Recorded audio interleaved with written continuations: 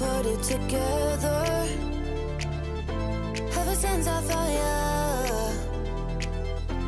my life just got better. Better than this, better than that, better than anything I ever had. Better than this, better than that, better than anything I ever had.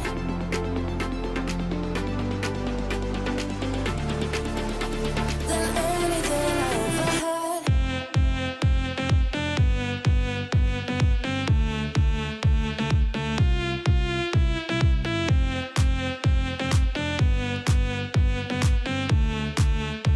Than anything I ever had.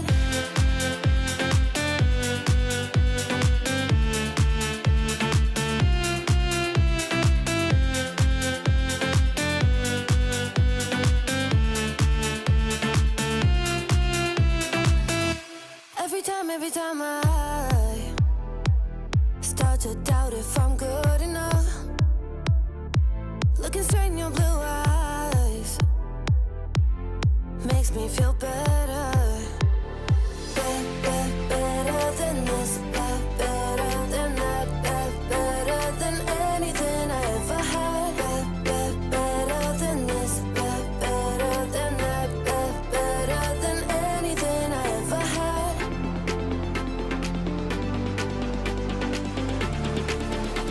Than anything I ever had.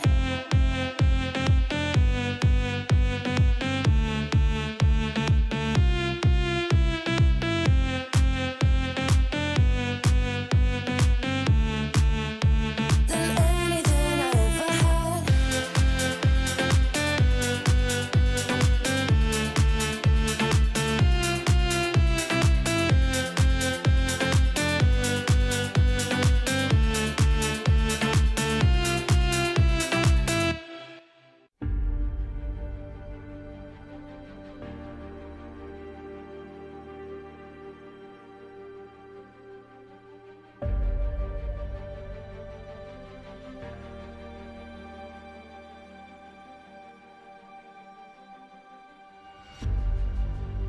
Earth is suffering,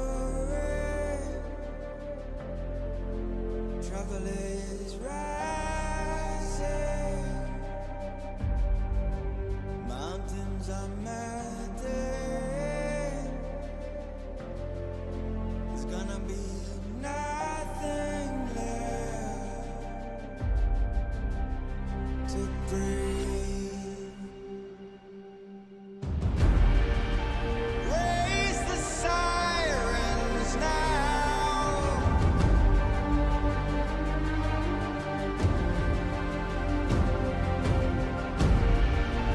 Break the silence now.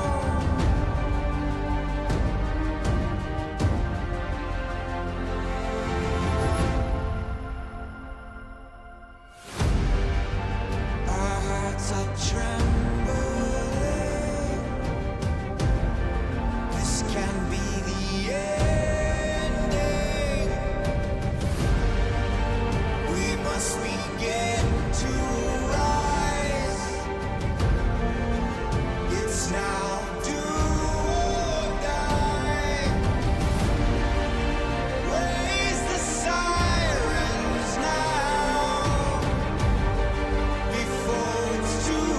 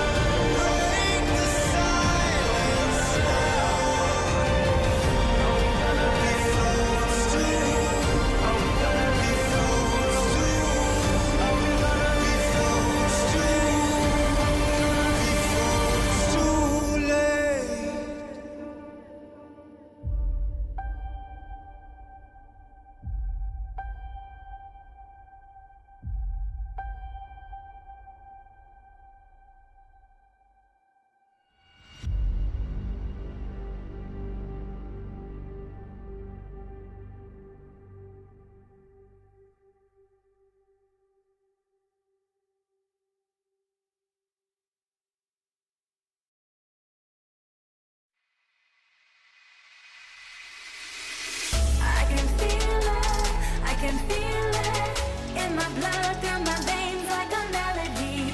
I can feel it, I can feel it. So alive, floating high, I can finally breathe.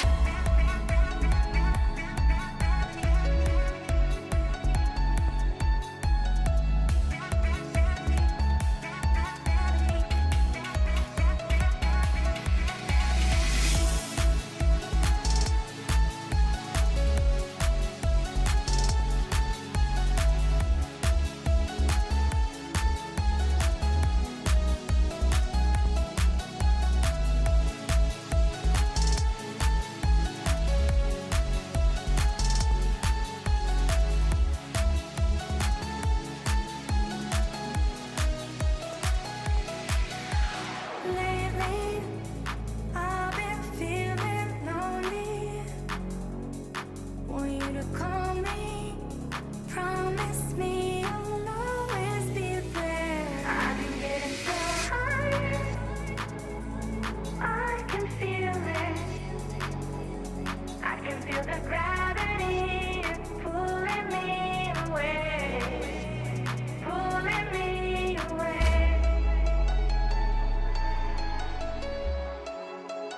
Pulling me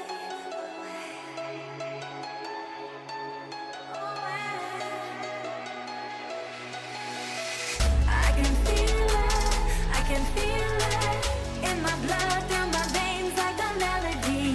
I can feel it, I can feel it. So alive, floating high, I can finally breathe.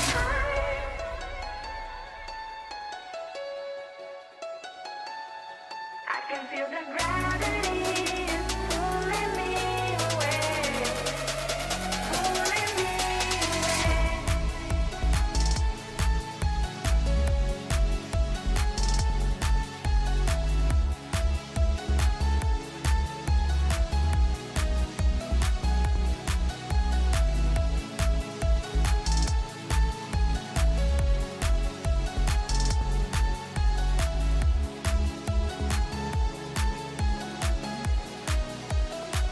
I've been getting so high, I can feel it.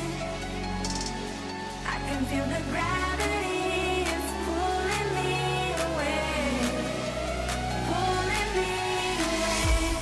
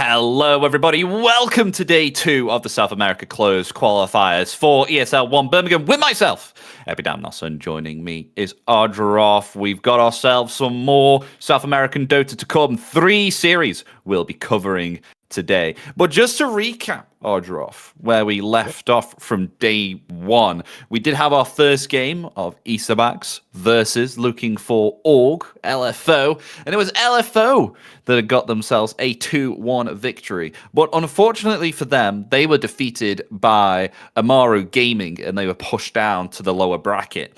And the series that we're covering, Chandogs versus New Growth, the winner of this lower bracket will be facing Looking for Org in the next series. But one of these teams, of course, with it being a lower bracket, will be going home. So, Ardroff, out of between Chandogs and New Growth, Are you aware of what team could perform a lot better in this up and coming series? Because we've seen New Growth play about, and it was a very, very quick series. That was series 2 that we had, where they were against Heroic, and Heroic just dished them out of the way. And it was a 25, 26-minute game 1, game 2. It was quite miraculous. So the question stands, will we be in for a good series, or could this be another 2-0? Well, if I had to guess, I think this one will be more like a balanced series. Like when we were talking about the teams yesterday, we looked briefly over the game that Chandogs actually had against Peru Rejects, like the series. And like against Peru Rejects, which it's a very good team right now. Chandogs, they actually managed to like extend the game until like 55 minutes or so. So yeah, if I had to guess, maybe Chandogs, they could, bring a victory here against New Growth. We got to see it yet, but yeah, I mean, I have like a little bit better hopes for Chandogs. That's what I'm trying to say here. So yeah, maybe Chandogs gonna win this series here. 10 seconds remaining. So already into the draft. Let's see what both teams are picking up. With Underlord, first ban on Chandogs. Sorry, not Chandogs. Chandogs. I got that one wrong. And Timbersaw, Ursa will be banned out. Oh, interestingly, Tidehunter. We saw a lovely Tidehunter yesterday, and that was Frank, who was playing the Tidehunter there for Peru Rejects. And they're going to be facing Amaru Gaming versus in the upper bracket final. So that one will be a very interesting game there indeed. But that's not until later. That's another 8 hours before that series begins. Treant Protector and Shadow Fiend banned hit by New Growth, and Warlock comes out. So a hero that we haven't seen yet in these close qualifiers within our streams that we've been watching. But this hero does come about from time to time in the other regions. Yeah, exactly. I think it's a meta hero for sure. I feel like support fives that are able to bring any sort of like sustains to the game are being very viable right now. So yeah, Warlock is one of those heroes. I feel like one thing for me as well is like the XP gain for the game, especially when you're trying to reach level 6 for supports, is somewhat hard right now. So like sometimes since you have the Black Grimoire, you are able to get the level 6 somewhat earlier than the other supports. So that's a plus as well. But New Growth, they answered with Tusk. I mean, it's a very nice and usual support for the meta as well. Very aggressive.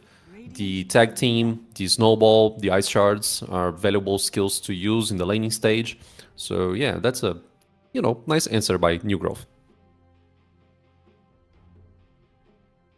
So Tusk is a fantastic hero, I feel. Seen a few Wars kicks, get a particular core, maybe perhaps out of position, which is massive when you're defending the high ground too, if your Tusk has enough farm to do so. But other than that, you obviously, of course, got yourself the snowball saves. And Warrior's Punch is not to be underestimated. Seen quite a few Warrior's Punches where it's actually being enough to actually lay into a hero before they can use an escape ability, such as a Blink or a Sakuchi. Anything along the lines of that Warrior's Punch is great for a setup. And it only lasts around about 1.8 seconds. It feels like it lasts a lot more. That's what it says on paper. I don't know about you, Adroff, but when I get Warriors Punched, it feels like I'm in the air forever. Yeah, I agree with you. Feels like an eternity for sure. It's kind of like demoralizing, you get punched in the air right there, and that's pretty much it. So yeah. I mean, now we have some bans here. Enigma banned, Ember Spirit banned by Chandogs. New Growth, they ban out the Treant Protector, Shadow Fiend, and also Kez right now. And we get to see Centaur as a second choice here for the Dire team, which is, it's been showing up quite a lot, this hero. Like, nice HP regen, you have the cart to help someone in the later stages of the game. I mean, very, very basic. I mean, the off lane here, the role, the position 3, it feels like there's barely any heroes that are not STR based. And like most of the offlaners today, they are only like melee as well. So yeah, there we go. Radiant team And we've seen him come out with the Warhorse all before. Oh, okay, but whoa, Spirit Breaker. I mean, I guess good roamer. Very annoying with the charge. You don't see it very often though, and I don't think I've seen it in the pro stage for quite a while here. Is this maybe a comfort pick for Chandogs? I mean, it could be a comfort pick, but it could also be like, yo, I'm gonna pick SB because I don't really want it available for you guys, since I'm probably thinking about the Clinks, maybe a support that, you know, a range HC that could be very, you know, like could be affected a lot if SB is available. Like I know Mini likes to play Muerta, for instance, but I think the HC here is Omni, if I'm not mistaken. No, it's Argius. So yeah, Mini is playing position 2, but essentially the SB here comes to, you know, maybe deny pick this possibility of trying to charge and find some heroes that could be very affected by the charge ability. Yeah, he's quite an annoying hero if you are especially on your own. I think another thing as well, I feel like it plays a little bit like a Nyx, not so much as, obviously, of course, you can just be with your Vendetta underneath a hero.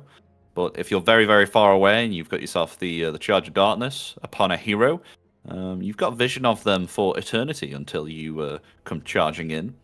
So I suppose that's a nice little niche of the ability. And Bristleback comes out. Now, we've seen a few Bristleback games. We haven't seen, I think, a victory on this hero. I'm not too sure about the combination of Spirit Breaker and Bristleback either. So I don't know whether this is going to be a Bristleback mid or a safe lane, because as an off laner for Spirit Breaker and Bristleback together, I feel like they could punish this quite easily. And they go with Jakiro here, who can very easily dish away this Spirit Breaker with Dual Breath, with the Liquid Fire. I mean, Spirit Breaker has a very, very slow attack speed, so further amplifying that with the Liquid Fire, it's going to be trouble if he goes as a position 4 on this lane, I feel. Yeah, I totally agree with you, to be honest. Like, Spirit Breaker laning stage is definitely not good, and you usually have to resort to, like, cutting creep waves to actually deal with the lane. So, I mean, when you pick Bristleback and Spirit Breaker, in my opinion, you are trying to set up maybe an offlaner that can actually withstand some solo time. Because, like, aside from Bristol, who can actually withstand the laning stage, so, like, maybe 2 or 3 minutes solo, which, I mean, Timber is banned. So Timber would be one of the options here, but you get Bristol. So, yeah, maybe Bristol was a thought, like, trying to address this problem that they are facing here, because Spirit Breaker likes to roam. So, yeah, I mean, and you just mentioned it. They are picking a very punitive lane here for the safe lane, which is Jakiro and Slug together. So, yeah, I mean, it's not going to be an easy lane for Bristleback if it goes for the off lane, and the same goes for the Spirit Breaker. I totally agree with you. And I don't know if this is a good thing or a bad thing, Ardroff, but I'm a Slog spammer. And if I saw this lineup right now, I'd be like, oh boy, I have Jakiro on my lane. I've got 2 melee heroes that don't like to be hit. Exactly. I'm gonna absolutely enjoy my time with the Essence shift. And Leshrac, I don't think I'd even worry about him, because of course you've got yourself the Dark Pact as well. The ultimate ability that keeps you alive and well, regenerating, and For you some can time, get yes. yourself something along the lines of a Mage Slayer as well to stop the spell damage from coming out. I agree. I mean, Lash is usually the counter for Slark. And, like, I don't feel like it was a bad decision, like, picking Lash here, because, you know, it's a hero that can play aggressively, that can contest, like, power runes and try to punish Slark. But regarding laning stage, I'm with you. Like, Zlog should probably have a nice time here, especially after the changes of the 7.40, because, you know, the Essence Shift is now an innate ability, so you don't have to actually upgrade it anymore. You have the extra ability, which should be the third one, so it gets even more harder for these, like, melee heroes laning phase against Slug. yeah, I mean, for now, new growth draft for the first 10 minutes of the game seems very scary to me. 10 seconds. Yeah, sorry, I didn't mean the dart pack. Sorry, I mean the shadow dance. God. Oh, sure. know Yeah. this. I should know this with playing the hero that often. I mean, it's all darkness things, so you're good. But Viper, interestingly, banned out along with Sniper here too. So new growth looking for a middle, of course. That is very, very clear and present. But Leshrac being picked up by Chandogs mean that this is most likely Leshrac on the middle. They are banning a hard carry here on new growth, both Juggernaut and Templar Assassin, thinking that this is going to be a Bristleback position 3. So will Chandogs confirm it here and pit themselves up a carry? As they've got Like plenty a of ranged reserve one? time here. Yeah, possibly. I feel like, again, the Spirit Breaker showing up was trying to help a ranged HC or something. But like the Slark can also be very annoying to some like ranged HCs. They went for the Luna, which is not like the Muerta that they actually showed yesterday against Peru rejects. But yeah, I mean Luna, it's kind of, you know, the classic HC trying to benefit from a lot of stats and all that jazz. But New Growth, they actually answered with like Invoker last pick. Could be, yeah, it's an Invoker for now at least. The facet there, it's the one that benefits the Wax abilities from Invoker. So he's going to get the Tornado upgrade and also the MP with the Aghanim Shard. But anyway, the Sunstrikes could be available for the lane stage as well, considering that you have a Tusk roaming around, the Kiro pressuring the top lane with Slark. Sunstrikes are definitely going to be something here in this game, in my opinion.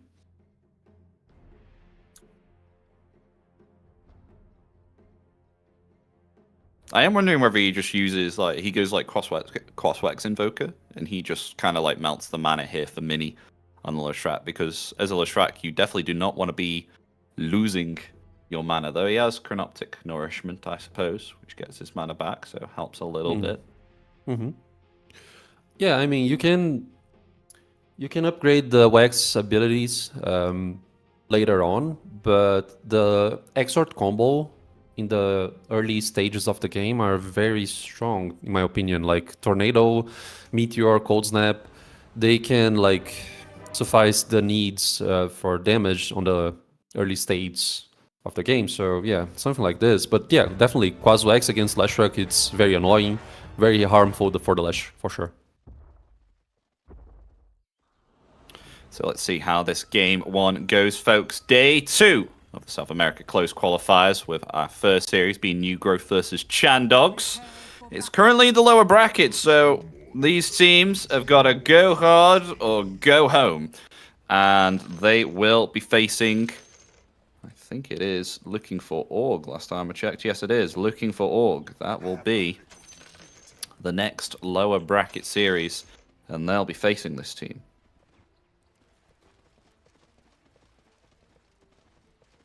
So what do you think about the Luna carry here? Because I don't really see Luna often. I suppose combined with Leshrac, if they have themselves a good time, and Luna is like kind of uncontested here, I think around about 20 minutes with Diabolic Edicts, they could start to pressure the very many objectives around the map. They do have quite considerable amount of pushing power. Well, yeah, I mean, apparently this Luna is going for the like physical damage route of items, because he didn't choose the facet where you get like that damage amplification with, you know, the Lunar. Lucent me, top lane. Oh, Bristle's dead. First blood. First blood. They caught him at the shards. And there we go. Unfortunately, he won't go to Slatums. He'll actually go to Panda there instead. Again, the gold. Yeah, all good though. Like a Sport 5 with extra money, it's also very good for him. But yeah, I mean Luna, I don't really know how to feel about this hero because we are not seeing it too much. And as I mentioned, he actually chose the facet where you get a little bit of extra shield, is that it? Like damage reduction with Lunar Orbit. So it's not going to be that Aghanim build that we usually see for him, for Luna. So yeah, I mean, let's check though how the game goes. Let's watch it.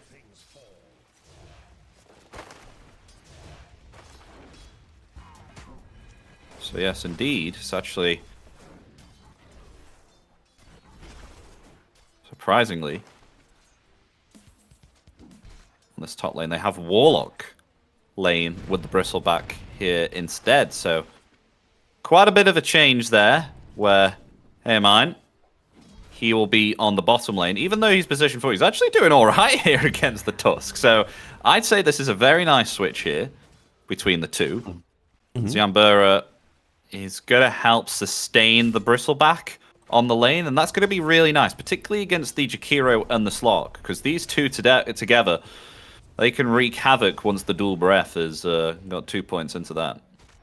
Exactly. I mean, you can actually stay and play the lane, right? Because if SB was top, he would have to cut wave all the time. So I agree with you. It's a nice change here. I mean, Luna as a range carry as well can benefit from the the protection that the melee hero brings to her. So yeah, it's a nice swap. I agree with you.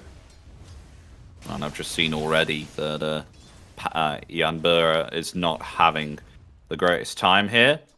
With only level 1 Shadow Word, he's been harassed very hard here by the Chikiro. With level 2, that's only level 1 dual breath, and he can do so much damage with this, with the liquid fire, liquid frost. It's quite nasty. It is. So in order to be a little bit more aggressive in the top lane, they need to actually have Fatal Bonds for sure. I mean, just the Shadow Ward is not enough. So it is a Quas Wex Invoker that we're seeing here for Slatums too. Gone more into Quas and Wex. So I saw Mini actually getting quite low, but Bottle Refill starting to do okay.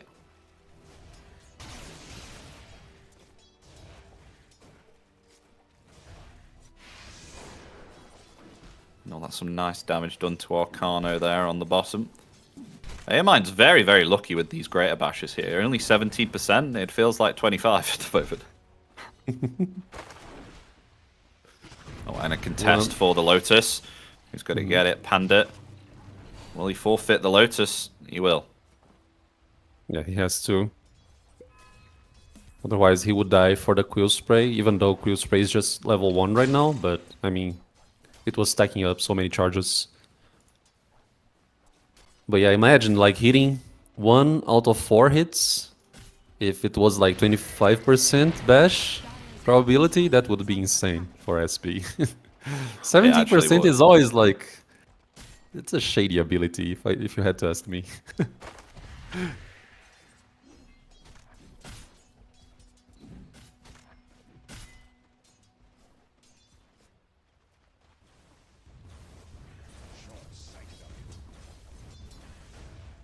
But yeah, but the game feels very stable right now. I mean, Bristol is having a nice amount of last hits compared to Centaur. So we were expecting a very much like harder laning phase for him. 4 minutes in, we get to see Mini contesting some water runes. And you were actually right regarding Invoker. He went for the Quaswex build. I thought he was going for Sunstrikes. But no. Yeah, I saw that. I thought maybe perhaps, like Spirit Vessel is going to be very, very nice, particularly against Bristleback and the Spirit Breaker here as well. And it'll play a part onto the Leshret. Unfortunately, that EMP misses, though. They just cast it on the middle. It's not great there. But I think it's going to be nice with rotations, because if you have an Invoker that goes Exhort, I mean, there's not really much to synergize with the Sunstrikes, right? I mean, you've got Slark, Centaur, Tusk. I mean, maybe a little bit, but you won't really have an active Invoker. He'll be away for around about like 10 or 15 minutes, just trying to get some items. But with Crosswex, he'll be online quite early, so he'll be able to help quite a bit with the team. Because Centaur, he needs stuff like Blink Dagger and stuff like that, doesn't he? Well, he's actually going Helm of the Dominator on Centaur. Yeah, I agree with you, honestly. And... well, I thought it was going to be Quas Exhort for the extra damage to actually, get some less hits in the laning stage as well. But considering that Latens is actually having a good time... oh, contest good job here by him. On Mini. EMP, they've got the tag team there as well. 2 supports rotating in here, and there we go, they've got the kill. Aomine charging in. Oh dear. He's okay though. No Ice Shards, nothing to further obtain a kill onto the Spirit Breaker. But nonetheless, lovely rotations coming out here for New Growth, getting themselves the kill onto Mini on the mid lane. That's going to be good for Slatums there. Oh, actually, he didn't get himself an Urn Charge. I don't think he had it. He's actually going to rotate top, though, here. They're going to go for the Warlock. There's the Cold Snap and the EMP. That should be a kill. There we go. It'll actually go to 1. And that's an Urn Charge now. That's what he needed. Actually able to use one onto 1 to heal him up on the top. Yeah, he needs that because he's still not level 6, the Slark. So, Oh, very much they're going for appreciated. the Bristlebat. They're going for more Cold Snaps there. They're going to commit the Blood Grenade here as well. Got to be careful of those Quill Sprays, though. Can you get through and get the kill onto the Bristlebat? Tornado there will claim the kill. There we go. Audi getting lower and lower. He's okay, though. Charge coming in. Even Slatums is pretty low. Oh, the bash! The bash onto 1. Oh, dear. 17%. And that's a confirmed kill there onto the Slot. Just kind of shows how much damage that Quill Spray does. 1,200 damage in that little skirmish, just by the Bristlebat there on the top. Exactly. I mean, at least Chandogs, they were able to get the kill on the Slark, but so far, like, good game and good initiations by New Growth. 4-1 on the score here. Invoker getting some kills, Urn Charges as well. So yeah, making the Quasi-X Invoker to actually work in the game here. So both outposts, XP outposts were fetched. Oh, I think... Oh, no, never mind. I thought Knight was going to hang around here. Slatums was going to stay invisible with Ghost Walk, and maybe perhaps they're going to try something on Mini. He does have himself an Illusion Rune, though, in the bottle, so he is safe for around about 2 minutes if they do attempt to initiate on him. He's got that Dispel. At least on the Cold Snap, yeah. But if you land a nice Ice Shard and maybe good MP as well, the damage should be out there. Yeah. Oh, no. The Umbura. He's been spotted in the trees there, and that EMP deals a lot of damage. And that's another kill there. The Slatums, they had themselves an Observer Ward scouting him out just on these trees there. So that's how he was found, and an easy kill. Yeah, essentially it's like New Growth using on their favor the night vision of the game here. So they are really abusing that with Tusk on the Fog and also the Jakiro. So yeah, well done by them.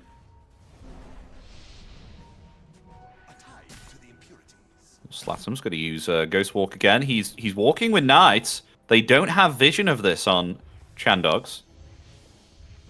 So maybe perhaps they could get themselves a Leshrac who's farming here. Oh, Aomine, though, is right behind them.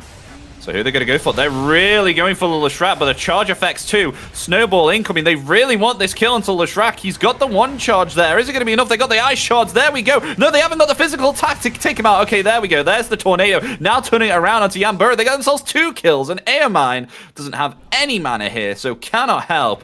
And with that, they get themselves 2 more kills here on New Growth, and Slatums is doing very, very well here on the Invoker. And maybe perhaps they'll get a kill onto Spirit Breaker here as well. They got the Cold Snap and the Urn Ice Path there, along with the EMP too. That's going to melt the mana, so he can't charge away. Snowball coming in. There we go. There's another kill. Dominating spree for the Invoker. Exactly. Like very fast-paced movements by New Growth, killing Leshrac a lot of times.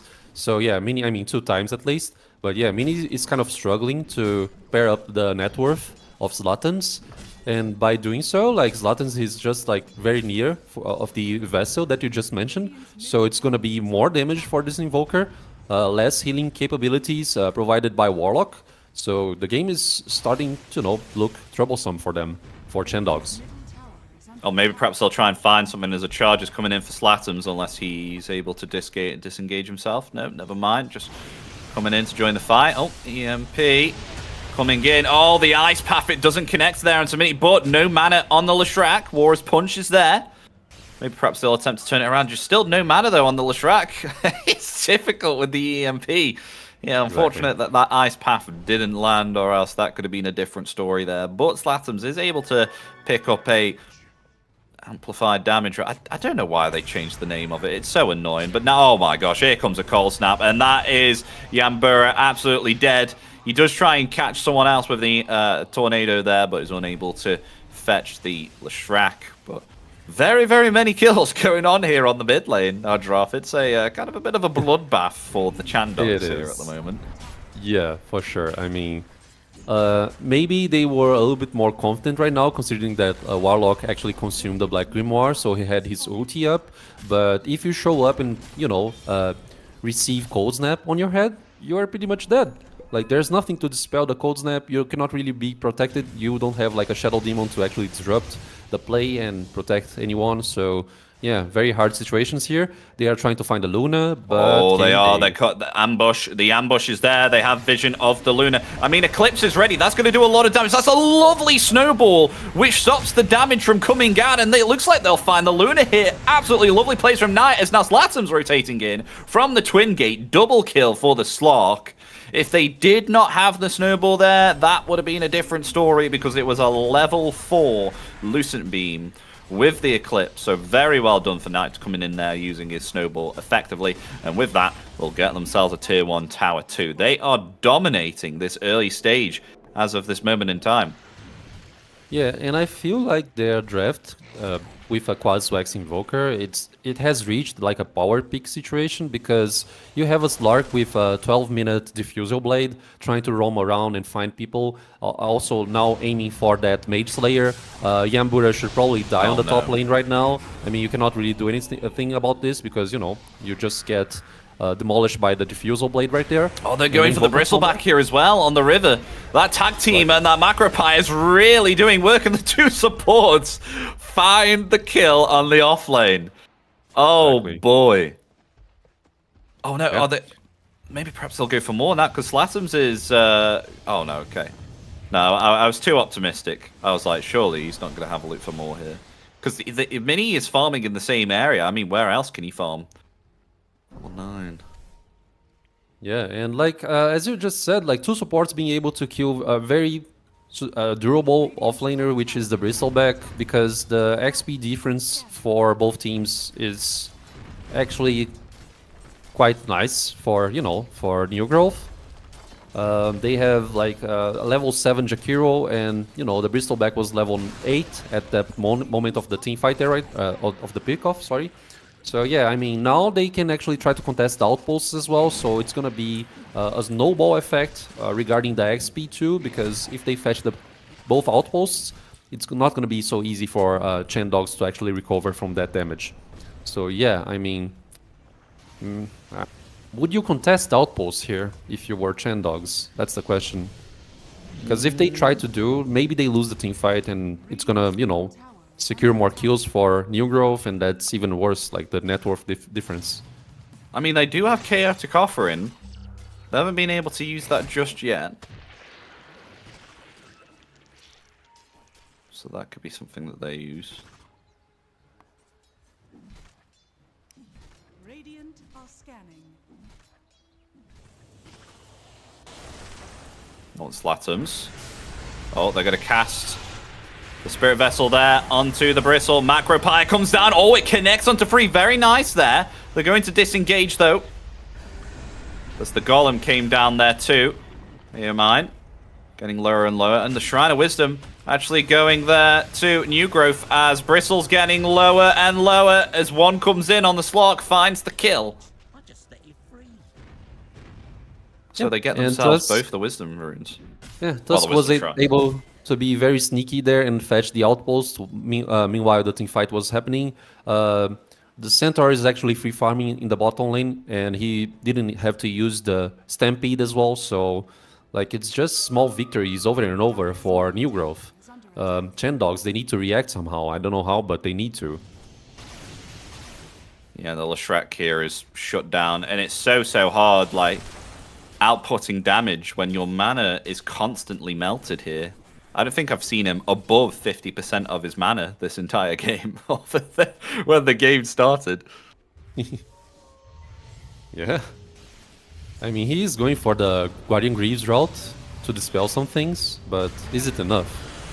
Oh, well, look, he doesn't have any mana here again. He's slowed down there by the Diffusal Blade. I mean, the Tornado misses, but they'll still get the kill nonetheless. The leash is there, catching in place the Spirit Breaker, and Spirit Breaker gone 16-1 at 15 minutes. A kill a minute at the moment. They are absolutely done. And Slatums, he's not done. He wants more. He's found Jan Burr, and there we go. It's just cold snap and earn on the support. Wicked sick for him. Tornado coming in now. It actually doesn't hit the Luna there. There's Arcano. Is he going to survive for it? I mean, at least they'll get themselves the Tusk.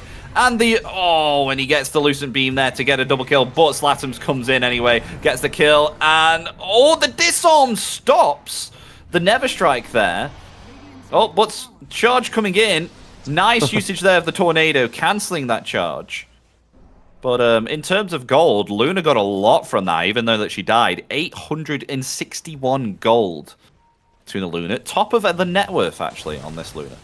Yeah, I mean, this is the thing you actually need because regarding team composition for New Growth, they don't have like a very intense siege damage possibilities. So if you kind of overextend this game to the late game, Luna can actually try to, carry the match, but still not going to be so easy. But yeah, that's the reaction they needed. Like getting that much money for Luna, it's one of the things that maybe will make them closer to a comeback.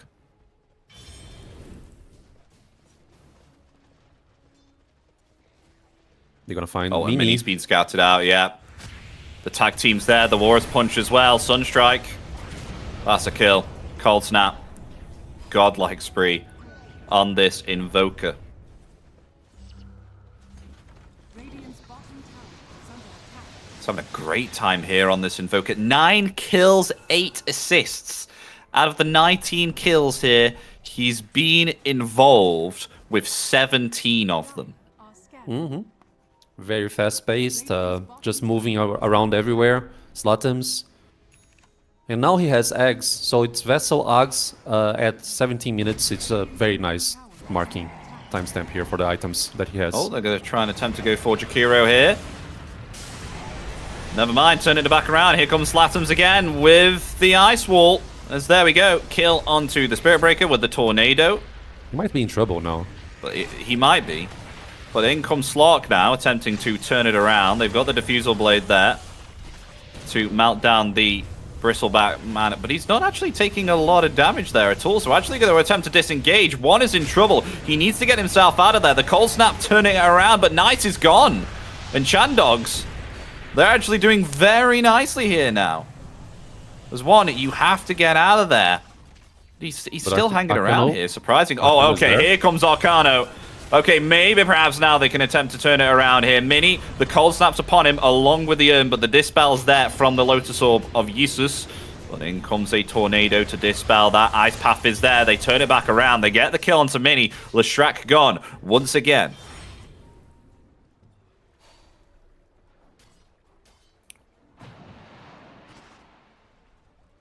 Yeah, very fast-paced game. 21 kills, 18 minutes. It's a lot. And by any time, they can convert to an easy Roshan. I mean, Slarg's not the best hero to go Roshan, but with Alacrity and Centaur just tanking up with a Dominator creep, I think it's going to be quite easy. They're trying to find Luna here, can they? Yeah, I think they can. Oh, yeah. Tornado hits. Tornado, it does. And the Ice Wall's there with the Urn. There we go, a kill. Oh, and he charged into the wall. But there's no lockdown. They do cast the Never Strike onto the Slok, but he's still going through it fine. Gonna now go onto the Leshrac, and look, he can't deal any damage here at all because he now has a Mage Slayer. So reducing his spell damage by 40%. And GG is called. 19 minutes in, there we go. They realize that there's no coming back from this. And New Growth, they will get themselves game 1 out of the best of 3 here, with Slatums doing absolute work here on the Invoker. He had an absolute fantastic time. He was 12 kills, 0 deaths, and 10 assists out of the 25 kills. He helped with 22. And I gotta say, I think he pretty much carried the team to victory here and really enabled the rest of his team to just clean up very easily. Yeah, I mean, I kind of agree with the statement, although we sort of saw I think it's Knight with Tusk, right? It was Knight playing Tusk. Yeah, I mean, Knight, he was very participative as well in the game. He was abusing the nighttime, the 5 minute mark to like the 10 minutes, just securing kills with Invoker, because otherwise, if he wasn't there, the kills of Slotums would not happen. Also, Jakiro, like Panda, he just went to the mid lane as well to be there, and fetch kills. So it's like a very fast-paced game for New Growth. I wasn't actually expecting such an unbalanced match, to be honest. But draft-wise, I mean, when we saw the Luna, I really got like hesitant. The Luna there felt like they kind of lost the control of the draft, Chandogs. So yeah, let's see how the game 2 goes. I expect to see maybe some little bit of draft adaptations, and also the gameplay needs to be adapted too, because no answers. We need to see something. So yeah, that's pretty much it. And with that, folks, we are indeed going to be taking a 10-minute break. So stay tuned, because we'll be back with game 2 of Chandogs versus New Growth in just a couple of minutes. Don't go anywhere, and we'll see you for that next game.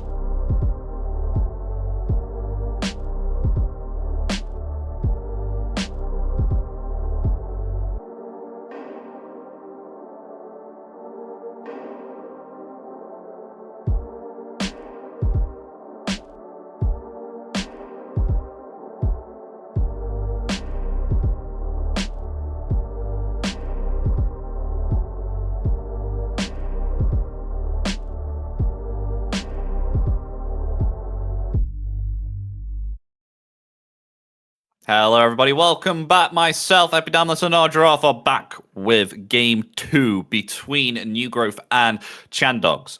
Now, this was the fastest game that we've had so far in the South American Close Qualifiers. That being 19 minutes. Just 19 minutes. More kills than there actually was minutes into this game. So we're coming in for Game 2. Ardroff, that performance that occurred between the two teams, what do you think we're going to be seeing for Game 2 here? Is there a possibility that Chandogs might be able to come back from this and give us a much longer game, or do you think that the same precedent will happen again? Because I mean, when they were up against Peru Rejects, they had a similar situation where they went 24 minutes in Game 1, but they almost doubled that time to 54 minutes. Exactly. So yeah, the possibility is there, but they need to make adaptations, especially on the gameplay and also draft-wise. We were kind of talking here in the backstage. I mean, SB, you usually pick it to counter such like heroes such as Klinks, Muerta, but it wasn't available on the draft when they decided to go for the SB. They kind of like tried to replicate a draft, and it went sideways horribly. So yeah, I mean, maybe pick like regular supports if you are trying to open with supports. And then like don't expose your draft to such a bad situation there with like weak position force. So yeah, that's essentially it. And that's what we spoke about, right? In the draft, we were like, we've got Warlock and the Spirit Breaker, and if Spirit Breaker goes on the position 4, then it's not going to feel nice on the lane. And they even swapped that, but it's still like Jan Burra. He was getting picked off so much as Warlock that it just kind of like amplified New Growth here to just go for more, and they were just feeding off the deaths of these supports. Exactly. But yeah, let's see how the game goes. Some bans are happening here. They are going to ban Underlords, Larda, and also the Tusk. Tusk being respected. Knight had a blast, an awesome time with this hero here. Regarding New Growth bans, they went for the Timbersaw ban, Ursa, Treant Protector, and also Shadow Fiend, which is probably one of the best heroes by... what's the name of the HC there? I forgot. It's not Jesus. Or is it? No, it's Argius. So yeah, Argius should be playing a nice Shadow Fiend, and also Mini, right? Mini, I think the mastery for his Shadow Fiend is actually level 30. So yeah, I mean, it's like, yeah, you have to respect Mini's Shadow Fiend. Even though it's like position 2 Shadow Fiend, you know, it can be a troublesome hero. 5 seconds remaining. So let's see what the first pick comes out here for New Growth.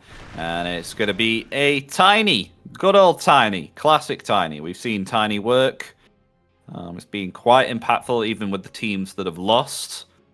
We've seen Tiny definitely deliver. Even if he's been in a rough situation, right? It was like last time we saw, which game was it? I think it was like Peru Rejects. Where it was Dark Mago who was on the Tiny. He had a horrible time on the mid lane, but still he got himself the... What's the pink cube called again? What? The Phylactery? The Phylactery, that's it. He got himself the Phylactery, and he was still able to do quite a bit with the toss and the avalanche. So, you know, he was still putting in impact. And even on this hero, because of course your growth kind of like scales with your avalanche and toss, with increasing the damage. All you needed was a bling dagger in it. Like, you know, it really paid off in order to try and like get some pickoffs with toss and avalanche. So even if you do get pressurized on this hero, you can still make it work. Yeah, I guess so. The damage output is very strong. You are very resistant due to the growth, just as I mentioned. So yeah, Tiny, very reliable at the current state of the meta.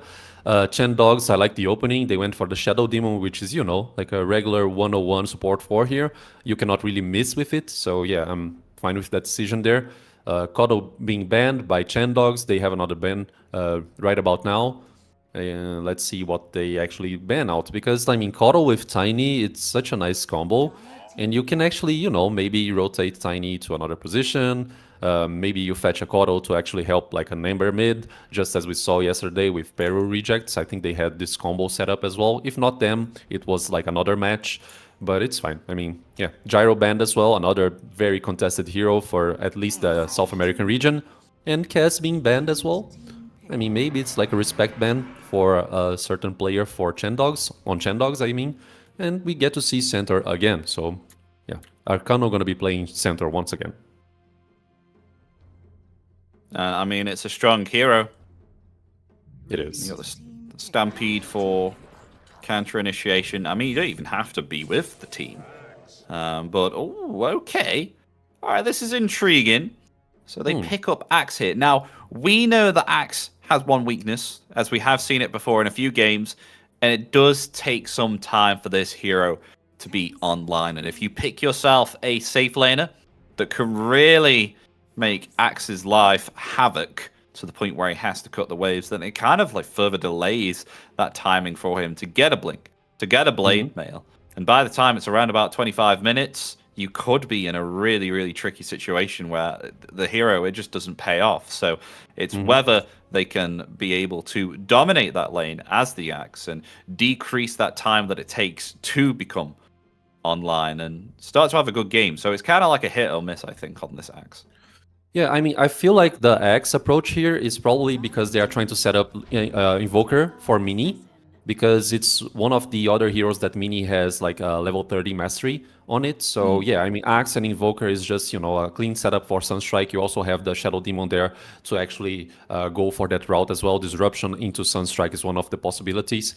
I feel like the new growth Templar Assassin pick is kind of trying to preemptively trying to deal with the possible Invoker here, because the refraction charges actually deal quite nicely with like a Tornado combo and a Cold Snap, because if you don't break the refraction charges, you can actually blink out. But yeah, let's see how that goes. Templar can also be played as a mid laner, although not much. We don't see it much often anymore, the TA mid. But it's like it's supposed to be a nice matchup for TA, at least on Dota like back then. So yeah, I mean, it could be a preemptive pick, just as I'm trying to speak here. But anyways, like TA HC against Axe, very good as well. The meld can burn his armor and, stack up big damage, also with a Jakiro on your side. So I think that's why New Growth are answering with these picks. But no, it's Ember Spirit for Mini. Oh, okay. Yeah, I mean, it's a different approach. Invoker was definitely one of the possibilities, but I mean, Ember is also solid here, don't you think? Yeah, I'd say Ember's pretty solid. I mean, especially against Templar Assassin. I mean, you were speaking about the refraction. If there's one hero that can mount through the refraction quite well, it's the Ember Spirit with his Flame God. Exactly. I mean, there are some matchups that Ember can actually struggle with. So, like, banning out the Husk is certainly one way to go. 100%. Because Huskar would not be nice against an Ember. Exactly. So, yeah, banning out the Husk is one thing. It's one good thing. I mean, Puck is available this game for New Growth, kind of. And, like, they don't have much controls for the Puck. So, this could be a problem as well, if they decide to go for like that mid laner right there. Monkey King was banned, which I think it's also one of the bad matchups for Ember Spirit, and makes sense, to be honest, to ban the Monkey King, because if you add a Wukong's command on New Growth's draft here, I feel like their team fight should be very, very strong, Macropire, Wukong's command, Centaur jumping in with Tiny, all that jazz. So, yeah, Morphling being banned and also TB, because I feel like Templar don't actually handle those heroes very well. Another hero that Templar actually hates to play against is Phantom Lancer, but PL, I don't know if it's gonna be the choice here. It's kind of like a greedy setup for Chandogs, and they just go for Luna again. which, yeah, I mean, classical HC, you don't really wanna be very, like, creative with the choices here. And it's a more stable draft for Luna to be played at. You agree with me, maybe? Because you have Axe, Undying, Shadow Demon, which can also make illusions of the Luna. So yeah, it feels more stable, like a more stable game for Luna. Well, I think they can move the Templar Assassin mid, because it would be fine against the... I know we were speaking about the refraction charges meltdown, but it was a lot worse like years ago, when it would just melt it in like 2 seconds, but it's a lot better in its current position than it was years ago. So I think Templar can still do okay against the Ember Spirit on the mid lane, should they push Templar there and try and pick something that can deal with the... No, never mind. Puck comes out here, and that's the hero that you mentioned there that possibly New Growth could pick up, and they do pick that indeed. So the coil is going to be very, very nice here to lock down Mini, stop him from jumping around with the remnants. Because we saw that in a previous series where where what game was it again? It was I think it was Peru Rejects where Dark Mago was going around and about with the Ember Spirit. Yeah, but you just said it. Like the silence and the coil to actually be harmful against Ember Spirit. I think it's a nice addition to the draft here. And overall complements everything that they just picked so far. So yeah, I'm down with this buck here. And regarding draft, like both drafts are pretty good compared to the first game. And it's kind of hard to say who's going to take the lead here. But if I had to guess, maybe New Growth are going to take this one. Yeah, I'm really liking New Growth's draft here again because they really don't have any catch for the puck. I mean, they have Searing Chains, but you could just get like a Yules and a Blink onto Slatums anyway. And you're going to be really wanting to use the call onto the puck, maybe perhaps in order to get a kill, but that's going to take some time.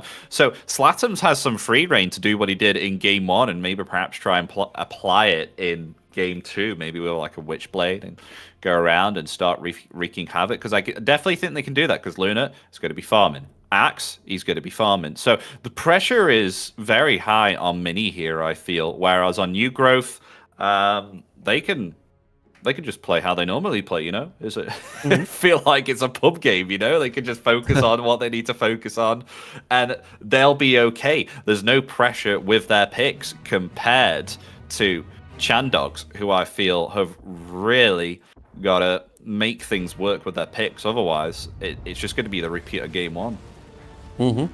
Yeah, I agree with you. If they are going to set up the tempo here, I mean, New Growth, this could be a one-way game for the second game too, for the second match.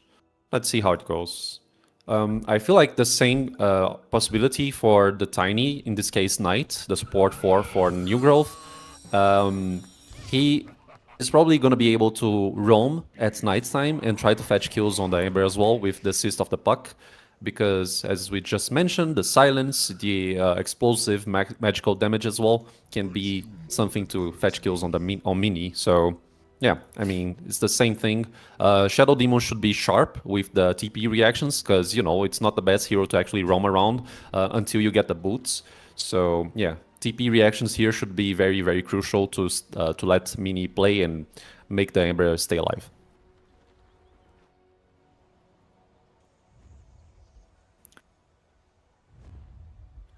Chandogs going for a smoke here, as well as New Growth.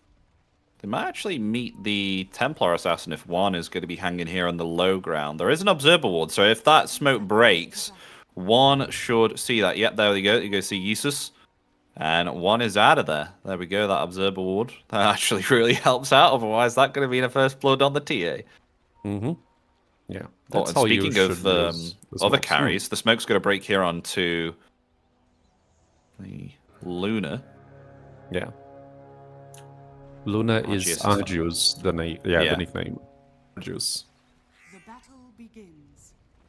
So, no dogfights here. And bounty runes will just be taken between two teams, even Steven. 2 bounty runes either side. Now, what's the lane to be looking at here? It looks like they're starting as 3, unless Aoman's just walking up here to maybe go into the Twin Gate. Oh no, it's got to be Yanbura who does that. Yeah, I mean, on the other side of the map, they were able to actually body block the creeps. So in the Luna safe lane, they are going to be able to push out the first creep wave towards Centaur's tower. So this is going to be nice for him to actually fetch some farm. And by doing so, the support 4 needs to actually block the easy camp. So that's why Knight is already like moving around, trying to get the second wave too, and already using Sentry. So yeah, middle lane here, we see Mini against Slotums. And yeah, it's a decent matchup for both heroes, I guess. You just need to control your HP regen and also the mana possibilities here.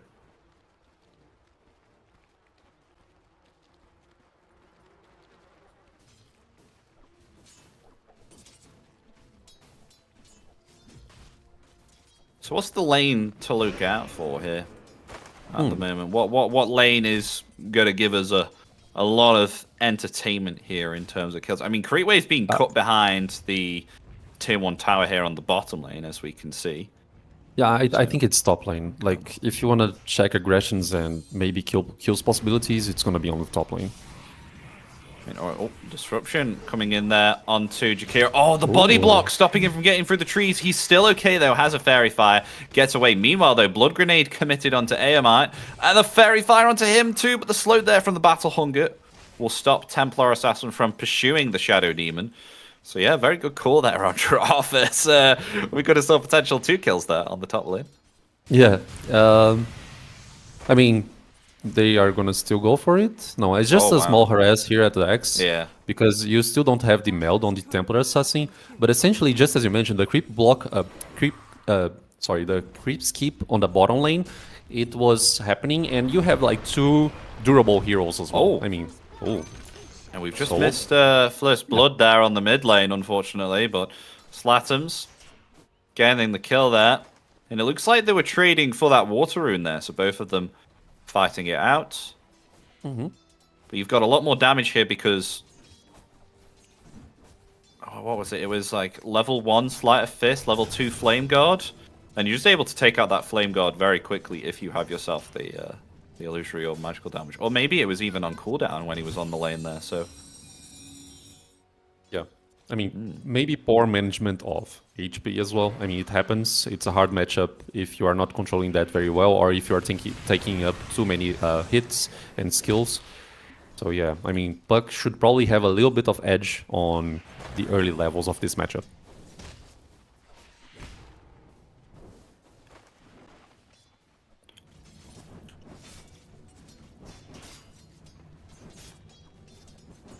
But yeah, 2 durable heroes. Sorry, I kind of spoke with you together. No, it's fine. Whoa, about 2 durable heroes. Yeah, on the bottom side, so we are not supposed to expect so much like aggressions here, I guess. Especially with Knight doing such a good job cutting creep waves there.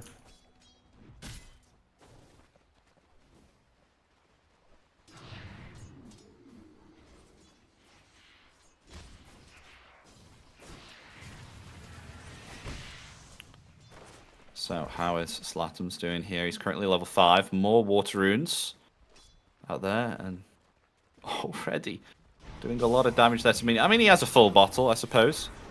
He's alright. Doing more damage again. Dire are scanning.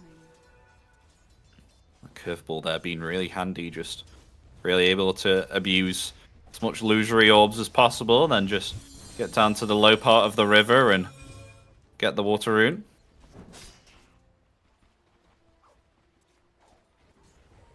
Oh, but a rotation here from Jan Burret.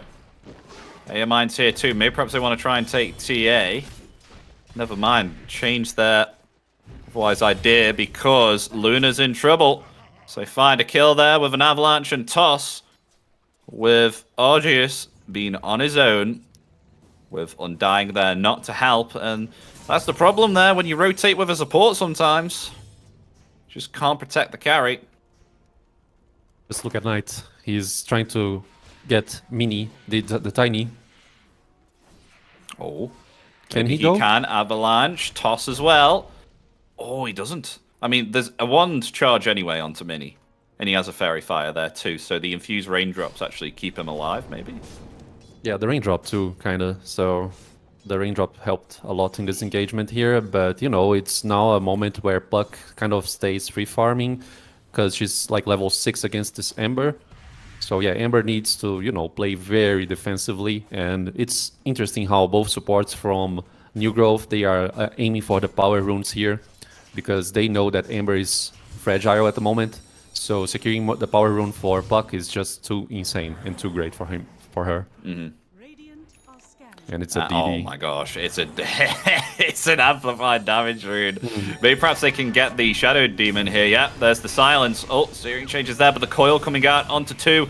Disruptions there. Slatums, he's going to have the illusory orb soon. Is he able to get away? No, he's not. He will be found. It's a trade there. Mini's getting lower and lower, but Mini actually may be able to find 2 kills here. Yeah, there we go. Middle tower is under As Jan Bura was the one actually taking out Slatten's there. So, I mean, a 2-for-1. Diving the tier 1 tower there. They'll actually come on top and take the kill down to Puck. Uh-huh. Yeah, I don't feel like this play there was like properly executed, especially when Puck is soaking up the tower's damage. So yeah, I mean, it felt like it was very aggressive, like unnecessary aggressiveness by this Puck here. Just, yeah, had to play a little bit more regular to fetch the Q on SD. You know, pop up the DD and then right-click sometimes, and then you consider to actually use the coil. It's more stable way of approaching this aggression there, instead of just going towards the tower and soaking up the damage, you know? And afterwards, with the Undying TP as well, the Tombstone, you cannot really get out. He tried to actually be elusive with the Orb and survive, but with Undying Tombstones, it's like, it's impossible. Radiant's middle tower is under attack. Oh, he's stealing the hard camp stack here. That's good for him. Yeah, that's very nice. That's cheeky. Quite a lot of gold. A lot. XP as well. I mean, that's what you not want as Axe. That's rough. Mm-hmm. Yeah. That pretty much accelerated the tier 1 item for Puck as well. She's gonna get a shield rune, so very lucky Slattems right now. Being able to, you know, hit the correct rune 2 times. It's a 50-50 after all. So, yeah, there he goes. Making good usage of the Illusory Orb. Yisu's just farming on the top lane here. As you mentioned, it's a hero that takes quite some time to be online in the game. Yeah. Which, it's like 17 minutes mark and Axe has his item build up, right? Like 17 minutes? Yeah, it's around about there, yeah. Does take some time, very close to 20. Depends on how much of a good time that he's having. You will have to go back here. Interestingly, putting a lot of points into Battle Hunger. Not so much on Counter Helix, but I suppose that's the lane, right? I mean, especially when you're against a range hero like Templar Assassin. Mm-hmm. Well, meanwhile, Yeah. bottom, Yambura tossed back, but Argius is here with the Lucent Beam who cancels the TP there onto Knight. The Eclipse will come out, and that's a kill there. He will not be able to deny himself to the Ancient Creeps, and with that, they get a nice pick-off. Yeah, good pick-off indeed. Regarding net worth, Centaur is just a little bit ahead of Axe with the Dominator there. So yeah, it's like the second time or maybe the third one that we see Centaur actually building that item over the, you know, past days. I mean, past 2 days, today and yesterday. But yeah, Centaur Dominator it's a nice way to actually go and play the game, right? Axe can do the same thing if he wants to mirror the item build. But I feel like Dagger and Blade Mail, it's so strong that you cannot really avoid that approach. Mid lane? Yeah, they may have found a kill here onto Panda. It's the Flame God doing the damage, burning that dragon down to a crisp. Indeed, they'll get it on the Power Rune actually spawning top. Slattems, he's not going to be able to get it, and the Searing Chain's there, and the Berserker's Call as well. Will this be enough to take down Slattems? He's just able to use the Phase Shift there and jolt away, but Disruption's there. Slattems still in trouble and will be found and taken out. There we go, look at that. Axe joining in the fight. They make great use there of the Searing Chains and the Berserker's Call, and with that, a kill on the mid lane Puck. And they've got a Catapult Wave too, so they can pressure this tier 1 tower and possibly even fight it. Yeah, nice anticipation there by Axe. A small misplay by Puck by trying to, you know, secure the top rune without any kind of vision. Because this sort of things can happen, especially if you're trying to read the minimap. And, you know, Axe could be farming jungle, yes. He needs that farming time. But if he's like going for this kind of anticipation, you're gonna not have a good time trying to fetch the rune there with like 3 heroes mid already. So yeah, nice movements by Chandogs. It's a completely different game compared to the first one. Way more stable, and we certainly have like a match here. We do indeed. Oh, and Luna and Centaur are going to meet. Oh, okay. Arcano's just going to kind of walk out there, but he's made the right decision to do so because Mini and Yanbura would be there within just a couple of seconds, so that's the right choice to disengage.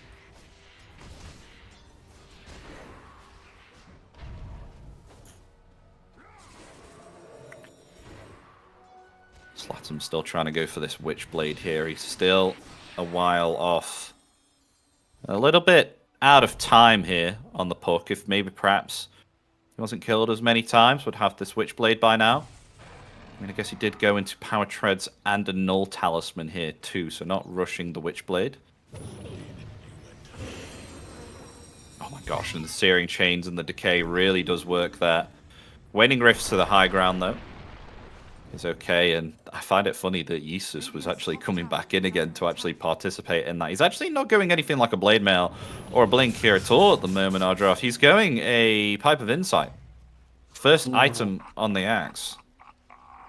Yeah, I mean, this means that the Chandogs team, they want to group up and find map space and opportunities. But this also means that the start point for the team is like totally focused on like Ember Spirit's initiations, right? Because like without a dagger, you only have Ember to actually fetch people with Searing Chains. And like Puck will actually appreciate this quite a bit, considering that, okay, you're gonna diminish her magical damage approach and output, but you don't have like much ways of actually dealing with Puck's mobility here. So it could go sideways, this is the decision. Oh. But yeah, let's see how it goes. I mean, they're looking to push top. Rotations are coming in. Maybe perhaps they can go for a kill onto one here, as Mini coming forward here with the Remnant, wants to try and fight. Oh, that's a lovely use there of the Malge, not getting chained up. Macropire comes out. There's the Stampede there too. Time to turn it around. Yambur is there. Coil, it will connect onto two. It's caught the axe, but attempted to turn it around. TA's still alive. They find themselves two more. There we go. Slatum's getting a double kill. Panda very close to death there. As they've got the silence there onto Mini. He doesn't have himself any more remnants as he's underneath this tier 1 tower. He will be found there too. And they get 3 kills here on New Growth. So they'll be the ones to actually come out on top. No, never mind. 4 kills, sorry, as Undying spawning because of the Ceaseless Dirge there. So yeah, they lose absolutely no one. But they'll be the ones to get 4 kills. So that engagement there at the tier 1 tower did not go well for them at all. exactly. This is gonna accelerate Templar Assassin Desolator, which should, you know, increment the physical damage output by so much. And I feel like if you're trying to actually go for that kind of movement, you need to set up Luna as well on the play. You know, maybe a good Eclipse right there could have been the amount and margin of damage that they needed to actually secure the victory there on the team fight. So, yeah, they went in kind of like without the necessary firepower, in my opinion. And it's gonna cost a lot, because Templar Assassin game is sort of like a fast-paced game, and you cannot really do this and give out that much to the enemy team when you have DA on the other side. So yeah, it's gonna cost them quite a lot. You can see the win probability going into New Growth side there as well. It was kind of even, but then after that engagement, kind of dropped by around about 10%. And, I mean, at least Luna wasn't in that engagement, still farming around here. Meeting almost the Templar Assassin here, just 500 gold less. Attempting to go for a Manta style here now. Does have that Mask of Madness too to try and amplify that farm. But once we see a Manta on the Luna, then maybe we'll start to see some climbing in the net worth here. Just depends how long they can survive out this game. But I think the pipe pickup from Usus is going to be big. Originally, I was thinking, why would he, you know, skip the blink, skip the blade mail? But so far, it's been working out with the Searing Chains, right? And it's just being able to join in the fights and actually get really good Berserker's calls without the need of a blink dagger here, and they're taking a lot of magical damage, right? So the pipe is going to be great. Yeah, I guess so. I agree that the pipe decision should be great, especially when you add the Luna into the team fights as well. You're gonna have like that very decent block of aggression, you know, just roaming around together, trying to fetch things. But at the same time, you know, just Deso coming up for Templar Assassin. So you have pipe, you cannot really deal with the physical damage that Templar has, and also like Puck with a Witchblade can also hurt a lot physical damage wise. So yeah.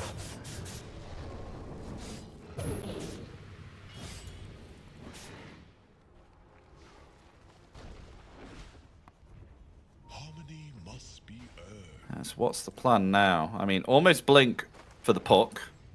So it's going to be really nice for Slatums to get a Dream Coil. He's got himself an Arcane Rune. So maybe if they can get themselves a nice core with this Arcane Rune before it expires, that'd be cool. But they are quite grouped up at the moment on Chandogs, so expecting the worst possible outcome here for an engagement as that Arcane Rune now active on Slatums. Ready with the coil. It's actually going to be disengaged. Oh, he's going to be engaged on try and get out of there. The Stampede's there, but the Demonic Purge finds the kill. Meanwhile, Disruption there onto the Ember Spirit. Is Mini still going to be okay? He's diving forward. Now he's attempting to dive out. He's still alive somehow. And now it's Chandogs who are on the aggression as that Eclipse will deal ginormous amounts of damage there with the level 4 Lucent Beam. Not only do they find a tower, but they find 2 kills there as well. 2 cores will be taken out. And it's looking quite even still this game. And that win probability will now sway into the favor of Chandog now. And it's going to look like it's an even game, as you were saying, Odro. Exactly. Nice reactions here by Chandogs, like being able to punish some of these Zlatan's mistakes that we've seen in this match here. So yeah, like I feel like Zlatan's, he is not really playing accordingly regarding vision that he has in the map. Oh, Coil was used and bait out by some, you know, illusions there in the top lane. So a tip goes towards Aomine. So yeah, nice tip there. Can they find Panda? I don't think they can. But yeah, I mean, it's a very close game for both teams. The net worth difference, it was on 6k peak for New Growth, but now it diminished to 3k. So yeah, let's see how the game goes. Initiation, top lane. As they've got themselves Yesus there. He's alright though. Yeah, Purge was used. Oh, that's a lot of melt damage there for the Desolator. And an Avalanche and Toss there, connecting onto Free. They got the Searing Chains there, and the Berserker's Call as well onto the Templar Assassin. Can they survive through and take him out? Yeah, I mean, it'll be a trade for a trade. Axe for the T8. Will be 2. There's Disruption there onto Jan Burret. They've got the Shadow Demon. So there we go. Oh no, the heal there, I mean, I guess from the Soul Rip. Still found though, nonetheless, and the Double Edge taking out Jan Burret.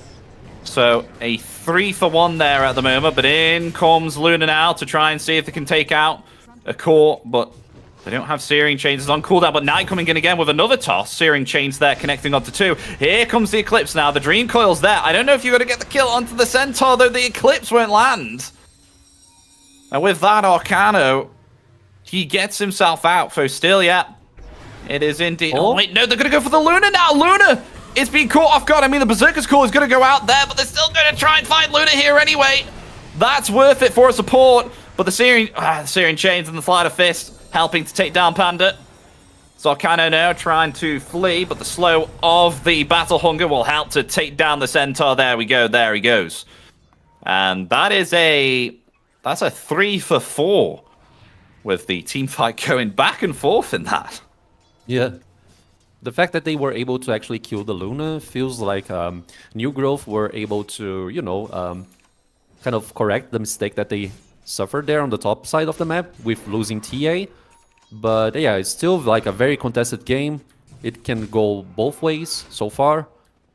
Yeah, and now we have a dagger on Puck as well. So like Puck's initiations and movements are going to be way more, you know, free and easy to perform, which is something that we didn't like see on this last team fight there. So I mean, this could be a different scenario for Chandogs to deal with on the next team fight, because like a very elusive Puck is always a problem. Top side of the map, Knight just dodging the play, I guess. Oh, AMI. Well, Disruption's there though. We miss a kill there onto Jan Burret. Glimmer Cape's there, but revealed with the Sentry. Berserker's Call now coming onto Arcano. They've got the Macro Pyre there, but Jakiro taking a lot of damage there. He has to get out. There's the Stampede and a double kill for Slatums.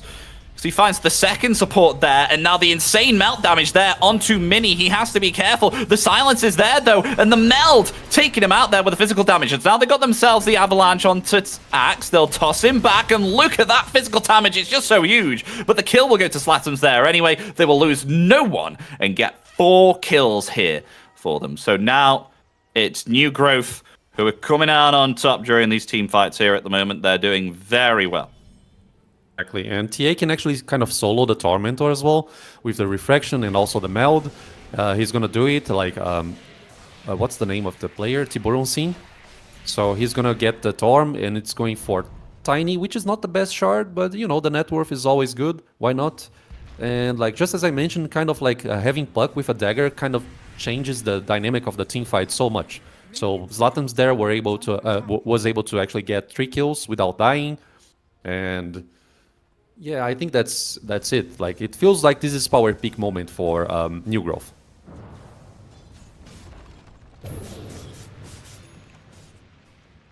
Oh, and a Parasma. Oh, Parasma. That's gonna be nice and accelerate the damage in these team fights. Such a lovely item here on Puck. It is. Lots of damage. Puck can also like translate to a hard carry at late stages of the game, especially when she gets the Aghanim Scepter. You know, it's so much physical and magical damage all around. So, yeah, I mean, I usually hate to play against Puck, to be honest. I hate it. Yeah, I mean, it's really annoying. I mean, especially when you don't have cat. I mean, Slatums has been caught a few times here, but I think as the game goes, it's going to be harder. Unless you get off a Berserker's call, so. I mean, we'll see. Go in Aghanim Shard now, so dealing the bonus damage on the phase shift. Yeah. Oh, Mini. You have to watch out. Oh. As the silence is there, Avalanche as well. Toss comes out. The Dream Core will be used there just in case, but the disruption's hit. I don't think that'll be enough. I don't think that'll be enough. Oh, Mini. Oh, he gets that one. No. What? He's out of there. He survives. As the oh my god, they turn it back around there with the call. Slatums, he's still okay though. The Stampede is there. As the Eclipse coming out. The Yules pick up on Mini, saved his life as now a chains onto 2 with another call. There we go, they get themselves the puck and turn it around. Chandogs, look at them go. As now Panda in trouble there. The Slider Fist will get his life. As boy, but that Yules pickup was massive here. That would have been death. That would have been a different story. He survived. Was that a shield rune that he had as well on the Ember? Because he was able to survive quite. I think it was the Flame Guard actually instead. You know. I don't really know, but nice disruption there by Aomine. Like the Shadow Demon being able to disrupt him when he was like in mid-air situation there. It was very good, and like getting the puck and also the Shakiro, it's actually what Chandogs need. Like Luna also participating on that pick-off attempt there. It was like very good for her, like just optimizing her net worth a little bit more. And we're gonna see a Luna very, very much close to her butterfly anytime soon. So, I mean, Templar gonna have some struggle trying to land the physical damage out onto the Luna.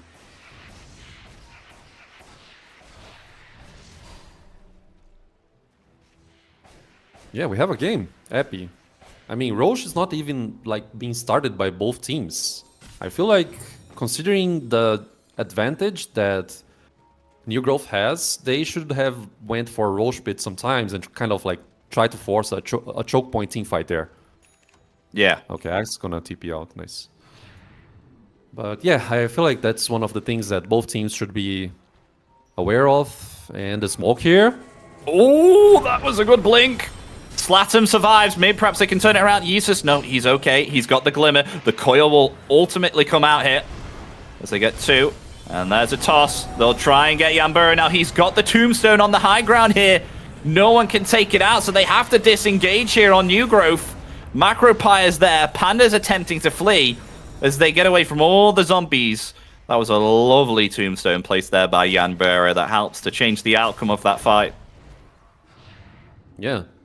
Like, once again, it's like trying to find places that your team performs better. So finding a good choke point where your team is going to win it's the ideal situations for sure. And like now smoke by New Grove, they don't have the coil available, but it's gonna be up like in 18 seconds. It's fine, right? It's quite okay. Arcane Rune for Puck as well. This can be troublesome. They found Luna. They're going to go for the Luna. Luna's been found here. There we go. They got themselves the stomp and the meld damage. The damage is huge. That BKB, I don't know if it's going to save you. It is not. There we go. Finding a big pick off there onto the Luna. Down for 1 minute. That is not what you want to be using a 9-second BKB for. That's for sure. Yeah. 9-second BKB, a death here, and also Roche like going towards the top side of the map, the Roche pit. Oh, Dream Coil. They found Mini. Onto Mini. Is there any further response? That Coil's going to end quite soon. No, Mini's okay. Perhaps they have themselves another silence. He'll get away. The Same tombstone's tombstone. placed on that same Deja vu. cliff. Okay. Deja vu. It is a deja vu. As Mini coming back into it with the Syrian chains there. Yanbura is in some trouble. Will be found there by Knight. In return, they're going to go all out onto the axe there. Take him out. They've got the stomp there as well. Onto Mini. Mini being chain stunned. Was not able to get out there. They find 3, possibly 4 as well. Yep, there we go. Triple kill for the Templar Assassin. Tiburonson is hot right now. He is hot on kills. He's 5-1. He is doing so much damage as this Templar Assassin with the Desolate damage. But so is Puck here with the Parasma. And with that, they head themselves into the Roshan pit. And they're going to get themselves an Aegis. And this is really going to help enable them to try and get some more objectives here across the map. Yeah, exactly. I feel like Chandogs with Luna's death, they were not supposed to react to those kind of movements that New Growth were, you know, applying the map here. So like trying to fight 4v5 is definitely a bad situation considering that Luna is your top net worth hero. So yeah, now they lose the Aegis. They were also fighting against a Puck with Arcane Rune. And the fact that, you know, New Growth has map controls, they are just fetching every rune. So next fight, it's going to be Puck with DD, which is also very scary. So yeah. Arcane Rune, DD, like the best runes for Puck to actually be aggressive.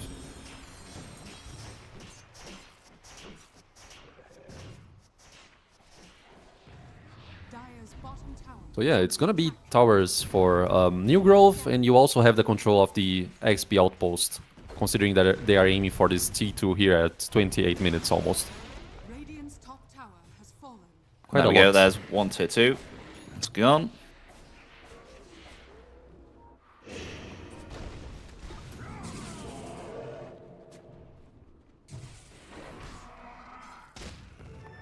Maybe perhaps they'll look for the second tier 2 now. The amplified damage rune Is under attack. activated here due to the time, most likely. But oh my god, that liquid fire, so good. Look at the attack speed of the tower. It's 3 seconds. He has the talent as well, right? Boy. The level 10 talent on Jakiro. Oh, rotation here. Oh, coil onto the Luna. BKB though, TP will get out of there. They'll be safe. Chandogs, they're out of there. I'm wanting to fight into that. Slatums is in the area of Eustace. Oh, hello, Eustace. Slatums is going to be taking those creeps. Yeah,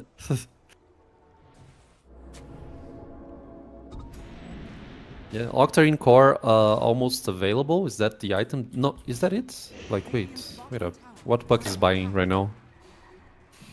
He's going for the soul booster at least. Oh, okay. Should be Octarine Core, right? I guess so. Like more coils, more skills on the team fights. Yeah, it's most likely Yeah. that, yeah. Butterfly for Luna now as well. Yeah. Maybe that's the time to react by Chandogs. Like, although they have Puck's Aegis available, but like the butterfly should do some damage on the next team fight. They're gonna find Luna or not. They'll find maybe Aemine here instead, yeah. Dire's top tower is under attack. Aemine down. Radiant's bottom tower. Kill her onto the Shadow Demon. Oh, and they got the traps. The Psionic traps as the stomp is there as well. Luna trying to survive through it all. The heals are there from the Undying. Luna's still okay. Can she survive? No, she will not. She'll be found, taken out. Nice attempt there from Jan Burre, but it won't be enough, and he will fall there also. So 2 down. Luna, no buyback, as they could just go to siege the high ground right now with this Luna down for 1 minute. Exactly. Well, Slatums, though, you got be careful. Oh, the Soon Chains! No, that Slatum's dead. That does take down the Aegis, though, so... Yeah, he's Back fine. alive. It was it's almost about to expire as well, the Aegis. But yeah, I mean, getting the Luna there without BKB, considering that Coil is just like 60 seconds cooldown ability, and they are going for a mini. Oh, and Never toss mind back onto the Ember! The Ember! The disruption save just comes out there from Airmine. Is he able to spirit away? No, he is not. As Tipperotten, he gets himself the kill. Radiant's middle barracks has fallen. That's the middle set of racks gone. Now they're just looking for the top. And further delays for Chandogs to try and come back as a team here, because now the Ember's down for 30 seconds. Even when Luna's about to be spawning up here quite soon. Maybe perhaps Yeesus can TP Radiant's top barracks are back to the base, which he's going to do there indeed. But they've lost themselves 2 sets of racks already here, and that's going to really sway into the favor now for the side of New Growth, because the win probability is now massive on their side. Gaben saying 92% win probability for New Growth here. tower is under attack. Yeah, the margin for success here for Chandogs is very minimal. Like, I don't think the win probability is quite wrong. So yeah, let's see how the next team fight goes. Like smokes for kind of both sides. Oh, this They're smoke's gonna going to find X. break. This smoke's going to break. They've caught themselves Axe. That's a big pick-off. As Axe Yeah, it's buyback gone. at least. Down for a minute. Buyback is available. He's instantly going to buy back here. They want to try and fight this now. New Growth realizing this. They may disengage. Or maybe not. They might turn it back around. The coil, though, is on cooldown for Slatums. Top tower is under attack. It is. So, and they've caught the chains there onto the puck. But the phase shift. Able to get away. It looks like they'll just disengage. Yeah, that was the right choice. So a buyback there from Axe. It doesn't really turn into a fight. And then Agnim's picked up here on Panda here too. So upgrading the macro pyre, that's got to deal a lot more damage. And now it's pure damage. So good luck trying to protect that with your Pipe of Insight, Mr. Yeesus. Because now that macro pyre is going to hurt a lot more. Yeah. Okay, Aghanim Scepter. It's definitely a nice bump of damage for the Jakiro. Tormentor went for Centaur, the Aghanim Shard, so double edge. Also more harmful right now. And he gets tankier, right? He gets some STR by using double edge. So yeah, you don't want a more tanky Centaur in the team fight. Let's see if they jump on Mini. I don't think they will. Actually, they will. Oh, they will jump on Mini with the avalanche and toss there with the stomp too. Chain stunned once again, down for 1 minute. That is an opening for them now to get the Megas. As Arcano, he will tank the high ground. He has himself an Agnims too, don't forget. So he does have the workhorse if someone gets into some trouble. Is under attack. As there we go. Bottom set of racks is gone. They need to do something now, otherwise they're just going to be able to get themselves the Mega Creeps, and that'll be a really difficult situation. They've got the call there onto Slatums. Maybe perhaps they can get it. No, the save comes out there, but the disruption in return, the puck is okay.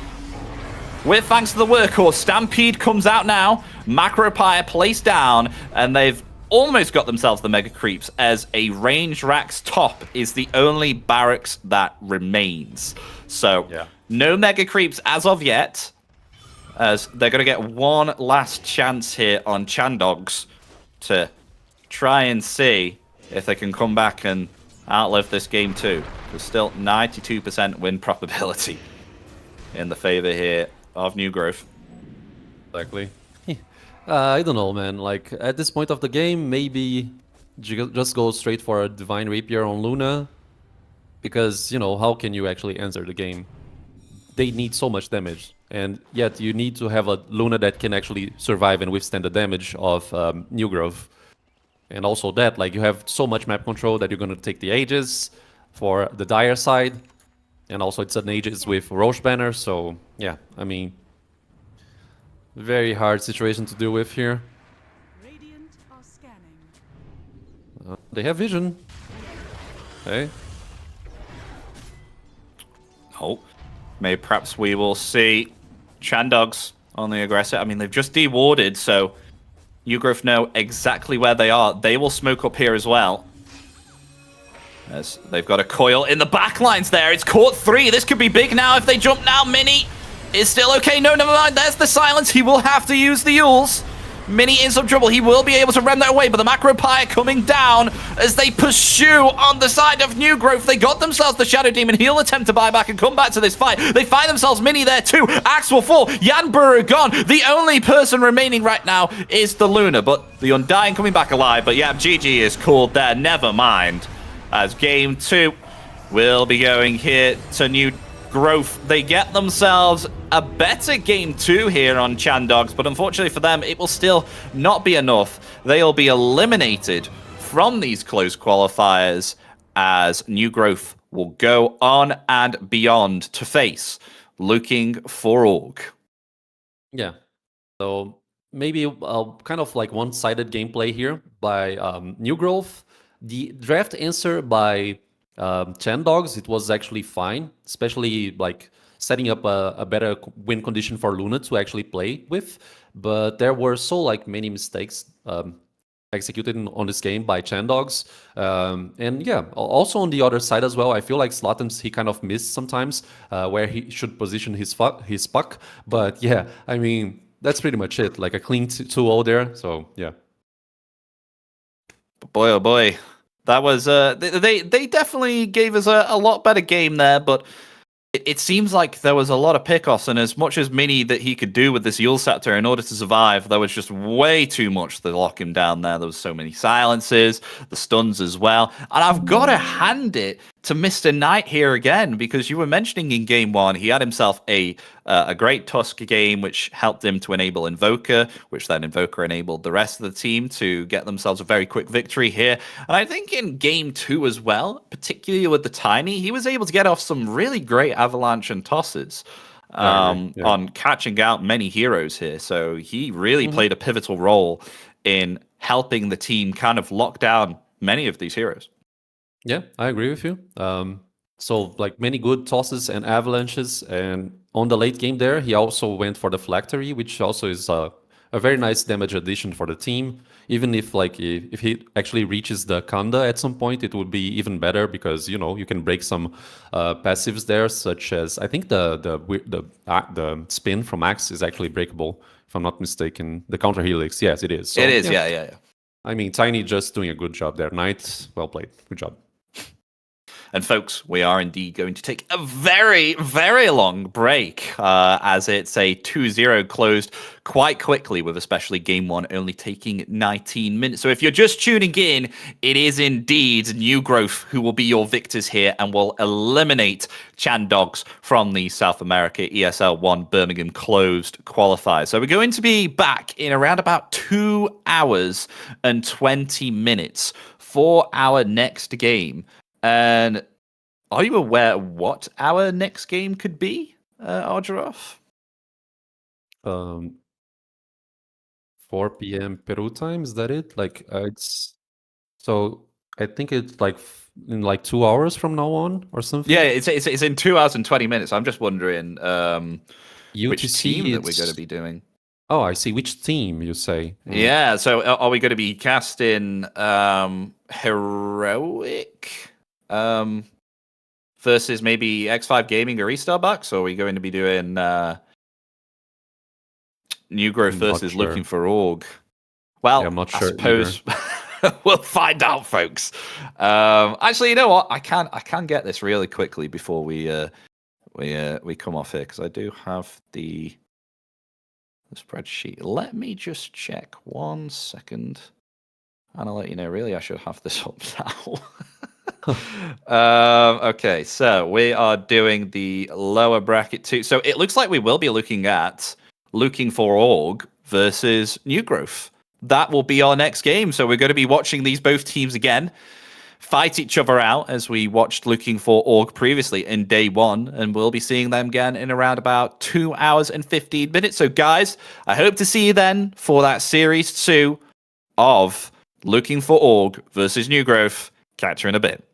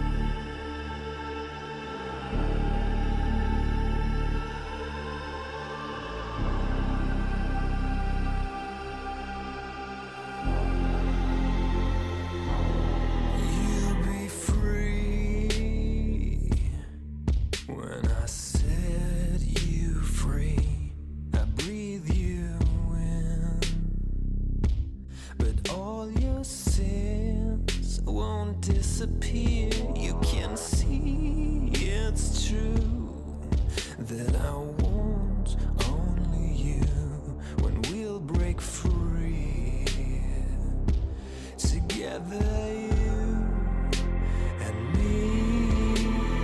Take me in your arms and let us rise high up to the stars where we can fly. So come with me and pray. I want you to play my games and fulfill my black desires.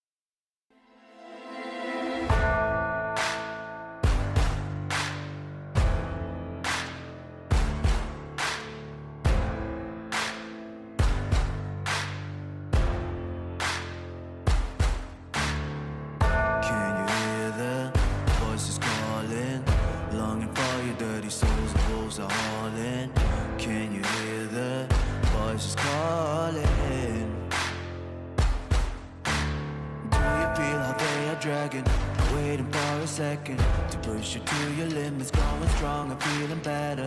But do you feel them? Can you hear them say?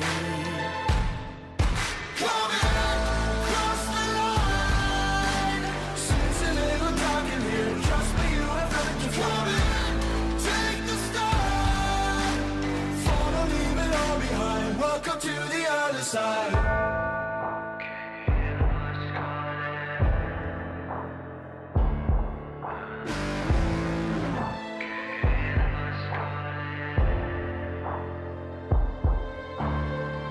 Do you feel how they are dragging? Do you feel them? Can you hear them say? Do you feel how they are dragging? Can you hear them say?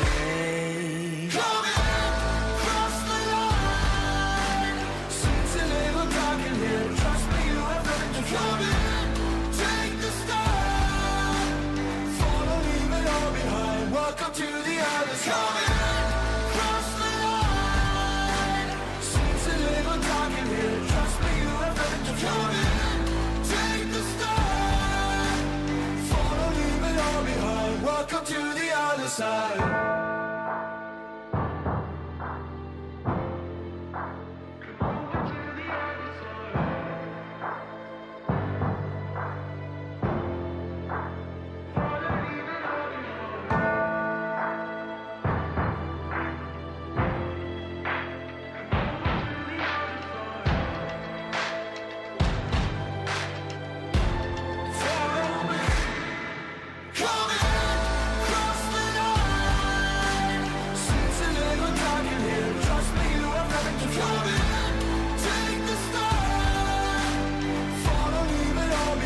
Welcome to the other side.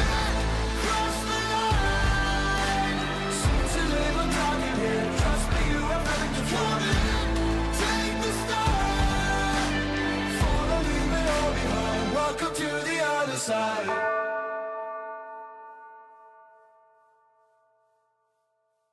Serotonin slightly made. Sequin in the light. Involving your energy. Riding through the night. Serotonin slide. Slide on over here by my side. Stars up in your eyes, desire. Caught up in this chemical high.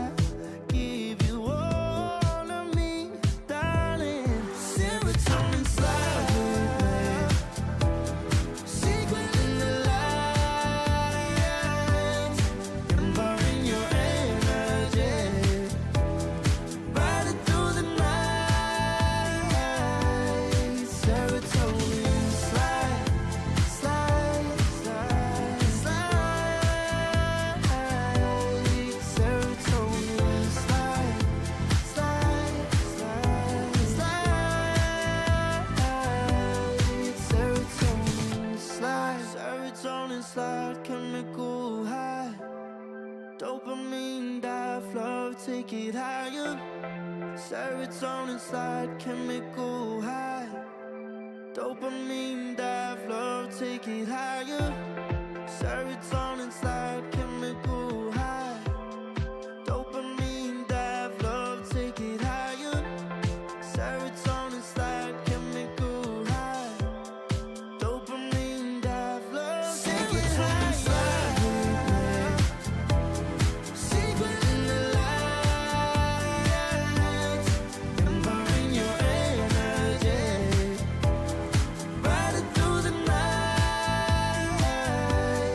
Serotonin slide, slide, slide, slide. Serotonin slide, slide, slide, slide. Serotonin slide.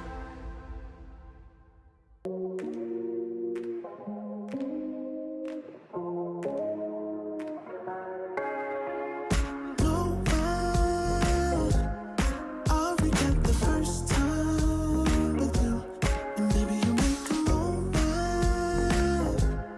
Every time I lay eyes on you, but do we care? Do we dare? Keeping this going, let's live in the moment. Yeah, now we can know. Keep this on the low. Between the two of us. Every time I try to find, Try to avoid it, but I was stuck. You turn up the heat when you back it up. try to stop the flame. But discipline melts away. It isn't enough to wish for change. You either give in or pull away. We have the will to choose our fate. Whether it's wrong or right, I'm holding on for life, for the ride.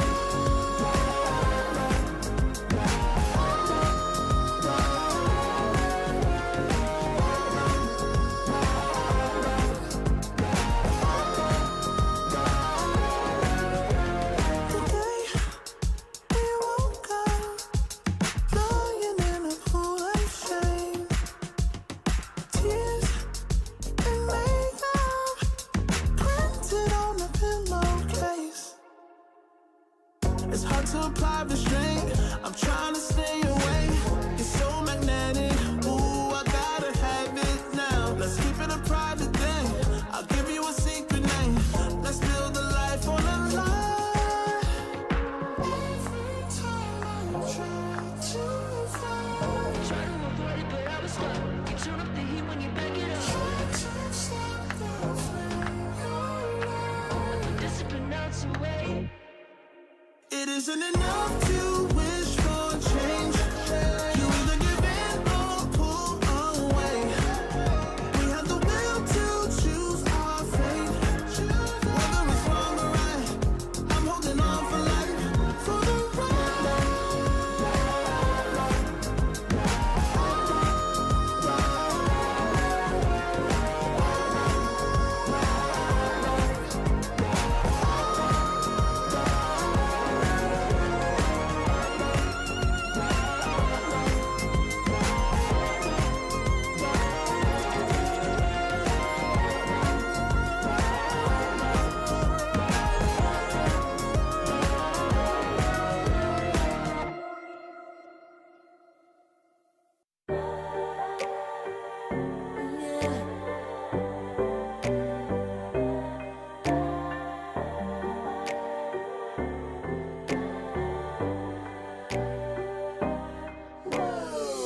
Talking my, I've been working all year getting by. Looking for the high, taking all my time. Breathing in new life, feeling fine. Like I don't gotta be something society wants me to strive to be. Got my own energy. So magnetic in the spotlight. Shaping my own world with my own mind. Don't talk about me unless you alright. You gon' see I'm finna real free, protecting my energy. Gotta protect my mind. I'm breathing in new life. It's time that I realize what feels good ain't always right. I making changes, I got me a new stride. luck. No more settling, I'm running out of good luck. Never chasing, I attract, I'm busy going up. If you see me come correct, then keep it on the book.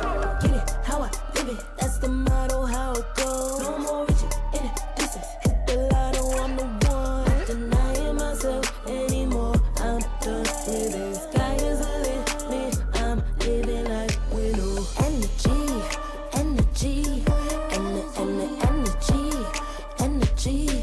Feeling free, feeling free, and the energy, energy. Gotta protect my mind. I'm breathing in new life. It's time that I realize what feels good ain't always right. I'm feeling good, feeling free. Feeling good, feeling free. All I need is me and my new energy, and my new energy. Feeling good, feeling free. Feeling good, feeling free. All I need is me and my new energy, and my new energy. Feeling good, feeling free. Feeling good, feeling free. All I need is me and my new energy, and my new energy.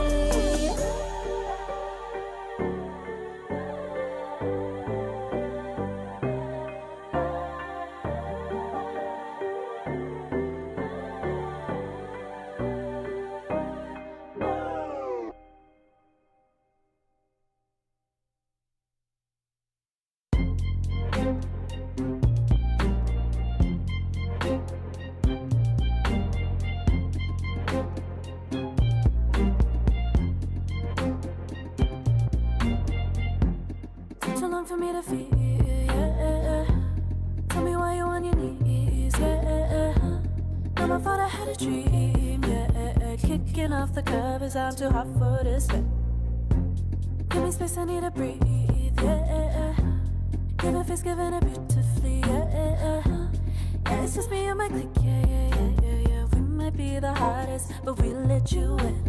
Angel energy, let you sit with me. Angel energy, angel energy, angel energy. We got sympathy. Angel energy, angel energy.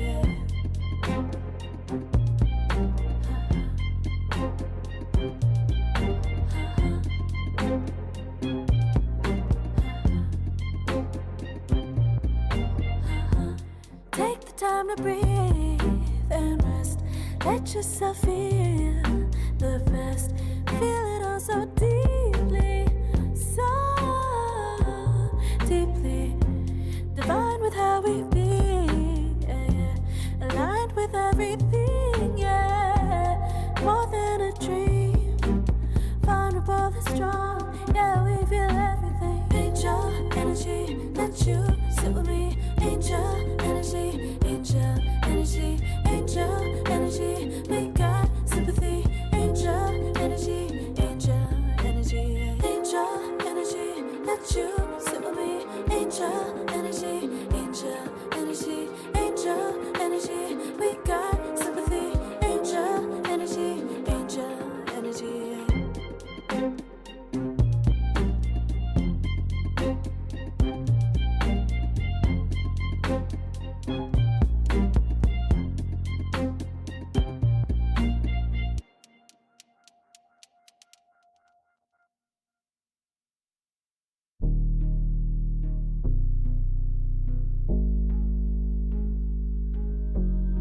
Never pressed, but I got the juice.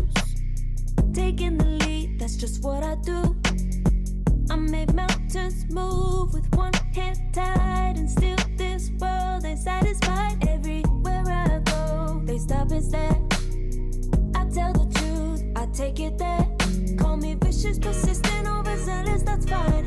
Main character energy, I stay taking what's mine. You need a foot on the gas, open my my name on the line. Main character energy, I'm just taking what's mine. And it's written in the stars, I'm a king like my sign, yeah. Reason the bar, the jaws drop like a surprise. Don't be mad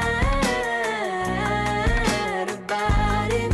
Don't be mad, don't be mad. Don't be mad about it. Don't be mad, don't be mad. I don't play the game, nah, I make the rules. Cards close to the chest and I don't play no fool. Don't be mad about it. Look, yeah, my name stay in the mouth. Legs got broke, they said cast her. I'm the 911 response in a disaster. I don't ask, I just take. Treat the world like a man, I just blow them away. Yeah, I'm a #1 fan. Don't need a bark, I'm a bite. Switch me on, dark need light. Don't need pity, don't need spite. I just plop, plop, plop on sight. Could take your girl in 2 seconds. I just flash her a smile. I make petty look pretty. They run an inch, I run 3 miles. You need a foot on the gas, I'll put my name on the line. Main character energy, I'm just taking what's mine. And it's written in the stars, I'm a king like my sign, yeah. Raising the bar, the jaws drop like a surprise. Don't be mad about it.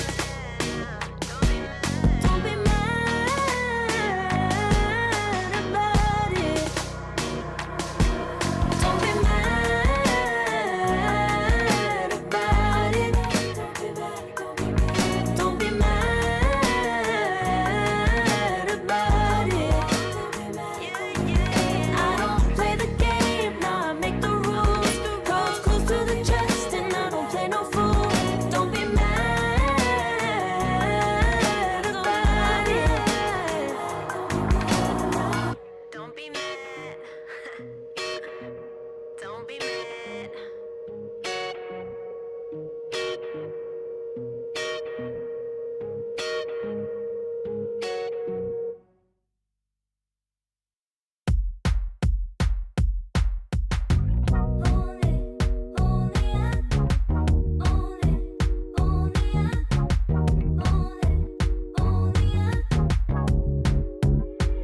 Like a moth to the flame, I'm attracted when the doubts start saying my name. I can go there easily, and it's hard to maintain, 'cause I know it's not the world I know, it's me.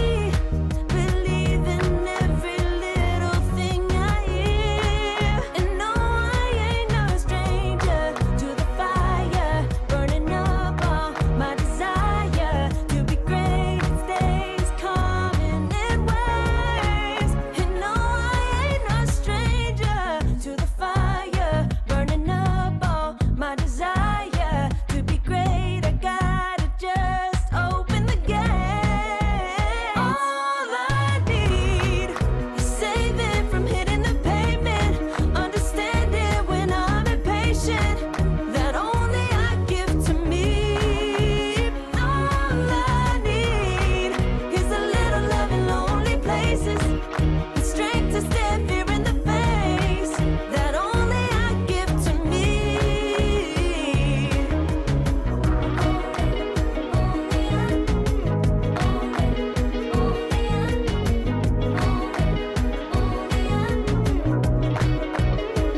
Now I'm running this race, yeah. Stallions couldn't catch up to me. I'm running till I get first place. I'm running till I get everything, everything I ever wanted in my dream. No, I ain't no stranger to the fire, burning up all my desire to be greatest days coming in waves. And no, I ain't no stranger to the fire, burning up all my desire to be great. I gotta just open the gate. All I need is saving from hitting the pavement, understanding when I'm impatient, that only I give to me. All I need is a little love in lonely places, the strength to stand fear in the face, that only I give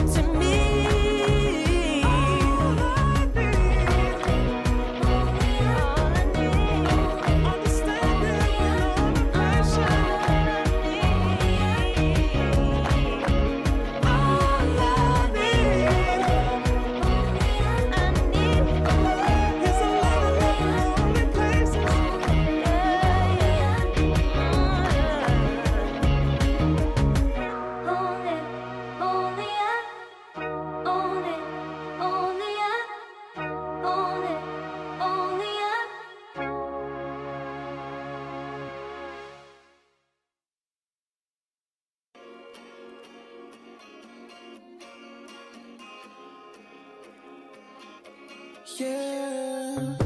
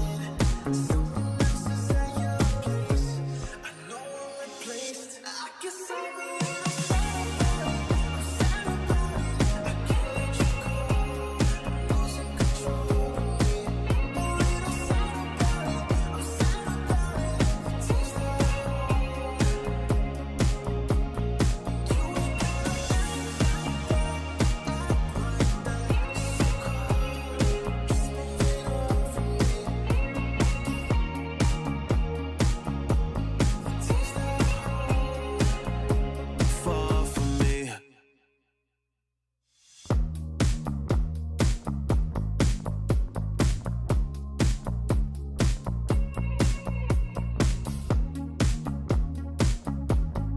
Girl, what's this shit about? You told me I was different then. Now you got yourself another man. I hate to see you out with him. I guess I'm a little sad about it. I'm sad about it. I can't let you go. Losing control of me. A little sad about it. I'm sad about it. Taste of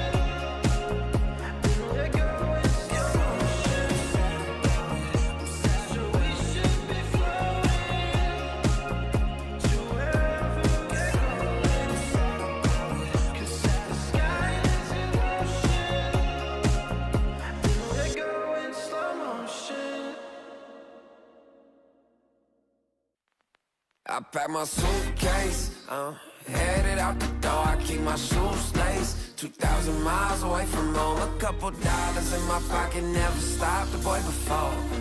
I load my bags and hit the road. Miles past, turning back, found my track, face the fact she a cold one. Never gonna settle for none. Stay up every night till I won. Don't want a slow rise now. I'm confident opulence isn't a long ride out. When I look back now, I'm astounded. A quiet boy from old age, but always felt the world was a stage, yeah. I celebrate one last late night. My whole life ain't staying. I pack my suitcase, headed out the door. I keep my shoes laced. 2,000 miles away from home. A couple dollars in my pocket, never stopped the boy before. I load my bags and hit the road. I'm headed to LA.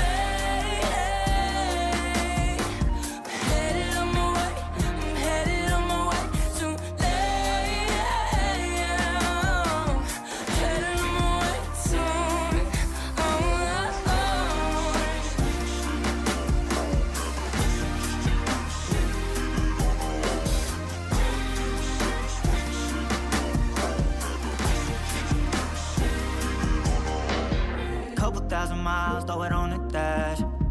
Shit, 10,000 hours, can't let them pass. Yeah, well, I was putting time in, you was pulled up wildin'. You always had shit to say, now when I see you, it's silence. Thought I'd have a Grammy by 25. Commas after commas next to dollar sign, yeah. To remind myself why I'm living this life. Look at all the late nights, it'll all come in due time, yeah. Made for the fight, for the pain and the climb. Tied to the life I chose.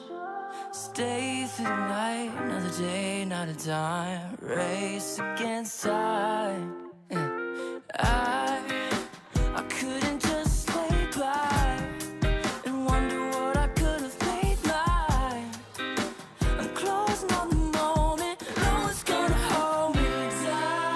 I pack my suitcase, headed out the door, I keep my shoes laced. 2,000 miles away from home, a couple dollars in my pocket, never stopped the boy before.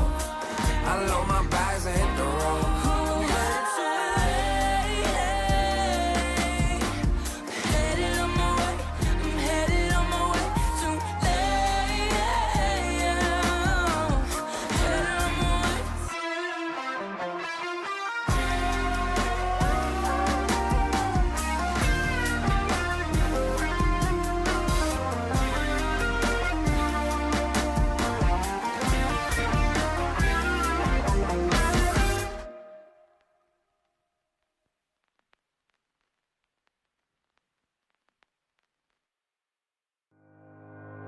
Think about it every night when I close my eyes. You're on my mind. I try to quit a million times, but it takes me high. Like you're so divine. You give me everything. Don't know what's happening. I need you like medicine. You're my everything, everything.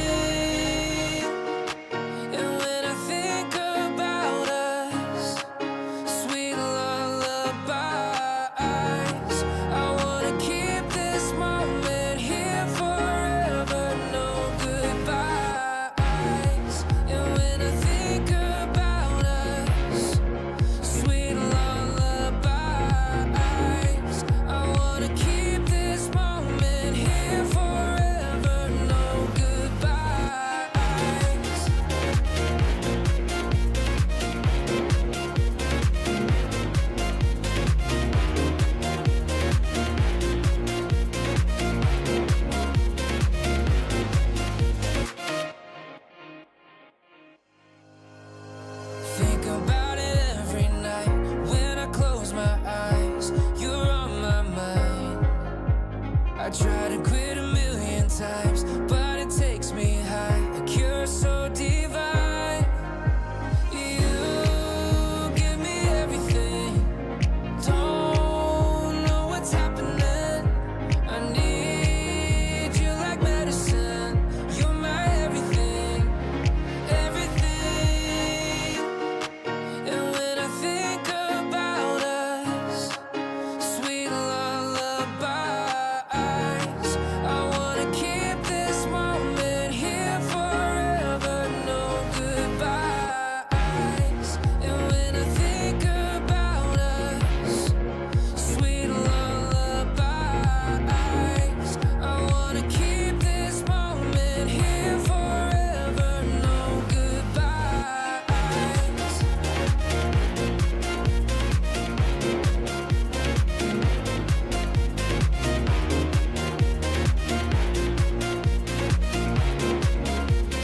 No goodbyes. And when I think about us, sweet lullabies, I wanna keep this moment here forever. No goodbyes.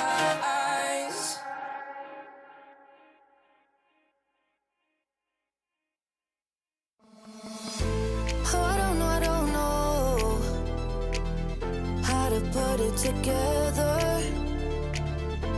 Ever since I found you, my life just got better. Better than this, better than that, better than anything I ever had. Better than this, better than that, better than anything I ever had.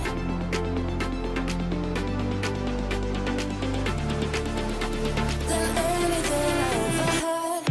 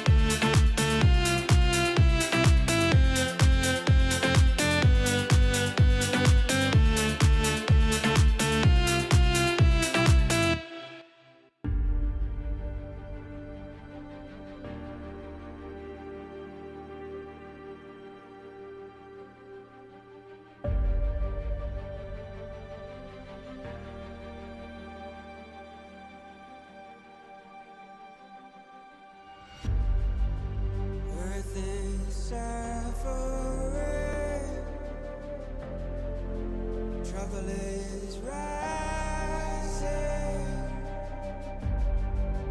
Mountains are melting. There's gonna be nothing left to breathe.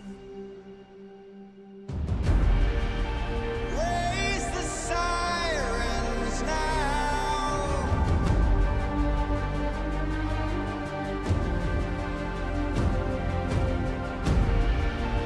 Break the silence now.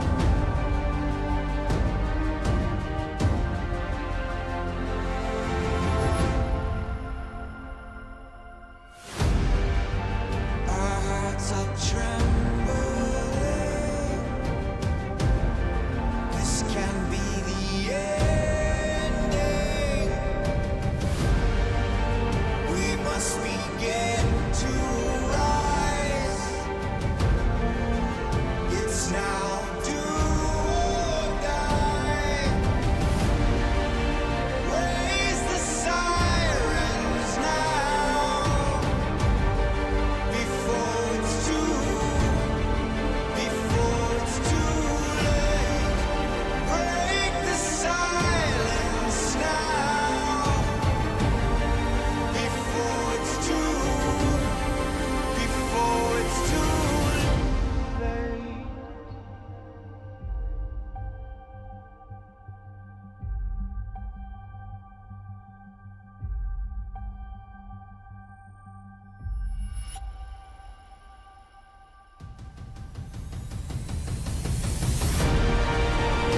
Raise the sirens now before it's too late. Break the silence now before it's too late.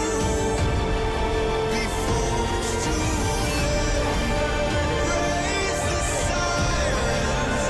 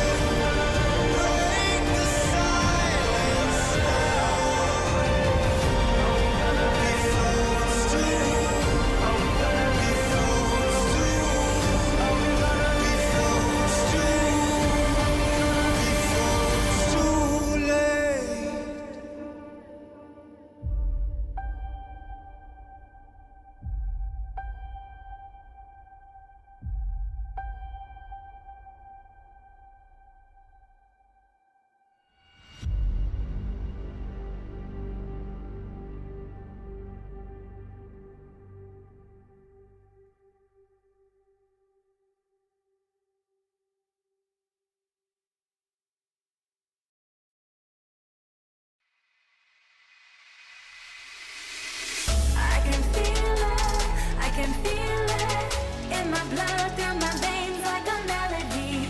I can feel it, I can feel it, so alive, floating high, I can finally breathe.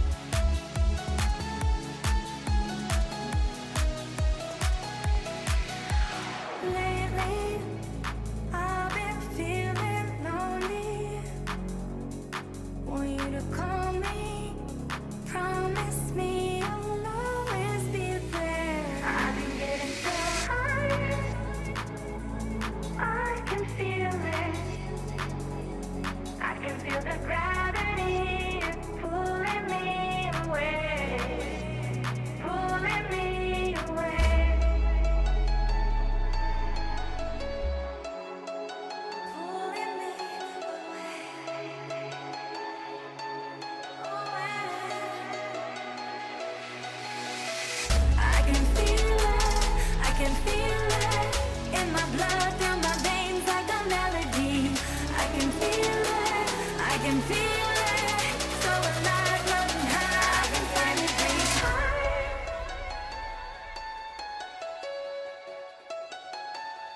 I can feel the gravity is pulling me away, pulling me away.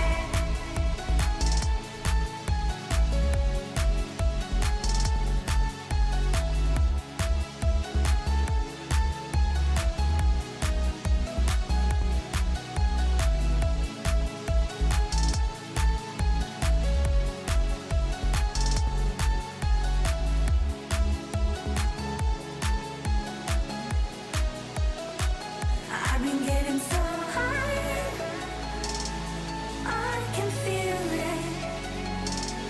I can feel the gravity is pulling me away, pulling me away.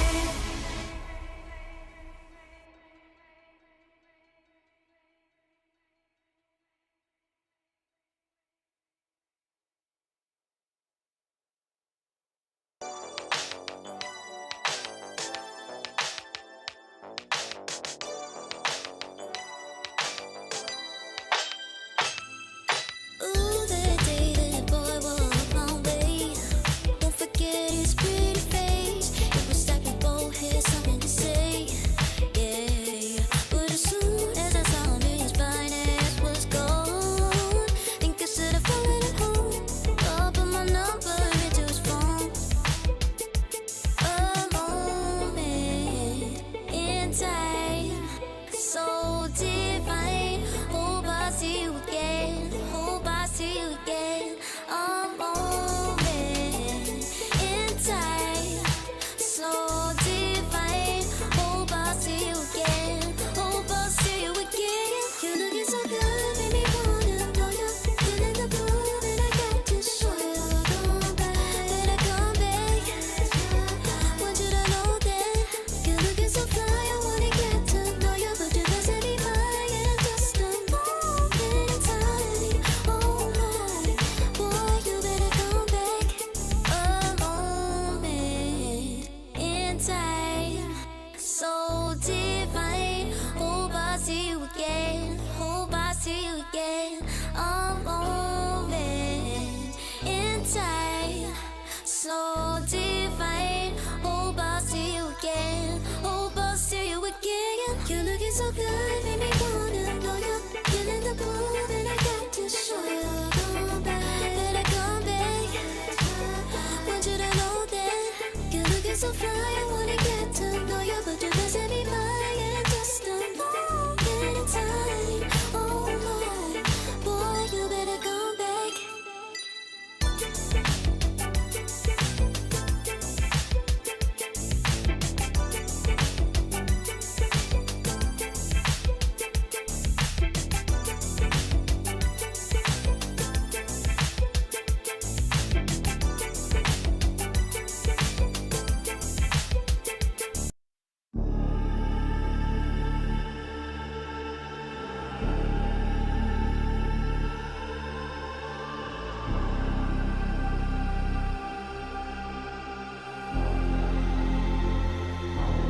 You'll be free when I set you free.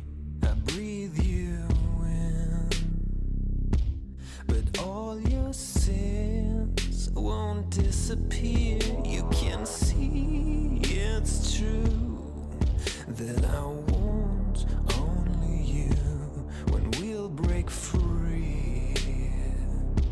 Together, you and me. Take me in your arms and let us rise high up to the stars where we can fly. So come with me and pray.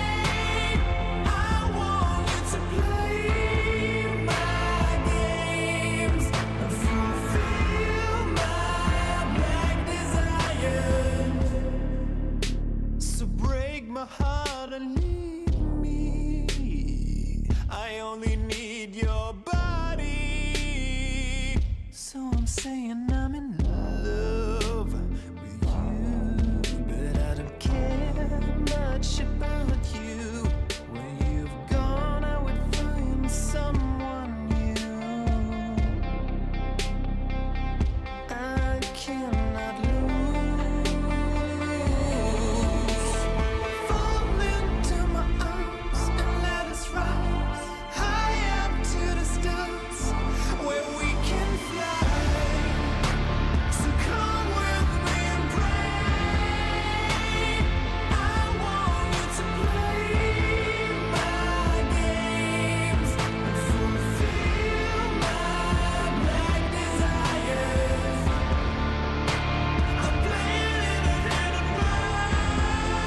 Forbidden love will be absurd by you to reveal my black desires.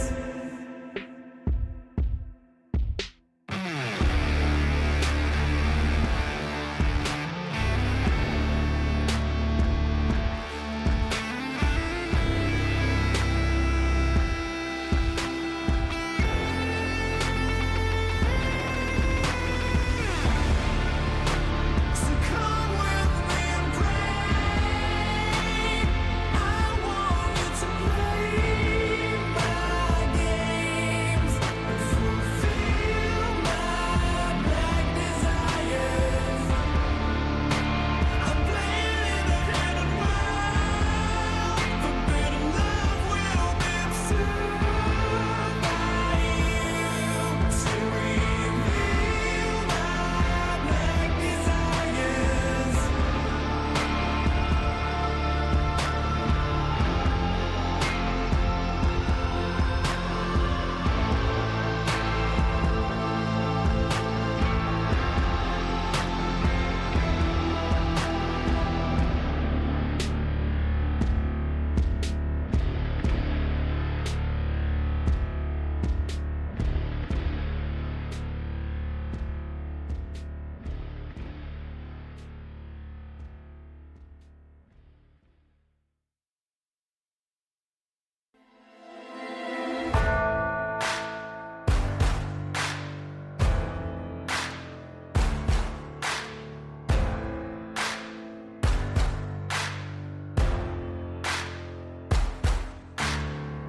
Can you hear the voices calling? Longing for your dirty souls, the wolves are hauling. Can you hear the voices calling? Do you feel how they are dragging? Waiting for a second to push you to your limits, going strong and feeling better. But do you feel them? Can you hear them say? Cross the line. Since a little time in here, trust me, you have nothing to fight. Take the start. Follow, leave it all behind. Welcome to the other side.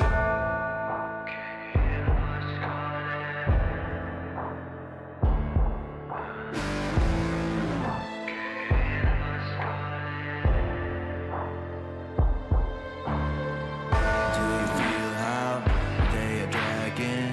Do you feel them? Can you hear them say? Do you feel how they are dragging? Can you hear them say? Cross the line.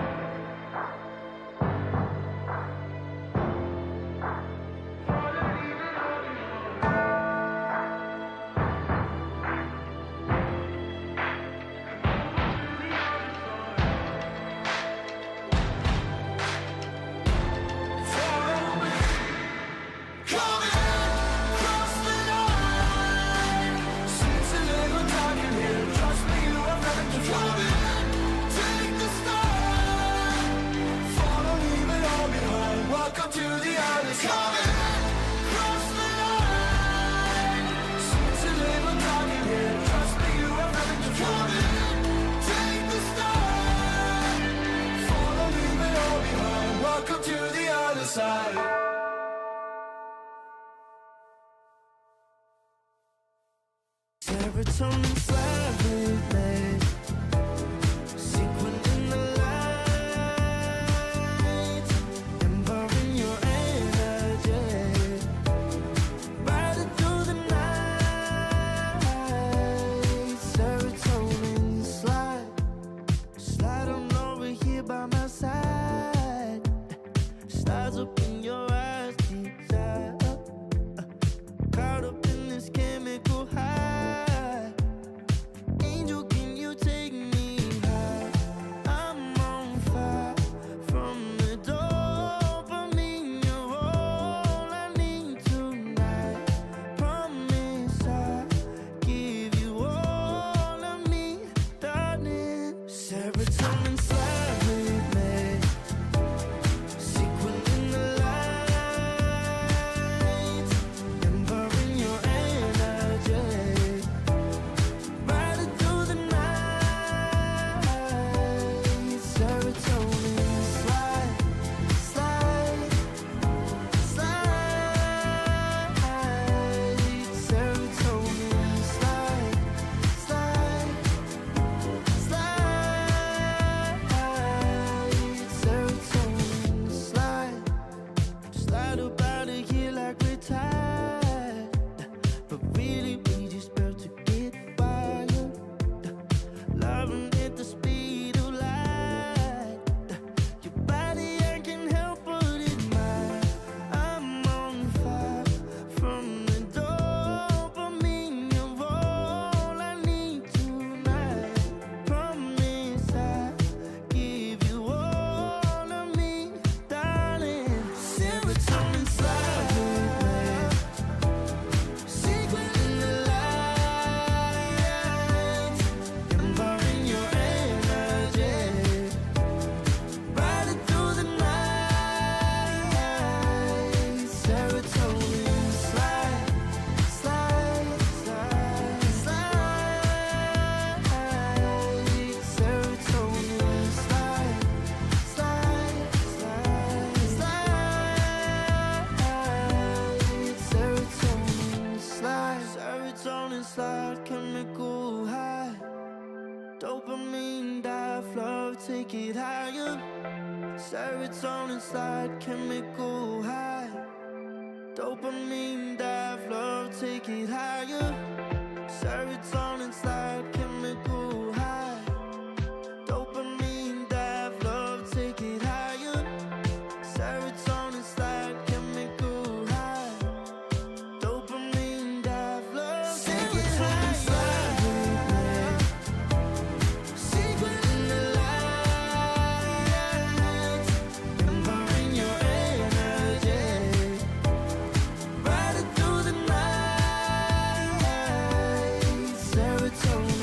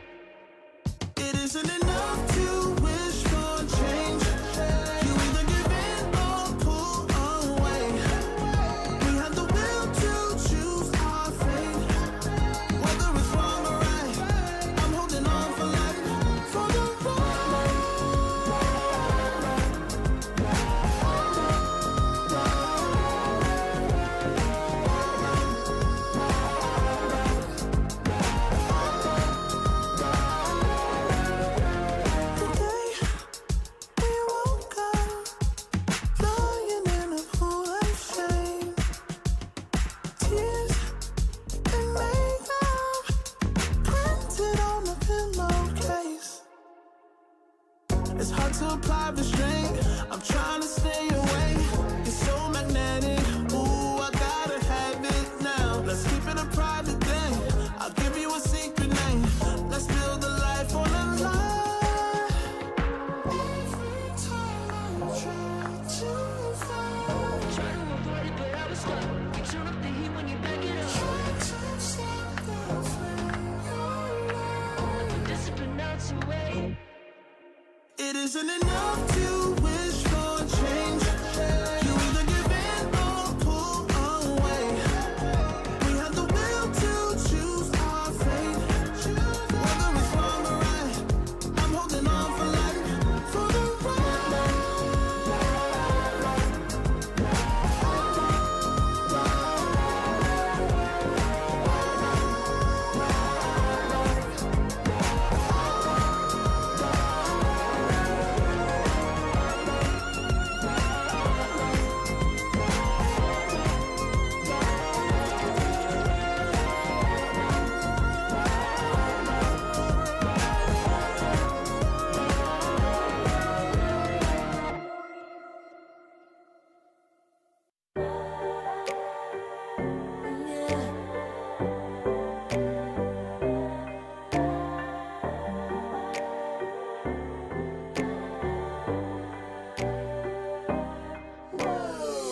Talking my, I've been working all year, getting by.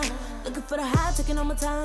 Breathing in new life, feeling fine. Like I don't gotta be something society wants me to strive to be. Got my own energy. So magnetic in the spotlight. Shaping my own world with my own mind. Don't talk about me unless you alright. You gon' see I'm finna real free, protecting my energy. Gotta protect my mind. I'm breathing in new life. It's time that I realize what feels good ain't always right. Making changes, I got me a new strut. No more settling, I'm running out of good luck. Never chasing, I attract, I'm busy going up. If you see me, come correct and keep it on the boat. Get it, how I live it, that's the motto, how it goes. No more reaching, introducing, hit the lotto, I'm the one. Not denying myself anymore, I'm done with it. Sky is the limit, I'm living like widow. Energy,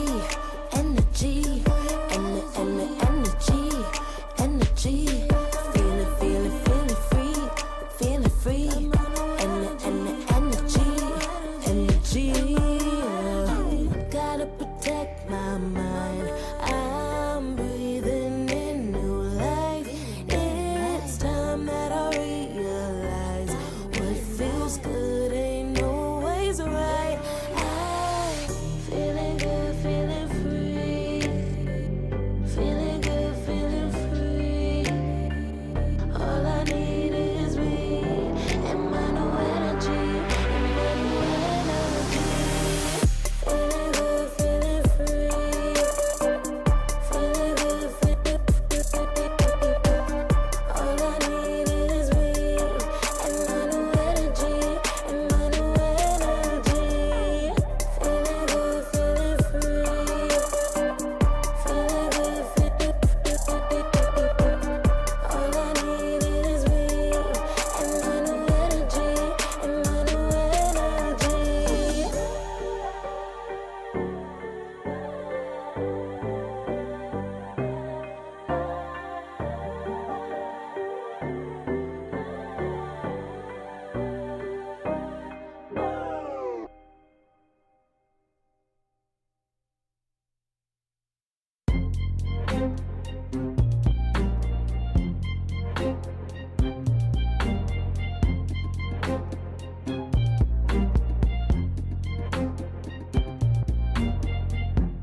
Took too long for me to feel, yeah. Tell me why you on your knees, yeah. Not my fault I had a dream, yeah. Kicking off the covers, I'm too hot for this bed. Give me space, I need to breathe, yeah. Give a face, giving it beautifully, yeah. Yeah, it's just me and my clique, yeah. We might be the hottest, but we let you in. angel energy. Let you sit with me, angel energy, angel energy, angel energy. We got sympathy, angel energy, angel energy.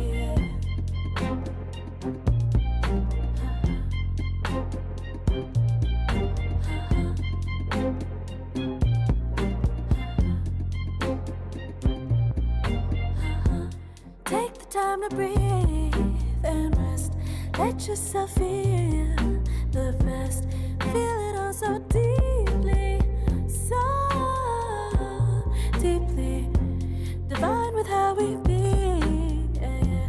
Aligned with everything, yeah. More than a dream. Vulnerable and strong, yeah, we feel everything. Angel energy, let you sit with me. Angel energy, angel energy, angel energy. We got sympathy. Angel energy, angel energy, angel energy. Let you sit with me. Angel energy, angel energy, angel energy. We got sympathy. Angel energy, angel energy.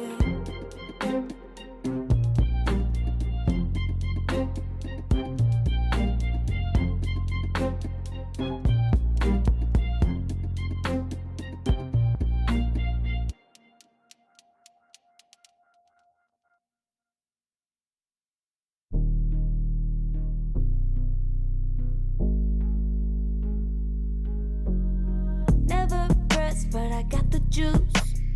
Taking the lead, that's just what I do. I make mountains move with one hand tied, and still this world ain't satisfied. Everywhere I go, they stop and stare. I tell the truth, I take it there. Call me vicious, persistent, overzealous, that's fine. Main character energy, I stay taking what's mine. You need a foot on the gas, or put my name on the line. Main character energy, I'm just taking what's mine. And it's written in the stars, I'm a king like my sign, yeah. Raising the bar, the jaws drop like a surprise. Don't be mad about it. Don't be mad, don't be mad. Don't be mad about it. Don't be mad, don't be mad. I don't play the game, nah, I make the rules. Cards close to the chest, and I don't play no fool. Don't be mad about it. Look, yeah, my name stay in the mouth. Legs got broke, they said cast her. I'm the 911 response in a disaster. I don't ask, I just take. Treat the world like a man, I just blow them away. Yeah, I'm a #1 fan. Don't need a bark, I'm a bite. Switch me on, dark need light. Don't need pity, don't need spite. I just plop, plop, plop on sight. Could take your girl in 2 seconds. I just flash her a smile. I make petty look pretty. They run an inch, I run 3 miles. You need a foot on the gas, I'll put my name on the line. Main character energy, I'm just taking what's mine. And it's written in the stars, I'm a king like my sign, yeah. Raising the bar, the jaws drop like a surprise. Don't be mad about it. Don't be mad about it. Don't be mad about it. Don't be mad about it. I don't play the game, nah, I make the rules. Cards close to the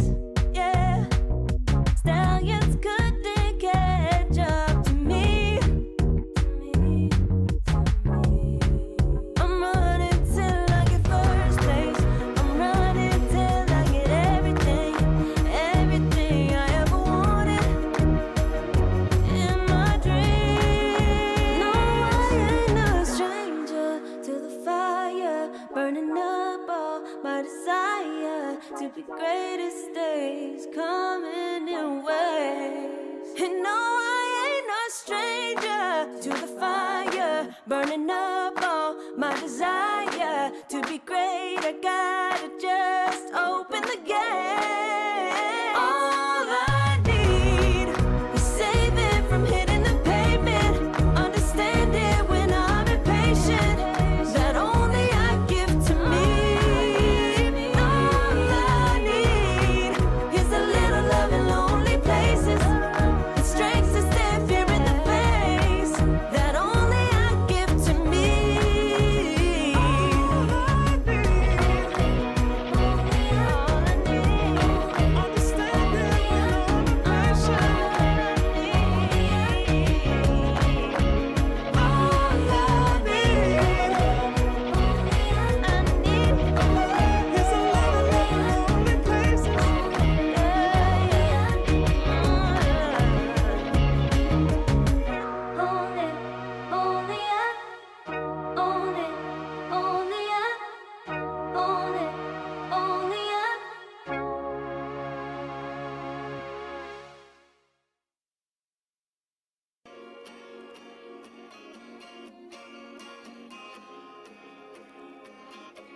Yeah.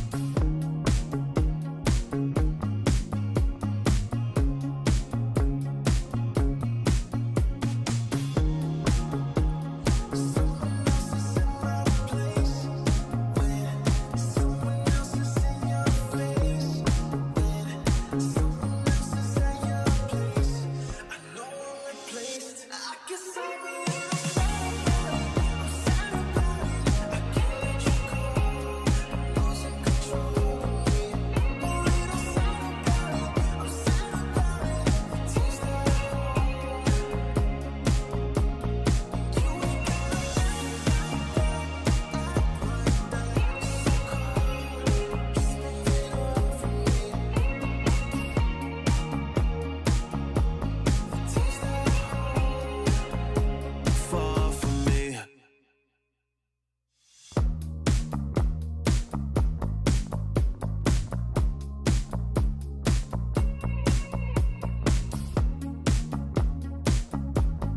Girl, what's this shit about? You told me I was different than them. Now you got yourself another man. I hate to see you out with him. I guess I'm a little sad about it. I can't let you go. Losing control of me. A little sad about it. I'm sad about it. Tears that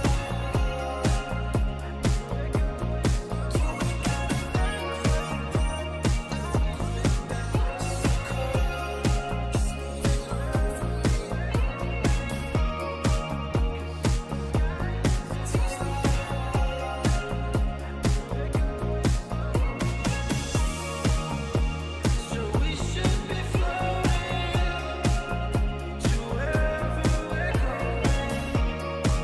'Cause if the sky is in motion, then we're going slow motion. So we should be floating to wherever we're going. 'Cause if the sky is in motion, then we're going slow motion.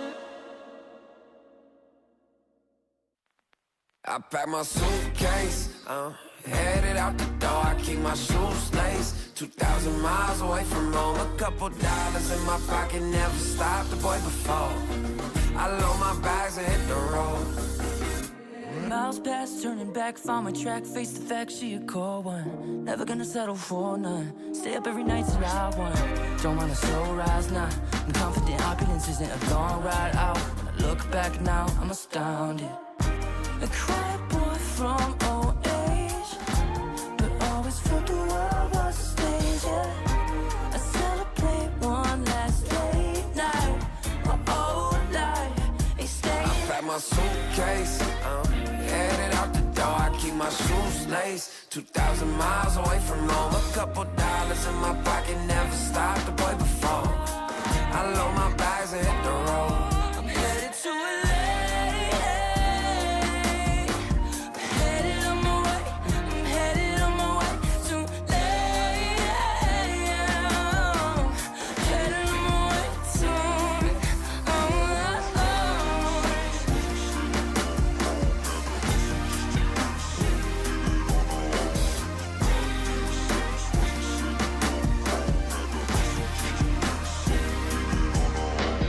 Couple thousand miles, throw it on the dash. Shit, the 10,000 hours, can't let them pass. Yeah, well, I was putting time in, you was pulled up wildin'. You always had shit to say, now when I see you, it's silence. Thought I'd have a Grammy by 25. Commas after commas next to dollar sign, yeah. Had to remind myself why I'm living this life. Look at all the late nights, it'll all come in due time, yeah. Made for the fight, for the pain and the climb. Tied to the life I chose.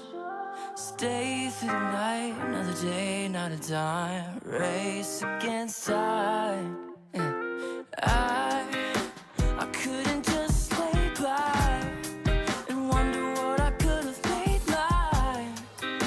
I'm closing on the moment, no one's gonna hold me down. I pack my suitcase, headed out the door. I keep my shoes laced. 2,000 miles away from home. A couple dollars in my pocket, never stopped the boy before. I load my bags and hit the road. I'm headed to LA. Headed on my way.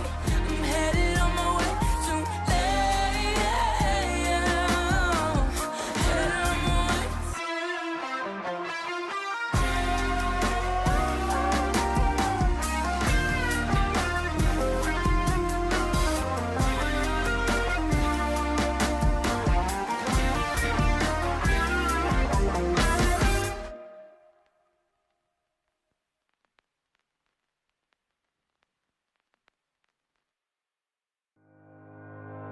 Think about it every night when I close my eyes. You're on my mind. I try to quit a million times, but it takes me high. Like you're so divine. You give me everything. Don't know what's happening. I need you like medicine. You're my everything, everything. And when I think about us, sweet lullabies,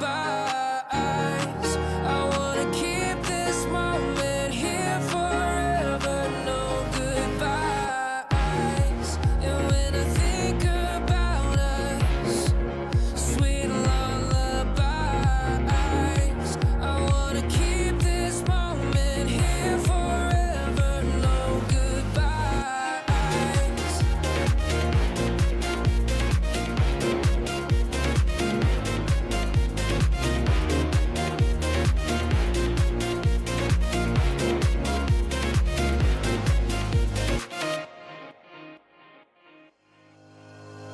Think about it every night when I close my eyes. You're on my mind. I try to quit a million times, but it takes me high. Like you're so divine. You give me everything. Don't know what's happening. I need you like medicine. You're my everything, everything.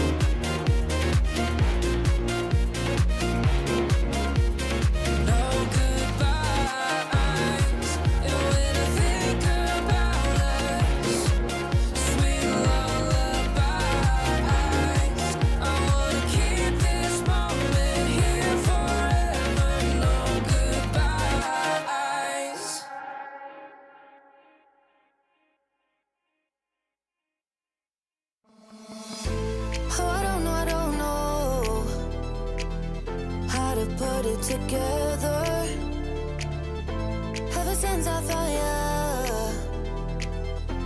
My life just got better. Better than this. Better than that. Better than anything I ever had.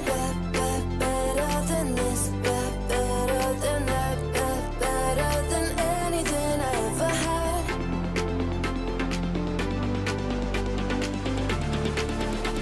Than anything I ever had.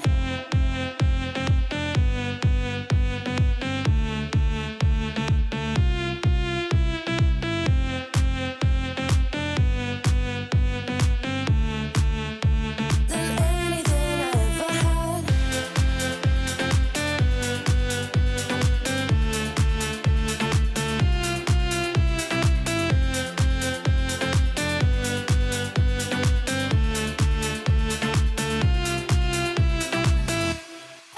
Every time I start to doubt if I'm good enough, looking straight in your blue eyes makes me feel better. Better than this. Better than that. Better than anything I ever had. Better than this. Better than that. Better than anything I ever had.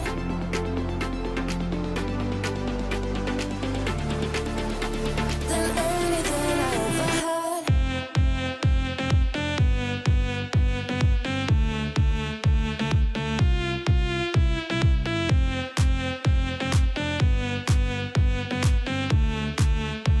Than anything I ever had.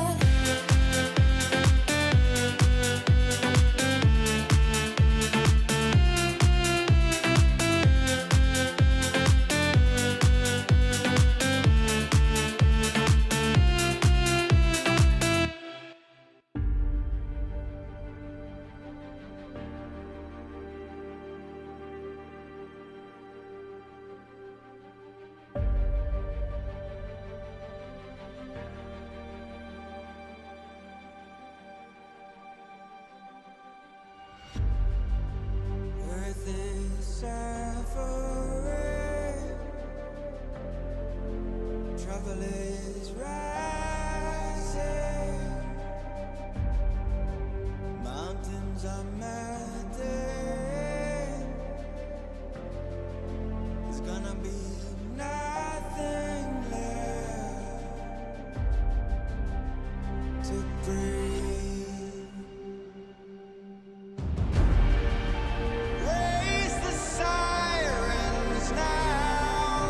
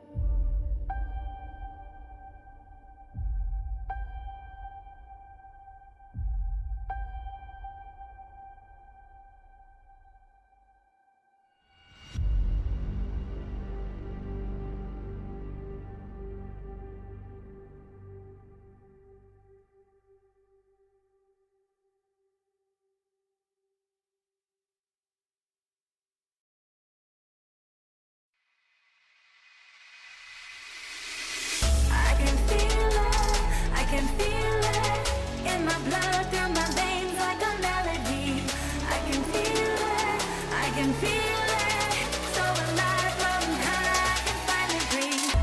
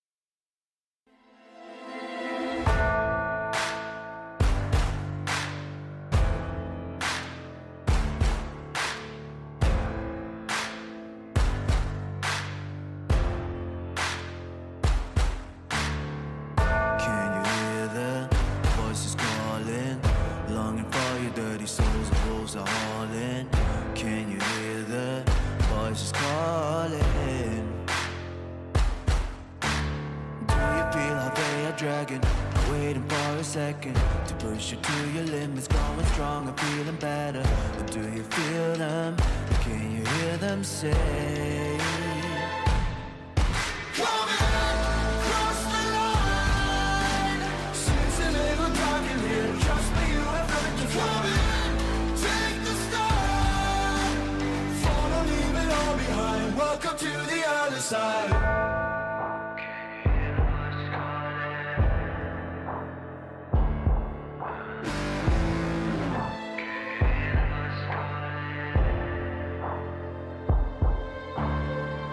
Do you feel how they are dragging? Do you feel them?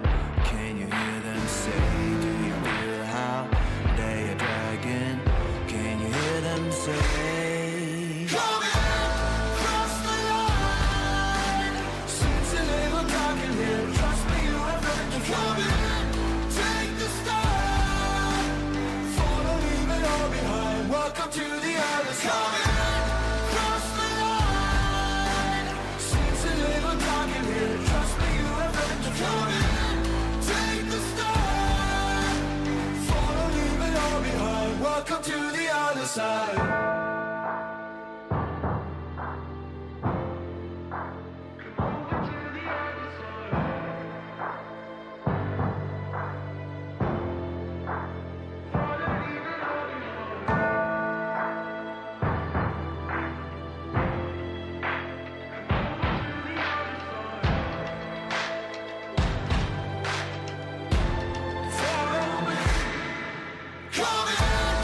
Cross the line.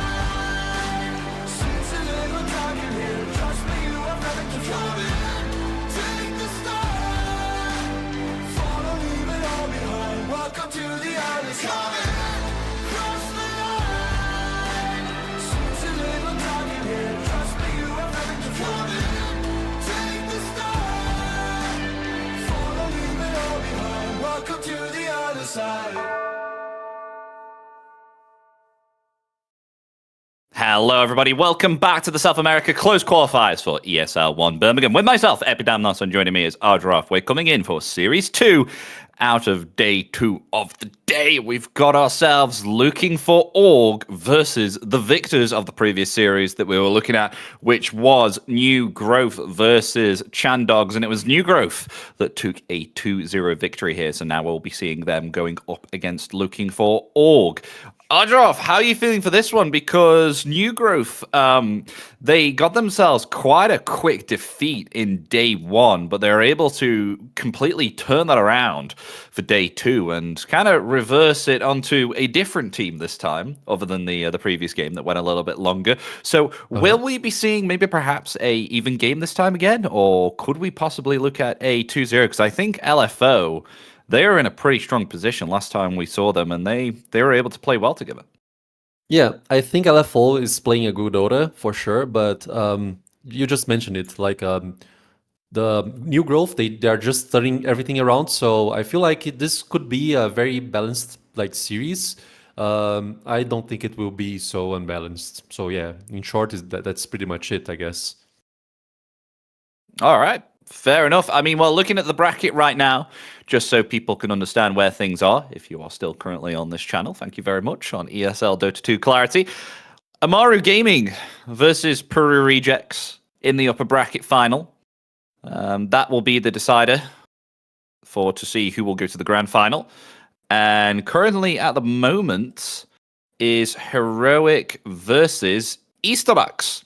And Easterbucks were able to eliminate here X5 Gaming in a 2-1.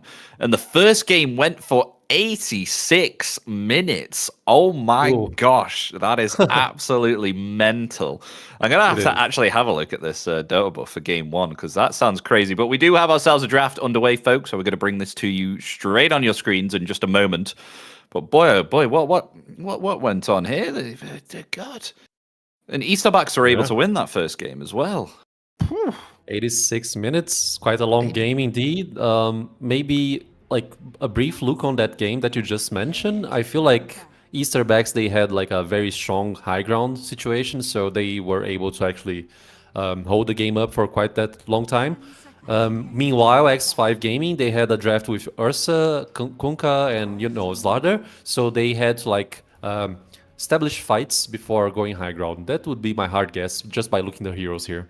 Radiant team banned. Wow, yeah, I can see on the tower and barracks information that that the side of X5 Gaming were able to take their racks, the middle set of racks, but then it looks like they turned it around later on. But enough of that game. Let's get into the current game that we're on here. Ban phase for New Growth versus LFO.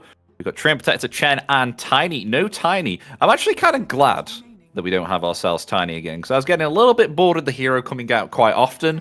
It's very impactful for anyone that does decide to pick the Tiny, so making it a little bit more difficult that Tiny doesn't come into the mix. But Tusk will be banned there too, as LFO. They do like themselves the Tusk, but New Growth have been playing themselves a good Tusk too on Knight, so I'm wondering what Knight will go. But on LFO, Warlock, Slardar, and Jakiro. All banned out, particularly focusing on Jakiro and Warlock here, intriguingly, and Shadow Demon. Oh, it's a hero that we've seen all too well before. He will come out once again. So yeah, Shadow Demon may be one of the favorites, position 4 for the meta right now. Maybe not as strong as Tiny, I agree with you. Like, Tiny is becoming way too common for us to watch here. But yeah, Shadow Demon, classical defensive disruption, aggressive disruption as well, amplify damage with disseminate. So yeah, piercing skill, ultimate skill that can go through BKBs.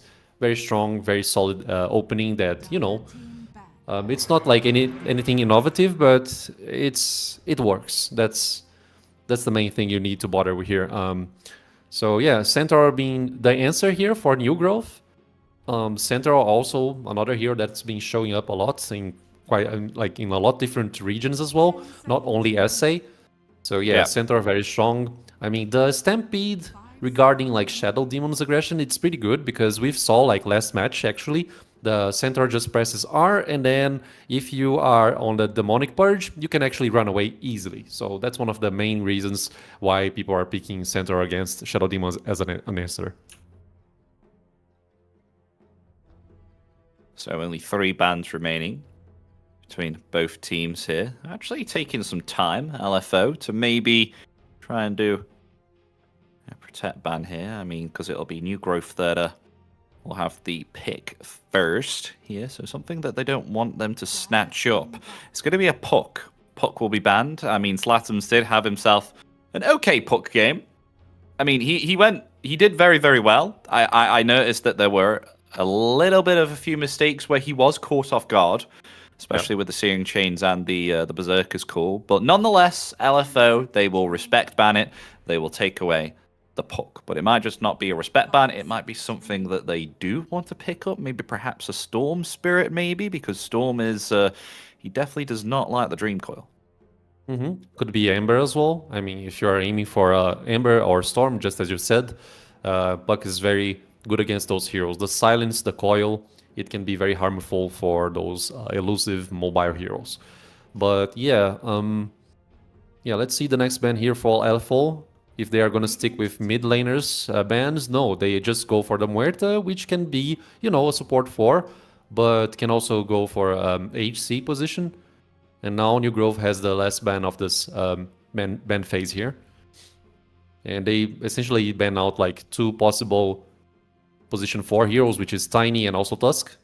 So I wonder if they're going to stick with those possibilities there. Although they need position 4 to pick here, so banning out more of those heroes could be could backfire for them if you are trying to make a shortage situation for the position 4s. So yeah, let's see what they ban.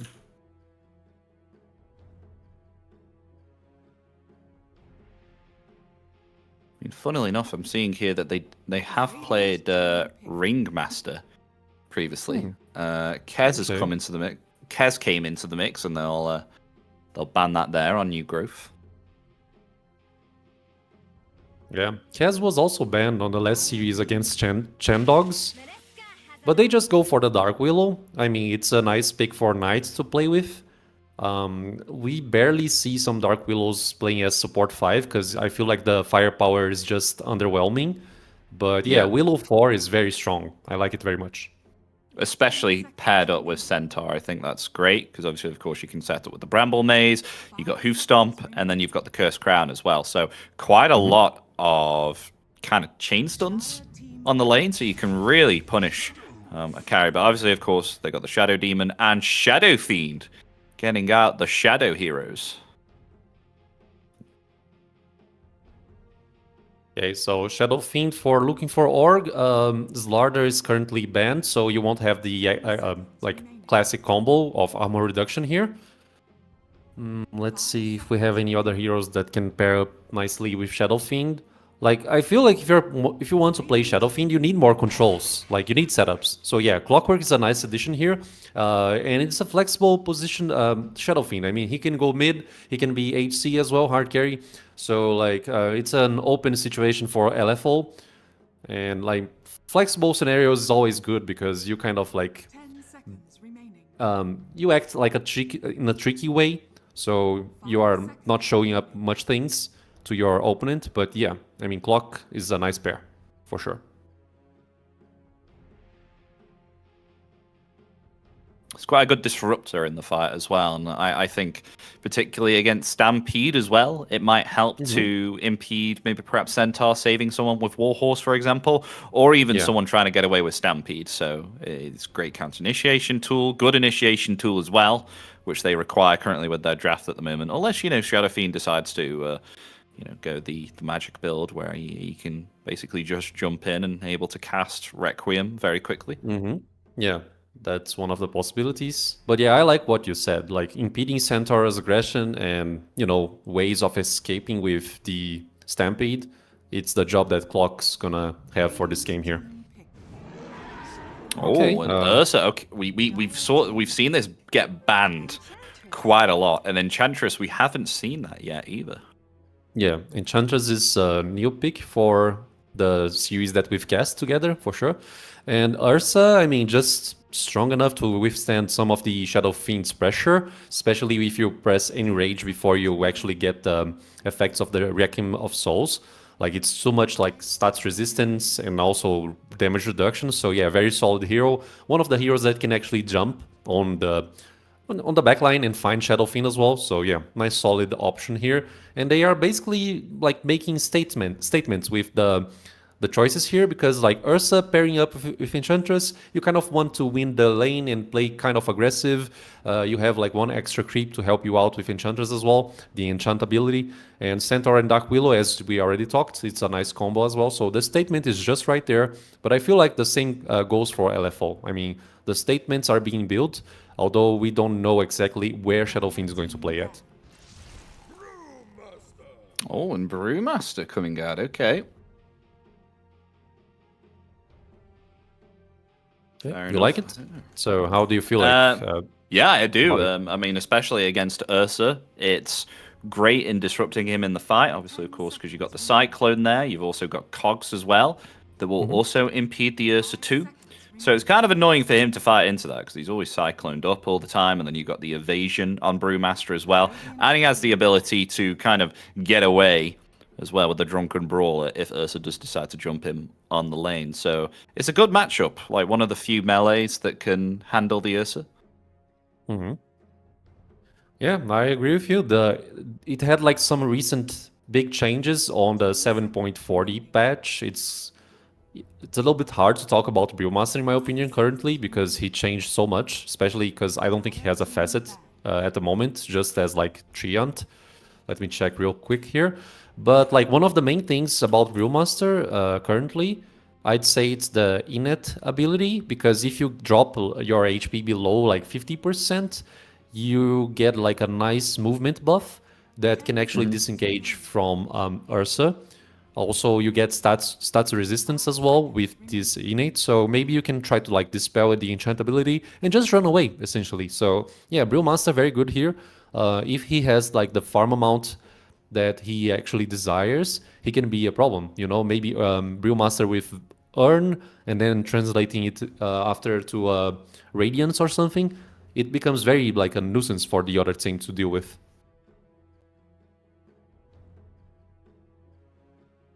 So final ban remaining for LFO. Huskar is gone. And what are they going to ban out? Radiant team ban. It's a Beast Master. We've seen very powerful Beastmasters. I think it was Yuma that played the Beastmaster. Correct me if I'm wrong, Odgeroff, but it was the amount of farm that he had on that Beastmaster was absolutely disgusting. 10 On seconds remaining. it was Yuma's Beastmaster, you say? Like Yeah, it was Yuma's Beastmaster, I believe. Remaining. yeah, I mean he got like 18k net worth by like 20 minutes or something. It was like something absurd. It was like so much money. Yeah, you're correct. No need to correct you. Yeah. So they banned out the Storm. Ember was banned as well because, you know, this could be a Shadow Fiend mid or not. 10 So, yeah. remaining. Radiant team And the last pick is, okay, Lashrak. Lashrak. I mean, it's a hero that can accelerate the game a lot. So you're gonna print out some movement over the map. Yeah, I'm pretty sure you want to actually contest the power rooms as well, especially because you have Shadow Demon and Clockwork to help you out, and you have a nice, decent setup with Shadow Demon too, like not the Demonic Purge, sorry, it's the Disruption ability into the stun, the Split Earth. I think that's the name of the ability that Lash stuns. So yeah, it's a nice combo, and overall, like I like looking for org drafts. Like it feels solid. Everything's like communicates together, the decisions, the picks. So it's just a matter of execution. If the timing of the gaming will actually be enough to actually win against New Growth. But New Growth, they have the last pick. So let's see what they answer here. I mean, against Lashrak, we saw today by New Growth, that Invoker was available and he was very, very good against Lashrak. But the concept was different, right? Because they had Tusk and they also had Jakiro on their team. Yeah. So it'd be quite different in this scenario. It'd be a lot harder for Invoker to try and catch something, because of course rotating around with maybe perhaps Enchantress and Dark Willow would be kind of difficult. Because obviously, of course, you don't have that amplification damage with the tag team, which really helped. But they'll go the Queen of Pain on the lane, so kind of a bit of stalemate there. But yeah, Hake will be on the Shadow Fiend. I think another thing I like about this SF2 is Centaur Warrunner. He doesn't have himself a lot of armor. He has himself a lot of HP though. And SF, obviously, of course, if he maybe perhaps he just puts into Presence of the Dark Lord on the lane, he can actually really hit quite hard on Centaur. And Centaur usually expects like the safe laners to not be dealing so much physical damage to him, which is why he can sustain so well in the lane. So it'll be intriguing to see whether SF can actually give Centaur a run for his money, even if the Centaur is paired with the Dark Willow. So I'm intrigued as to what will happen on that top lane, that's for sure. Yeah, I'm eager to see that too. If they are gonna be able to actually pressure Lelis and Pike with the Shadow Fiend there. Because, Hazes are very strong against a melee hero, and the Dark Willow, even though she can be like ethereal form and outside the game with the Shadow Realm, she still takes the damage from the Hazes anyway, and the Cogs too will affect that ability. So yeah, I wonder how that lane will go. We'll keep an eye on that lane for sure. So what draft do you feel is the best for you here, Ardraff? What's calling to you? Honestly, I feel like LFO team, they have like a brief advantage regarding draft if the execution is there. But if it's not, naturally they are gonna crumble. And yeah, but the draft difference here, it's not so big. It's like very close game for both teams in my opinion. Like the Queen of Pain last pick, it's like a safe route, You just don't want to compromise the game a lot. She can escape if anyone rotates over the mid lane. The Sonic Wave is such a great ability to, print out a very nice damage output on team fights and pick-off attempts. So yeah, it's just like a safe route and a safe addition to the draft there. But yeah, I go with Dire side. And what about you, Epi? Do you have any preferences? I mean, I did mention before about the Brewmaster being good against the Ursa, but I totally made a disregard that, obviously, of course, Panda with Enchant, it's really going to be quite nice. I mean, already at level 1, it slows a hero by 30%. And that's for around about what? Like, how long does that actually last for? I mean, like 3.5 seconds, which is quite a bit. And then pair that with the Earth Shock on Ursa. That's even more slow. I mean, that's more than, what, 50% slow almost? Yeah.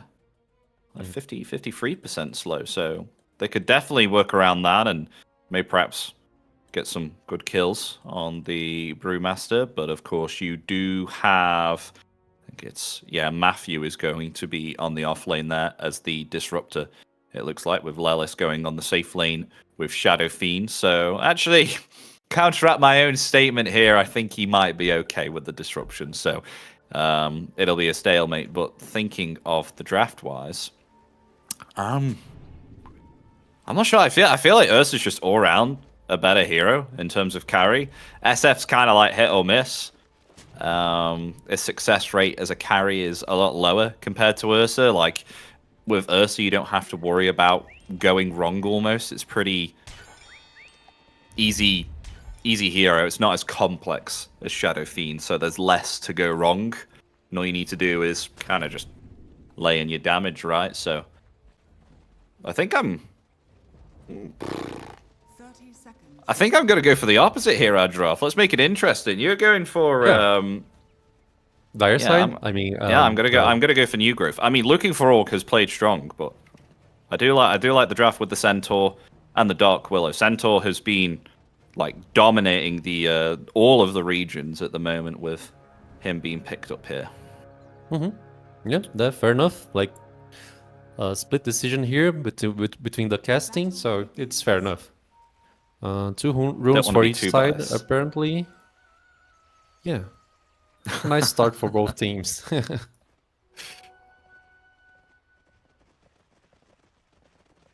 So I originally thought Shadow Demon was going to be on the top lane as 5, but Clockwork on the 5 instead with Lelis there. So I guess that makes sense, as we were saying, the disruption save.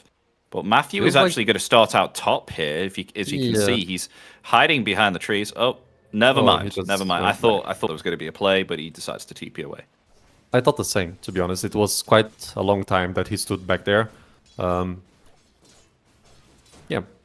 So top lane, we already kind of mentioned this. Clockwork has the chance of trying to help SF defensively and also on an aggressive state to fetch kills with hazes down there.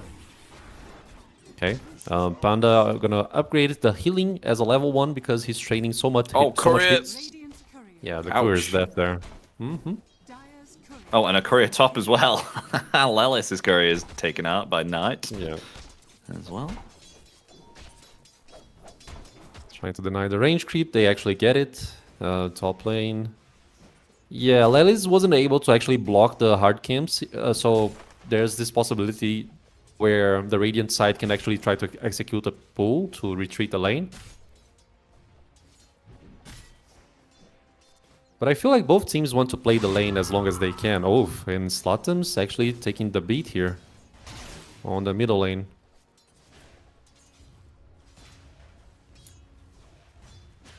Yeah, both of them just want to harass. I mean, bot will be on the way soon, so both of them will be able to replenish. I think once we see level 3 on Panda and Tiburonson, then maybe we could potentially look to see if they could get a kill onto Matthew, because already Panda's been so annoying on this bottom lane here, already using the enchant and starting to beat Matthew back. And soon, Panda will be able to get himself a creep and just become even more of an annoyance here on this bottom lane. Just look at this harass here. It's really working out fantastically for him. Yeah, being very annoying here, this Enchantress. Maybe he'll actually get a second point in Enchant as well. Maybe he can, get a creep, a neutral creep to help the lane pressure as well, which is also always very good. So, yeah, and also the Lotus are about to spawn, actually. Sorry, I was about to say respawn, but no, it's the first one of the game. And yeah, I mean, the Lotuses are very important, right? You need that extra sustain for the lane. So I'm intrigued as to who will grab it. Yeah, okay. Tiberonsin, he grabs it. And Lelis gets it on the top lane here as well. So, looking to be okay here. Passes it to Peak.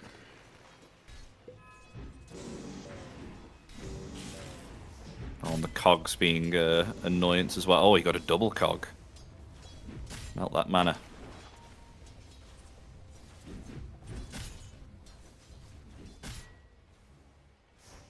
The mid lane's looking pretty even here as well. Oh, he got a nice split off there. PP did.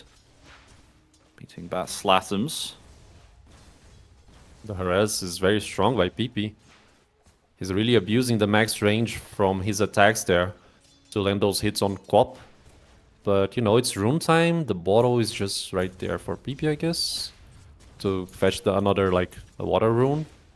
And this is the sort of situation that it's actually very good for supports to try to roam and help to obtain the first, like the second water rune, actually. Because the game is, you know, the pace is low at the moment. The lanes are being studied.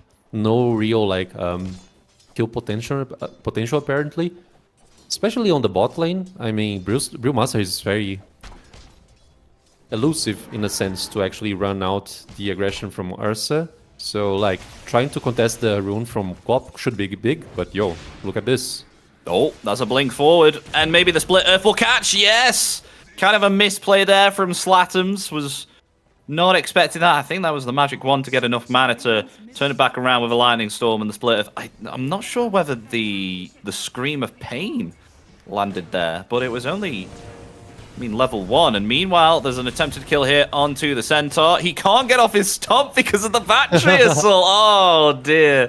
Oh, that's so painful there, and they get the kill on the top too. So, looking pretty good there for LFO. They get a kill on the mid, and they get a kill on the top there as well. Exactly. 2 points in battery assault. Apparently, it's enough to impede the Centaur to use the stun. So, that's interesting to see. PP, once again, over the middle lane there, he was controlling Leshrac on its max range of possibilities. So yeah, nice execution by PP. Level difference here can be something very, you know, annoying against Quap. I mean, funnily enough, on paper, it shouldn't have happened, because the interval is 0.7, but the stomp is 0.5 to land. He still can't get it. Oh, there you go. There you go. Now you see it. Now he was able to cast it straight after the interval. So it's tricky, but it's doable. It's doable but tricky. Okay. Yeah, I mean, it's a costly mistake per se because, you know, it's gonna ramp up SF's farm a little bit. Now clock. Okay, TP out. No, the Ramble Maze. Oh, he's got it cancelled there by the Bramble Maze, and that should be a kill. Slatums. What? Slatums is he going to deny himself? Yeah. Oh, the high ground attack does not miss. Claims the kill there onto Lelis. Leshrac is just passing on the enemy vision there, so they are aware of the rotation here by the Lash's invisibility rune. I mean, he's just wasting time, essentially. Nice ward by Panda, the Enchantress. Dire's middle tower is under attack.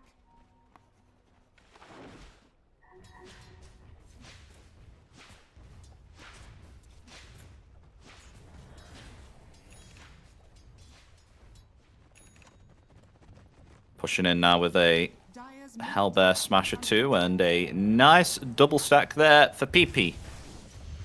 It's going to be some lovely gold to get back. See Chronoptic Nourishment working nicely there to get back the mana. Yeah, that's the thing that is helping him to farm this stack for sure. Meanwhile, I mean, T1 tower over mid, Dire's side, it took so much damage, you know? Like this failed rotation there with the vision just preemptively saying where Lash is going to go. I mean, someone needs to defend mid unless they want to lose this tower early on, which is not good. You lose like map space. You open some entrances as well towards the jungle, so it's not good to lose the mid so early on.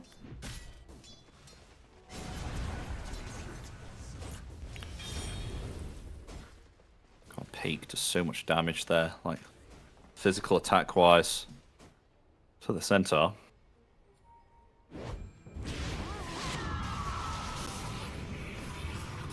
Denying And Matthew, maybe? He's in trouble. Sonic Wave, yeah, there's no denying through that. Sonic Wave claims the life of the poor Shadow Demon. Getting caught out there. I mean, you have Shadow Strike and Enchant on you. Like, how slow are you going to move? Plus a Blood Grenade as well, I mean. Not easy. Okay, double damage room. Yeah. We'll start to pressure now into this middle tier 1. They'll commit the glyph, but I think they're still going to find it here. Just tank up the tower with the Alpha Wolf, summoned there by Panda. And there we go. Find the middle tower. Sub 10 minutes. Pretty good there. That'll give them space to maybe perhaps start to invade into the triangle. Should they make some more stacks here? Kind of remove the resources here for Leshrac to farm up to. I mean, still doing pretty okay, though, on levels. Level 8 with thanks to those stacks. Just actually a whole level ahead of the Quap there. And Peik has rotated bottom here with Lelis to try and see if they can get a tower of their own. As they should be able to get this with no Glyph of Fortification available here. For the side of... that is New Grove. Yeah. Oh, and now they're going through the Twin Gate here, so maybe perhaps defend this top tier 1 tower. Lelis. Hiding in the trees, ready. They've got a Marsh Mage. That'll be taken out. Oh, they're attempting to go for Peik now. He may be in some trouble. The Requiem is cancelled, but the Disruption save is there. As he's going to cast the Requiem now, he does get it off, but one Tiburosin, he gets himself the Enrage so that the Requiem does not last for long. But he may be dead here. The Blood Grenade is there, the Flare too. And I didn't see that, but the Queen of Pain dying near the small camp there also. So even though that they got the SF, Ursa and Queen of Pain, they both fall. Yeah, it's a 2-for-1, 2 cores dying, and like position 1 and 2, the most valuable ones. It's not the best scenario there. The gold change for LFO is like 760 gold, and XP change like 1k and 100. So yeah, like a good bonus for the Dire side, most likely. And yeah, it paid off essentially, even though like SF tried to survive as long as he could.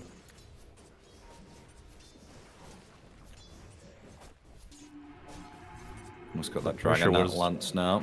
Oh, and a disruption into a split earth that will connect. So a lot of damage dealt there to Slatums. But so of course he gets out.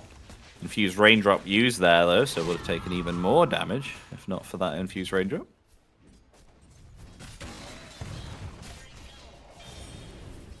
Hey, regarding like Brewmaster, the advantage that they get on the hero right now, considering that he also broke the T1 tower of the safe lane with the team, I feel like he's gonna be free farming for quite a while, you know, while Central on the top lane might not get the same result, considering that they are kind of defending the lane, and you have hookshot to set up some stuff, and maybe you get Leshrac to rotate as well and try to kill the center. While if you try to go aggressive on Brewmaster, he presses R and then he's just fine, you know. If the damage output damage is not enough, like if you cannot burst Brewmaster, he just presses R and go away. So I feel like for the at least like maybe 6 minutes or so, Brewmaster should have like a very nice time of farming net worth. Yeah, he's just completely free here with the Spirit Vessel. Don't blame him not going anything here, right? Radiance. Oh, they found the Ursa. Hook shot. It connects. They're saving the cogs. And the Enrage is there. Is there anyone who's going to be able to save the Bronson? There's not. He's a dead bear. There we go. Dead cub indeed. Like the demonic purge was also used for that one, considering that it's just like 60 seconds without ability. It's fine, but yeah. I mean, maybe unnecessary usage of the ulti there by the Shadow Demon by Matthew. I mean, better safe than sorry. That's always something I try to say.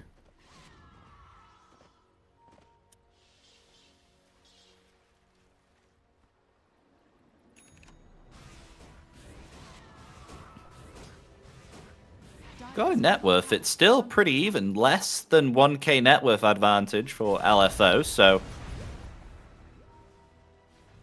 Seems like everyone's doing alright in terms of net worth. It's pretty even, apart from SF here, who's a little bit flying in terms of net worth, going for a Manta style now next. And meanwhile, Sonic Wave, they got the Bramble Maze there too, onto Leshrac, who's picked off. Meanwhile, though, they are going to get themselves a hook shot. They've caught Knight within the cogs, but there's no follow-up damage. Actually, Lelis might actually be able to solo the Dark Willow with thanks to that Spirit Vessel there from Vitaly, and that'll happen there indeed. But meanwhile, the Shadow Demon will fall, so it's currently a 2-for-1. This fight's still ongoing here with Vitaly on the chase, but now he's attempting to flee and disengage. So at least 2 on LFO for just Knight on the Dark Willow. Yeah, just a nice combo overall there, using the Terrorize to actually impede Lash from using anything. Even though he has like a mech available, he could not use the item there. So yeah, nice combo overall. And maybe some late reactions from the supports, but you know, it's Dota. You cannot really react to everything. So yeah, just a very contested game for this first match here. At least for now, for this like first 14 minutes of the game. BF done by the Ursa, so now he can amplify his farm for a good amount of money. And Shadow Fiend, you know, he's ramping up the net worth chart as well, because it's SF, it's a hero that everything like helps him out to get money and farm the jungle there. The hazes... All split surf! Oh, he doesn't get it. Would it be enough if he lands? Like, I don't think so. He has a shield rune on top. Oh, yeah, he does, yeah. Yeah, I mean... yeah. Maybe they need like something else to control the squap here. Or just try to establish fights with, you know, Primal Split. But, yeah. Small pause. Matthew says go. The Brewmaster aiming for Vitaly, aiming for the Aghanim Scepter here, which... you get like 1 max level of the Brewlings, is that it? Do you know how to describe how? I mean, it's a recent change for Brewmaster as well. So yeah, you don't get the Void Brewling anymore, but I'm not a big Brewmaster player, so I don't know particularly me neither. On the big changes. But it improves the Boulder, the Tornado, as it seems. The Brewlings get more stronger, essentially, and you can cancel out the Brew ultis whenever you can, whenever you feel like to. Okay, they know about the position there about Panda.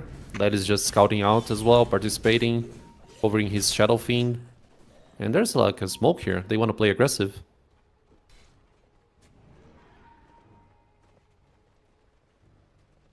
Oh, smoke play here. Maybe they can catch Arcano with a disruption. Oh, the smoke breaks. PP's those close behind. Stampede is ready. So they realize they're not going to catch that Centaur. So they'll just take out the Dark Troll Summoner there instead. Nice 100 gold. And there is still a tower standing on this top lane. So they could potentially push it with this Catapult Wave. It is pretty healthy. But funnily enough, they will decide not to. Okay. Oh my, then where are they moving then? Are they going to attempt to get the middle tower? Meanwhile, some action happening on the mid. Oh, they got themselves Knight here. And he's going to commit the fear that... no, he's not. Will change his mind. Will still survive, though. Oh, here comes Latoms. He's got himself a Sonic Wave ready. He commits that there, and Lelis actually survives with thanks to the Guardian Greaves. Fear committed there onto Vitaly too, and no one is lost. Okay. Just hookshot being used. Any other skills? I mean, Sonic Wave, Stampede. So by that, I feel like LFO, they want to take towers and play over the macro objectives here because they can, you know? You have Primal Split, you have Wrecking of Souls. Clock is just regenerating himself with the Tranquil Boots. Oh, the initiation there? Yeah, with the disruption. And it heavily slowed down there. And that should be a kill with the Demonic Purge. There we go. Obtained on the Enchantress. And Lelis in the sidelines with the cogs. Firing in the middle. Yeah, making good use of the cogs there. Expanded armature is the facet that Clock is using right now. So it gets a little bit more easier to move around the cogs. The cogs, my bad. So yeah, not a good word there, but you know. Oh my god. That's okay. It's always clockwork that, like, you know, yeah, that's it. I'm embarrassed now. Epi, help me. It's okay. It's okay. I've said worse things. It's okay. It's an understood mistake. It's fine. Mistakes happen. And speaking of mistakes, I think Enchantress is a little bit too far. Never mind. Oh, okay. Guardian Greaves used that. Sonic Wave comes out. PP. Oh, he's going to TP away. He gets out. Okay. Wowie. That was a bit close for comfort. Another good Heading to Roche. usage of TP there to disengage. Roche attempt. I mean, definitely LFO can contest this, right? I definitely think they can. There's already action happening here. Panda is actually going to sacrifice his life here, maybe perhaps for them in order to get the Aegis. As Enchantress, still surviving. Still surviving. Hookshot is actually going to have to be committed there as they'll get it. And with Pake coming in with a Requiem, he's a little bit too late there. They get the Aegis, they disengage. So Enchantress will sacrifice his life. Well, meanwhile, though, the Stampede's already been committed and are kind of cycloned into the air. But Vitaly is quite low here, only 800 HP. Oh, look at this. Tiburonson jumping forward there with the Blink Dagger. He's going to use the Enrage, try and get Pake. But the disruption save from Matthew, locking in that Ursa. He'll draw his attention now onto the Clockwork, laying into him there with the Overpower. They get the kill. As Vitaly is also being chased here by the Dark Willow, as the Shadow Realm is able to claim the life there of the Brewmaster as they want to try and find more. They found themselves the SF within the trees. There we go. As that's 3 dead for the sacrifice there of the Enchantress for that Aegis. That works out very, very nicely here for the side of Newgrove. Yeah, I mean, great execution overall. They just baited out essentially almost every skill, every big skill from LFO. The Primal Split there, it did not convert to a big, big thing to get on the Dire side there. And yeah, the Wrecking of Souls trying to impede the Aegis there for the Newgrove team. It wasn't good enough as well. So yeah, by knowing those that those abilities were on cooldown, Ursa just went in and went nuts. So yeah, good job by the Newgrove team. And I mean, 3k net worth, it's not the best difference that we can get in a game. But, you know, you have to make your small steps towards victory. So now a shard as well. Oh, they found anyone? Did you see what happened? No, I didn't actually. What happened? Tiburonson went to go solo the Tormentor and he died even when using Enrage with his Aegis. He lost the Aegis. Oh, yeah.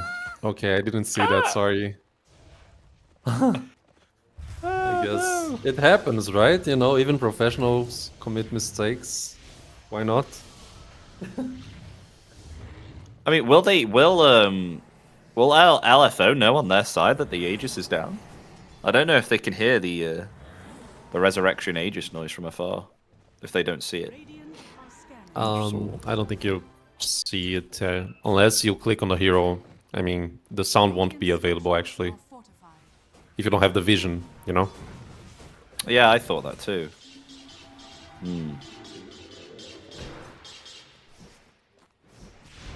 Slatums. Oh, he's blinked forward here. This could be a death for him. Requiem is there too, and they'll get the kill.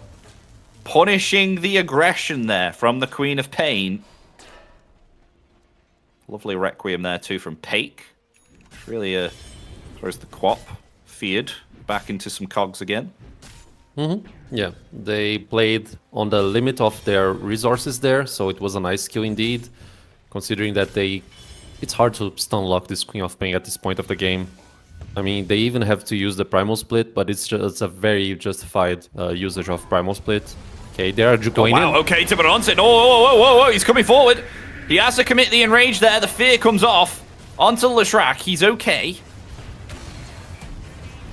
And Arcano's caught within the cogs there. Oh my gosh, look at Lelis there with the cogs. He's been so annoying. The battery assault now really keeping Arcano in their grasp. As they find the kill there onto the Centaur. PP, he's around about 800 HP. He has to be careful. He's already used those Guardian Greaves. There's Slatums now. He comes forward onto Lelis, but the cogs will protect their retreat as they will disengage. So they'll pick up a kill there onto Arcano on the Centaur, but that's around about it. I mean, retrieving some net worth that they lost by, you know, losing the Aegis, by losing the team fight as well, the previous big one. So, I mean, it's very much necessary, I guess. I think someone just bought a dagger. Who was it? A Shadow Demon? Matthew? Yeah, I mean, this dagger on Shadow Demon is very important as well because he can play like very backwards, in a backward position there, so he can actually join in so easily right now with the dagger and try to help anyone or even try to, you know, play aggressively. So I like it very much. It's a quite late dagger, but still fine for SD. Not the best hero to actually, you know, get some farm with like a Ghost Wave push scenario. Yeah. Oh wow, okay, Matthew. He blinks forward. He's got a disruption there onto Panda, who's attempting to flee. The Stampede is there, so that will save the Enchantress. Should be able to get out fine. BKB achieved, though, now onto Tiburonson. So that's going to be a lovely item to use now in these upcoming fights. The cogs and the disruption have been a really big problem here for him. He's just not been able to lay off lots of damage. All this meanwhile, Split Earth with the disruption combination helps to take down the Enchantress. Down for 40 seconds. No way to help her out now, considering that Stampede was on CD, but the output damage was enough as well on this previous engagement. So, good job by LFO. They are also aiming for a dagger on Leshrac right now. I mean, Hurricane Pike on SF, so he can reposition himself against Ursa, mostly. And yeah, I mean, the items are coming, but I don't feel like LFO is exactly on a power spike right now. I mean, the game is pretty even, right? Yeah, it's kind of, yeah, I mean, only 4k net worth lead on the side of New Growth, but right now it's actually LFO that are on the aggression right now. I mean, they've caught themselves the Ursa, who's slowed down here by the Demonic Purge. He does get himself to the high ground, though. So he's okay. He does. Vitali used the Primal Split. Maybe perhaps they'll try and find Arcano, and no, Arcano fine as well, so Primal Split committed there. Yeah, they don't find anything, and now they know this. They know now is the opportunity to strike. The Primal Split's down. They don't have Demonic Purge. Hookshot's also on cooldown here. So this is an opportunity to try and see if they can get themselves a fight here between LFO. It's a perfect opportunity with these ultimates being down.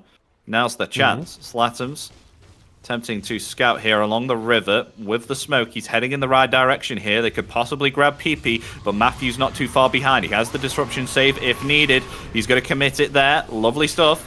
Sonic Wave will not be enough to take down Leshrac. He's still okay. He's going to attempt to teleport away here. It's not going to be enough. He won't get away. With that, they do indeed take down Leshrac. So a lovely pick off there on the side of New Growth. Yeah, nice pick off there. They executed it perfectly.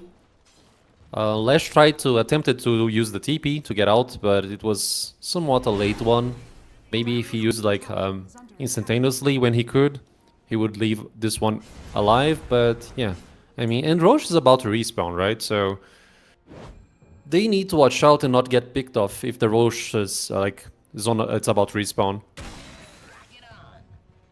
And it's gonna be a max timer, I guess. So they're fine about this. Oh. Yeah. So probably won't be seeing another big team conflict fight like we saw previously until maybe perhaps the Roshan comes in. Because 100% Tiburonkin will want that Aegis again on the Ursa. I guess so. With Roche banner as well. I mean, their team is mostly a team fight team. It's not like the best one to actually siege the towers. So the banner is very important as well with the Aegis in that context there. And a smoke right now by LFO. I mean, they know that Roche could be respawning right now, so they have no ways of actually scouting it without, you know, showing up and using the rocket flare, I guess. But they want to preemptively move out, sorry, and try to find someone and kill before the Roche respawns. Well, both teams smoked up here at the moment with new growth. They might actually grab themselves the high ground here. The smoke's going to break on Lelis. And the river. Slatums comes forward with a Shiva's Guard. They found themselves Vitali. He does have himself the split earth if he wants to commit it. Arcano with the hoof stomp as well. We do have Ursa trying to lay into Lelis. Disruption is there. Sonic Wave will be committed onto Free, but they're still okay here. Attempting to turn it around. Panda will flee there with the Stampede. As meanwhile, Ursa laying into the damage there to Matthew. Instantly gets the kill. BKB activated, so that BKB down now. And Matthew actually going to buy back here and try and come back to the fight. He's quite far away, though, TPing on that tier 2 tower. So is he going to get back there in time for this fight? SF, he's still okay. He will cast the Requiem. There we go. But Knight coming in, trying to find the kill there onto SF. He will survive, but in return, Arcanos is gone. Disruption there. Matthew is going to be a dieback. Even when he comes back into this fight, Lelis now getting controlled in place. There we go. Clockwork's gone. That's 3 dead with 2 deaths on the Shadow Demon. And maybe perhaps you can get the bash. Yes, you can on the TP Leshrac. There we go. Double kill on the Ursa. It pays off for New Growth here. They come out on top for that team fight. So for 1 death on the Centaur, they get 4 kills. And they're just going to head into Roshan now. Leshrac down for 50 seconds. They will definitely get the Aegis hit. Exactly. It's a nice timing to win a team fight, so you can actually get the Aegis. Even if like everyone was alive on the other side to actually contest the Aegis possibility here, no ultis were gonna be available. So no Wrecking of Souls, no Primal Split. And I gotta say it, like Knight as a Dark Willow, at least for not only as a Dark Willow, we saw the Tiny and how he's playing today, but he's being a nuisance to LFO. I mean, every Bramble Maze right there, it's making the game so much more complicated than it's supposed to be for LFO. And like literally, like even the Brewlings, they cannot really handle the Bramble Maze very good apparently. So yeah, I mean, you got a shout out for Knight here. I mean, he's doing a marvelous job for the team. Find it funny how he's jumping back into the back lines as well and disrupting SF, so he can't lay out his damage. Yeah. We didn't see it on the camera, but I was looking in the back lines where Knight was just chasing Pake, who had to actually disengage from that fight, so he couldn't output his damage because Knight had jumped forward with the Blink Dagger. He had himself the Bedlam, which was doing quite substantial damage there to the SF with the Shadow Realm too, protecting him. So yeah, props to him. He's been doing fantastic. He is. And like not hitting a good Wrecking of Souls, it's diminishing the damage possibility for LFO for quite a lot, by quite a lot. So yeah, I mean, they need that Wrecking of Souls. I mean, the Lash with the Guardian Greaves, I mean, it's good that he can actually dispel some things and help himself out. But like just, you know, stacking the damage on SF only, it's a problem. So the Wrecking is very necessary at the moment. Maybe when SF get a little bit more of items, then the DPS will be out. But yeah, so far, no good for LFO. I mean, how is PP doing in terms of items here? I'm going for a Shiva's Guard, kind of a Discord. He has a Blink Dagger here too. Maybe perhaps he can utilize that Blink Dagger nicely if a Disruption save comes into play. He's been disrupted quite a few times within these fights. I mean, he's had to. With the amount of damage that they've been laying out onto Leshrac. And a BKB now obtained on the Queen of Pain. That is a big item because he has been chain stunned quite a few times. So that'll be very nice. Oh, and Lelis with the jetpack. Oh, dear me. Oh, he's going to get through the Bramble Maze. No, he's not. The bash is there. And Tiberonson, he gets the kill. Meanwhile, though, a Sonic Wave there onto the Shadow Fiend. He does have himself a Silver Edge, so he can get away. They don't have themselves detection. There we go. He's out of there. And so is Matthew. Matthew will blink away there too. Yeah, oh, but they're on top of Vitaly with the Earth Bruling. Gonna try and get away. Oh, he blinks away. There we go. Not able to get the Bramble Maze there to catch him. So yeah, just one death on the support. Bottom tower has fallen. Yeah, Stampede used, Sonic Wave used as well, but no other big resources. And actually, Co-op is actually very close to getting the cooldown off from the Sonic Wave. So, I mean, no harm is done for New Grove's team right now. They are starting a fight there, top lane, actually, on aggression on Lashrak. Well, they are indeed. Split Earth down, but Lashrak's not surviving through. He has Guardian Greaves in a few more seconds, but he'll still fall. Slatem's getting the kill. That amplified damage rune really helping out there. But Peik is he's hanging around here with this Shadow Blade.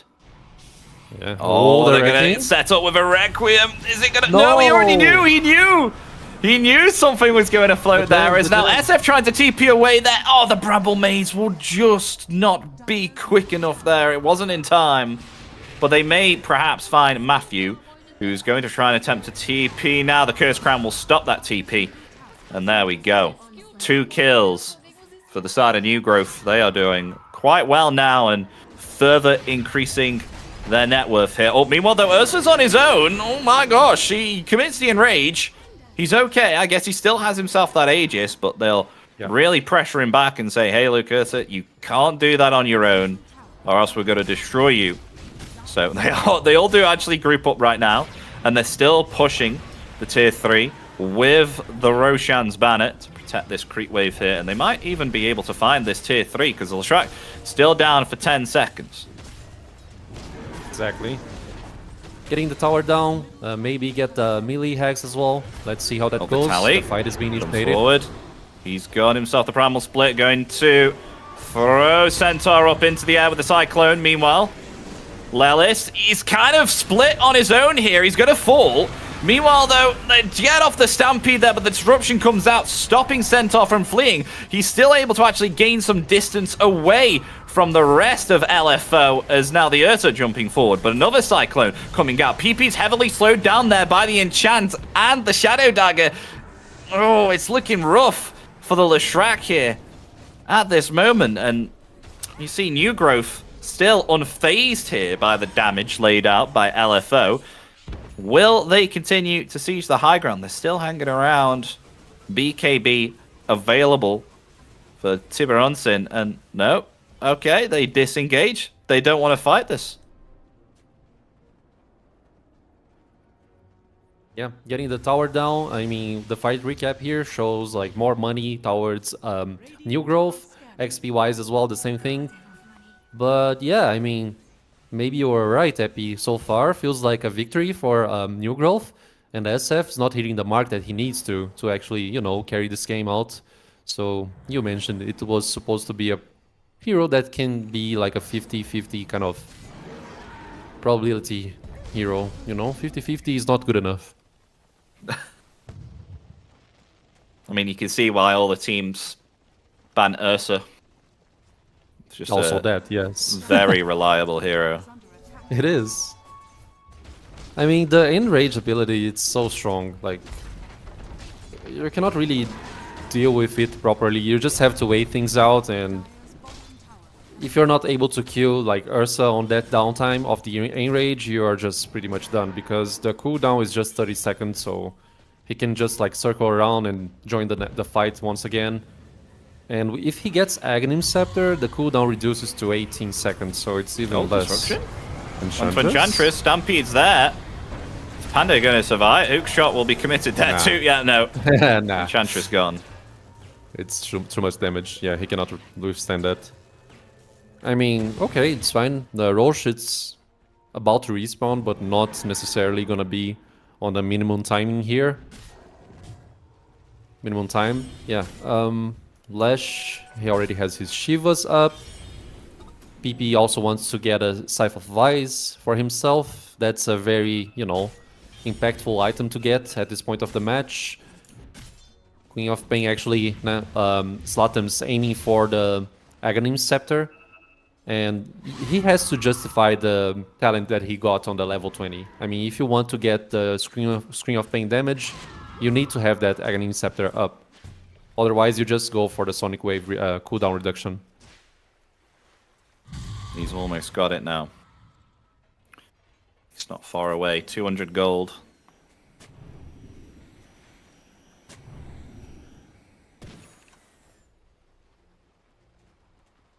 So Roshan guaranteed to respawn now in 1 minute. Aghanim's obtained now on the Queen of Pain too, so maybe perhaps we'll start to see some more output damage because, as you know, Ardraoth, the Aghanim's on the Queen of Pain is absolutely massive. I mean, especially with this talent as well, and the increase of the Scream of Pain. Oh, Disruption. Oh, what? It's onto Arcano. Pake. He's kind of on the front line though here, but he'll get force-staffed to the high ground with his own Hurricane Pipe. BKB activated here by Slatums, but Lelis is going to get away here with the hook shot and the jetpack. So disengagement again here from LFO. Surely they don't want to go back in, right? Wow, okay, they're going back in. I mean, Stampede is ready. They want to commit this. It's on their side of the map, so they're playing by their terms here as they got themselves the hook stomp onto the Brewmaster. Brewmaster is decimated before he can even use that Primal Split. Stampede now, the fear is there also. Leshrac is still alive, but they focus all their attention there onto Pake as Pake's going to fall, along with the Leshrac here too, who's completely stunned up unless Matthew is able to actually save PP there. He is not. That disruption will not pay off, and they cancel the TP there onto Matthew too. They'll lose no one, but they will take 4 here on the side of New Growth. Coming out on top, they could either choose now to get the middle side of Rex or get themselves the Aegis. I mean, with 4 down, they're already comfortable with playing at a 5v5. So the best bet now for them is to take themselves a set of racks, and then when they're all respawned, go and get themselves the Aegis. Exactly. You need to force out the buybacks here. Getting hexes is way more important than Roche at this point. Considering what you said, the depths of the heroes. But yeah, it felt like they want to re-engage there because they knew that Queen of Pain didn't have her BKB up, in this case Latums, but it backfired a lot. I mean, Brewmaster, he wasn't able to actually use the Primal Split. I mean, he was like perfectly controlled by the Hoof Stomp, also Knight again, like doing a great job with Terrorize, Bramble Maze. So yeah, I mean, this is like all merits for New Growth. It's all New Growth's merit, like, on that one. And now, I mean, Hex is down. They are just gonna seek out the Aegis. But let's see if the engagement here goes accordingly for LFO. Yeah, I mean, you just saw in that fight as well that they had I think they're really having problems with DPS here right now because PP's been heavily controlled. He can't get off like Pulse Nova or Diabolic Edict, you know, stuff like that. And Pake is not able to get enough damage off here with his current physical damage at the moment. So he's the only like strong damage dealer right in this, and Brewmaster's just being the utility here to try and disrupt the fight. It's quite difficult for them to lay out damage right now, so something needs to be done about DPS for LFO. Yeah, I agree. I mean, Shadow Fiend Pike, he's aiming for the Daedalus right now, and to be honest, like, considering this state of the game, just go for it without buyback. Just all in, you know, try to fetch your items because the game might not last so much. And yeah, nice smoke here by New Growth. Let's see how that goes. Oh, he activates the Shadow Blade there. Oh, well, it's no! Oh, destroyed in a mere 2 seconds. They're not going to go, are they? Oh wow! Okay, Vitaly. Whoa, hello. He blings forward, but they don't take advantage of that. They're actually just going to go and play it safe here. They're just getting themselves the Roshan instead, but they're still going to contest. I mean, there's a buyback available. He could TP. Buyback and TP with the hook shot. Oh, Slatums with a big Sonic Wave actually pushing 2 back. There's PP. He's actually still surviving through it here. Okay, there we go. There's the buyback. But the Leshrac disruption save there as Panda could have almost single-handedly taken down the Leshrac. Requiem now, but Pake is dead. Matthew gone. No, sorry, that was the death with the Requiem. As that is 4 gone. GG is called, and game 1 will go to New Growth here. Yeah, nice game by New Growth. You were right, like regarding SF, like it could be a very 50-50 situation if you don't have the complete control of the game. Like the DPS was not there for the team, especially considering how Lash kind of built his hero there. He really needed the Guardian Greaves, to be honest. Like he really needed that. So it's not like the item build was wrong, but like overall the coordination from New Growth, everything that they done, especially Knight's presence in this game here, and also not only on this game, but for the last series as well. I mean, just impeccable gaming. Yeah, nicely done by them. Like very nice game one. I thought maybe perhaps Leshrac would need maybe a BKB maybe here, but he thought that the Guardian Greaves were more than enough for him to kind of press on, because you don't really want to buy 2 defensive items, do you? We said that they had trouble with the DPS, and he realized that. He's like, well, I bought Guardian Greaves now. I'm gonna have to try and see if I can do damage here. But you can't do damage if you can't live. And the BKB, I think he really needed something along the lines of that. So I don't know whether you go Guardian Greaves again. It did save him in a few occurrences, but unfortunately for him, he did not have himself the greatest Leshrac. And the Ursa coming out, that was banned. We saw it banned many, many of times, and we can see now why this Ursa is so prominent, because it's just such a great dealer in terms of taking the Roshan quite easily and setting up for that. And it's fantastic. I mean, not to ignore the fact that he did die at the Tormentor with the first Aegis. not to ignore that one. But yeah, no, they take game one nonetheless. Yeah. So, folks, we are going to take a 10-minute break as we will get ready for game 2 between New Growth and Looking for Org. We'll see you in 10 minutes. Don't go anywhere for game 2.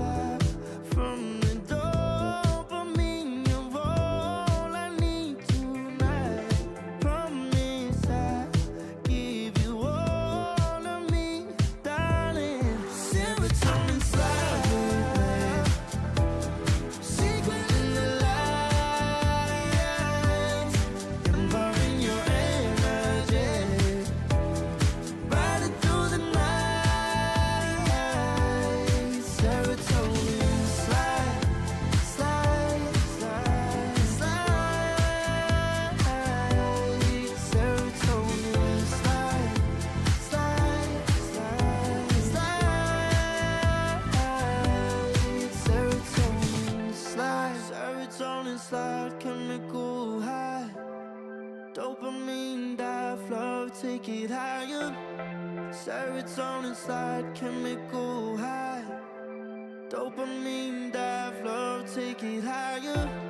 Serotonin slide, chemical high. Dopamine dive, love, take it higher. Serotonin slide, chemical high.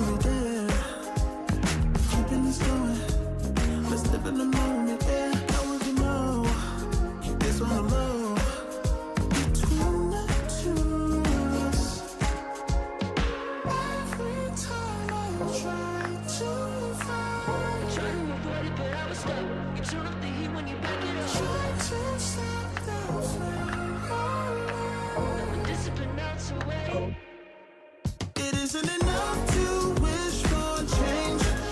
You either give in or pull away. We have the will to choose our fate. Whether it's wrong or right, I'm holding on for life. For the ride.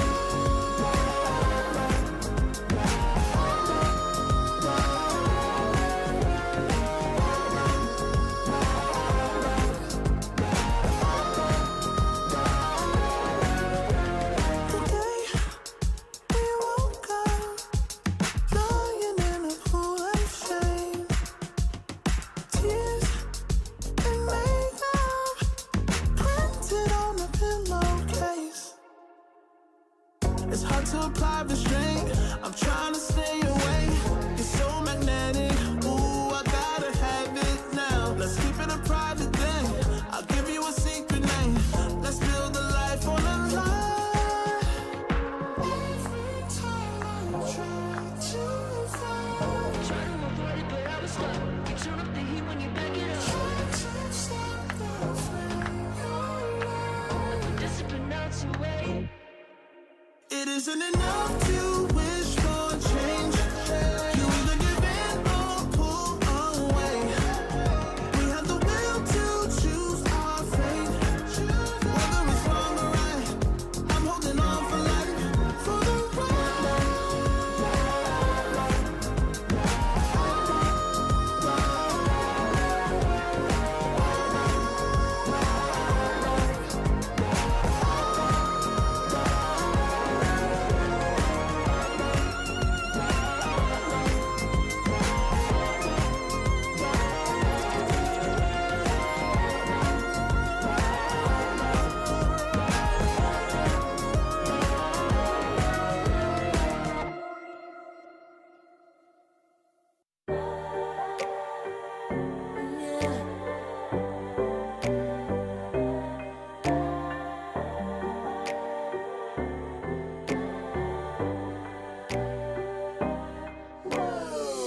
Talking my, I've been working all year, getting by. Looking for the high, taking all my time.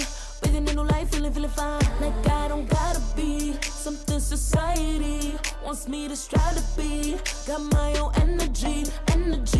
So magnetic in the spotlight. Shaping my own will with my own mind. Don't talk about me unless you alright. You gon' see I'm feeling real free, protecting my energy. I gotta protect my mind. I'm breathing in new life. It's time that I realize what feels good ain't always right. Making changes, I got me a new strut. No more settling, I'm running out of good luck. Never chasing, I attract, I'm busy going up. If you see me come correct, then keep it on the book.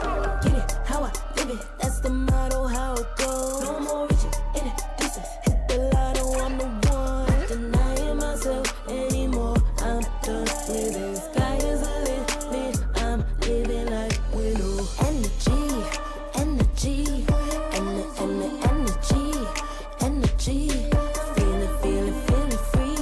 Feeling free.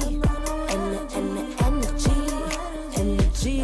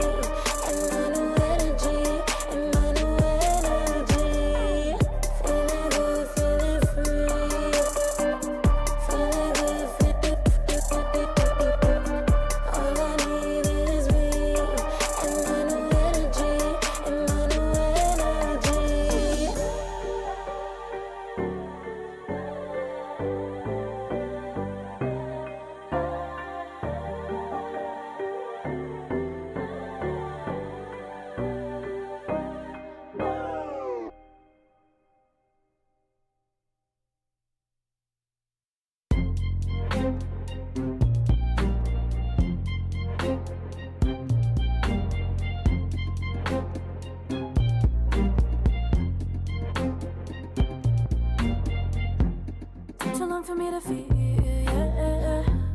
Tell me why you on your knees, yeah. Mama thought I had a dream, yeah. Kicking off the covers, I'm too hot for this bed. Give me space, I need to breathe, yeah. Give a face, giving it beautifully, yeah. Yeah, it's just me and my clique, yeah. We might be the hottest, but we let you in. Angel energy, let you sit with me. Angel energy, angel energy, angel energy. We got sympathy. Angel energy, angel energy.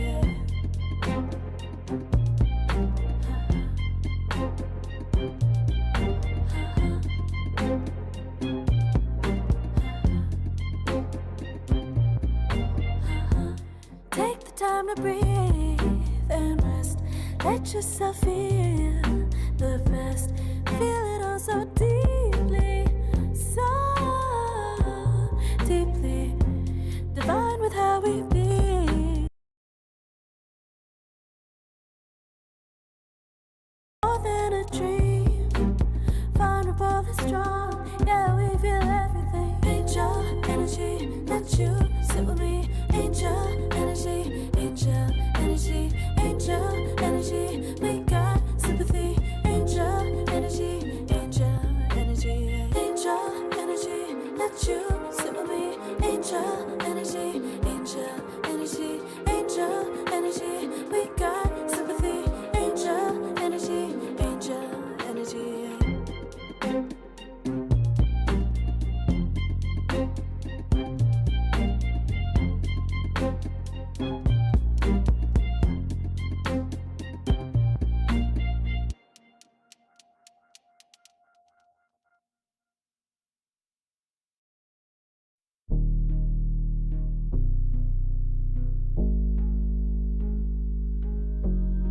Never pressed, but I got the juice. Taking the lead, that's just what I do. I made mountains move with one hand tied, and still this world ain't satisfied. Everywhere I go, they stop and stare. I tell the truth, I take it there. Call me vicious, persistent, overzealous, that's fine. Main character energy, I stay taking what's mine. You need a foot on the gas, or put my name on the line. Main character energy, I'm just taking what's mine. And it's written in the stars, I'm a king like my sign, yeah. Reasonable, the jaws drop like a surprise. Don't be mad about it. Don't be mad, don't be mad. Don't be mad about it. Don't be mad, don't be mad. I don't play the game, nah, I make the rules. Cards close to the chest, and I don't play no fool. Don't be mad about it. Look, yeah, my name stay in the mouth. Legs got broke, they said cast her. I'm the 911 response in a disaster. I don't ask, I just take. Treat the world like a man, I just blow them away. Yeah, I'm a #1 fan. Don't need a bark, I'm a bite. Switch me on, dark need light. Don't need pity, don't need spite. I just plop, plop, plop. Hello, everybody. Welcome back to the South America Close Qualifiers for ESL One Birmingham. With myself, Epidamnos, and Argerov. We're coming in for Game 2 out of this best of 3 between Looking for Org and New Growth. We thought that maybe perhaps Looking for Org, as they've had a much stronger performance within these Close Qualifiers at the moment, would be able to take Game 1, but we were surprised when New Growth have found some inner cunning and they take themselves Game 1 at its best of 3, but we're going for a Game 2. Argerov, how do you feel that this series is going to go? Do you think we will see a surprising 2-0 here from New Growth, or do you think we'll get an equalization with LFO getting themselves a second game? Well, I expect the equalization to happen because, you know, LFO, they are a strong team as well. So we have like great players over there. But yeah, considering like New Grove's performance since yesterday and what they are presenting today, I mean, it's very possible that we see a 2-0 and I wouldn't be surprised. So it's time to actually accept that New Grove, they are on the streak here and on a very hot streak. So yeah, let's see how the Game 2 goes and especially the draft, you know, because if especially they favor out Knight's game, apparently, they are going to have a good game. Like Knight's just been... He's been playing marvelously like this this past series and games. So yeah, I expect to see more of Knight on this match here.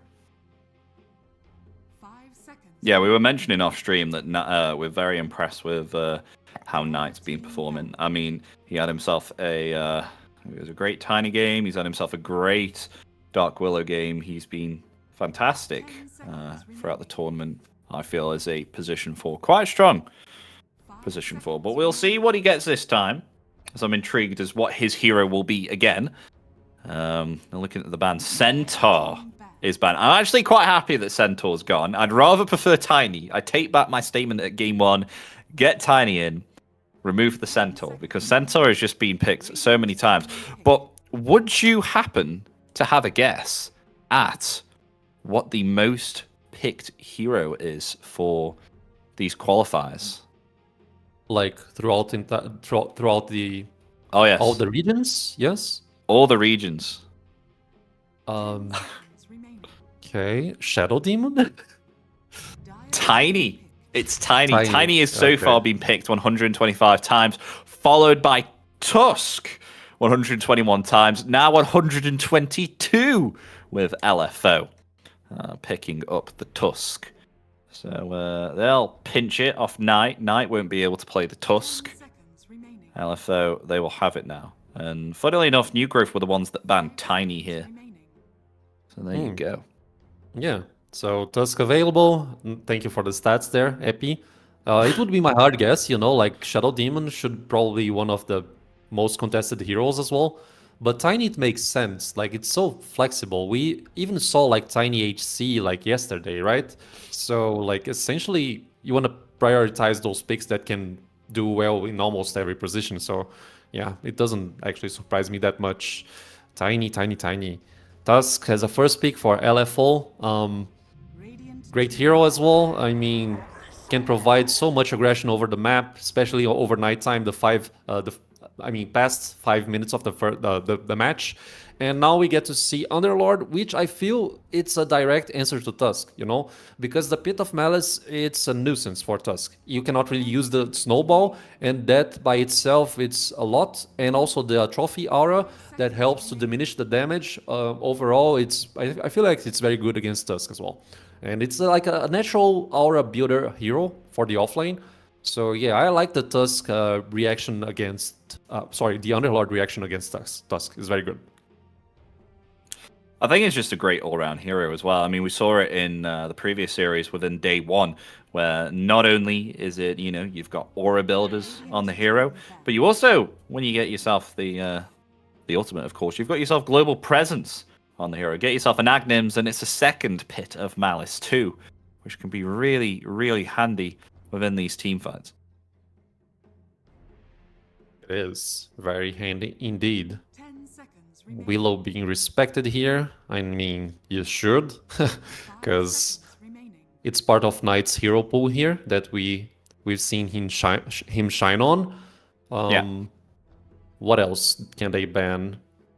I mean, Husk is kind of good while pairing up with Underlord. I mean, Husk is open for this next stage of the picking phase here. Shadow Demon gone. They're banning all the common heroes apart from Tusk. Tusk comes down. Exactly.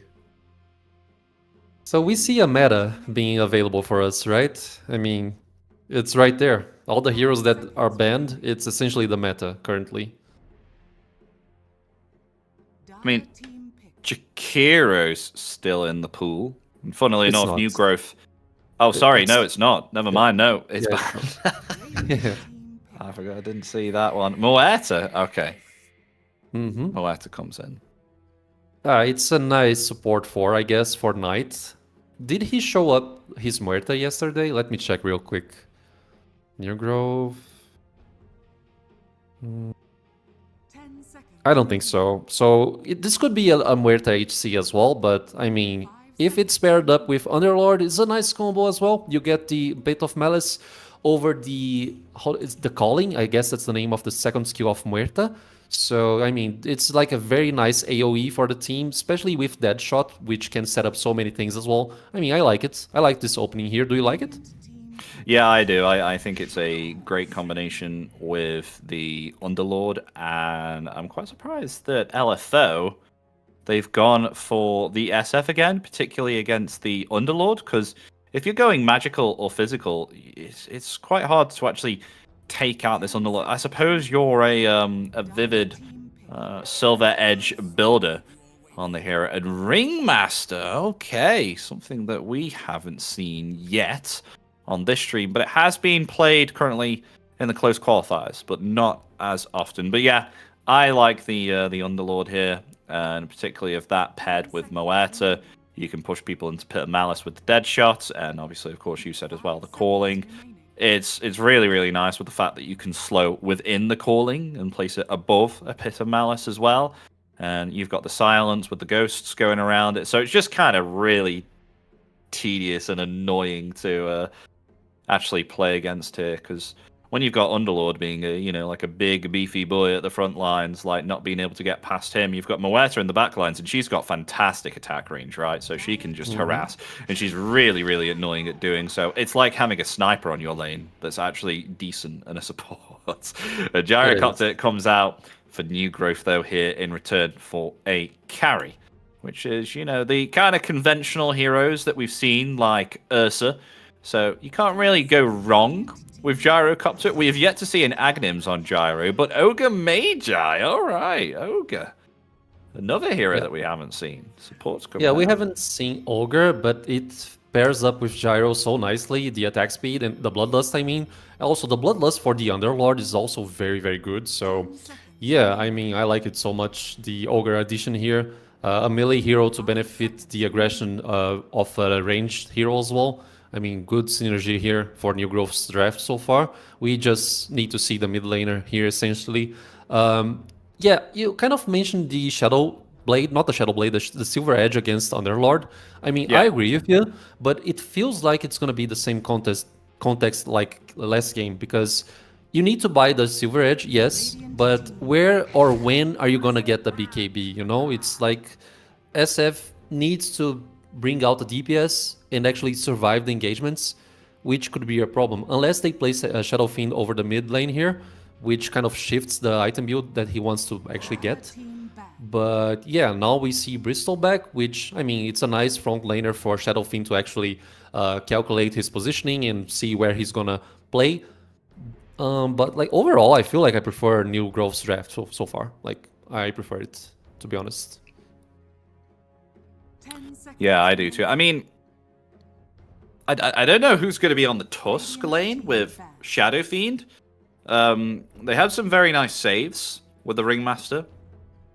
But again, I'm thinking DPS, especially against Underlord with his auras, Atrophy aura as well. But I'm wondering if maybe perhaps they do a Tusk and Shadow Fiend lane with Ringmaster and Bristleback on the off lane. I think it could be doable.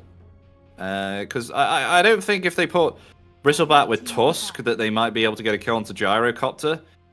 I think the Tusk will be a lot better with the Shadow Fiend. Help to maybe perhaps get some kills with the tag team on either Underlord or Moeta. It's kind of scary though with the Deadshot and the Firestorm though. So I'm quite uncertain actually as to how they play it. So yeah, I think I'm liking New Growth's draft here at the moment. Just the fact that they've got themselves Gyrocopter, Underlord, Moeta, Ogre Magi. There's more synergy in the team, right? Mm-hmm. Yeah, there's more synergy, I guess so. Okay, so we have some last bans here. Invokers being banned, Buck being banned as well. Husker and also Beastmaster. And Ember Spirit. Ember. Okay, Ember for looking for org. I think it's a reasonable pick because they need more ways to actually let SF click out his right clicks. So I think it's a nice addition here. But yeah. Yeah, I think so. I think so too. It's what they should be looking for, right? Something that can help to lock down and enable SF to get at his physical attacks. And not just that as well, but he is a real annoyance. We've seen him in quite a few games where he's been jumping around into the back lines here. Can definitely help to take down pesky Moeta, because I think you mentioned before previously that Moeta is a glass cannon if you do put her as a hard carry. And that doesn't mean that she's another glass cannon when she goes to support. She is. And she can be killed quite easily. And we've seen Ember Spirit deal loads, and I mean loads of damage on this hero, especially when he has stuff like a Shiva's Guard, and he's got himself an Agnims as well. So he can deliver lots of magical damage, as we've seen before. So good DPS all around. It's just to see who comes out with the mid now. Obviously, of course, they banned the Huskar so that Ember Spirit is protected here. They already had the idea that they wanted to go down the lines of Ember. And what is the last pick? Monkey King. Okay, so pretty nice mid laner in terms of dealing with PP, but not ultimately like game ending like Huskar against Ember Spirit. PP, he can deal with that. Obviously, of course, just got to watch out for the Jingu. But how do you like the Monkey King here overall on Slatum's playing this against LFO? Yeah, I mean, I like the Monkey King's pick, to be honest, because it's one of the counters for Ember Spirit in the laning stage. It's a very strong hero overall. And the addition of the Wukong's command here to, help the team out on big team fights, the Gyro, the Pit of Malice and Fiend's Gate usage, I feel like Wukong's command, if it's able to be set up properly, it can be very, very troublesome for LFO. So yeah, I mean, it's one of the heroes that can also kind of like build like Diffusal Blade, if I'm not mistaken. So yeah, Diffusal against Ember, it's very strong. Diffusal against Bristleback, it's also very good because he needs mana. Both heroes needs mana to actually deliver the damage and also the resources that they need to apply. So yeah, I mean, I like it, Epi. I feel like this could go 2-0 quite easily, depending on the execution, naturally. What about you? Do you feel like this is a solid 2-0 or maybe balanced game here? Well, looking at the draft on paper, it seems like New Growth are in a much stronger position in terms of their draft. I feel like their ultimate abilities as well will really pave the way in the team fights. Because when you have a look at LFO, what do they have other than like maybe Ringmaster here with his ultimate of the Wheel of Wonder? But how else are you going to actually synergize with that in order to make it effective?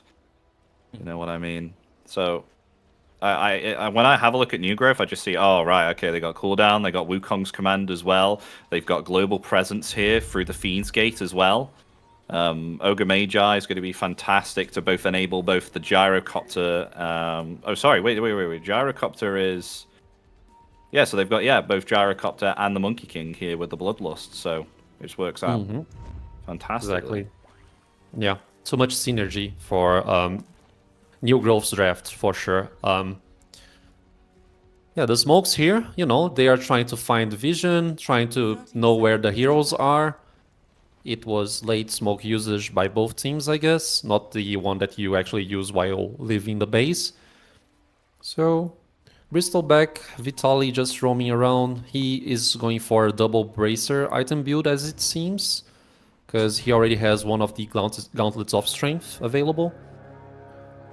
But yeah, apparently it will be like 2 bounty rooms for each side, right? Essentially. And I gotta say, I love this Ogre Magi like item set that he's carrying there, Panda. I don't. You don't like it? Why? No, it freaks me out. The fish face does. It really freaks me out. It's so cool. Like, it's so cute as well, man. That's so cute. I mean, maybe the axolotl, but not the. If I was sleeping and I woke up and that was in my face, I'd scream. I really would. Yeah, I get what you're terrifying. saying. Okay, so where is the support on the top side of the map? They are trying to set up like a very early movement here on the bot lane, but no, Tusk just TP out. Okay. Yeah, with his boots. They actually pair the SF with the Ringmaster here instead. I mean, okay, I guess. Oh, I forgot about the impalement arts, about how annoying that is. Oh, especially with the fact that that works over max health damage per second. So that's going to be kind of annoying here against the Underlord. Oh. I suppose that Pake as well will start to have some nice physical damage eventually, the more souls he gets on the SF. So maybe, just maybe, that'll help to annoy the Underlord here. Yeah. Because the souls are so. based off... the souls is additional damage. It's not base damage. And the atrophy aura, that affects base damage. So he should be okay, actually, dishing it out against the Underlord. And shouldn't be too reduced in his physical damage. Okay. That's interesting info right there. I didn't really think about it. Yeah, SF going for the Falcon Blade probably as a first item. Ringmaster position 5 by Lelis. I mean, we didn't talk too much about Ringmaster on this game, I guess. Do you like it? Like, it's a strong hero here and there, right? I think it's like a Shadow Demon Part 2, apart from the fact that you don't have the Demonic Purge, because of course you've got the Escape Act, which is really nice, and you can move in it. So actually, I think it's better. I feel that it's actually better than Disruption here too. Yeah, okay, all right. I mean, it can it also gives it gives bonus speed and magic resistance as well, which is pretty nice. Some of the gifts of the Ringmaster are very good too. I mean, the tonic should be very nice for Bristleback on teamfights.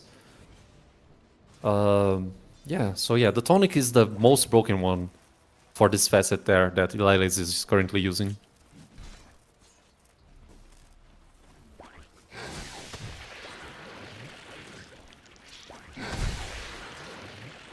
How is mid looking at the moment for PP as well? If we have a look at the last hits here, 18 last hits, 13 denies compared to 6 last hits. Ouch. That's gotta hurt. Oh my gosh, Latham's is really being a troublesome thing.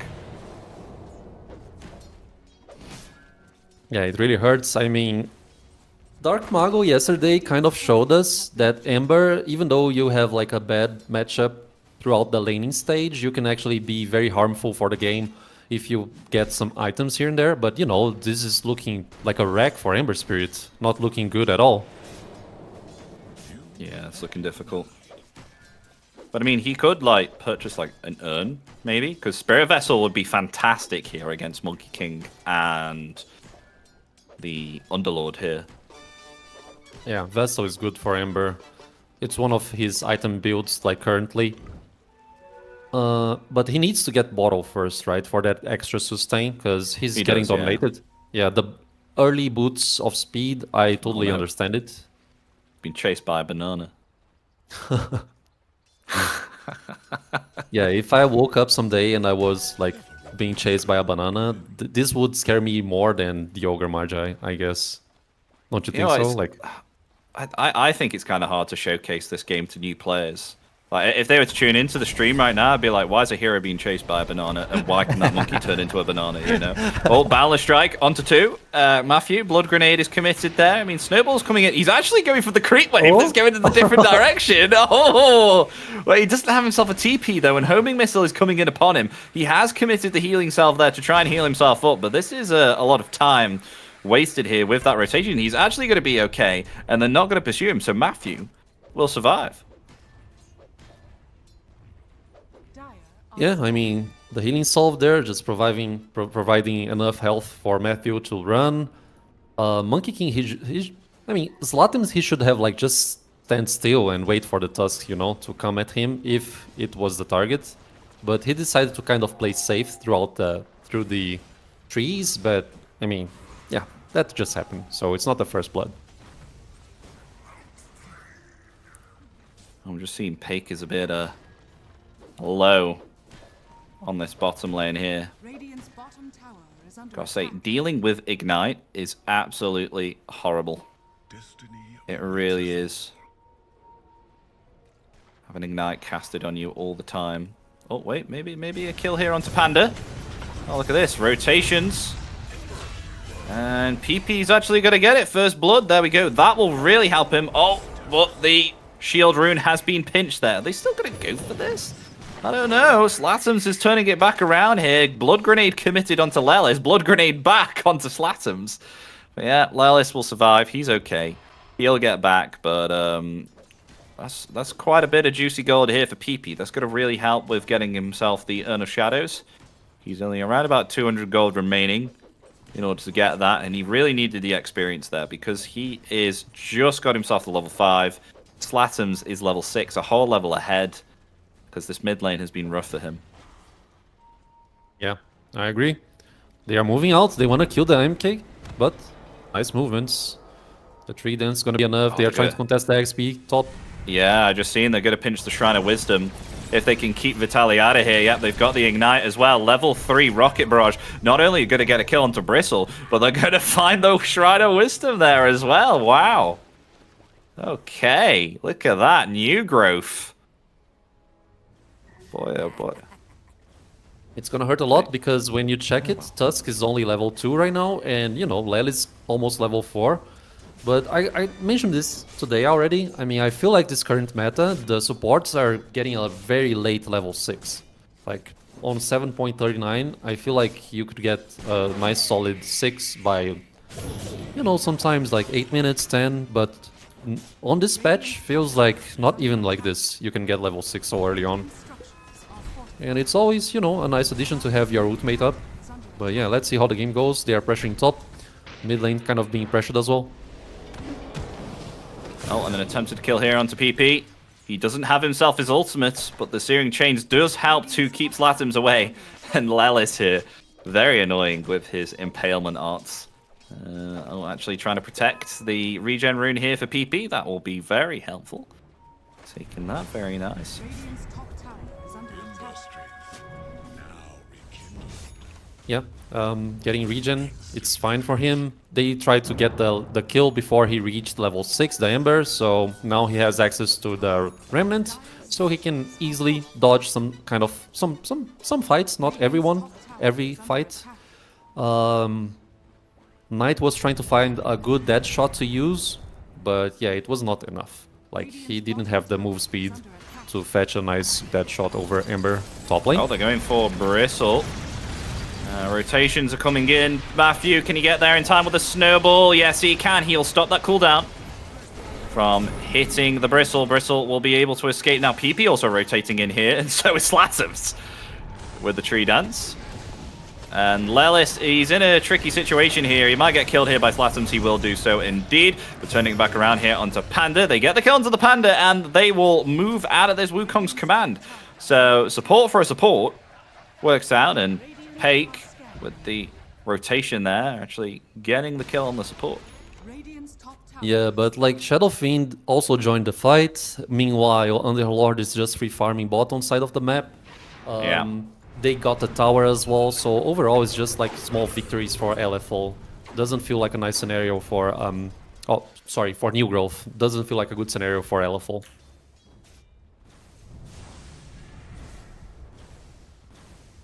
I guess doing somewhat okay though with the net worth. I mean, surprising to see that Gyro's top of the net worth here with even level 1 flat cannon putting 4 points into Rocket Barrage here. Blade of Alacrity going Yashin. Monkey. Oh, Slatums gets the invis. Oh, Steering Chains. Oh, whoa. The Shadow Raises. Oh, he doesn't land the final one. Never mind. They actually have to go back to base now. Took a bit too much damage there to contest with that invis rune.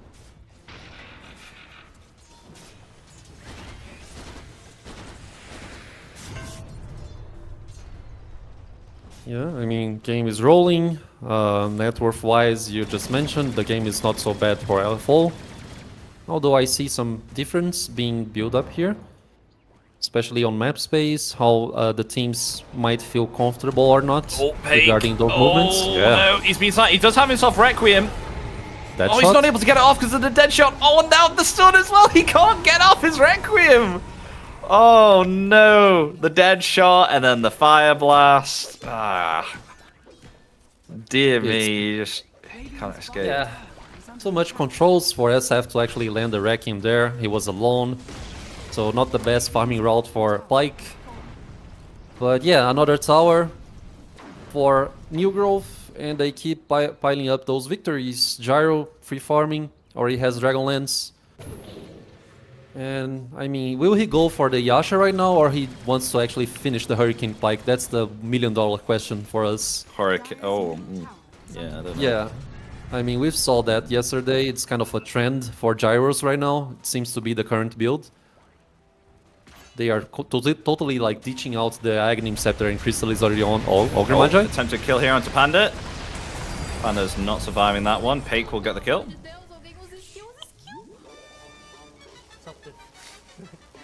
Yeah. Big movements by LFO. Still trading farm with Underlord right there. He still doesn't have a single point up on Fiend's Gate. That's why they are not actually reacting to those kind of movements right there.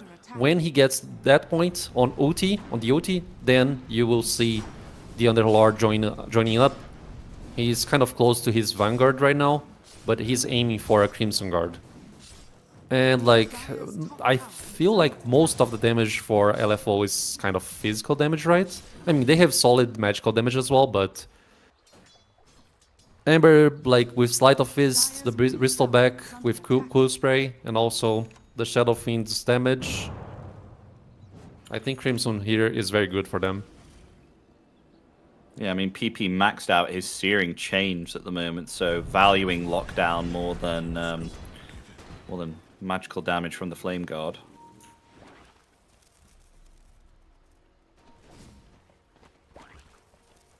Or maybe perhaps going for a kill here onto Underlord. I mean, they've got themselves Spirit Vessel. It's a possible kill opportunity. There we go. They should be able to find that kill. Yeah, there we go. nice. PP gets it. They finally punish the Underlord there. Nicely done. Spirit Vessel is online.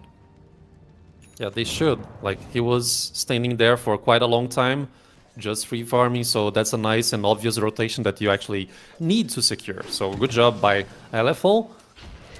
Ember now aiming for a Kaya or his item build, which I think it's very good. Mask of Madness online for Shadow Fiend. Vanguard on Bristleback, as we can see right now. He's going for a pipe, the Bristol.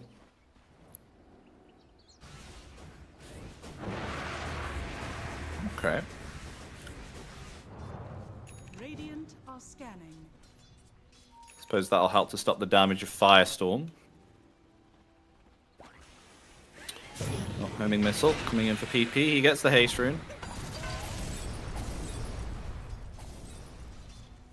He's okay with that though. I wonder when we'll see some more movement here for LFO, the Spirit Vessel.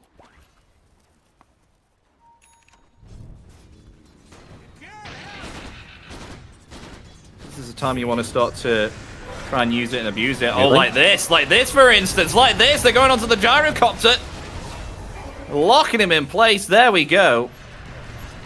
As the ultimate there from the Wheel of Wonder on the Ringmaster will really help to get that kill. Meanwhile, though, Bristleback dying on this top lane to 3. So carry for an offlaner. Guess that works out in the favor for LFO, because they're trying to get themselves a middle tier 1 tower and no one's responding to this tower. Yeah, not the best spot for Gyro to stay farming. So nice pick off there, and the tower here is a nice addition to LFO for the current moment of the match. You know, you need to open map space. Tier 1 mid, you get entrances to the jungle as well. Maybe you can like find someone smoked, go to the triangle, maybe the jungle as well, the left side of the map there. But yeah, I mean, just games being studied here and there. They are trying to find openings and trading farm the best way they can.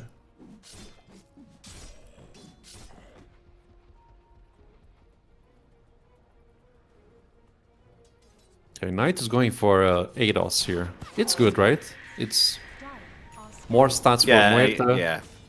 It's really good in combination with the Pit of Malice, and of course within the calling as well. It's going to be really kind of hard to actually escape in that.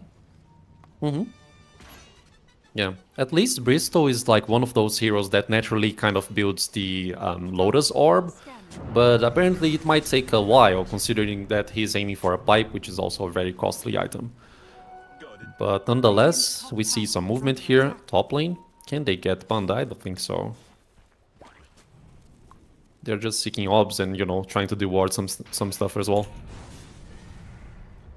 I mean, they've just seen a courier leave Radiant's middle tower is under the top lane now. So they know someone's hanging around here.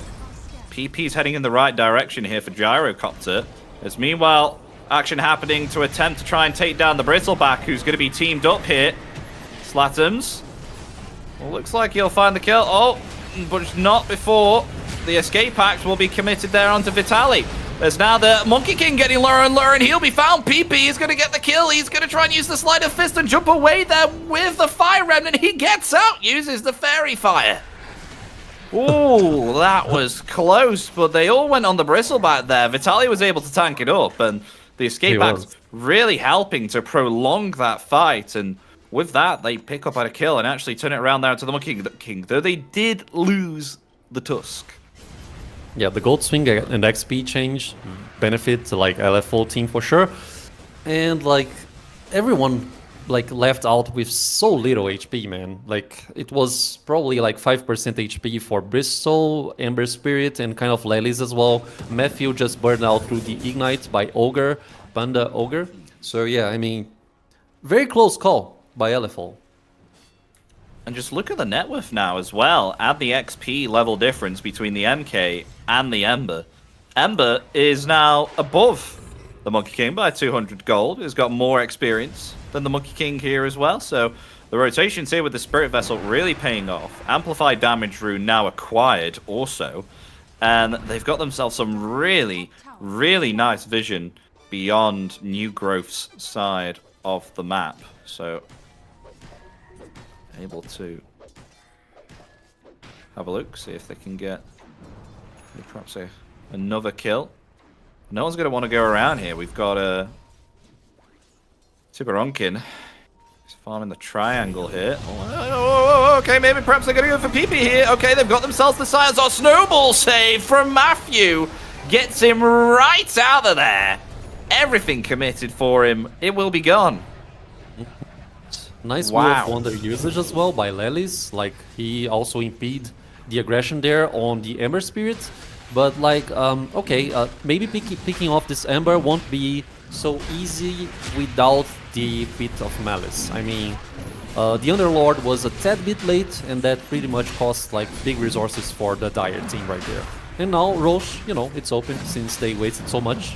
And it's gonna be the Roshan at 19 minutes for LFO. Afterwards, they can maybe go and contest and get the Tormentor as well. They're chasing there we the go. They see Arcano as well. Okay, he gets out. I mean, he's pretty tanky right now. Double brace. It's going to be 25 minutes and kind of soon, so he's going to get more from that. He's got a Preservance. So is he going Lotus Orb here on the... Yes, he is. He's going Lotus Orb. Just put it into his quick buy. I think I would appreciate more if he was rushing out the Aghanim Scepter at this stage of the game, but yeah, Lotus is very reliable anyway. So I cannot really, you know, it's just a nice item to have. Tormentor went for Lelis, so you get the Spotlight ability, which can provide some mischance over some attacks, right-click damage. And I think it reveals some stuff as well. Does it provide True Sight? I think so, right? Yeah, you reveal like invisible heroes, I think so. What was with that? Sorry? The Spotlight or the Aghanim Shard for You do, remaster. yeah, you do with the Spotlight, yeah. Okay. It does reveal invisible heroes. That's it. That was what I was thinking about. Sorry. Why? Why does this happen, man? Why language is so difficult sometimes? Like, We spoke about this, you know, in day one, didn't we? You know, medieval English language. It's difficult. I mean, I even question English myself. And English is my first language. Like, it's like, why is this word spelt like this? Why does this word mean two different things? What the hell? Meanwhile, though, Snowball onto Ogre. Ogre is decimated there by Tag Team with the SF physical damage. So easy pick off there for Peak. So to be okay now with this Aegis. Going for a Silver Edge on the SF now. Next 21 minutes in. And you mentioned about getting the BKB on the SF here. He hasn't needed to get it yet. So I think he's going Silver Edge first, then maybe BKB. Of course, the risk of getting caught. I think they're all placing their abilities, though, on the Ember Spirit. That's who they want to try and snatch up. yeah, so far it wasn't exactly necessary the BKB on SF, but as long as Monkey King gets his BKB up, I feel like the game kind of changes, at least the how we perceive the team fight. Are we gonna see a team vision fight on here? Panda. Okay, that's a dead Ogre. Wow. And they will commit the Fiend's Gate. Oh my god, okay, wait, are they engaging in this? Going up at the high ground? Well, they changed their mind. Arcana will go through the Fiend's Gate. Now they're on the aggressive here, Matthew. You won't be able to catch anyone there. Ice Shard's on cooldown. Casually going out through the gate. But yeah, it's a lot of damage for this Ogre to handle. Maybe he goes for a Ghost Scepter, I don't know. Like to protect himself against Shadow Fiend. This could be the case. Radiant's courier has been killed. Oh, he kills the They Silver killed Edge. the courier. Yeah, the Silver Edge recipe. Mm-hmm. That's kind of big. It's gonna take a while. It is. Because by the time that courier comes back alive, I think Monkey King will have a BKB by then. And speaking of Monkey King and the team, they're going to try and respond to this tier 2 tower taking. They're just a little bit too late. And he's going to commit the Wukong now, but the Warrior's Punch as well. He's not able to lay off any damage there. He's okay for some time. The Requiem comes out. That finds the Monkey King. Monkey King down. As now they want to try and find more here. They got the Searing Chains there onto the Ogre, but now they turn around here from the Gyrocopter with the cooldown. Actually slows LFO heavily there. So they'll just get themselves back with the kill onto the Monkey King there, but quite a lot committed, I would say so. Yeah, I mean, Wukong's command, Fiend's Gate wasn't actually available, but yeah, you also use the cooldown. And I mean, we got to remember, everyone, that this play was actually happening when SF still has Aegis. And like, yeah, I don't know. I don't know if I like this play a lot, especially because, you know, you just mentioned Monkey needs his BKB up. And he still needs the recipe, so it's gonna take a while for that to happen.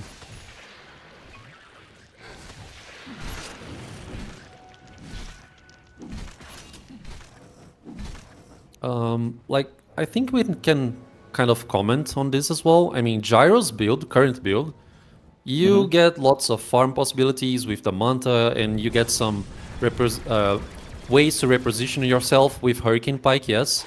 But how can you actually mirror the damage from SF at the current time of the game? Lead is going to be found here. Yeah. Yeah, he is. He's been chased. Homing I missile. don't think he can survive. He's probably No, I dead. don't think so either. Yeah. Silence is there, yeah. But like, considering Gyro's build, maybe they need time, you know, to actually have Gyros to deliver the damage. It's gonna take a while. I mean, he has the Chrysalis now, so it's a nice addition for Gyro's DPS. But they still need more, in my opinion. If MK doesn't have BKB, at least, like, because if MK doesn't survive, I mean, the DPS is gone. He's just so suffering now on this Monkey King. Level 12. The lowest of the net worths from the cores. He doesn't really have anything like a farming item either, and he's got level 2 into Primal Spring here as well, so it's really difficult for him to actually farm up. Yeah, he's struggling, indeed. Like, Ember is already level 15. while MK is currently level 12, almost 13, so he needs more. We need time, essentially. Like, felt like New Growth, they had the chance to build a momentum here and, you know, seize the control of the timing and pace of the match, but it kind of went sideways, everything.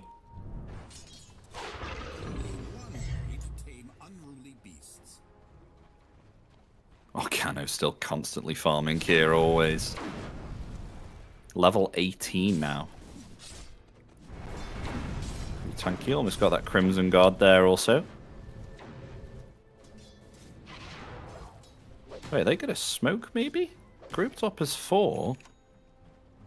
Oh no, BKB has just been finished now on PP2. So Ember Spirit will be able to survive the chain stun operation, you can call it that. On the side of New Growth.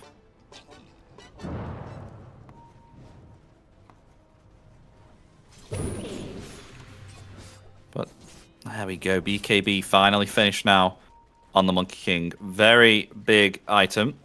The MK, he's been heavily damaged by all this magical damage and disruption. Oh, the Balor Strike! It won't connect onto PP there. I mean, he's still got himself the BKB. And a Warrior's Punch there, along with the physical damage too, onto the Monkey King. The BKB will be activated. Slatums just gets out of there and survives. That was a close call again. Just Paik was targeting Slatums there with the physical damage. Indeed. Yeah, I mean, it's not the best, like, BKB review as well, just wasting the 9-second BKB to run out. I mean, they need to set up the Wukong command with Fiend's Gate and Pit of Malice. But apparently LFO, they are just managing the game quite nicely regarding those, like, start point possibilities from New Growths. Dire's middle tower has fallen. So this could be the first game that we witness that Bristol actually wins, right? For SA. That's actually true. Yeah, I didn't think of that. Yeah, I don't think it's because of the Bristle though. Yeah, he just happens to be on the winning team, you know. I agree. Yeah. Oh, I've just jinxed it now. Cast a curse. That's the curse. But like the game is very even. Still, like, I mean, we just need to see the next. Ooh, okay, he cannot cancel the gate there. But yeah, we just need to see the next macro objectives, such as Roshan and also the Tormentor. Rosh should be respawning in 6 seconds.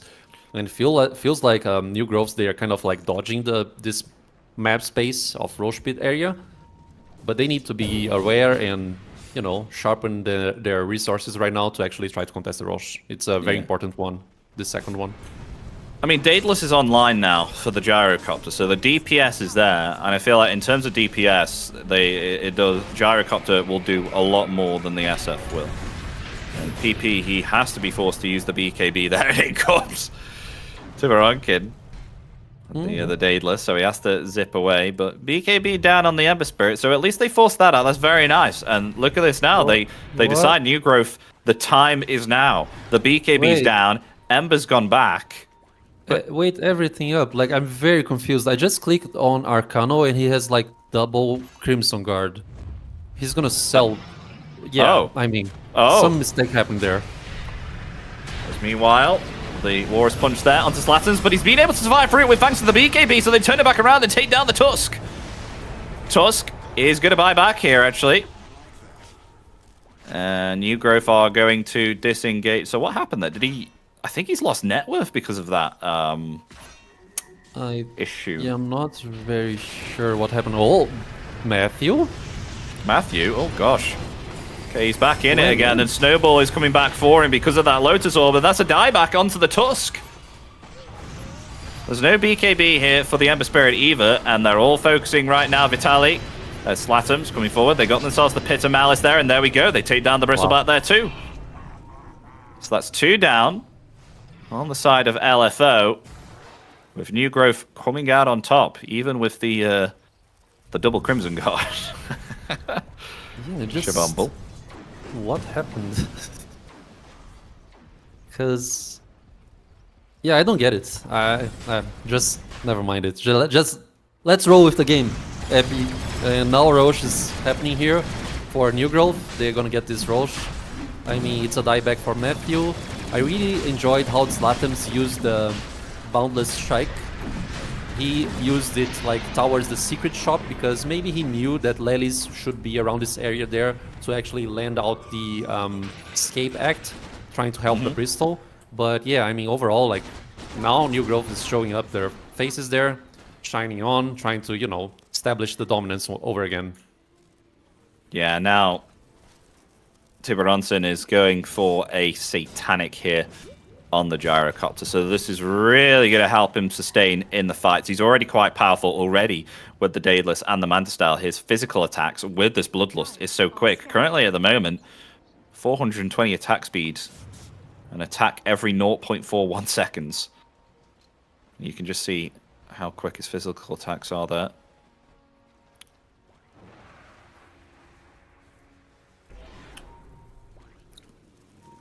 Oh, Lelis has been scattered out though by Slatams.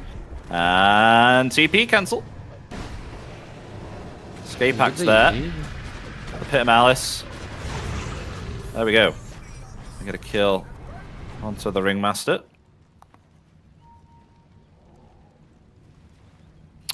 PP's almost got his Agnims now as well. He's quite close off. They get a Tormentor. Oh, and Slatams gets the shard. Oh, that's nice for him. That's actually quite beneficial. He gets the Boundless Strike now. It is. Bound Strike upgrade. He can project himself forward with the Boundless Strike. It's easier to catch anyone in the backline there. Maybe a Shadow Fiend trying to dodge the fight. So yeah, certainly a nice Agony Shard for Monkey. Yeah, might be kind of a nice top. save here too if he gets in a tough situation like we've seen before. He can get himself out with Boundless Strike. All the damage. Arcano. Oh, they got the break there. Oh, but the snowball return. Slatams there with a Wukong's command. Actually taking Matthew away from the rest of his team. Arcano will survive through that damage. And they'll get the kill there onto the Tusk. Exactly. I think Peak was kind of underestimating just how much the Underlord could tank up there with his damage. And he's aiming for an Assault Cuirass right now, the Underlord, Arcano. So he's gonna get even more tankier with this item there. So yeah, it's a nice build that he's going for. The stack of auras mid lane, Knight. Oh dear. Okay. He's fine currently. But they are going to use the Fiend's Gate, I mean. They are indeed. They got the Balance Strike there onto Peik. He doesn't have himself anything like a BKB, but he is able to get off the Requiem. There's the homing missile. Coming for the SF there. They have revealed him there with the Dust of Appearance too. There's no one there to save him, and they take down the SF. There we go. Who's been able to survive for such a long time throughout this game, but they finally take him down. There we go. Now look at this. They're on the aggressive on the side of New Growth. Take a tier 2. Well, they go for more. I mean, their carry's down. So mid perhaps they can just wait for the creep wave to come and then siege the high ground. 1 minute 30 remaining on the Aegis. They have themselves a Satanic. I mean, Wukong's command has just become online now as well. And an Assault Cuirass is finished for Arcano. So even more auras. Let's go. On the tier 3 tower. I mean, Agnim's finished now for PP on the Ember Spirit, so might be able to do some shenanigans here with his Fire Remnants.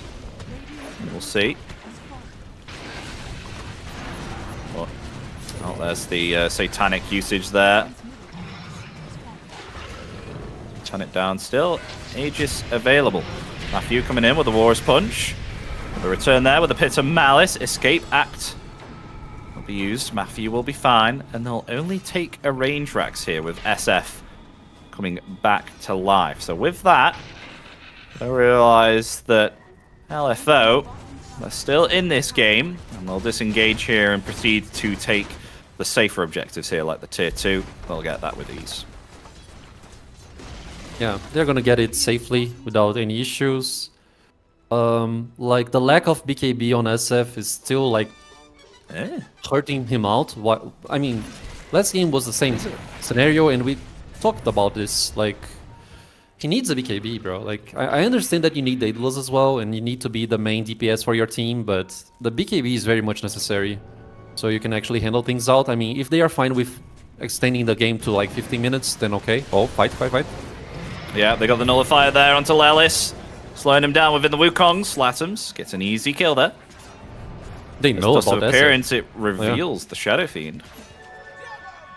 Not going for any more. Yeah, the reason why I made that really confused noise is because the Gyrocopter bought himself a Silver Edge and was built himself a Shadow Blade and was going for Silver Edge, but he actually decided to sell it there instead and go for a Butterfly. Yeah, I mean, the Silver Edge here is completely unnecessary. I mean, I guess it works for the Bristleback, right? Because he's annoying. Meanwhile, the Warriors Punch is there. Oh, and Kenning all his HP back there with the Satanic. He does have an amplified damage rune. But that Satanic is on cooldown. Well, that Mad Style helping out. Gets out with the Hurricane Pike. They're still okay here on New Grove. And they're actually just going to disengage again.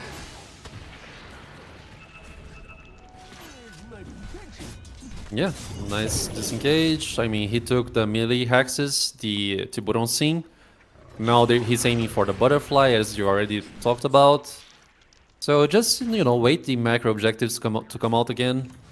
Roche could respawn in like 1 minute and 30, so just wait it out, I guess.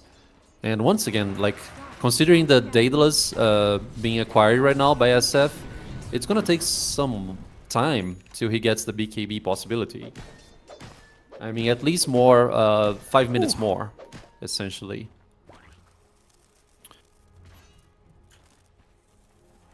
Yeah, Butterfly finished.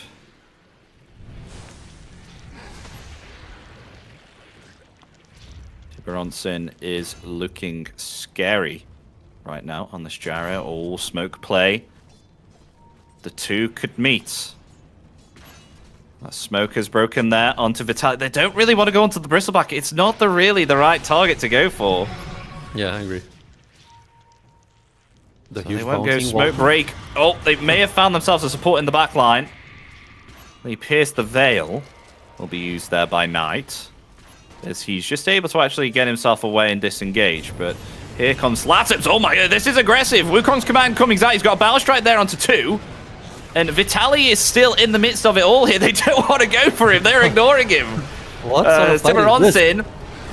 The wheel has caught him. He's going to activate the Satanic now, and that flat cannon's doing a lot there to the SF. He is going to cast the Requiem, though, from the high ground and attempt to turn it around there. Oh, Carno, he's so low. He's somehow still surviving for it. There we go. He's found by Lelis with the whip. They take down PP there as well. It's going to be a 1-for-1 with the flat cannon dealing damage again. Look at him go as he takes down Matthew, takes down Lelis, and Vitaly, he's so low, 500 HP. He's going to try and move himself there into the trees and TP away. He will get out. And with that, boy oh boy, 9,500 damage done here by the Gyrocopter. Did so much there with that flat cannon that Pake, he had to get the hell out of there. Yeah, insane damage here by Gyro. For a brief moment at least, felt like the Shadow Fiend Requiem of Souls would be enough to actually turn around the team fight for LFO. But no, like Arcano, maybe if he died there, like on that spot, he would not be able to actually land the last bit of Malice. But he was able to survive, like very tanky Underlord. And currently, he's not actually holding a BKB when he does so. If we get to that point of the game, I feel like he's gonna be almost unstoppable. So yeah, I mean, one more team fight won by New Grove, 10k net wolf lead and difference.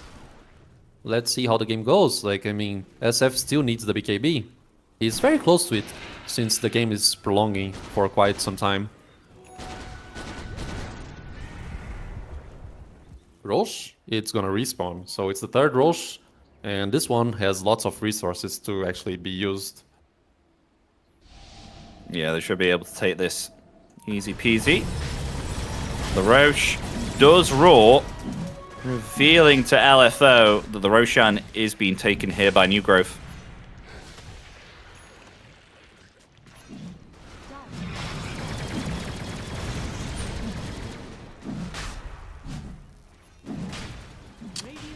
And Okay, they have Monkey. smoked up. He's spotting Tally will take everything the out. lead.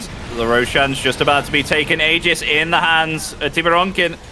So are they going to disengage? I'd say they need to, as Matthew is found. They've got the Fire Blast there onto the Bristleback there too. He's in some trouble, but actually, look at this. Pake actually on the high ground there, just laying into the Monkey King. Monkey King found. Vitaly's still alive. Pake now trying to get as much damage as he can into the Gyrocopter, but with that Butterfly, he's just too tanky and they can't lay out the physical damage. However, in comes Remnant. PP able to get himself Panda. That's the Yoga Magi down. BKB activated there, but being chased by Tiburonsin with that big physical damage. You got to watch out for that, but he will be able to distance himself away from the Gyrocopter. So even though they get themselves the Aegis, they commit for the fight here, and they take down 2 here from New Growth, but they will lose Matthew. Yeah, they lost Matthew 2-1, but the Aegis, you know, the Roche and the resources are all being held by Tiburonsin. And he actually had to drop the power threads over this like last team fight on the Roche pit to actually fetch the items there. So he's like walking without boots at the current moment. But he can easily retrieve the threads there and, I mean, sell the item afterward if he goes for that route, because now he's currently marking like a Swift Blink, but no, he wants a Silver Edge because, yeah, I mean, I understand the Silver Edge here. I feel like every time he's stepping aggressively, he's just finding most of the time the Bristleback, right? So like being able to actually break the Bristleback's back, it's gonna be something else. Like we were seeing like maybe about 15, 20 minutes ago, it's like, oh, you know, Bristleback, you know, they don't really need a Silver Edge right now. It's fine. But ever since this game has progressed, the side of LFO have just been abusing the fact that Bristleback is Bristleback, and they've just been putting him on the front lines. They really want to ignore him, so much so that it's become a thorn in their side to try and find themselves a good fight. So yeah, I agree with the Silver Edge here. It's really going to help them get through the Bristleback hit, and it'll stop him being so aggressive here and being a thorn in their side. Yeah, I'm with you on that one. Essentially, now we get to see Aghanim Scepter for Underlord, so you can actually deliver some nice bit of malice using the Fiend's Gate. What else do we see here? I mean, Refresher Shard is being held by Monkey King, although he kind of needs slots, so he's carrying the gem as well, because maybe he's one of the heroes that can actually fetch the Shadow Fiend on the backline. So, like, holding the gem, it's good for him. But yeah, like having access to the Refresher Shard in a fight, it's going to be very important for the Monkey. 2 BKBs, 2 Wukong's commands, going to be good. Well, here we go. High ground siege with the Aegis. The big team fight up and coming. Tiburonsin has got a siege this tier 3 tower here with his damage. They force out a glyph. Vitaly, he has to be careful here now that they have a Silver Edge. They got the Pit of Malice there, the Boundless Strike there too. They got the break, and look at that damage there. They have to use the Escape Act onto the Bristle, but he's still caught within this Pit of Malice, but that break has expired. So he's okay, but they will get the top set of racks. There is the melee racks gone. There's the range racks gone there too. And they've got themselves 2 sets of racks. Balance Strike, though, being committed here onto PP. He does have himself a BKB if he wants to commit this, as Lyle's coming in with the Wheel of Wonder. It does hypnotize there, the MK, but nonetheless, PP, what? He died there, and he still had himself the BKB. Matthew is going to be found there, too, with the cooldown. Double kill there for the Gyrocopter. Buyback available on both of them. They'll have to commit it here, Odgerov. They have to commit it because they're going for the end here, even with this Aegis. Exactly. Now they just found Lelis there too. All buybacks available here. It's now or never. New Growth, they could get this. They could defeat them and take them out in this lower bracket. As now PPE's coming in there with the BKB. They do have themselves the Megas, but they take down Lelis. That's going to be a dieback there. He's trying to Remnant here, PP, but the damage is just too strong here from the Gyrocopter. There's the buyback there from Bristleback too. Ogre's going to try and attempt to come back to the fight. And there's the Satanic.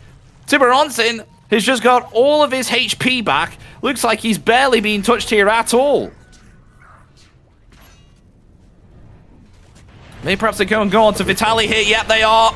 They got themselves the break there too. This could be a dive back onto the Bristle if no one's going to save him there. Now the battle strike. There we go. Bristle back down for 100 seconds.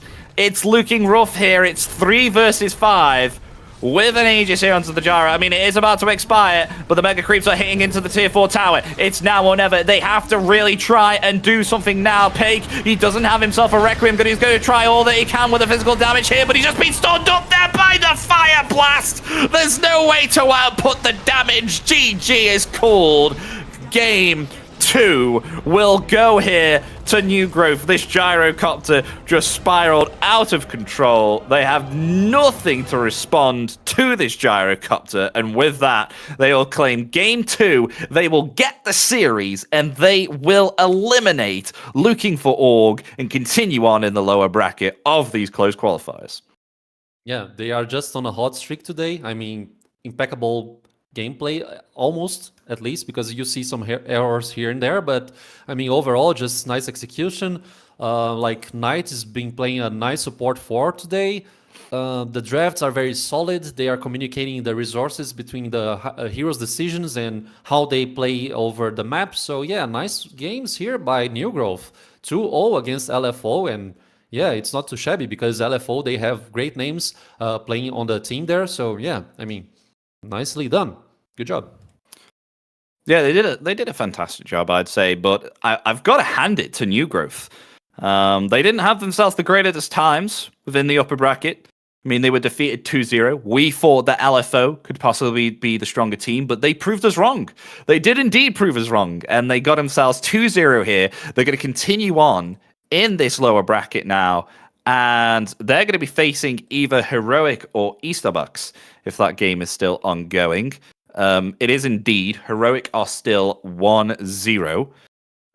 So the second game ongoing for there. So we'll see how that will turn on. But yes, we await the lower bracket semi-final to see who will be going into that. But if I have a look at the next game that we will be commentating here, our giraffe, it is indeed that lower bracket.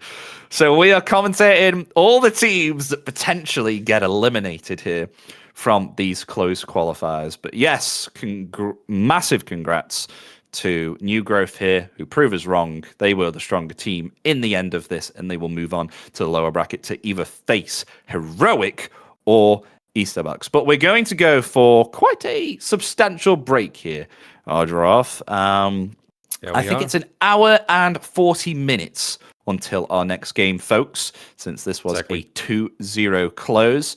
So thank you for watching the Series 2 with us, but we've got one final series to come. Hopefully, we'll see you back for that final series in an hour and 40 minutes. Do whatever you need to do. Get yourself a break. Go to the toilet. I don't know if you ever go to a toilet and have yourself a 1 hour and 40-minute toilet break. That is absolutely absurd, but you do you, and we'll see you in an hour and 40 minutes for the final series. Petty, look pretty, they run an inch, I run 3 miles. You need a foot on the gas, I'll put my name on the line. Main character energy, I'm just taking what's mine. And it's written in the stars, I'm a king like my sign, yeah. Raising the bar that just dropped like a surprise. Don't be mad about it. Don't be mad about it. Don't be mad about it. Don't be mad about it. I don't play the game, nah, I make the rules.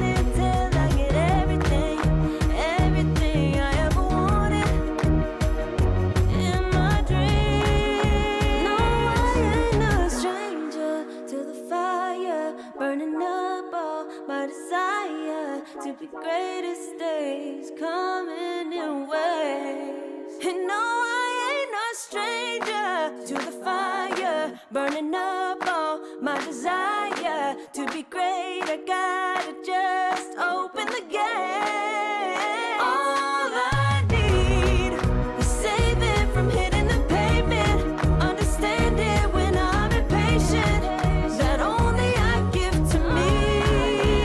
All I need is a little love in lonely places, the strength to stare fear in the face, that only I give to me.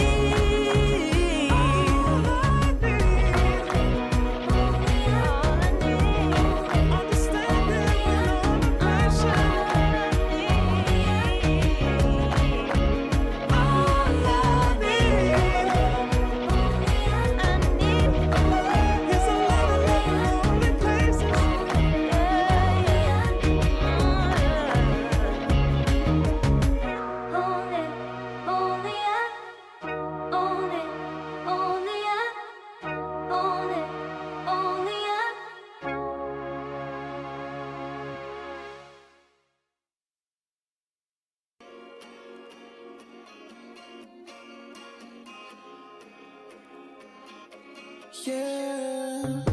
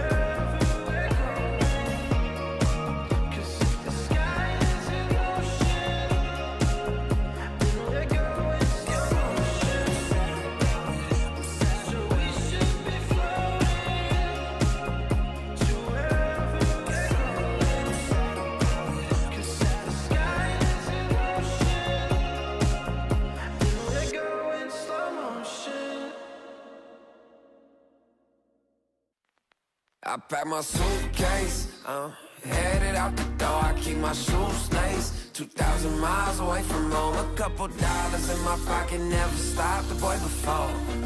I load my bags and hit the road. Miles past, turning back, found my track, face the fact, she a cold one. Never gonna settle for none. Stay up every night till I won. Don't want a slow rise now. I'm confident opulence isn't a long ride out. When I look back now, I'm astounded. A quiet boy from old age, but always felt the world was a stage, yeah. I celebrate one last late night. My old life, they stay. I pack my suitcase, headed out the door. I keep keep my shoes laced. 2,000 miles away from home, a couple dollars in my pocket, never stopped the boy before. I load my bags and hit the road. I'm headed to LA. I'm headed on my way. I'm headed on my way to LA. Headed on my way soon.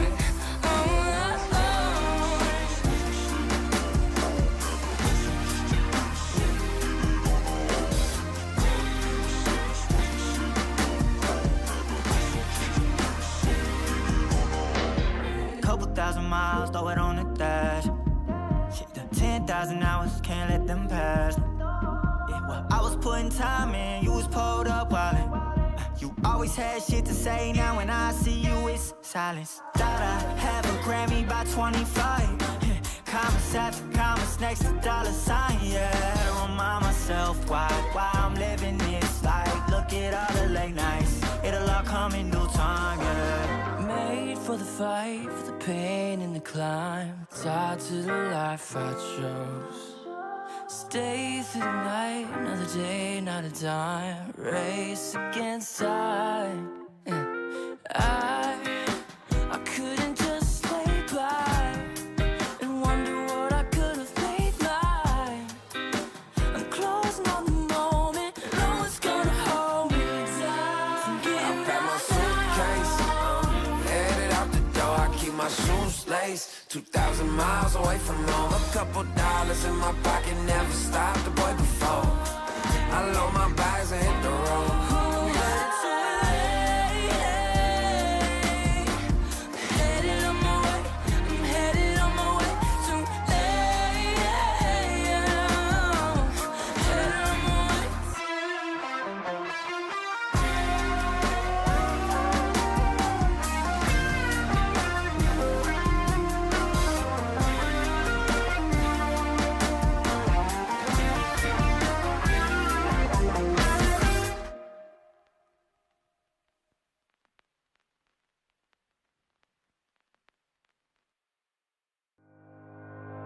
Think about it every night when I close my eyes. You're on my mind. I try to quit a million times, but it takes me high. Like you're so divine. You give me everything. Don't know what's happening. I need you like medicine. You're my everything, everything.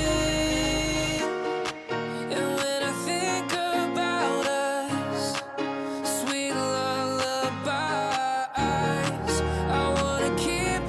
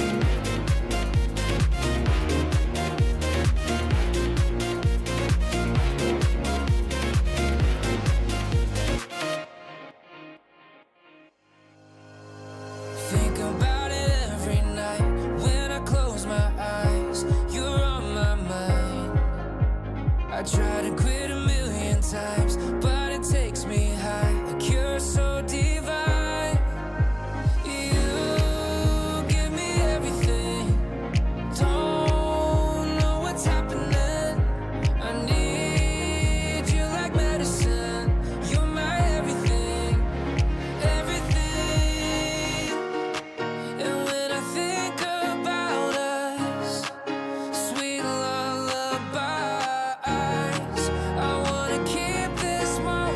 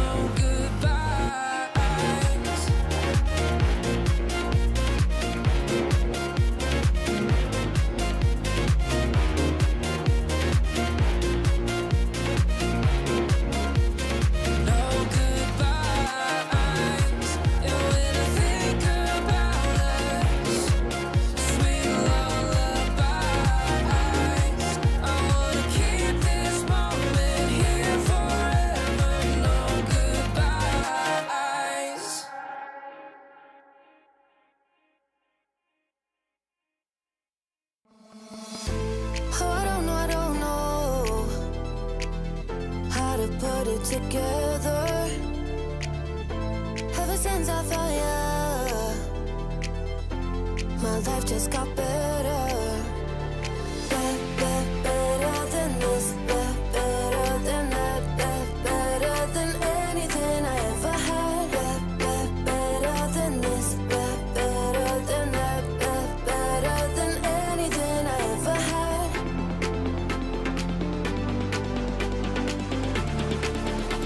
Than anything I ever had.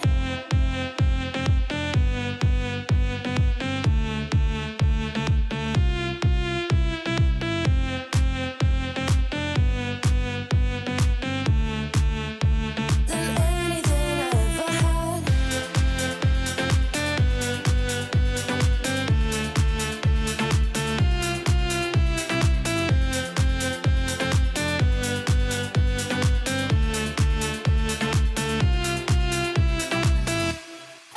Every time I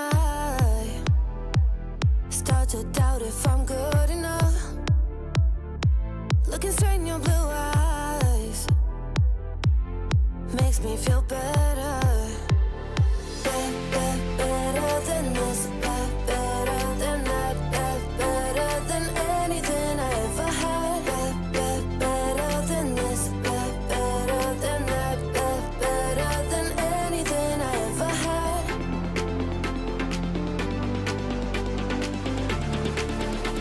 Than anything I ever had.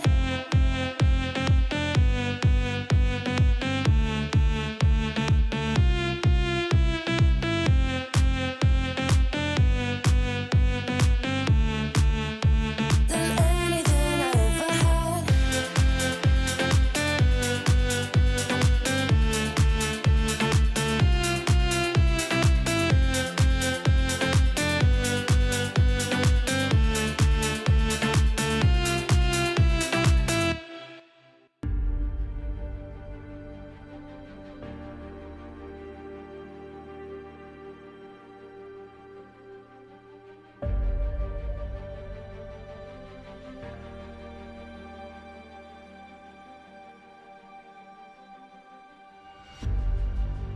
Earth is suffering, trouble is rising, mountains are melting. There's gonna be nothing left to breathe. Raise the sirens now.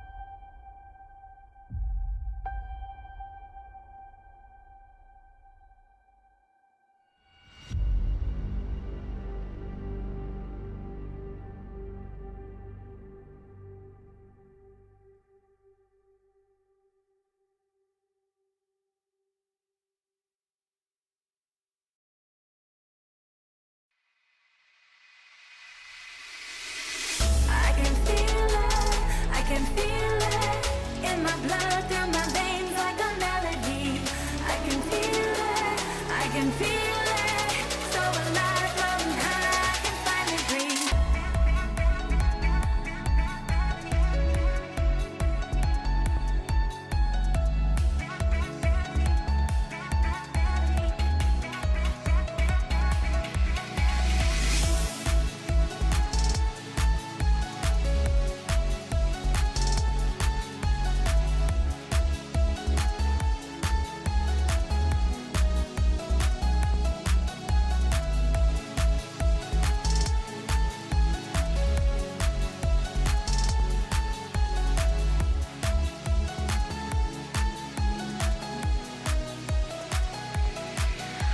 Lately, I've been feeling lonely. Want you to call me, promise me you'll always be there. I've been getting so high, I can feel it. I can feel the gravity pulling me away, pulling me away.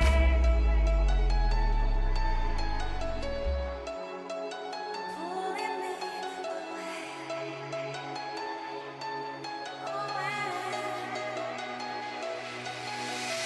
I can feel it, I can feel it in my blood, through my veins like a melody. I can feel it, I can feel it, so alive, floating high, I can finally breathe.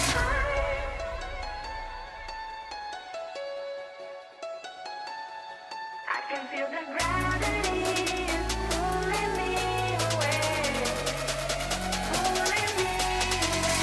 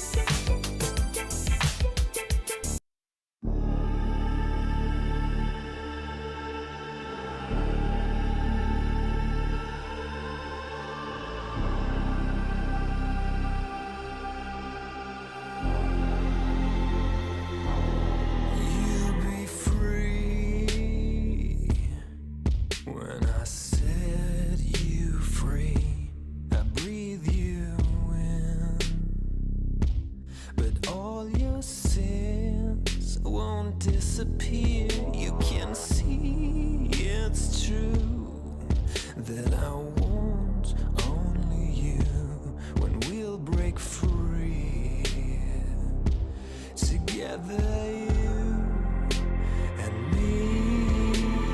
Take me in your arms and let us rise high up to the stars where we can fly. So come with me and pray. I want you to play my games and fulfill my black desires.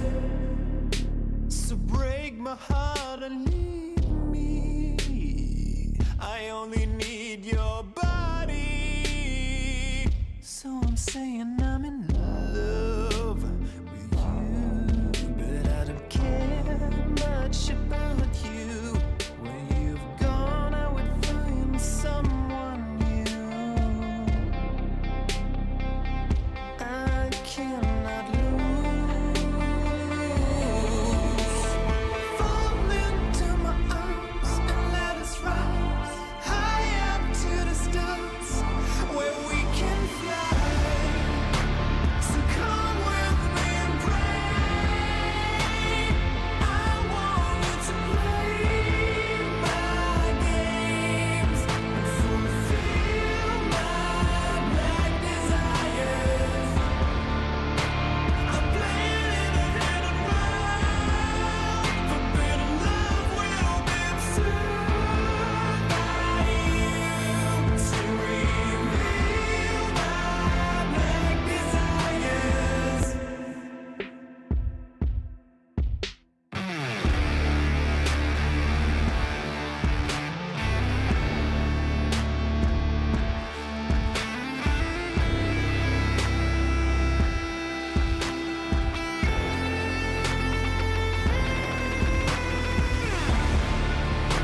So come with me and pray. I want you to play my games and fulfill my black desires. I'm playing in a hidden world. Forbidden love will be soon by you to reveal my black desires.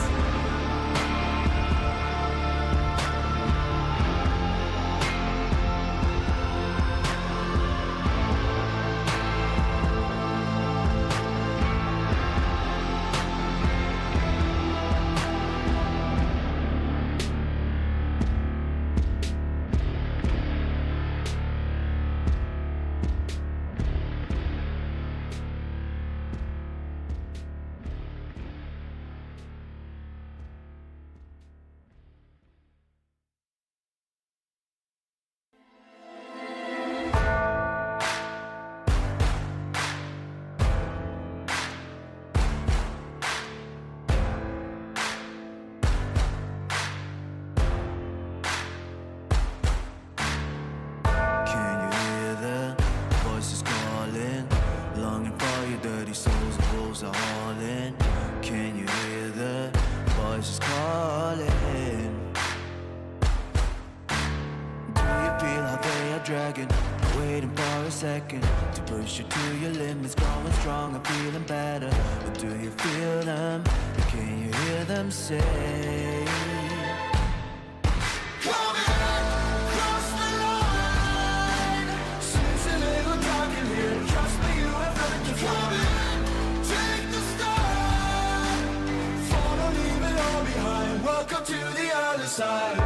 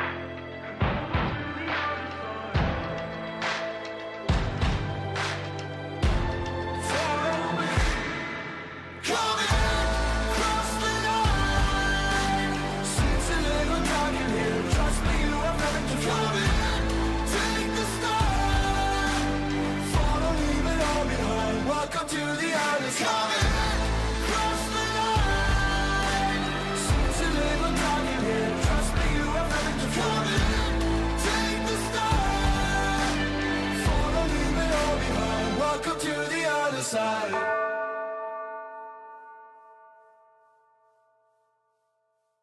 Serotonin slide with me. Sequin in the light, empowering your energy. Ride it through the night. Serotonin slide. Slide on over here by my side. Slides up in your eyes, deep dive. Caught up in this chemical high. Angel, can you take me high? I'm on fire from the dopamine. You're all I need tonight. Promise I'll give you all of me, darling. Serotonin slide with me. Sequin in the light, empowering your energy. Ride it through the night. Serotonin slide, slide, slide. Serotonin slide, slide, slide. Serotonin slide. Slide up out of here like we're tired, but really we just about to get wild. Loving at the speed of light. Your body I can help but admire. I'm on fire from the dopamine. You're all I need tonight. Promise I'll give you all of me, darling. Serotonin slide with me. Secret in the light, empowering your energy. Ride it through the night. Serotonin slide, slide, slide, slide. Serotonin slide, slide, slide, slide. Serotonin slide, serotonin slide, chemical high. Dopamine dive, love, take it higher. Serotonin slide, chemical high. Dopamine dive, love, take it higher. Serotonin slide, chemical high. Dopamine dive, love, take it higher. Serotonin slide, chemical high. Dopamine dive, love, take it higher. Secret in the light, empowering your energy. Ride it through the night.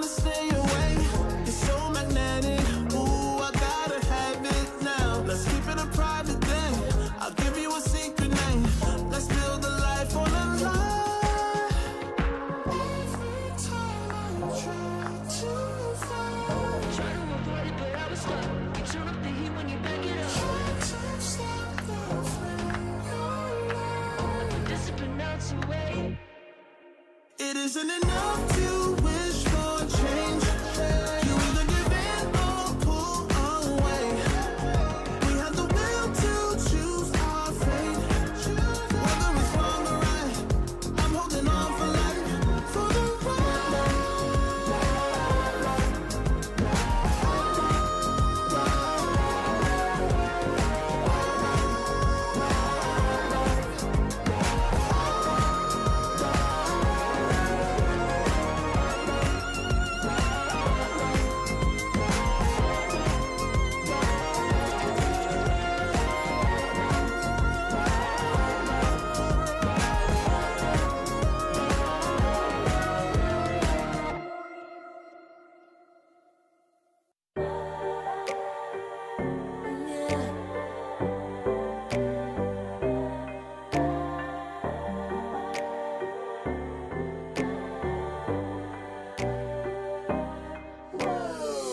Talking my, I've been working all year, getting by.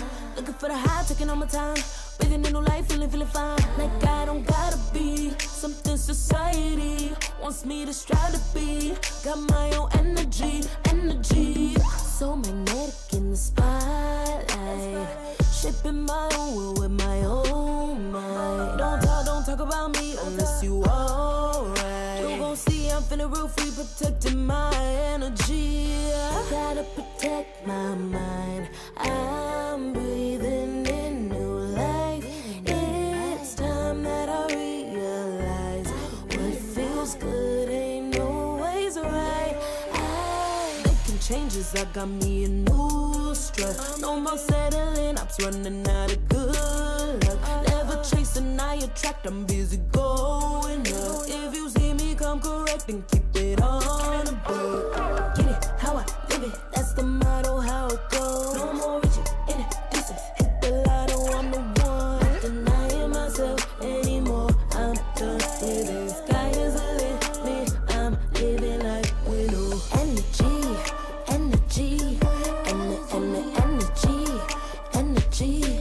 feeling free. Energy. Gotta protect my mind. I'm breathing in new life.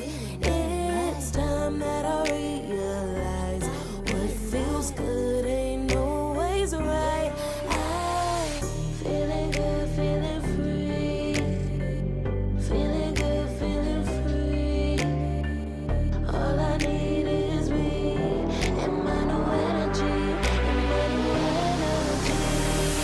Feeling good, feeling free. Feeling good, feeling free. All I need is me and my new energy. Feeling good, feeling free. Feeling good, feeling free. All I need is me and my new energy.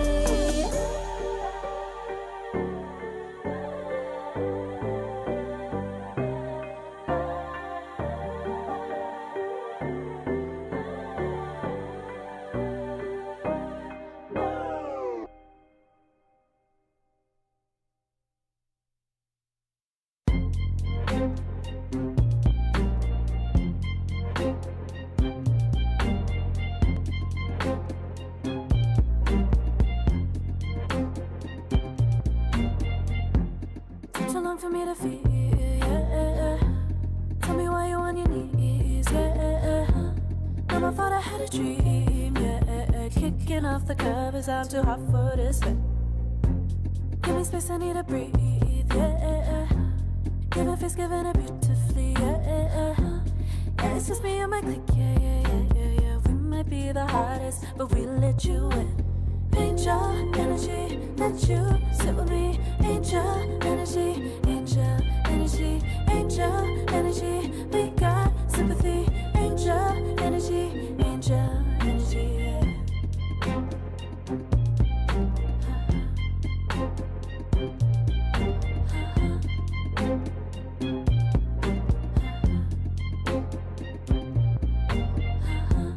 Take the time to breathe and rest. Let yourself feel the best. Feel it all so deeply, so deeply. Divine with how we be, yeah, yeah. Aligned with everything, yeah. More than a dream, vulnerable and strong, yeah, we feel everything. Angel energy, let you sit with me. Angel energy, angel energy, angel energy. We got sympathy. Angel energy, angel energy, angel energy. Let you sit with me. Angel energy, angel energy, angel energy. We got sympathy. Angel energy, angel energy.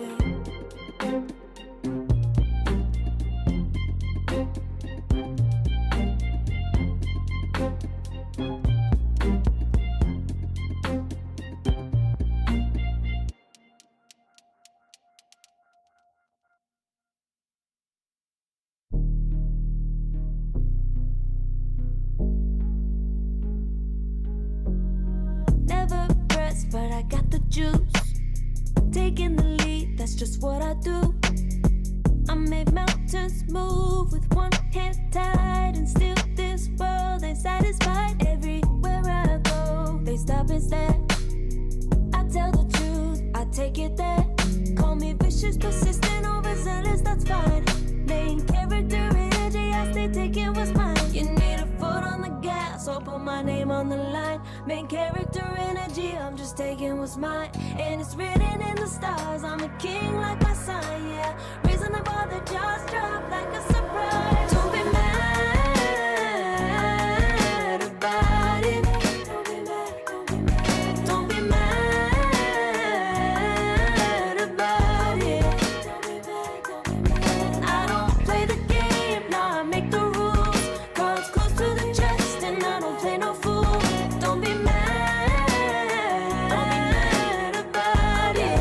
Look, yeah, my name stay in the mouth. Legs got broke, they said cast her. I'm the 911 response in a disaster. I don't ask, I just take. Treat the world like a man, I just blow him away. Yeah, I'm a #1 fan. Don't need a bark, I'm a bite. Switch me on, dark need light. Don't need pity, don't need spite. I just plop, plop, plop on sight. Could take your girl in 2 seconds. I just flash her a smile. I make petty look pretty. They run an inch, I run 3 miles. You need a foot on the gas, I'll put my name on the line. Main character energy, I'm just taking what's mine. And it's written in the stars, I'm a king like my sign, yeah. Raising the bar, the jaws drop like a surprise. Don't be mad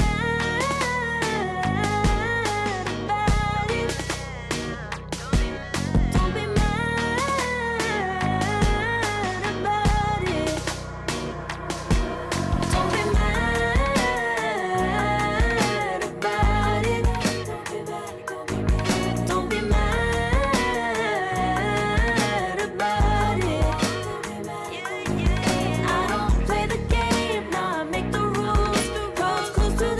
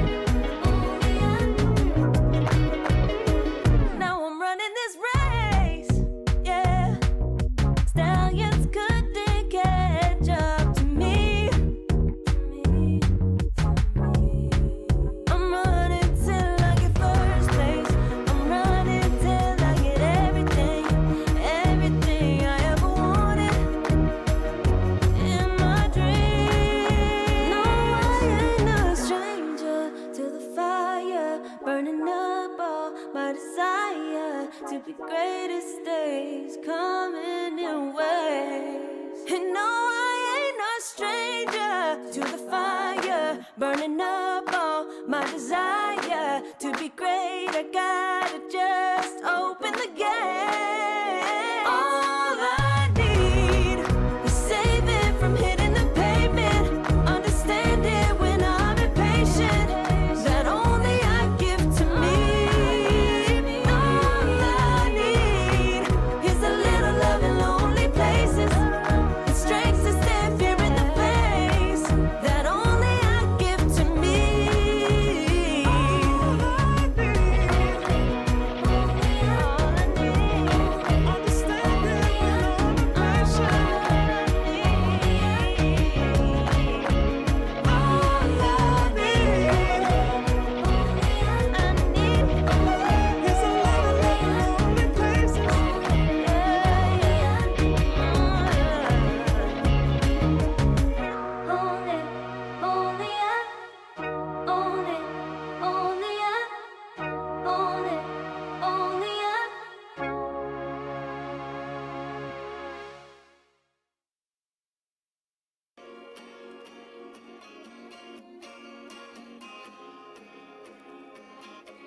Yeah.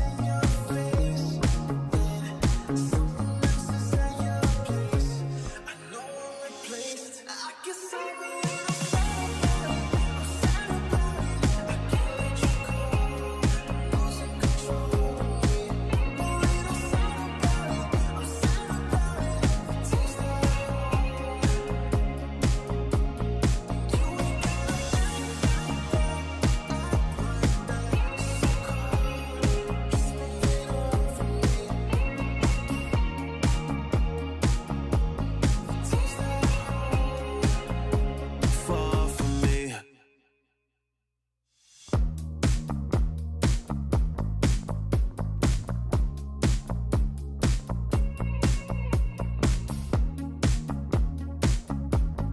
Girl, what's this shit about? You told me I was different than them. Now you got yourself another man. I hate to see you out with him.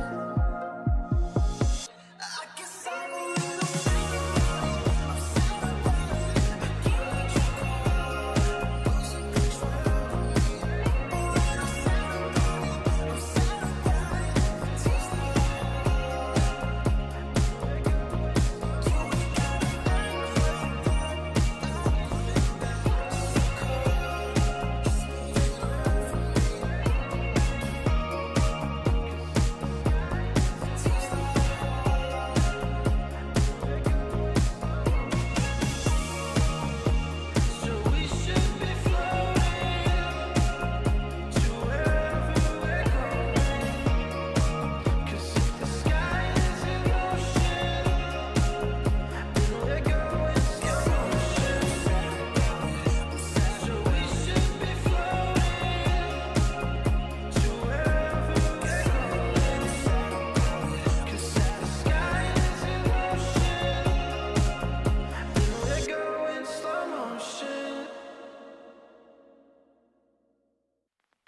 I pack my suitcase, headed out the door. I keep my shoes laced. 2,000 miles away from home. A couple dollars in my pocket, never stopped the boy before.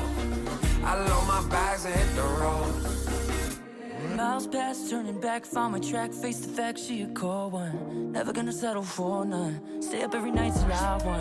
Don't want a slow rise now. I'm confident opulence isn't a long ride out. When I look back now, I'm astounded. A quiet boy from old age, but always felt the world was a stage. Yeah. I celebrate one last late night. My whole life ain't staying. I pack my suitcase, headed out the door. I keep my shoes laced. 2,000 miles away from home. A couple dollars in my pocket, never stopped the boy before. I load my bags and hit the road. I'm headed to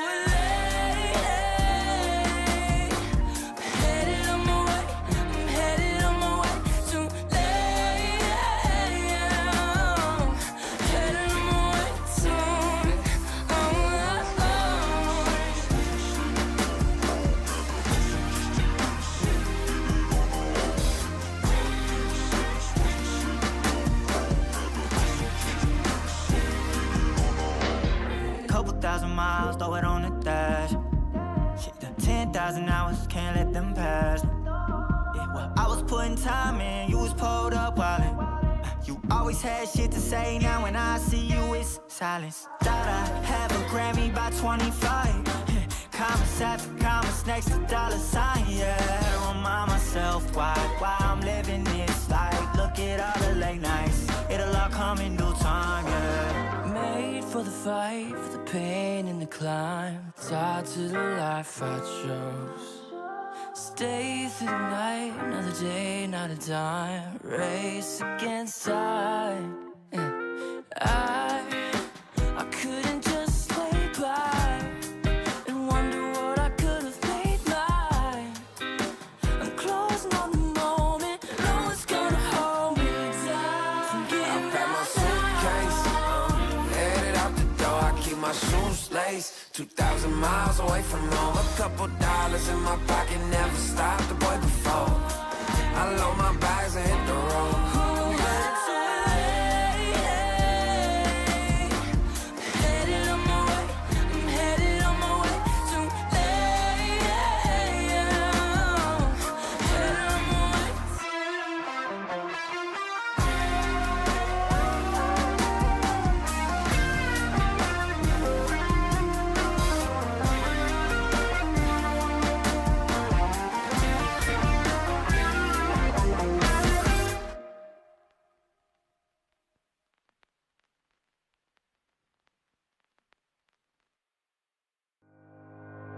Think about it every night when I close my eyes. You're on my mind.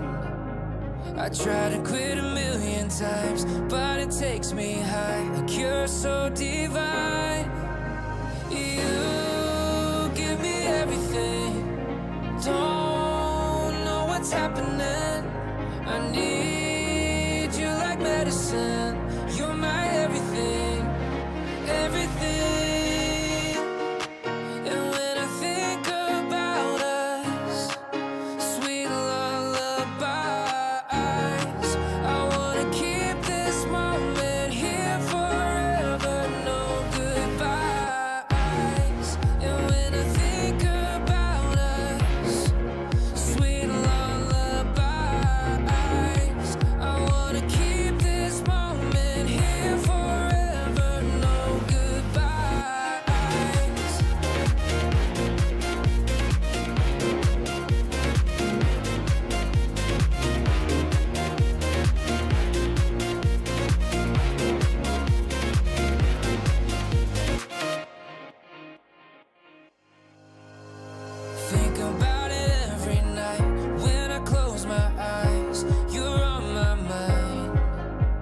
I try to quit a million times, but it takes me high. Like you're so divine.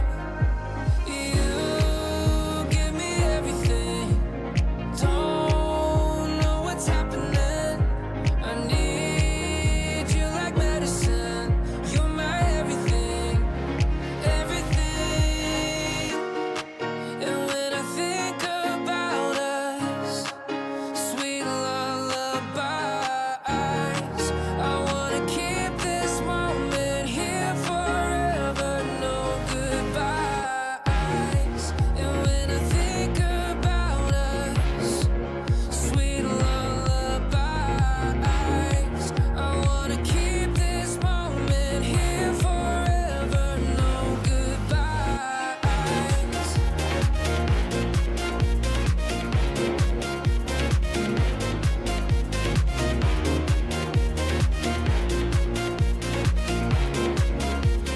No goodbyes. And when I think about us, sweet lullabies, I wanna keep this moment here forever. No goodbyes.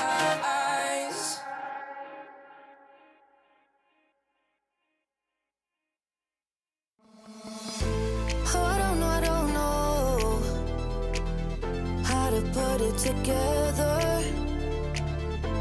Ever since I found you, my life just got better.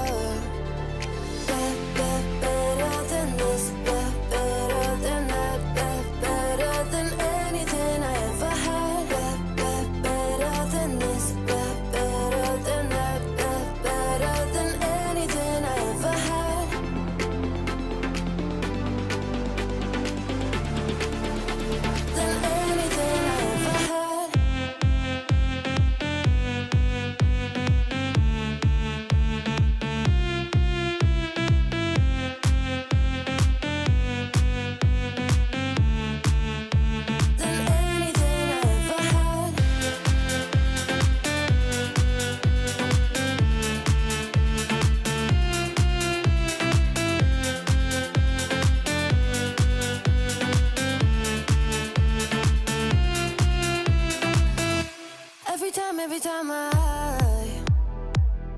start to doubt if I'm good enough.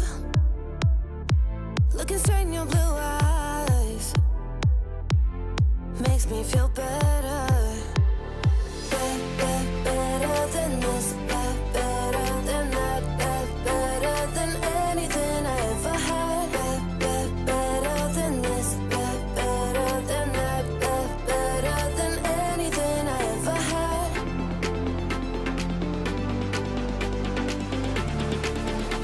Than anything I ever had.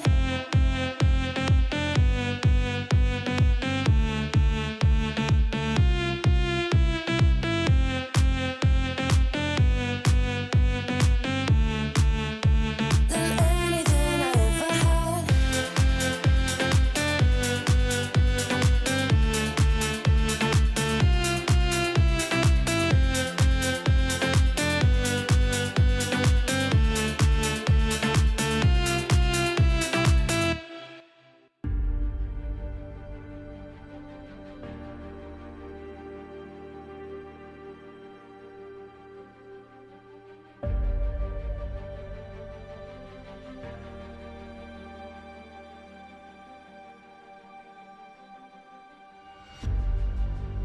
Earth is suffering,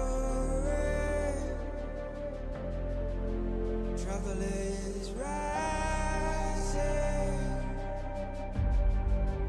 mountains are melting.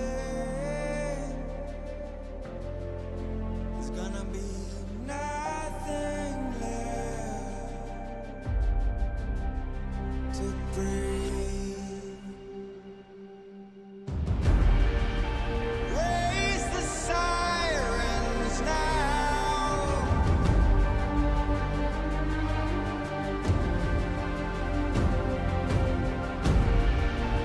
Break the silence now.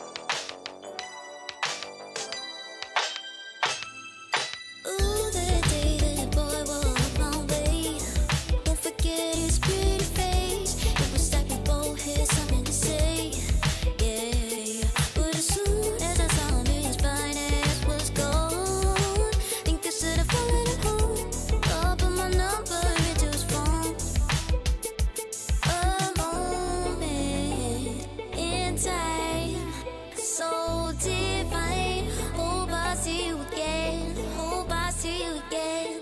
A moment in time, so divine. Hope I see you again. Hope I see you again. You looking so good, made me wanna know you. Feeling the blue, and I got to show you. Come back, better come back. Want you to know that you're looking so fly. I wanna get to know you, but you don't set me by.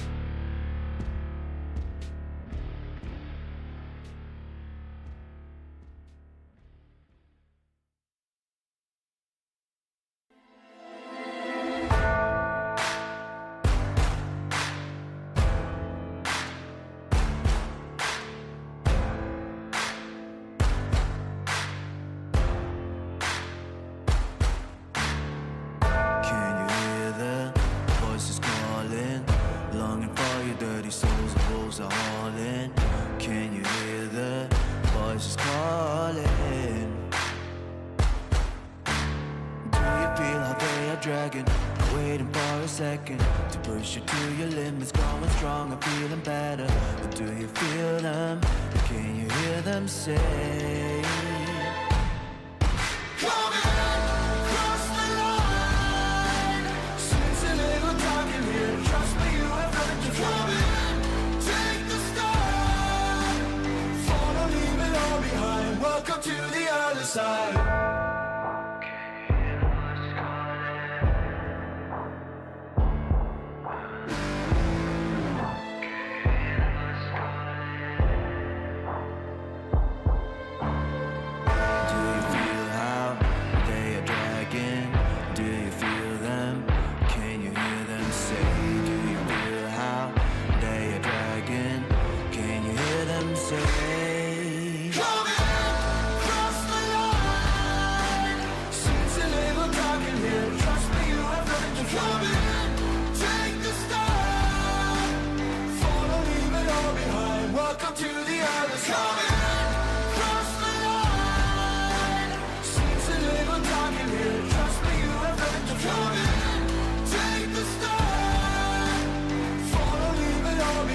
Welcome to the other side.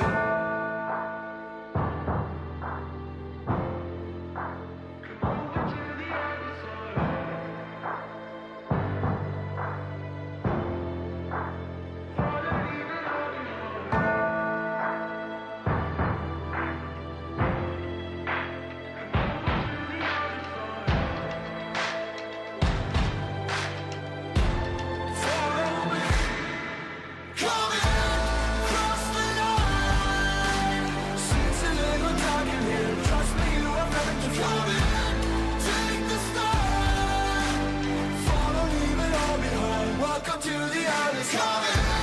Cross the line. Seems a little dark in here. Trust me, you have nothing to fear. Take the start. Follow, leave it all behind. Welcome to the other side.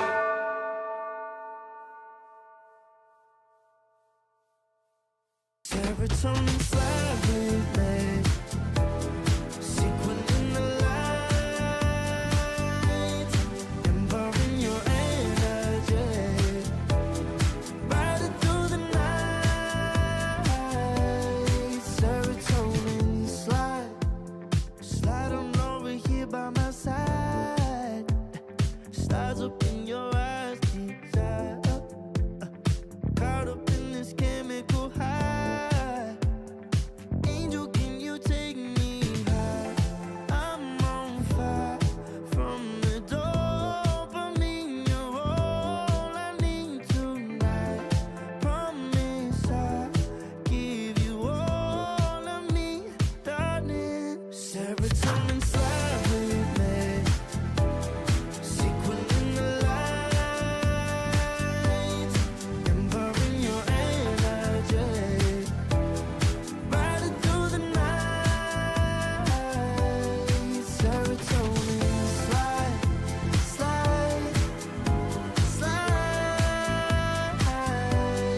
Serotonin slide.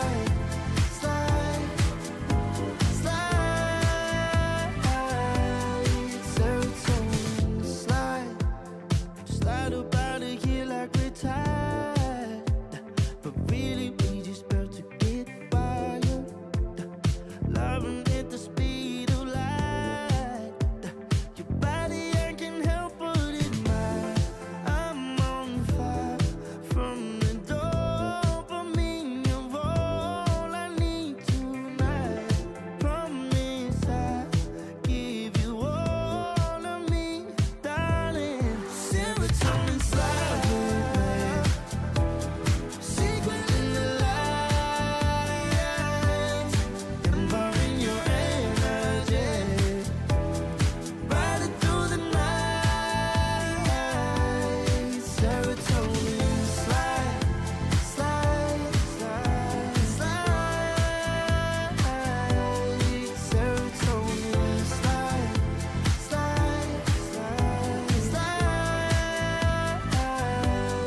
Serotonin slide. Serotonin slide, chemical high. Dopamine dive, flow, take it higher. Serotonin slide, chemical high.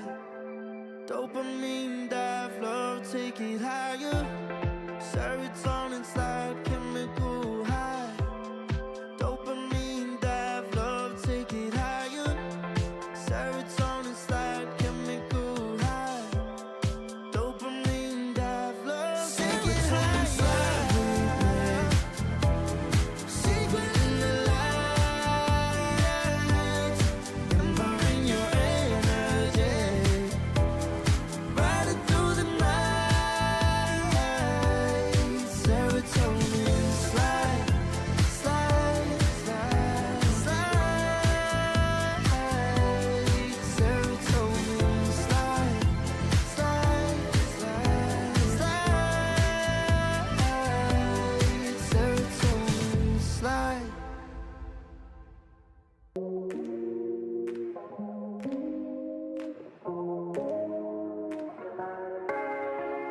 No one I'll regret the first time with you, and baby you make a moment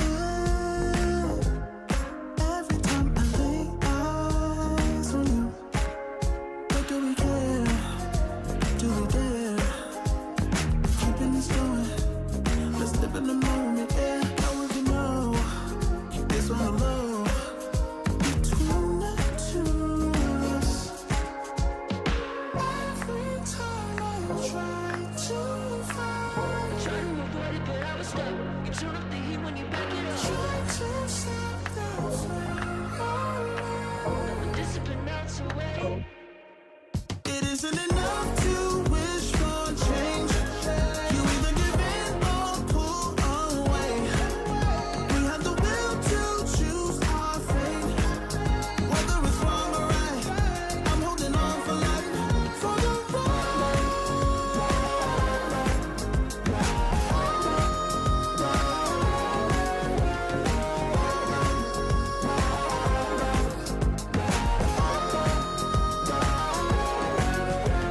The day we woke up, lying in a pool of shame. Tears and makeup printed on a pillowcase. It's hard to apply restraint. I'm trying to stay away. It's so magnetic. Ooh, I gotta have it now. Let's keep it a private thing. I'll give you a secret name. Let's build a life on a lie. Every time I try to find, Try to avoid it, but I was stuck. You turn up the heat when you back it up. try to stop the flame. But this has been out to wait. It isn't enough to wish for change. You either give in or pull away. We have the will to choose our fate. Whether it's wrong or right, I'm holding on for life, for the ride.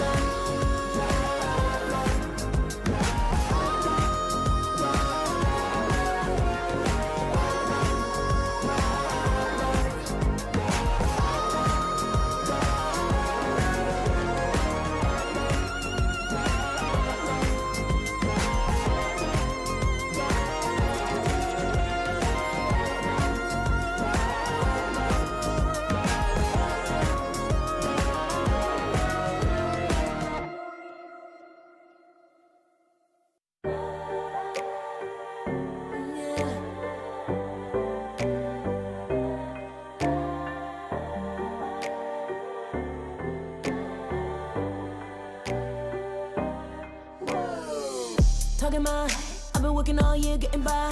Looking for the high, taking all my time. Breathing in new life, feeling fine. Like I don't gotta be something society wants me to strive to be. Got my own energy. So magnetic in the spotlight. Shaping my own world with my own mind. Don't talk about me unless you alright. You gon' see I'm finna real free, protecting my energy. Gotta protect my mind. I'm breathing in new life. It's time that I realize what feels good ain't always right. Making changes, I got me a new strut. No more settling, I'm running out of good luck. Never chasing, I attract, I'm busy going up. If you see me come correct, then keep it on the book. Get it, how I live it, that's the motto, how it goes. No more reaching in it, distance, hit the lotto, I'm the one. Not denying myself anymore, I'm done with it. Sky is the limit, I'm living like widow. Energy, energy, energy, energy. Feeling, feeling, feeling free, feeling free. Energy, gotta protect my mind. I'm breathing in new life. It's time that I realize what feels good ain't always right. I'm feeling good, feeling free. Feeling good, feeling free. All I need is me and my new energy. And my new energy. Feeling good, feeling free. Feeling good, feeling free. All I need is me and my new energy. And my new energy. Feeling good, feeling free. Feeling good, feeling free. All I need is me and my new energy. And my new energy.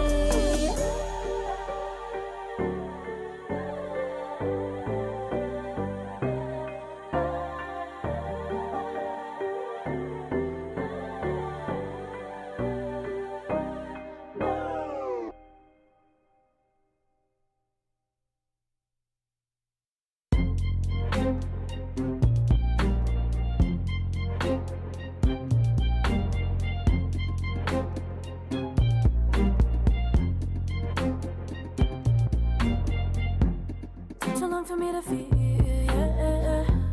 Tell me why you on your knees, yeah. Mama thought I had a dream, yeah. Kicking off the covers, I'm too hot for this bed. Give me space, I need to breathe, yeah. Give a face, giving it beautifully, yeah. Yeah, it's just me and my clique, yeah. We might be the hottest, but we let you in. Angel energy, let you sit with me. Angel energy, angel energy, angel energy. We got sympathy. Angel energy, angel energy.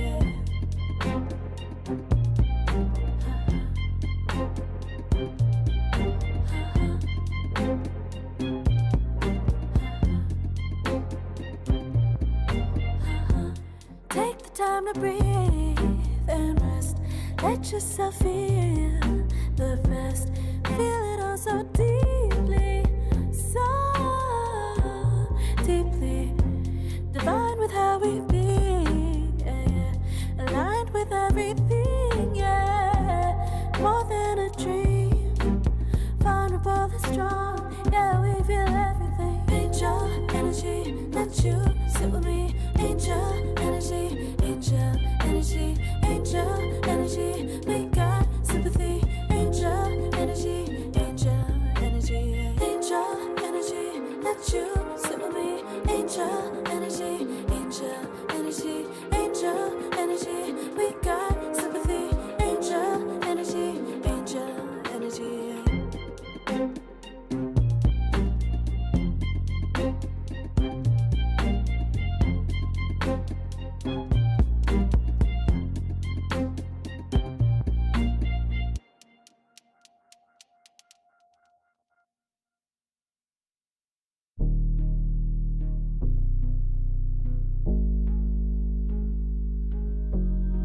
Never pressed, but I got the juice.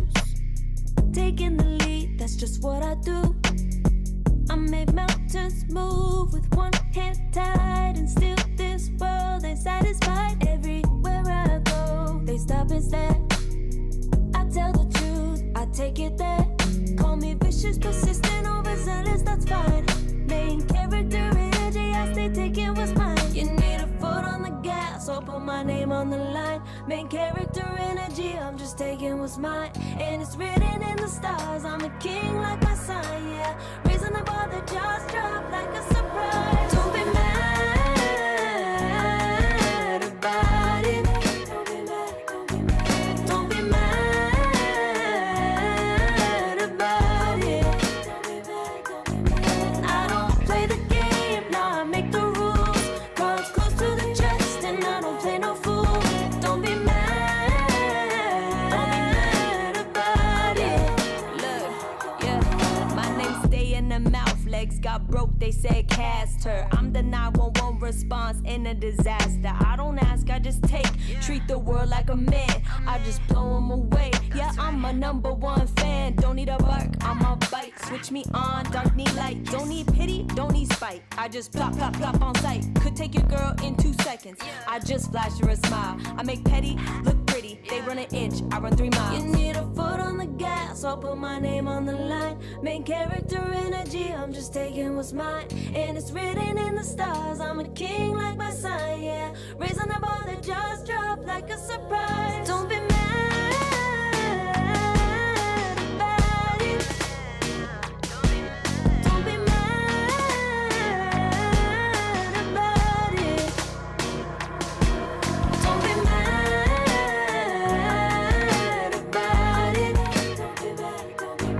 Don't be mad about it. I don't play the game, nah, I make the rules. Cards close to the chest and I don't play no fool. Don't be mad about it. Don't be mad. Don't be mad.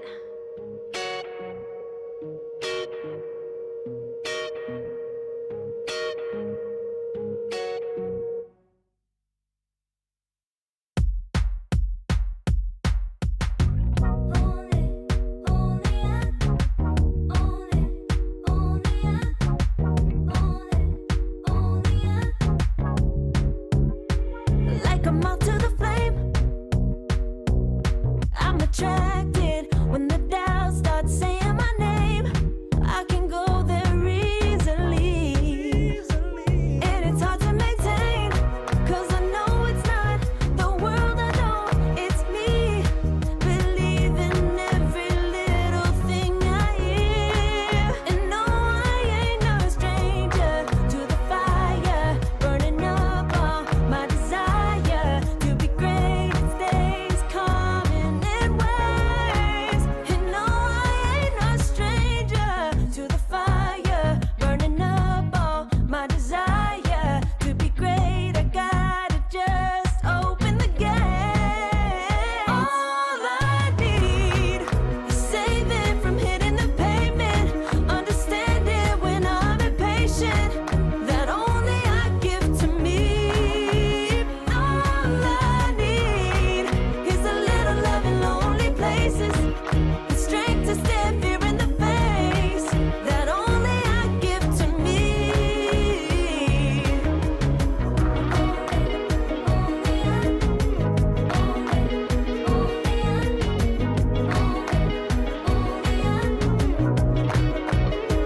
Now I'm running this race, yeah. Stallions couldn't catch up to me. I'm running till I get first place. I'm running till I get everything, everything I ever wanted in my dream. No, I ain't no stranger to the fire, burning up all my desire to be greatest days coming in waves. And no, I ain't no stranger to the fire, burning up all my desire to be great. I gotta just open the gate. All I need is saving from hitting the pavement, understanding when I'm impatient, that only I give to me. All I need is a little love in lonely places, the strength to stand fear in the face, that only I give to me.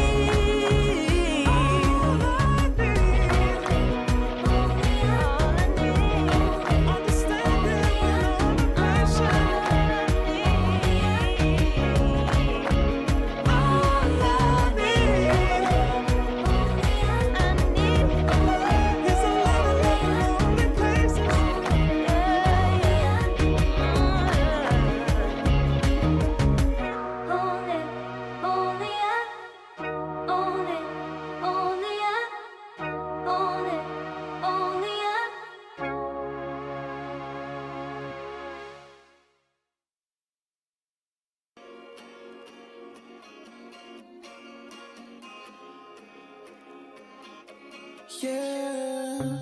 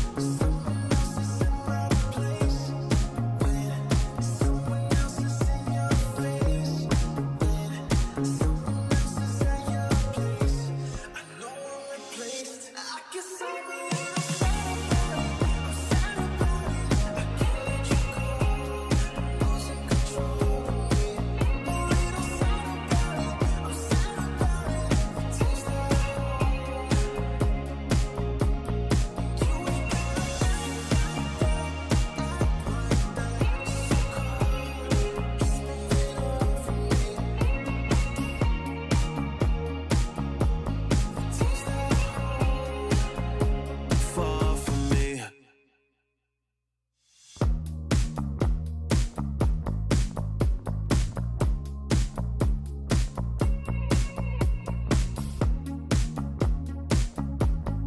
Girl, what's this shit about? You told me I was different than them. Now you got yourself another man. I hate to see you out with him. I guess I'm a little sad about it. I'm sad about it. I can't let you go. I'm losing control of me. A little sad about it. I'm sad about it. Taste the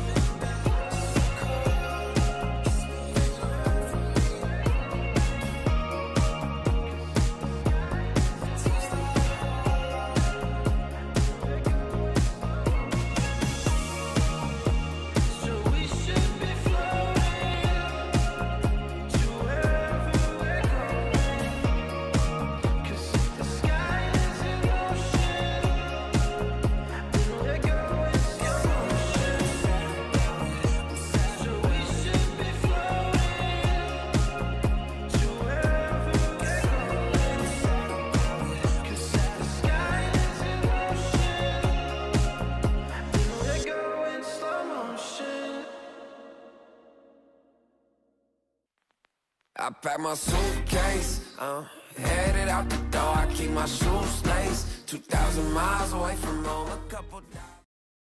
Hello, everybody. Welcome back to the South America Closed Qualifiers of ESL One Birmingham 2026 with myself, Epidamnos, and our Giraffe. We're coming in for the final series of day 2. That being New Growth. Once again, we've been following New Growth a little bit. It's like a New Growth fan club versus Heroic. Now, fun fact about this team, our Giraffe. We started off day 1 with Heroic versus New Growth, and that was a pretty quick series.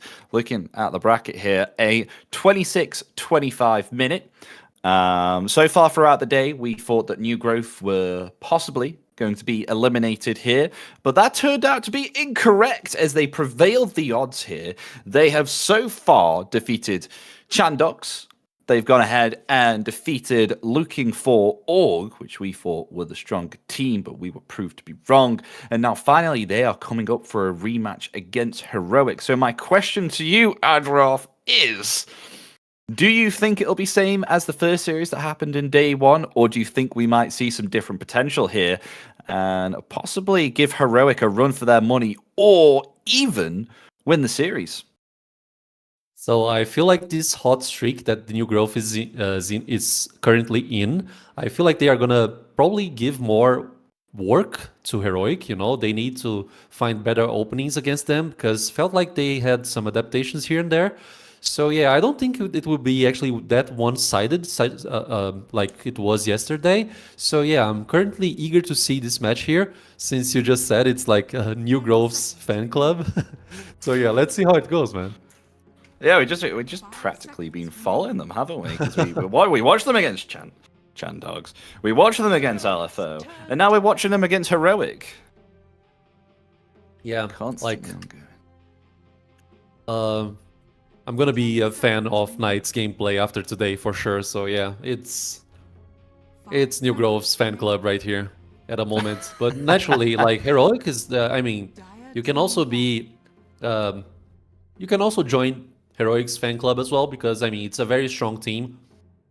They had the struggles yesterday against Peru Rejects, but it's like supposed to be one of the main teams here for the South American region. So yeah, let's see how that goes. If they brought any kind of adaptations, if their gameplay is currently more sharper than yesterday, because you know, like they weren't able to qualify to Dream League.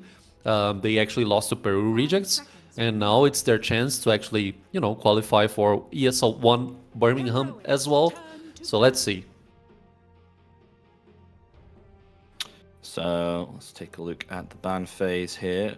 A little bit similar compared to the previous one, except New Growth, they will ban out Sniper and Wind Ranger early on this time with the Beastmaster. They know Yuma can work out quite well as a Wind Ranger, quite well as a Beastmaster. Seems a little bit targeted here to try and take out Yuma's heroes.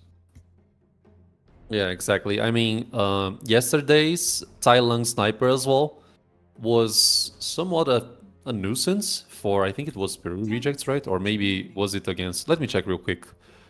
Was it New Grove's game? 5 seconds remaining. Yeah, it was New Grove's game actually. They picked Sniper for Tai Lung, and he actually faced, who was it? I'm currently trying to check it out. The matchup that he faced against, like it was... Okay, Sand King, right? So yeah, that's one thing that we didn't see today for New Grove, for instance. Like they didn't go for those like strange niche picks and like didn't force much strange things out. So yeah, and like by opening Huskar here, yeah, it's a totally different team from yesterday. But yeah, I mean Huskar open, you get Ancient Apparition on your face because Ice Blast is such a good skill to deal with the HP regen. So like trying to convert Huskar to position 5, just as we saw for like Peru Rejects, they placed Huskar on El Micho's hands. It wasn't like the exact plan that they had, I guess, but yeah. Let's see if they are gonna turn out this Huskar into position 5 just like Peru Rejects did yesterday. Dire team back. Yeah, that was an intrigue. Did they even win that one with the Huskar? I'm not sure if they did. Yeah, I think it was like a 2-1 situation, right? So yeah, I don't think they won that one as well. Yeah, actually they won the they Huskar did. game. Yeah, they won the Huskar game with the Huskar support. Although it was a bit odd. I don't think it was down to the Huskar, if I remember watching. Seconds remaining. I think they lost one of the Aegis as well for Heroic. I mean, they had like the first Aegis and they still lost the first team fight. I mean, the main team fight with the first Aegis. So yeah, like execution-wise, Heroic, they had, you know, they were stumbling somewhat on the execution yesterday. Turn to battle. But yeah, I mean, Husk's he's not gonna have a good time. That's one thing we can assure here. So Tusk is gone. Tiny's been banned. Ursa gone as well. These conventional heroes. And yeah, I have to go back onto your comment about why New Growth has been doing well. Yeah, you'd be seeing more conventional mid lane heroes, unlike Storm, unlike Sand King, which can be punished very heavily. And we've seen picks like Ember, where even if you do have yourself a terrible time on the mid lane, you can still rotate around and feel like you have such of a presence. I mean, especially with just picking up something of the likes of a Spirit Vessel here. So if you keep on going these heroes, then we could see fortune here for the side of New Growth. Yeah, I agree with you. I mean, Zlatan's have been playing a very solid Dota for today with the heroes that he used. Like a few slips here and there, but nothing major that actually caused the pacing of the game. But yeah, okay, so they banned out the Tusk, as you mentioned. Tiny was removed, and now Heroic is kind of thinking on their last ban for the second phase of the ban stage. They ban out the Shadow Demo, okay. I mean, it's good to actually stall some of the Ice Blast timing. Like the first level of Ice Blast kind of dispels quickly enough, where if you buy enough time, you know, the hero can leave alive. And yeah, let's see what they are gonna pair up with AA here. If they are gonna show up any other like maybe offlaner, not exactly the combo that they are gonna set up with AA on the lane.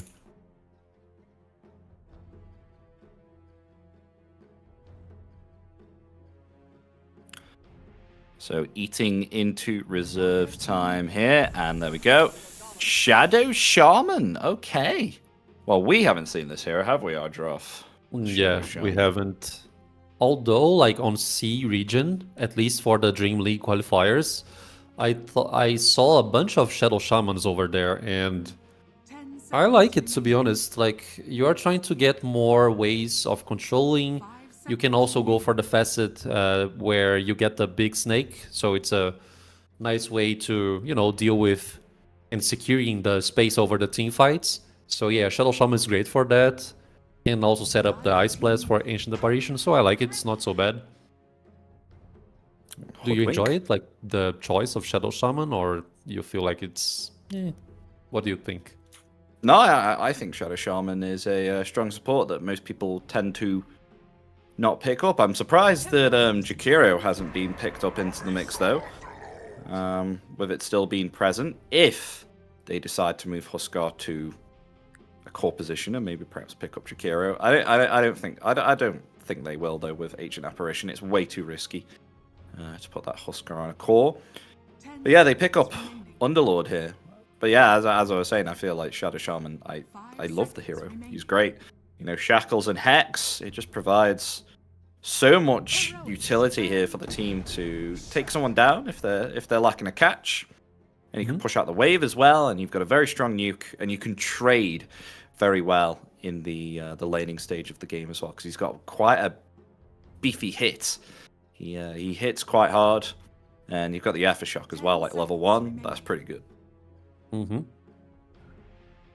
Yeah, I agree.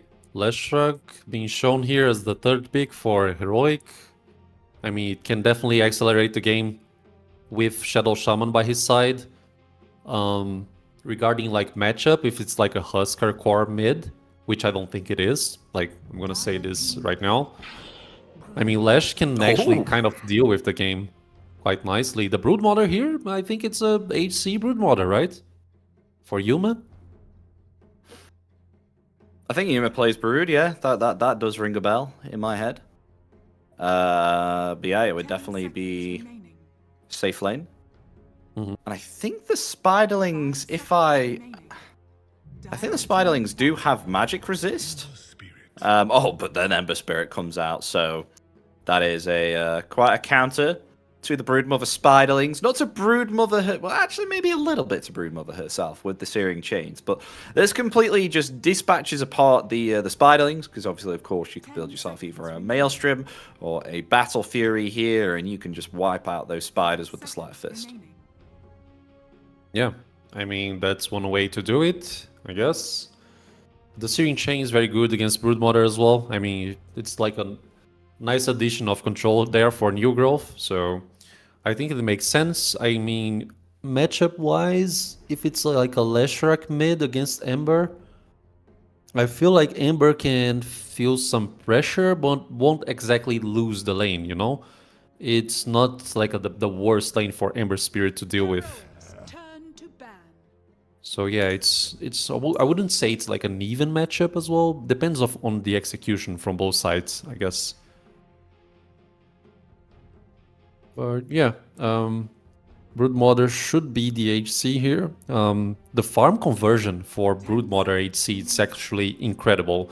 And if Yuma gets that nice momentum that he can do sometimes, such as the Beastmaster that you mentioned early on, I feel like he can, you know, get out of control here for new growth. Like Broodmother just farm ancient creeps so fastly with the assist of the Broodlings, most likely. And, you know, circular farming, considering that she gains so much move speed on the webs, it's also something that benefits the, you know, the acceleration of the farm potential here. You do have quite a bit of catch though, right? You've got Pit of Malice, you've got the Bushwhack, and the Searing Chains too, so there is plenty of catch. It's just, can you apply it on the Broodmother? And it depends how, I suppose, Yuma plays when he shows. Spirit Vessel as well, I really, really like, especially against Insatiable Hunger to stop Brood from gaining back all of their HP with the physical attacks. So that's another thing I like. So I'm expecting maybe perhaps Yuma to go something like a Manta style, something along the lines of that. Able to purge the Pit of Malice, Spirit Vessel, that kind of stuff. Yeah, sometimes when I'm playing like ranked games, I've seen some nice Russian players actually using Brood HC, and they go for like Malevolence first item, and like it's like Malevolence and then Manta into maybe the Bloodthorn, but it's like a pub stomp scenario, right? It differs a lot from like professional games. But yeah, like an early Malevolence here, if he can actually get that item over like 12 minutes, which should be the case if he's having a nice time on the lane. I mean, early Malevolence here can actually demolish so much the Ember, the Hoodwink, the Underlord. I mean, yes, if he doesn't actually land the Pit of Malice before, getting silenced. But yeah, I mean, let's see what the item build is going to be for the Brood. I'm gonna look very closely to the gameplay here.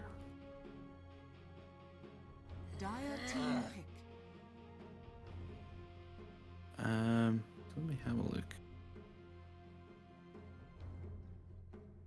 Unfortunately, I can't see it myself, but I swear I'm not imagining this, but I'm sure the Spiderlings had like magic resist or something along the lines of that. 10 seconds remaining. Yeah, I mean, I think we can check. Well, once you spawn some Spiderlings, we can check by like clicking on one of them and then hovering over, see how much magic resist it has. So, because unfortunately it doesn't say how much, but I remember I feel like I remember you could only take them out like physically or something along the lines of that. It was kind of impossible with like a magic nuke because it just tickled them. I'm not really sure as well. I'm not a Brood player myself, so I don't know the specifics. I know that innate ability kind of like heals the Broodlings as well or something like that. When you kill some units, it's like called like Spider's Milk or something, the innate ability. But yeah, like I'm not a Brood specialist, so I cannot really talk like deeply about this hero here. Well, 10 seconds remain for New Growth. How do they want to respond? A PL? Wow, that's brave. Especially against Leshrac. I mean, Brood is going to find it very, very difficult to take out this PL, that's for sure. I suppose you would maybe perhaps buy a Mage Slayer then, definitely, on this Phantom Lancer if you want to survive through this Leshrac. This is really quite an intriguing matchup here. And you've got Huskar support in the mix as well, who's going to be the support. So I'm thinking that Hoodwink is going to go... I don't know. If you put Huskar with PL, is PL going to be okay? But then if you put Huskar top, you kind of like... affecting the top lane to deal with the Brood Mother with Underlord, because Hoodwink and Underlord work very, very well together. And Timbersaw comes out here. Someone who can deal a lot of pure damage very, very quickly to things like illusions. And also withstand the damage dealt by PL and also like Huskar.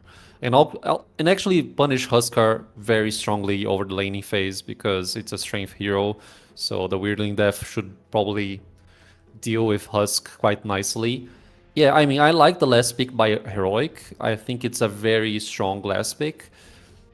And I don't know, like when you see Ember and Underlord, actually feels like the New Growth team, they want to establish some aggressions here and there.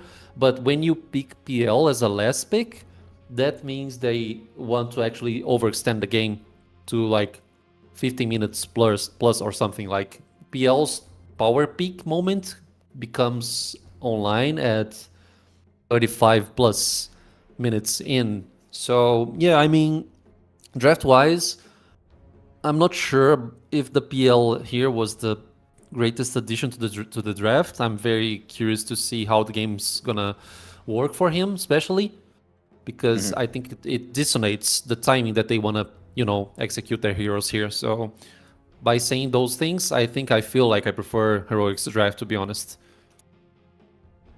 And what about you? I want to know your opinion on that as well. I mean, Whisper 3 is going to deal very easily with Underlord. Tai Lung, I think he should be able to do fine versus the Ember Spirit. It's just the fact that I don't think they have they have magical damage. They have DPS, but it's not like massively strong DPS. It's like slowly over time, you know, like Ember Spirit's magical damage, it's over time. PL's damage, it's not like, oh my, it's not like a Sven with God Strength, you know what I mean? It's not instantaneous. And it's something the likes of Broodmother and Timbersaw, and especially Leshrac as well, can withstand if they have something like Spell Steal or Life Steal, for example. And, you know, of course, you got the Timbersaw with reactive armor. So, yeah, I'm leaning more towards Heroics draft here as well. So, yeah, but they could defy the odds, New Growth. They could. They could prove us wrong, but as you mentioned as well, Orchid on Broodmother, especially against Ember Spirit, is horrible. It'll force him to have to go through a Dispel if it's affecting him too much. So, I suppose we'll see. Yeah, we'll see. We'll see. We can theory craft as much as we want, but sometimes Dota just surprise you up regarding the result that we are gonna witness. You know, Panda being teasing a little bit. He told to Cafurtado, the coach of Heroic, to tell Whisper that he should not talk to him because he distracts him, maybe during the draft stage or something. But yeah, I mean, Panda seems to be a very cheerful guy, you know, like just messing around, having fun. So he seems like a nice guy. There we go, smoke break for Tai Lung here, hanging around the rune. You won't get it. Oh, Retreat look at that. this. Oh, wait. Yeah, I see. They have the high ground here. They're going to jump onto Panda, who's hexed up. And they got the shackles there too. That should be a kill. There we go. Whisper getting first blood with the Whirling Death. Yeah, I mean, getting first blood for Whisper on this laning stage here, it's gonna bump his gameplay by a lot. He's gonna find himself a belt of strength that he's already bringing with the core here. So he should be a little bit more tankier, right? With that nice amount of strength that he's getting.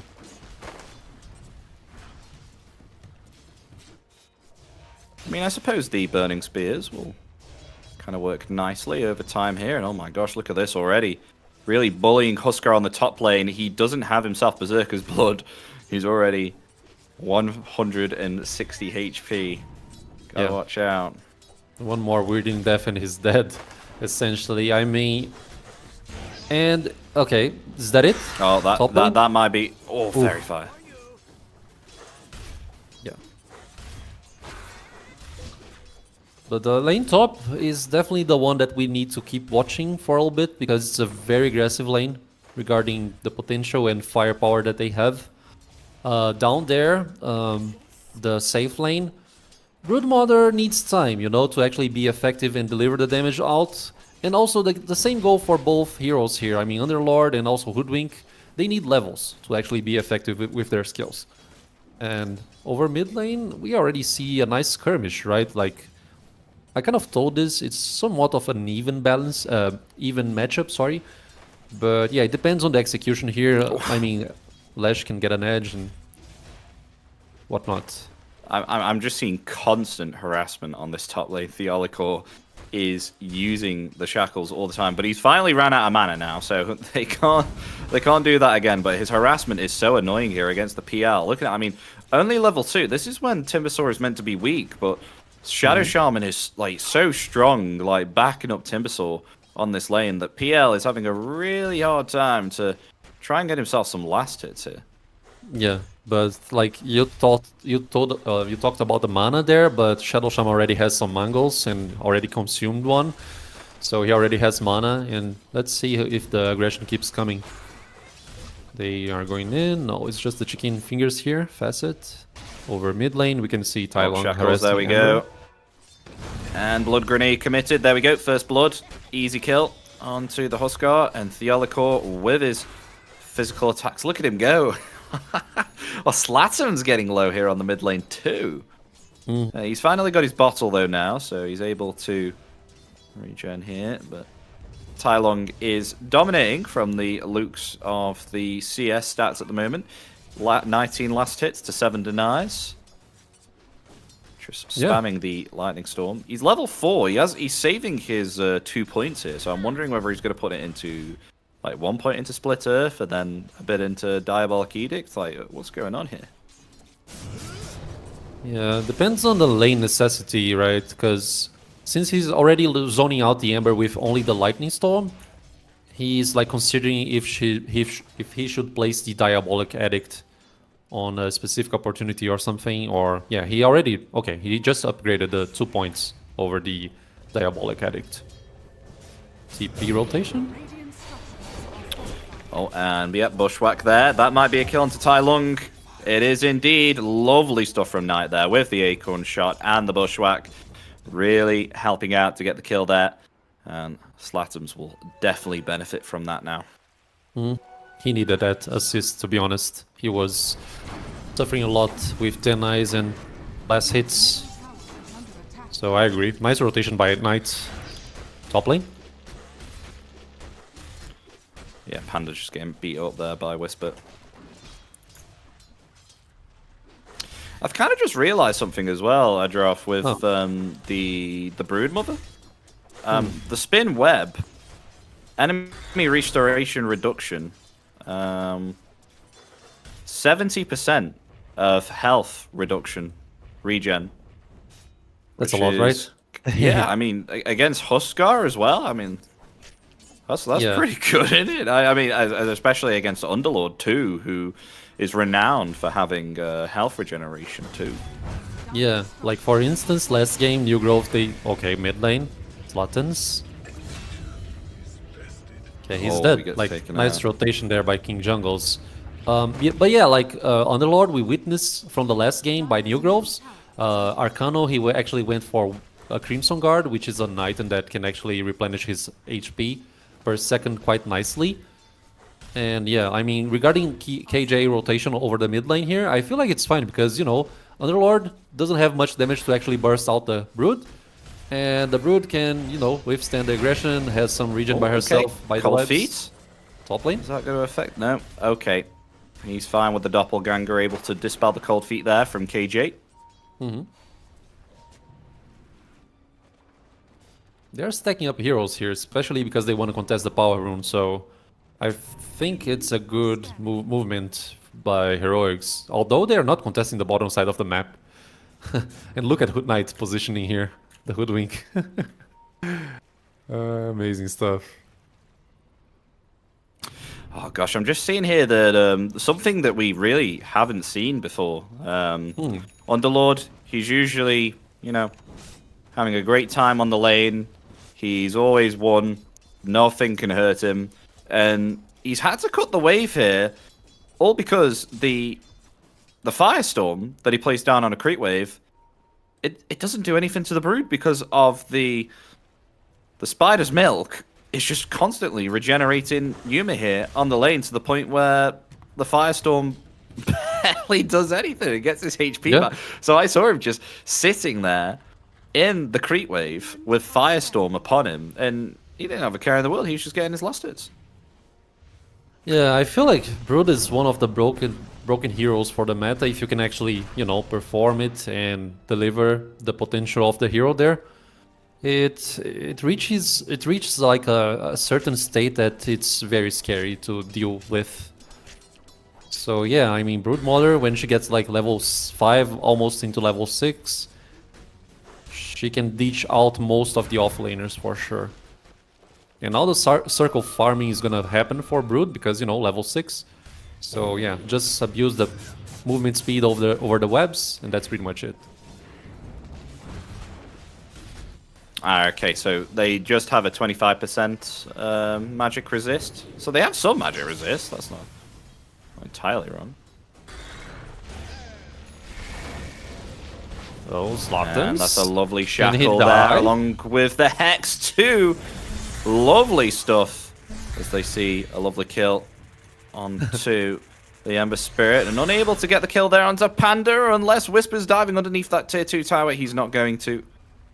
Never mind then. Yeah. Could have maybe got the kill, but... Yeah, he missed some of the chakran usage there, and also the other ability, which is called Twisted Chakran. If he had landed those, the kill was secured for sure, but yeah, he decided to play safe because he doesn't want to feed. It makes sense, I guess. It makes sense. So you were right about the first item for Broodmother. He's going for the Manta.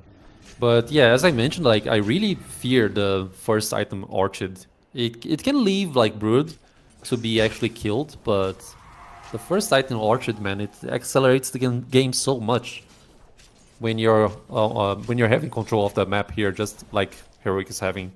I feel like it's just great stats though, right? I mean, you can really start pressuring the lanes, and you can have like peace of mind that you've got a dispel in case like you know someone comes in and roots you in place, and then just helps with the farming to get the Orchid faster, right? Yeah, I guess so. I mean, the timing. But I of the totally item- understand what you mean, though. I mean, especially if you place an Orchid on Ember Spirit, because then he's practically like free for a kill. Yeah, but like I was talking about like a pub scenario where differs a lot from professional games, right? So yeah, it makes sense what you said about the Manta, because on professional games you want more reliable ways to deal with the game without, spending all your 4K money into something that can go wrong. So yeah, the Manta to dispel the Searing Chains and also the Pit of Malice is definitely the way to go here. I agree with you, like 100% actually.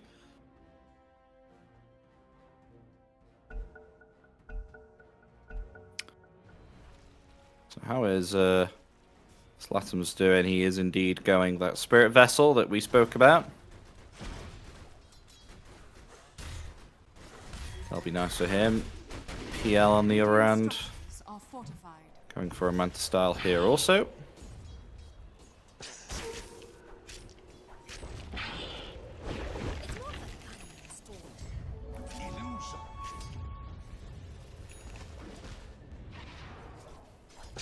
Yeah, I mean, going for the Manta too, but the net worth state is not gonna help PL. Like, he cannot really compare the farm against Broodmother. It's like an unfair competition per se. Like, Brood just farms faster, and you have to accept this.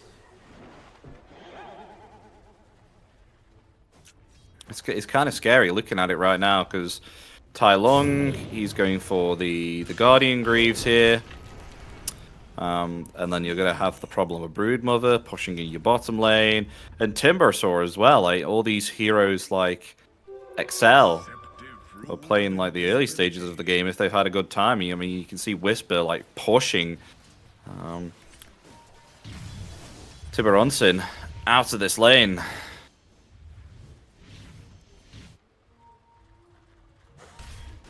Yeah, I guess so. Like, Ember with Shadow Shaman by his side, trying to like zone out Zlatans, and also PL trying to deal with Whisper pressure, as you just said. Like, they are starting to struggle on every lane at the current moment, and Panda is gonna be blasted here by the Timber, Wheeling Death, and also the Chakram. So yeah, what can you do? Like, 4K advantage already for Heroic. That's a level 4 Whirling Death as well. Just to add that out there. Oh, he's got a Kaya now as well, so further amplifying that damage. And they place down the Mass Serpent Ward to take down this top tier one. There goes Whisper. There's Whisper now. Oh, he goes for the wrong illusion. That's not the right one. Now, Slatum's actually rotating in here, trying to get Theolicor. Well, that's a lot of pure damage there. The Cold Feet as well. Slatum's. He's got a Remnant and be fine. They'll get the return kill there onto the Shadow Shaman. Ice Blast comes out. It actually connects there onto the PL. Whoa! Knight getting very low there too. Slatum's is going to form movement perhaps here from the Ice Blast. He will. It won't connect. But what the hell? It passed it through too. And it actually provided so much impact there, even though the blast didn't hit either of them. They're going to get the kill there onto Panda too. Triple kill for Whisper. Possibly an ultra kill. There we go. It's a team wipe. A team wipe at 12 minutes. That just highlights here how well these heroes excel during the early stage of the game. Boy, oh boy, but I gotta say, Can't comment on that Ice Blast again. It just went through. Yeah, I mean, it felt like KJ was about to miss the Ice Blast, but he just positioned the hero backwards and they all made a line. So the Ice Blast passed through almost everybody. It was quite something to watch. And also, like, the Brood coming in using, like, the Fiend's Gate, right? Just abusing Underlord's ability to be there in the team fight and just placing, like, one web was everything he needed to, like, be impactful in this, like, last team fight here. So, yeah, I think things are getting out of control already. Like, 8k net worth, 12 minutes in, it's a lot. And we already have, like, Manta on Yuma. So he's gonna keep like circling the farm right there, optimizing the farm. They're gonna get more towers as well. I mean, T1 top is dead. And now with the Broodlings and also the XP advantage that they have, they're gonna take down bottom because, you know, the outpost is available for them in 1 minute.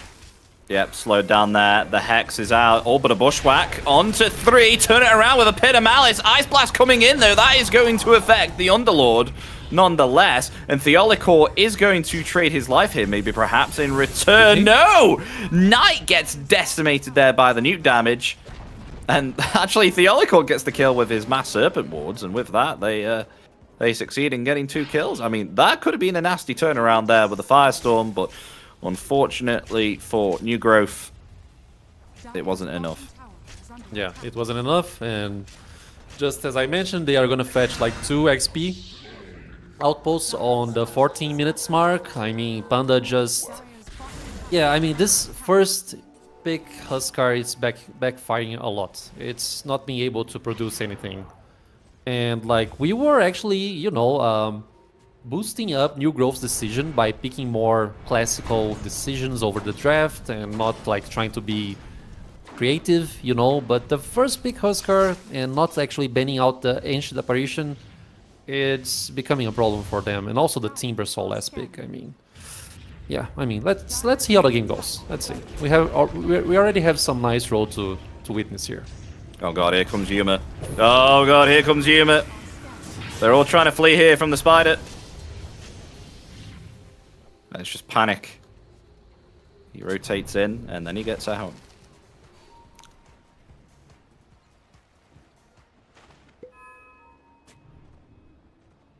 Actually not going for an Orchid here like we thought. Can't believe it. Straight up butterfly, what is that, right?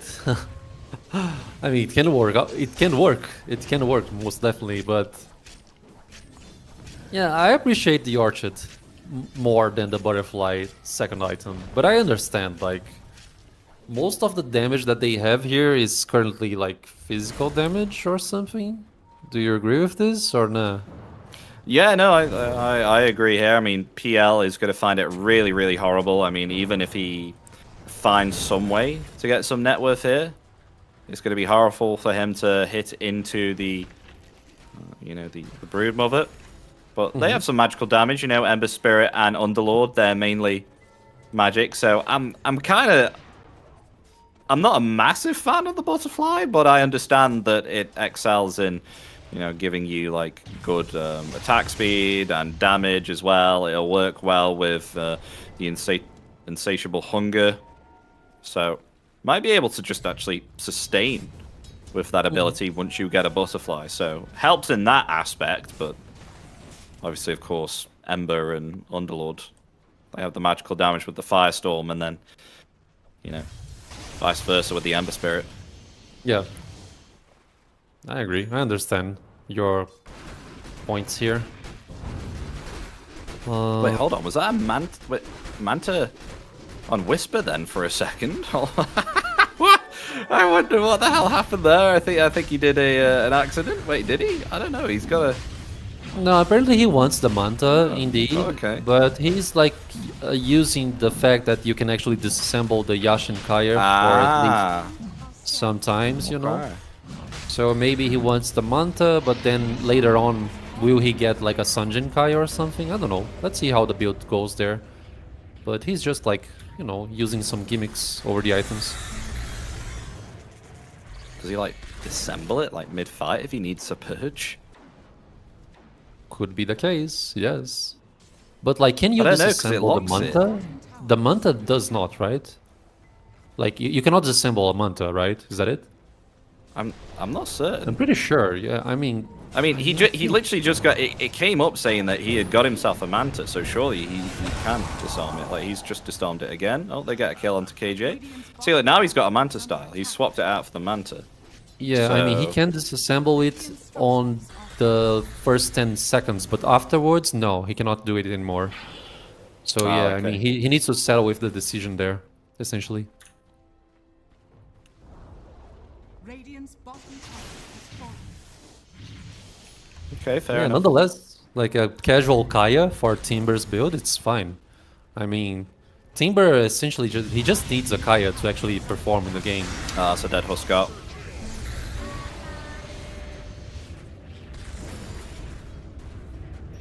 Yeah, it's looking pretty rough here, and there's not much spaces to farm here. I mean, Tiburonkin is trying to do the best of his ability here to try and farm up, but he is very far away from an Agnims here. Only has himself a Manta, and they're going to go on the Underlord here underneath that tier 2. They just have way too much damage, and with that, they're going to take a tier 2 tower at 18 minutes. And they might just move and try and get themselves some more here. I mean, they do find themselves the Ancient Apparition and the Leshrac as well. Okay, popping off here, New Growth. However, Tiburonkin is trying to escape here from the wrath of the Brood Mother. It is going to be a 3-for-2 here. The Brood still doing somewhat okay, but they got themselves the Bushwhack and they will take down the Brood. But Aegis going to be bringing her back to life.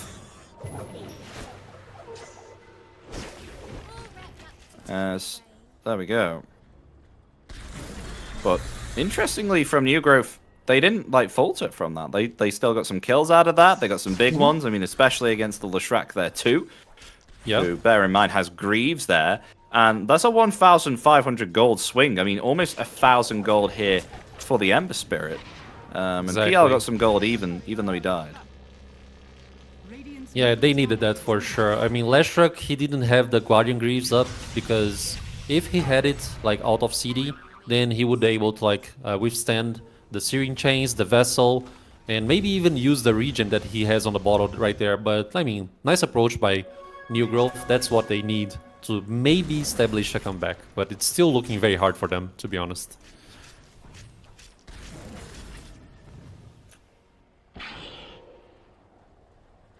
Are they going in? Slottens? Oh, I mean, the Shackle's there. Arcano's going to rotate, though, and try and find a kill here onto the Shadow Shaman. Oh, Ice Blast comes in. But no further output there from the side of Heroic. But nonetheless, they get a nice pick off there on the support. Maybe perhaps trying to look for more here. As a Bushwhack has found the Leshrac, but too much damage from the Pulse Nova. They have to back off there, and Slatums can't join in that. So we'll back off. Radiant's middle tower is under attack. So, like, Shard was acquired by killing the Tormentor. So, King Jungles, he got the Shard, which is a nice addition to his gameplay. Now, the Ice Blast controls for 50% of the cold feet duration. Is that it? Yeah, I think so. And, yeah, I mean, Yuma looking forward to buying a BKB. I think only the Manta won't suffice the necessity of dealing with stuns, and he needs to outmaneuver everyone to actually deal the DPS right there. So I agree with the BKB decision. Why not? Ice Blast passing through. Why? I mean, KJ just using it casually. That's a dead Huskart. Yeah. Well, another pick off. Like Panda not having a good game with this Huskart there.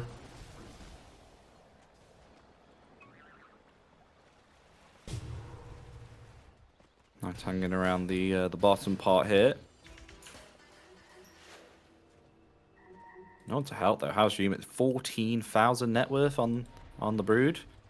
Going for a BKB next, level 18 compared to level 14 on the PL. Big difference in experience, massive difference actually. Mm-hmm.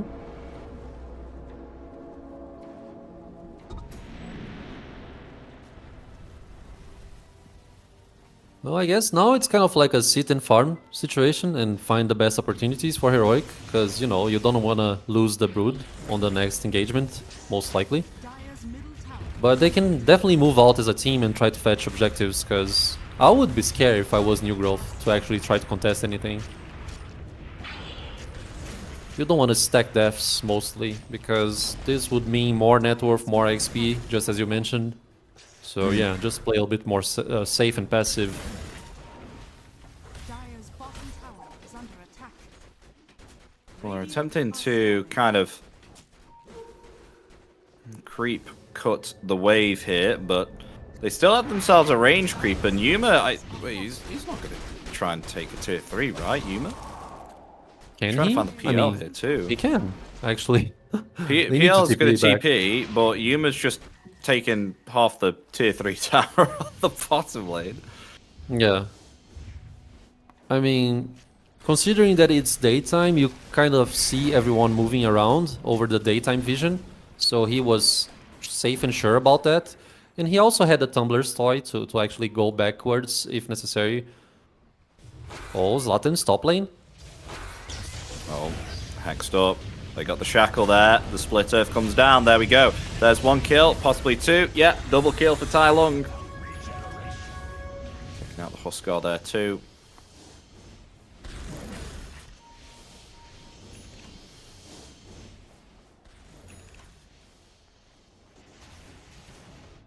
Really kind of difficult here for the Ember Spirit. I mean, Lotus Orb obtained now for Arcano.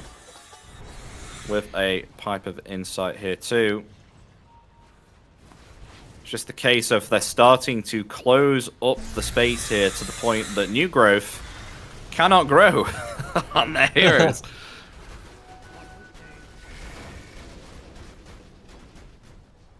Such a short time span for the New Growth fan club right there.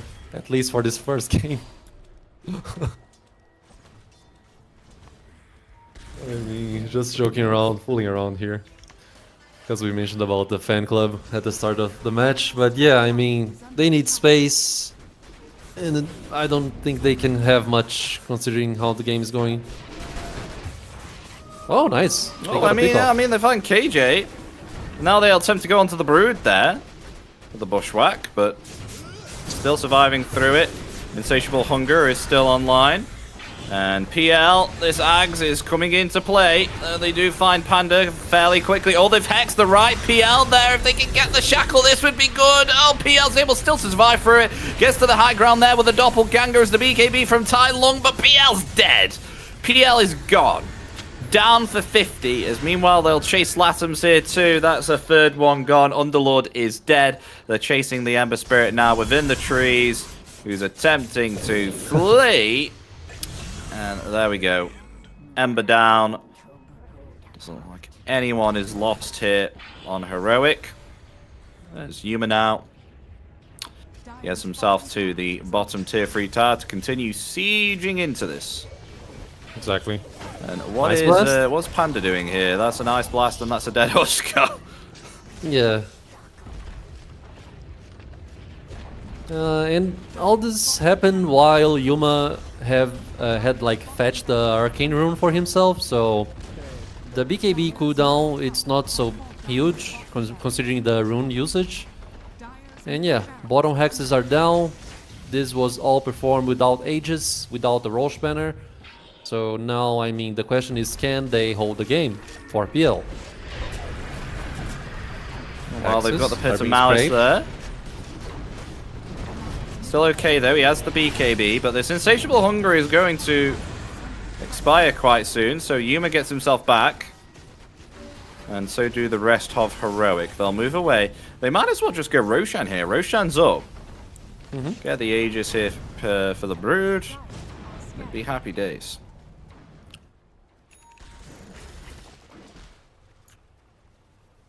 Yeah. Okay, so they're going Roche. They want to play safe and end the game with this Roche and Roche banner. Oh, they're I going to take mean- that Roche so easily. New Grove, do you contest this? Because I feel like if you don't, anyway, you lose the game either. So they should. Oh, they're going to try to anyway. This Roshan getting lower and lower. Yuma's going to be able to get it. Ice Blast coming out as well. That will really affect the Huskar and Slasm's there. Both of them gone. 2 down already. Arcano is just bullied here by the rest of Heroic, who pounce upon him. 3 dead. Aegis now in the hands of the Broodmother here too. It's not looking good at all. It is not.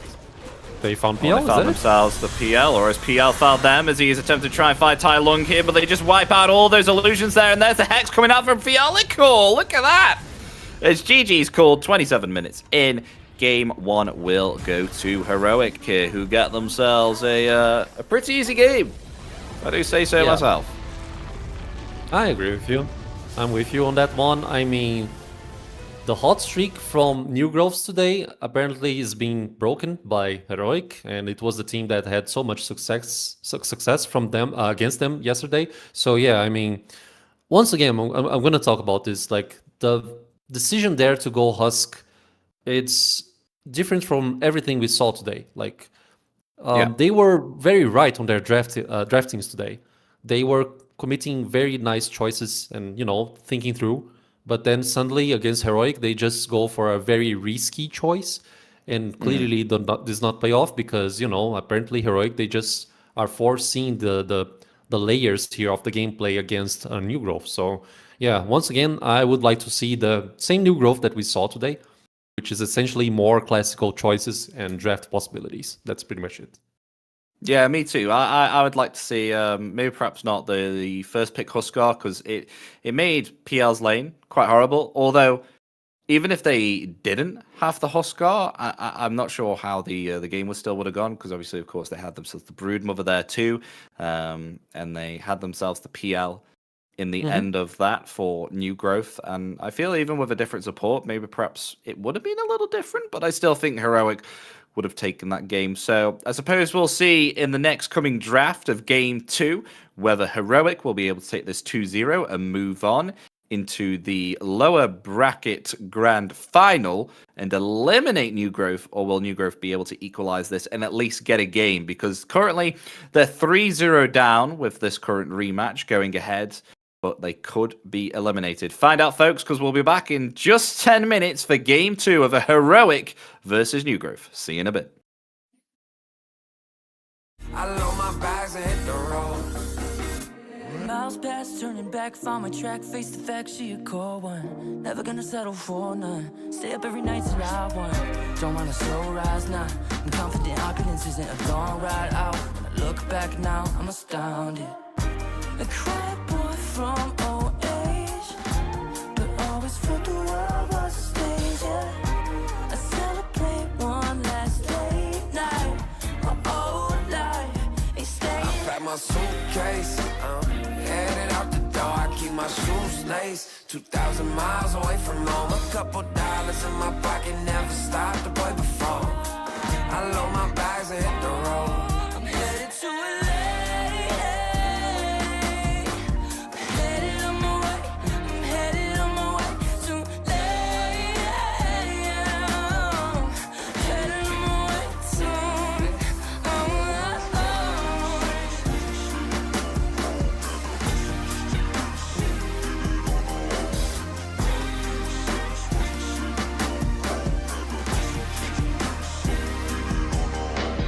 Couple thousand miles, throw it on the dash. Shit, the 10,000 hours, can't let them pass. Yeah, well, I was putting time in, you was pulled up wildin'. You always had shit to say, now when I see you, it's silence. Thought I have a Grammy by 25. Commas after commas next to dollar sign, yeah. To remind myself why I'm living this life. Look at all the late nights, it'll all come in due time, yeah. Made for the fight, for the pain and the climb. Tied to the life I chose.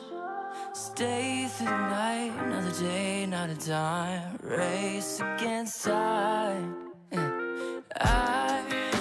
I couldn't just lay by and wonder what I could have made mine. I'm closing on the moment, no one's gonna hold me down. From I getting pack my suitcase, headed out the door. I keep my shoes laced. 2,000 miles away from home. A couple dollars in my pocket, never stopped the boy before. I load my bags and hit the road.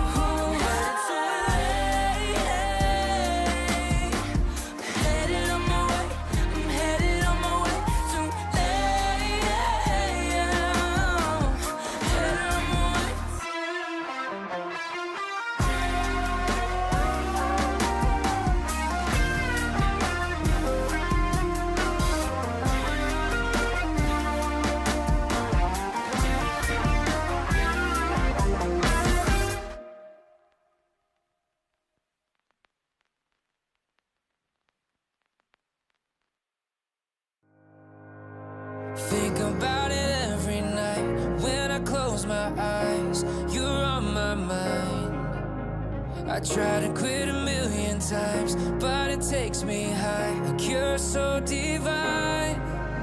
You give me everything. Don't know what's happening. I need you like medicine. You're my everything, everything.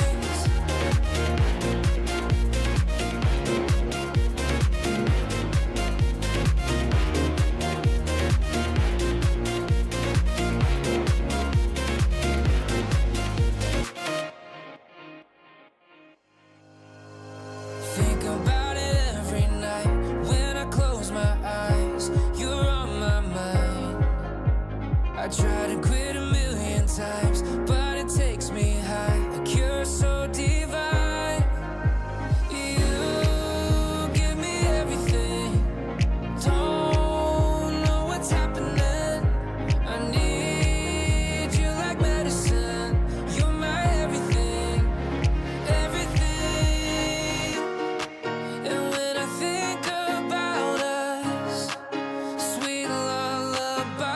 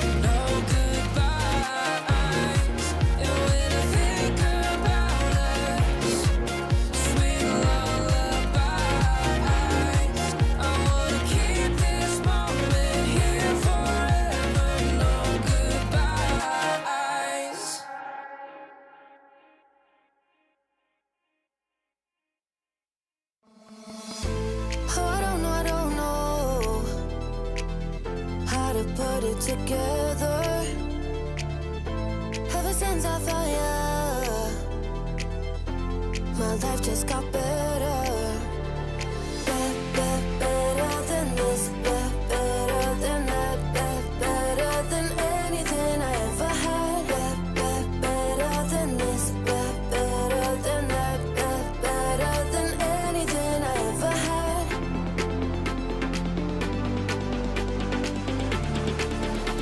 Than anything I ever had.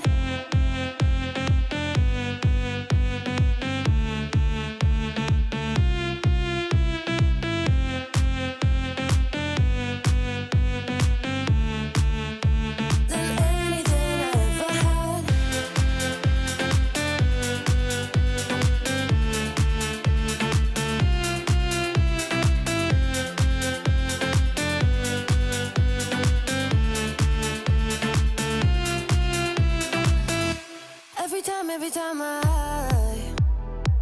start to doubt if I'm good enough, looking straight in your blue eyes, makes me feel better. Better than this, better than that, better than anything I ever had. Better than this, better than that, better than anything I ever had.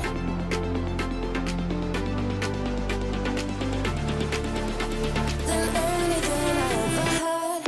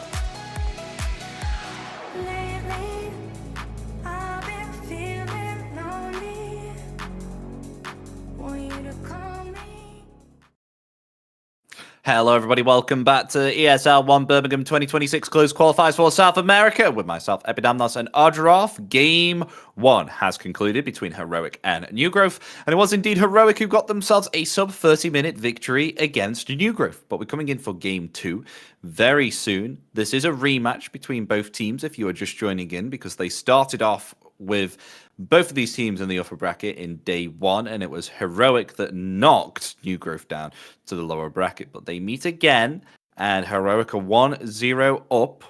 Can they equalize, or will they go home? Adroff, what do you think, sir? Yeah, I mean, I don't know if they will be able to actually equalize this one. I mean, the hot streak from New Growths, it's just like being demolished by Heroic since yesterday. So, yeah, it's gonna be hard for them because they need to find out the best decisions that they have and can to actually apply on this second game here, draft-wise, execution-wise. It's not gonna be so easy. Like the team seems to be on very different levels, but you know, it's Dota, so everything can go. Let's see. Let's just wait and see. We will indeed, as a draft is underway, folks, so we'll have that for you momentarily. As we have a look at the ban phase, let's see what's currently being banned. No bans as of yet. Currently, might actually eat into reserve time. This is interesting for a first ban. Quite intriguing. Really? First yeah. ban, Oh, reserve okay, time? never mind. Okay. All right, Centaur. Centaur gets banned out here on Heroic. 10 seconds remaining. Yeah, Centaur, I mean, just 101 situation here where you ban one of the strongest offlaners for the meta. Zarder also being respected. I mean, it was the same for yesterday. Heroic, they just banned out the Centaurs, Zarder, and Tiny against New Growth, and I guess Tusk is on the list as well, which should be one of the most contested heroes since you just gave us this statistic today. So yeah, Tusk should be respected too, unless they want to pick it. Like the second ban sniper here for New Growth, I mean, 5 seconds remaining. when they picked the sniper from on the last on the yesterday's match, it was sniper 4th pick. So yeah, I mean, I don't really understand why you're gonna be so worried about sniper and ban out the sniper on the second ban here, because like even on yesterday's game against, you know, Heroic versus New Growth, it was like a 4th pick situation. So yeah, for me it's quite strange. Radiant team ban. Ancient Apparition banned from Heroic side. What could this mean? 10 seconds remaining. Maybe they are aiming for a Pudge or a Bristol back, because AA against Pudge and also Bristol can be very harmful. I don't think Heroic is going for the same route as New Growth for picking Huskar first pick, especially because, you know, it's being banned out. So yeah, they ban out the Huskar. And also the Viper. So yeah, I mean, heroes from the meta are getting banned. So first pick here for Heroic. And we'll see that come out. Ember Spirit, okay. Fair enough. I mean, Huskar's banned, so can't be cheese, but you know, you've got the options like Monkey King. If they want to bring that out, we saw how impactful that was when Slatums played the Monkey King against the Ember Spirit, so maybe perhaps he picks that up again. Yeah. I mean, it's one of the resources that they have and they can use for sure. But would you want to commit the Monkey King right afterwards, like right after seeing Ember Spirit? Would you do that? You think it's a good one?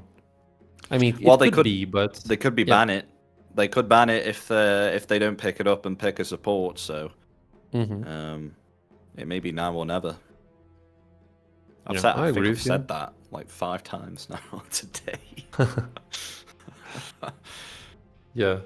But like, because there are ways to actually counter the Monkey King, right? Like, I know Ember suffers from that matchup, but if you try to, you know, maybe place some roaming support 4 to actually contest the Monkey King, it's a good idea. So it's a Treant Protector instead.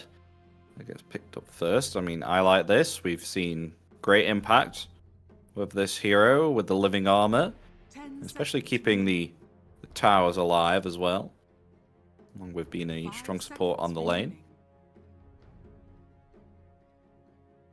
remaining. Heroics turn to battle. Okay, Monkey And there we King go. ban right now. Yeah. Radiant team. So they won't get MK. I presume they want to ban Timbersaw since Whisper played a great Timbersaw, and it would be horrible to play against as a Treant, especially if it's on the off lane and you are a POS 5 Treant Protector. So Timbersaw still 10 in the seconds pool. remaining. 5 seconds remaining. Exactly. Timber is very good here. Maybe New Growth is actually aiming for the Timber as well. I mean, it was very good against Ember Spirit from Zlatan's on last game. So like Treant and Timber on the same team makes a lot of sense. Okay, so Timbersaw is still in the pool if they want that, and Kotl was banned here by New Growth, so still available for Heroic if they want to pick it up a second time for Whisper. Heroics turn. And what have we got here? It's a Shadow Shaman. New Growth will pick up the Shadow Shaman here this time. So already the 2 supports being showcased here for New Growth. Yeah, I mean, Shaman, great usage of Shackles to actually punish the Ember Spirit. You also have the Hex. You can accelerate the game sometimes with, you know, the Serpent Wards. And yeah, because like Treant is mostly like control and sustain for the team, while Shaman, you can actually have this nice chunk of damage on buildings with the ultimate. So yeah, I think it's a nice pair here. Shadow Demon being shown by Heroic. I mean, yeah. You can save people from overgrowth, shackles, hex situations. The demonic purge, not the demonic purge, the demonic cleanse is also very good because I think it applies like a strong dispel if I'm not mistaken. So it should work around the shackles as well. Let me check real quick, please. I think it might be Just a a basic moment. one, but it's constant. Yeah, it's a during the basic one. duration You're of right. it. Yeah, it's a basic one. So at least, remaining. I mean, the overgrowth is a strong ability. Like, is it counts as a strong dispel necessity? No, I think it's basic actually because Is we it saw. basic? Yeah, I think we saw a previous game in day 1 where they had built Greaves on Storm Spirit, and he was able to just dispel it Exactly. with Greaves. Yeah, so yeah, at least the overgrowth you can actually work around, and it's a nice addition anyway to Heroic's team. Jakiro, I mean, I think we've talked about this last day as well. I mean, you get a nice setup for the Ice Path and also the Macropyre with Shadow Demon, you know, disruption aggressively, and then you suddenly have a nice Ice Path. So yeah, Jakiro is just like another very good support for the moment. And let's see the reaction from New Growth here. Radiant What they are gonna bring us. Okay, Tide. Tide Hunter. Yeah.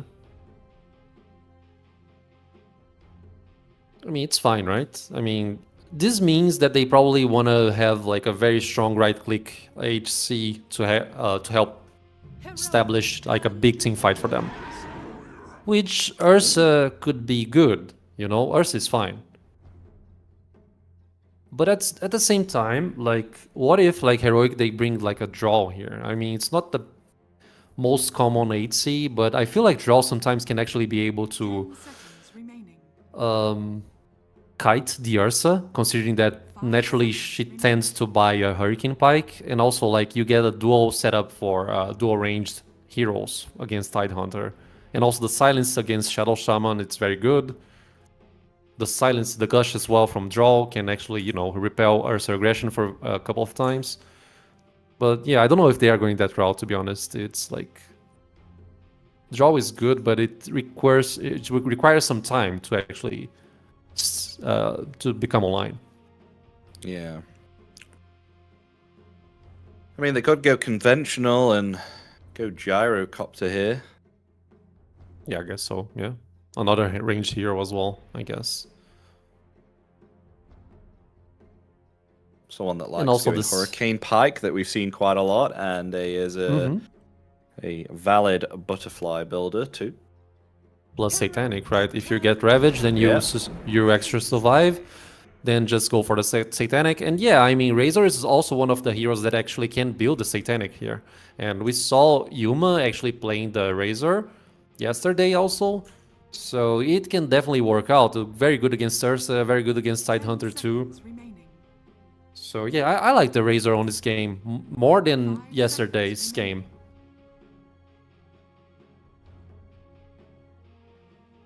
Yeah, it's pretty good against the Ursa, and Ursa really hates it. And not just that, but it's great against the Tidehunter too. So you're not only going to have lane dominance, but Ursa's got to be careful that his damage is not sapped by the Razor.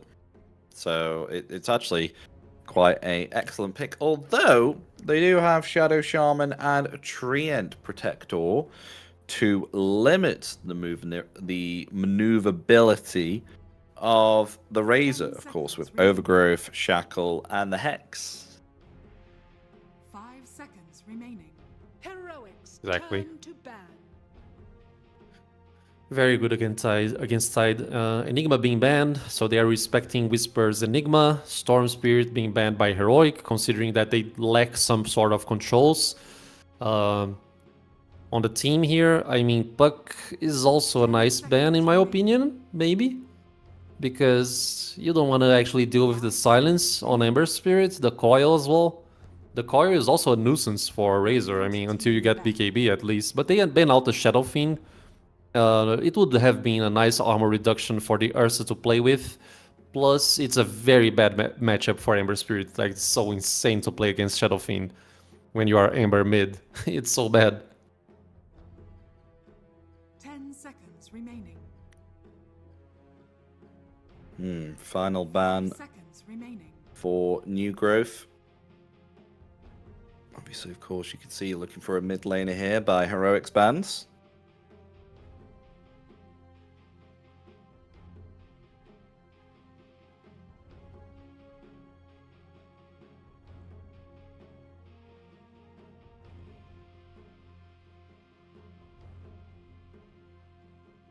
Trying to think of something that they could pick off now and ban, and they actually ban out the Timbersaw. Okay, yep, fair enough. I mean, would be able to get out of the grasp of Ursa here. It's very, very good, particularly against not only Tidehunter, but the Treant Protector as well. So, very understandable, that ban there on the Timbersaw, as they are indeed looking for a offlaner here on Heroic. 5 seconds And remaining. what will they pick up against this Ursa Shadow Shaman lane? It's kind of scary, especially around about level 3, level 4. I mean, I guess you do have the Shadow Demon here to stop the initiation, but SD could always be hexed and shackled. Radiant team pick. Something with a disruption. Bat Rider. Yeah. Okay. Yeah, it's a strong pick for the laning stage, most likely. I mean, can zone out the Ursa. Most definitely will be able to zone out the Treant Protector as well with sticking a palm charges. 10 seconds remaining. They can play aggressive, and like, I think Heroic is very comfortable against New Growth, considering like the past results. So like playing aggressive is not so bad for them. It's not a bad scenario. Now we have a last pick. We need a mid laner, right? What they bring for Zlatums? Is it the Puck? Yep. Puck. Okay. It is. Yeah. I mean, I think it was maybe one of the most likely hero to be picked. Like, I actually mentioned this. But yeah, I mean, Zlatum's Puck. We had a few slips on the game that we witnessed today where he was playing Puck, but it was like nothing major. It was like very like regular Puck gameplay, just minor mistakes here and there. But considering that it's a Heroic playing, those minor mistakes can be a problem. But nonetheless, let's see how the game goes. Do you prefer the, Heroics draft or New Growth's draft, Epi? What do you think? Oh, I feel like, honestly, I think we're going to go for Heroic here. Yuma's going to have a great time, particularly against the Tidehunter. So he's got to dominate that lane. They've got save with Disruption. They've got setup with Disruption too. And can you really see Ursa jumping on any of these heroes? I mean, Ember Spirit, movability. Shadow Demon, you got the Disruption. Jakiro, he's obviously going to slow you down with Dual Breath. And obviously, of course, the Ice Path as well. Yuma's got insane movement speed on the Razor. And then Batrider, I mean, do I have to explain how Batrider can avoid heroes? He is one fast boy. He's got the sticky napalm as well. So it's going to be very difficult for Ursa to try and get onto a hero. He needs a Blink. He needs a Basher. He needs a Battle Fury. He's a BKB. He needs quite a bit in order to actually get himself a kill. And unfortunately for him, even though that he has himself like the Shadow Shaman, I think he's going to find it difficult to even obtain a kill here if they don't find themselves a pickoff. Because in the team fights, you know, you've got the disruption save, which can take away the shackles. So they only have the Ravage to depend on. And with Tidehunter, maybe perhaps not having the greatest game here, the Ravage may feel... What's the word that I'm looking for here? Not very potent. Yes, underwhelming. That's another word, yeah. Yeah, I agree with your statements. I'm on the same page. Like, Ursa can definitely have some problems trying to fetch kills here. And, like, if they don't win those team fights, if in case the team fights feel underwhelming, their siege potential just kind of, like, relies on like having Shaman and the Serpent Ward. So yeah, I understand what you're saying. I'm down with your arguments. But yeah, nice smoke here by Heroic. Let's see what they do with it. If there's any first blood possibilities. Probably not. Treant is just breaking the vision here. So yeah, everyone is like paying attention to what's happening all over the map here. The battle begins. And there we go, 2-2 Bounty Runes. No skirmishes today within this game 2. So yeah, I'll keep a close eye to see how this top lane will do with Yuma and KJ. Because it's not going to be nice with the static link.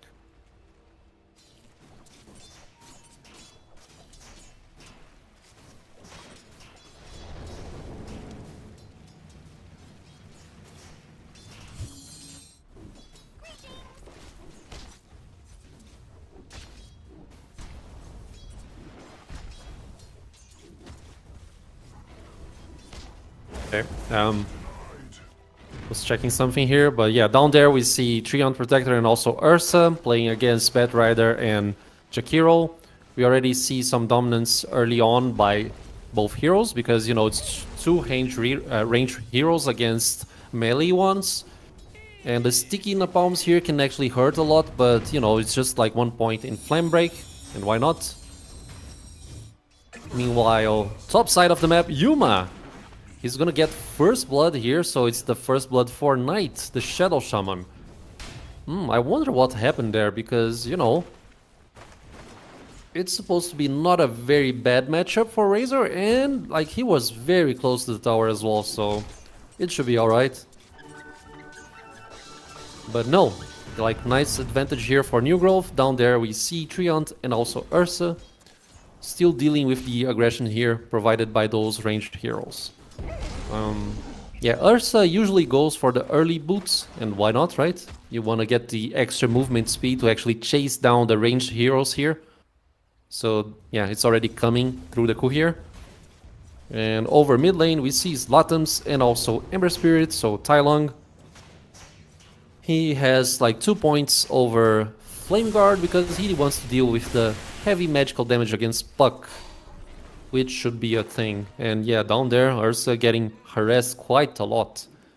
The fact that he went for the boots might actually compromise his regen capabilities if he doesn't bring another set of tangles. And top lane, Yuma gonna be defended by the disruption here. We have a Gush available by Arcano, but Razor is trying to go out. No, he's just dead. So yeah, another kill here. Wow.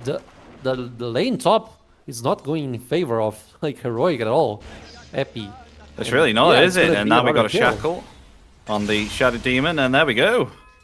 3 kills in. That is a That's a surprise, to be sure. Not expecting that. Yeah, me neither. I mean, New Grove just actually winning so hard this safe lane here. I mean, off lane, my bad. Over the safe lane, I mean the enemy safe lane. Why not? It's the same thing. But yeah, nice big hiccup there on execution by Heroic for sure. You do not expect them to be losing the lane so hard. I think it might change. Should we get a level 3 in on Yuma, see if he goes maybe 2 points into static link? Sure, 2 points into plasma field. Yeah, he haven't decided yet. Okay, down there. Oh my gosh, the flame break, look how much damage that does! Jesus! And yeah, we see on the top there, it's actually 2 points into the plasma field, and there we go, they take out the Tide Hunter on the top lane. Exactly. So it kind of like they retrieve the advantage that they lost, to be honest, because when you get so much XP advantage and you fetch this kind of kill there, the lane is just, you know, on your way back. Perhaps a kill onto Theolicore. Yeah, they get it. The flame break will not help. So they get a kill onto Chikiro.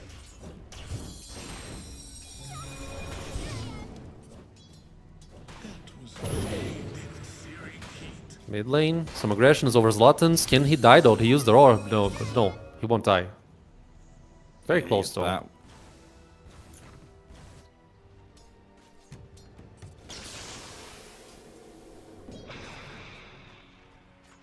I mean, Batride is doing pretty good in last hits, that's for sure. 27 and 7.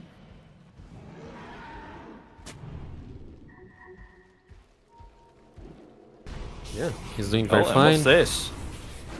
Knight rotating bottom, trying to find KJ here. There's TPing out now, Knight. Disruption already used, getting away there. So 3 bottom here at the moment. This does leave Arcano on the Tide on his own. Dire's middle tower is under attack. Yeah, I mean, feels like they want to pressure the lane with the siege creep here. I mean, using the 2 points in liquid fire, which is I think what Shakiro actually brought. Yeah, it is Theolicore, 2 points in liquid fire. But I mean, Shakiro just roaming out because they want to secure power runes as well for Ember. So yeah, you won't be able to actually, you know, use the catapult on your favor. Zlatams. Lots He doesn't of have hero himself mid. any mana. Or maybe they'll go for a kill onto KJ here. Never mind. Oh, they do find a kill onto... Oh, wait, they trade.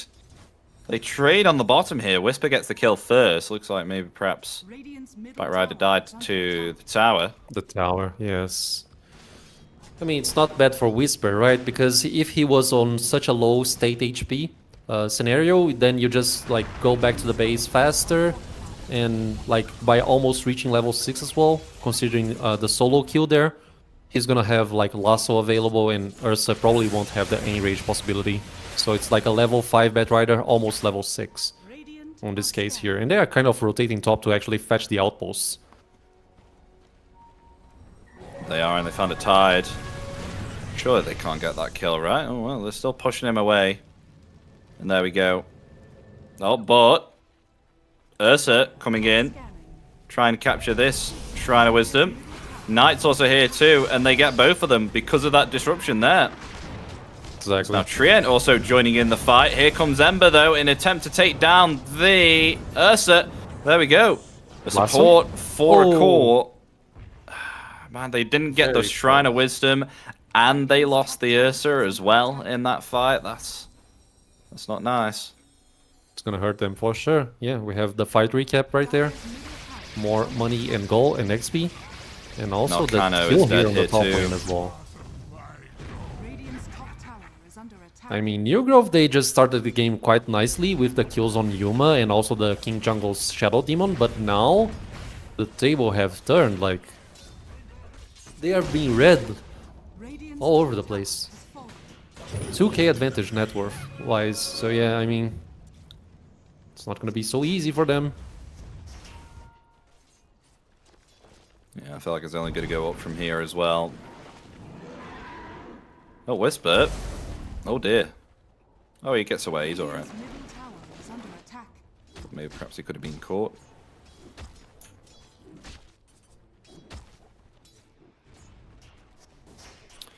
KJ and Tai Lung are rotating bottom here. The smoke's going to break here onto the Treant. Tai Lung now activating that amplified damage rune, and that's a lot of damage being dealt there to the Treant. But a coil is connected onto 2. Maybe perhaps they can turn it around here and find the kill onto the Ember. Yes, they can. Ursa's going to get it. And now they want to go for KJ, who's attempting to flee, but it looks like he'll be found here as there's 4 heroes pursuing him. And there we go. They'll give it to the Ursa. He gets the double kill. Yeah, he was trying to deny himself right there, but it's quite hard, especially because Earthshock was available. They still find like Teolicor on the middle lane, so 3 heroes dead.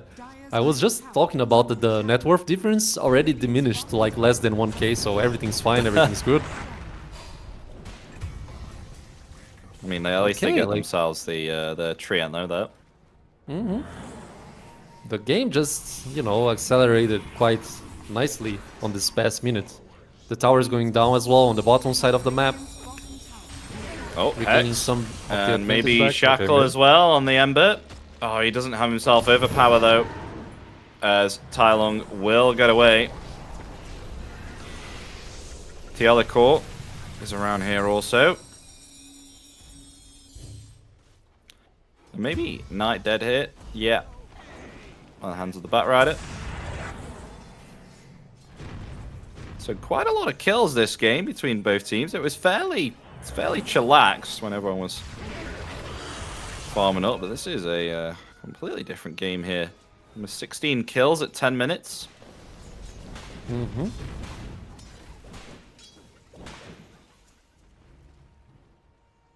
Very fast-paced game, indeed, and we didn't get to see a Ravage usage so far.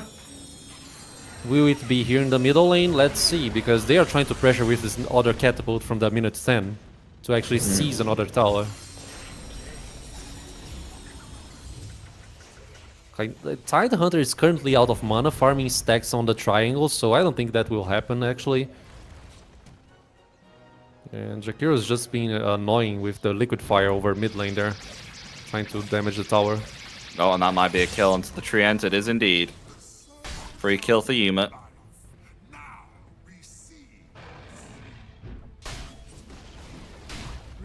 Arcano, he's aiming for a Blade Mail first item. I mean, I think that should probably hold some of the Razor's aggression over Tidehunter, right? Yeah, it should do. And also very good against Batrider when you think about it, because the Firefly condition, you cannot really, you know, try to dodge the Blade Mail effect if the Tidehunter is just walking through it, so yeah. It's nice, nice item overall. Blade Mails.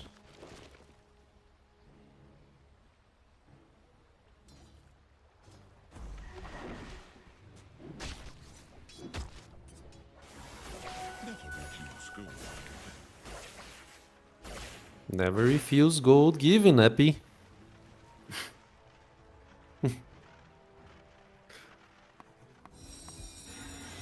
kind of slow, isn't it? Not much going on.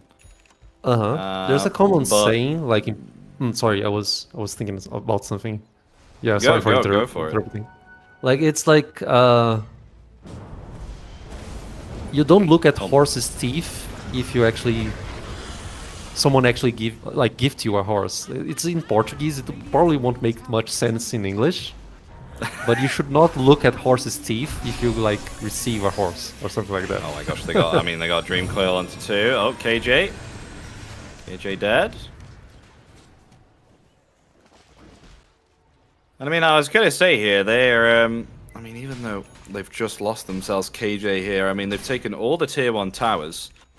So they are pressuring here, going onto their side of the map, taking them out. And in return, New Growth are having to place really defensive observer wards here right now to try and scout out Heroic when they're coming in to try and kill some of the cores. Radiant are scanning. See a big stack here for Whisper too. It's a very big stack. This can amplify his item build by quite a lot. He already has his dagger up. Didn't use the lasso on the last attempt there of, pick off attempt. So yeah, suddenly you get like a nice BKB timing on the Batrider. And you cannot really get any controls on him. But yeah, I mean, the game is being studied by both teams. Everyone getting the farm out. Are scanning. Ursa with... Okay, he doesn't have actually the Battle Fury up. This is actually the biggest problem that they have right now because considering that Yuma has Maelstrom and... I mean, he's not actually very close to the Mjolnir, but he is supposed to farm more faster than the Ursa. Yeah, I mean, Ursa level 8, now level 9, and the Razor is like currently level 12, so that's like a big difference right there. But I told about this like common saying there because it was the quote from Ember Spirit. You don't refuse, how was it? Like, how did it go? You don't reject gold given, is that it? Something like that. Yes, something along the lines of that, yeah. But yeah, if you received a horse as a gift, would you look at its teeth and analyze it? Like, it's someone is giving you a horse, Happy. You don't look at its teeth,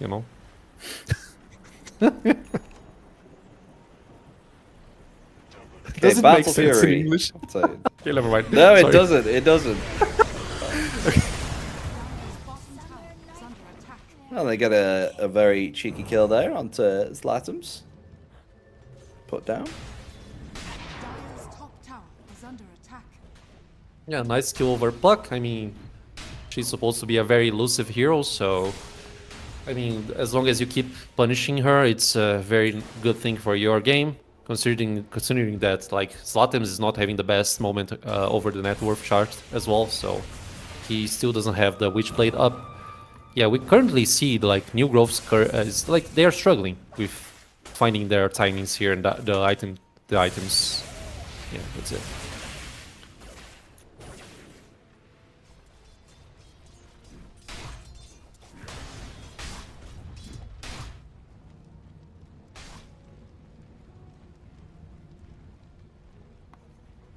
Yeah, top lane.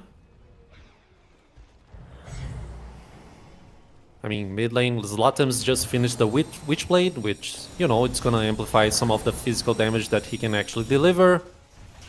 KJ just trying to secure and, like, defend the tier 1 tower over mid lane, and the fight is about to erupt, it seems. Oh yeah, they got the coil there onto Ember Spirit. He's caught in place. Silence is there too. Ravage will come out onto the Ember Spirit. He's also been bound there by the Overgrowth. He will be found, taken out. There goes the Ember Spirit. In a return, they get the puck in return. So a trade for the trade for both of the mid laners, and there we go. Yeah, I mean, one of the few slips that we saw from Zlatums on last game as well, not last game, sorry, on the last series, where he kind of misses some illusory orbs, trying to dodge things. So yeah, it's like a 1-for-1 trade. But, I mean, Heroic, they didn't commit like any big skills aside from Macropire and the Demonic Purge, which should be a very fast skill to actually come out of CD. So, I mean, 20 more seconds and we would already have like another Demonic Purge usage to actually have on the next team fight here. So, this should be probably Heroic's advantage, in my opinion.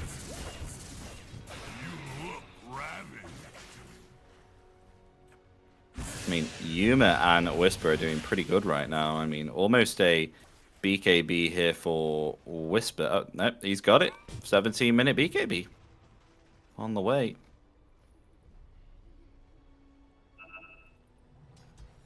And Yuma, on the other hand, he's finished himself his Mjolnir. Going for a Manta style now on the Razor.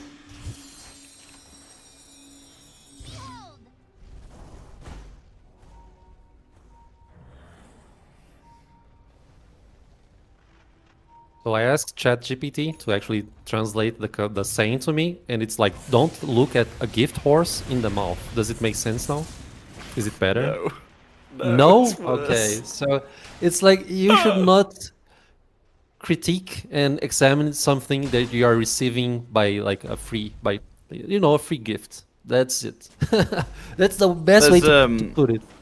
There's don't judge a book by its cover. There's that. Kind of, yeah. It's Okay. like more related to the saying that like Amber has the quote regarding like not refusing gold given, something like that. You are very fixated on this Ember Spirit quote. No, it's just because the game is kind of slow at some times here. Yeah, no, So, I guess. yeah, Yeah. I'm trying to establish some communication here, some conversation. mean, yeah. I mean, another Ember Spirit quote: "Balance in all things. Both teams have 11 kills." So, Well, the yin and yang, as you could call it. do you believe in karma, Epi? Yes, I do believe in karma. Okay. Dire's top tower is under attack. Okay, someone in chat said that the saying is also available in English, so Are fortified. you gotta represent Epi.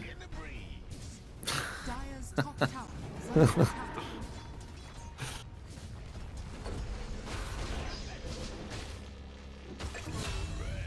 Come on there. Oh! The kill there onto Whisper. That does take down his killing spree there. And they do find a top tier 1 tower there. They're actually going to smoke up now as 3. Move themselves to maybe perhaps try and get themselves a Roshan, perhaps, or a pick off here as Ursa wants to use his Blink Dagger.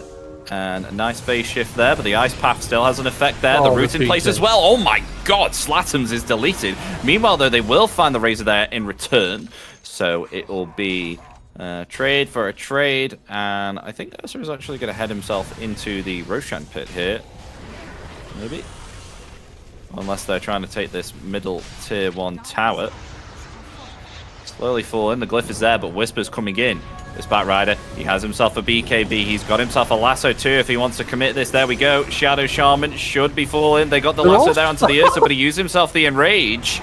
So he won't be affected there for long, but there we go. They will find the kill there onto the Ursa. And now it's Heroic's turn to start laying in the pressure as they find themselves that Ursa. They're going to try and get themselves the Tidehunter here too. He is level 14.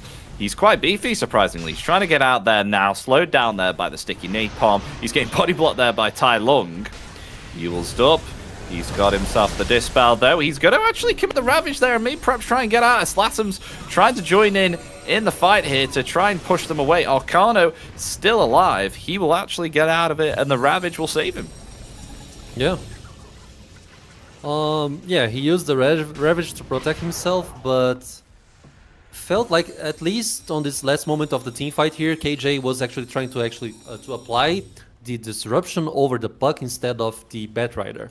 But like he actually landed the disruption on Whisper, which I don't think it was the plan because the illusory orb was about to go down and puck would be over like in front of 4 heroes without any ways of going backwards. So yeah, I mean maybe this like defensive usage of disruption wasn't the thing there. They're gonna secure here the Tormentor, so it's like a Jakiro's Aghanim Shard, which should give him the possibility of using both like liquid fire opportunities, right? That's the thing. Yeah, it doesn't share the cooldown, so you can use the liquid frost and also the liquid fire. Ah. Yeah, I mean just more net worth, and it was a big fight, right? That we just saw, and Yuma he kind of needs the BKB, but he wants to go for the Manta. And he's aiming for the Satanic afterwards. Do you agree with this build? Is that okay? Like, what do you feel regarding it? I mean, he needs some sustain, right? He has a lot of attack speed with thanks to the Shasha and the Milnir. And with his static link, he's going to be able to get some more damage. So I think the Satanic is going to be quite nice because obviously Yuma is the frontliner of Heroic, which of course you've got Batrider. He wants to stay in the backline here and get himself a really nice lasso. Speaking of Yuma, of which he's found himself Panda But they need some detection. Okay, there we go. In comes Jakiro through the twin gate with a sentry. They get the kill. But yeah, he's pretty much the frontliner, even though he's the carry. So I think Satanic is the correct choice here for the Razor. Okay. Yeah, I would appreciate some BKB at some point as well, but yeah, I think like delaying the BKB should be alright based on what you said. It's fine.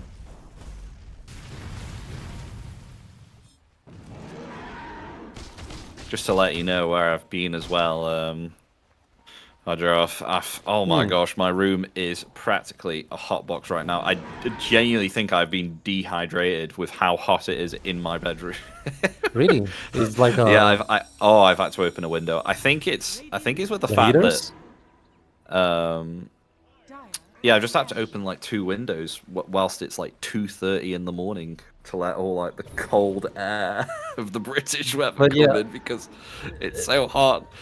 Oh my Is gosh. it like a heater configuration, like heater setup? No, okay, I think it's the fine. grab. Oh god, jumping onto Whisper there. The Ravage comes out and it connects onto 3 there. They're going for Yuma right now. He's still actually surviving through it all. Maybe perhaps he's able to get himself back here. But Panda coming in with the overgrowth. As Razor's actually still able to survive through it. No, never mind. He's not able to survive through it. They found themselves 2 there. Find themselves 3. As Tai Long also taken out a new growth. They're coming back on top here.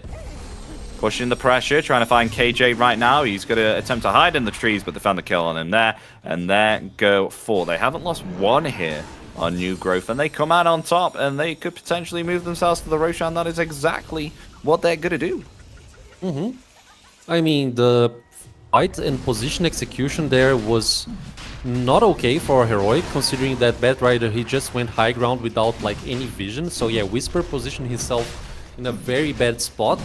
And like Tide Hunter... Whisper! Whoa! What's Whisper wait. doing? Wait! Is he killed? Is he killed the Ursa? Oh, the bash there! The Roshan bashed him! The Roshan bashed him! There we go! Ursa dies to the Roche. What the heck happened there? Exactly. Knight is gonna die as well, apparently. No! He managed to blink out. Away. Yeah, they don't find him. He Well, I gets mean- out. Oh my gosh. Strange stuff is happening, Epi. You are feeling hot over Britain on winter. No, it's, And, I tell you what it is. It's my freaking GPU like heating up the room to like maximum capacity. That's what it is. Damn. Oh What? wait. What? What's happening? It's like get out my pit. Get out my pit. I mean, he throws him. He throws him to the shadow shop. And Tai Long is like, okay, all right. Just a freebie, yes. But yeah, I mean, Whisper, he just delayed the Roche attempt. And Well, now Slatton blinks in. Oh, whoa. What's Okay, he happening? jolts The game is away. Chaotic right now.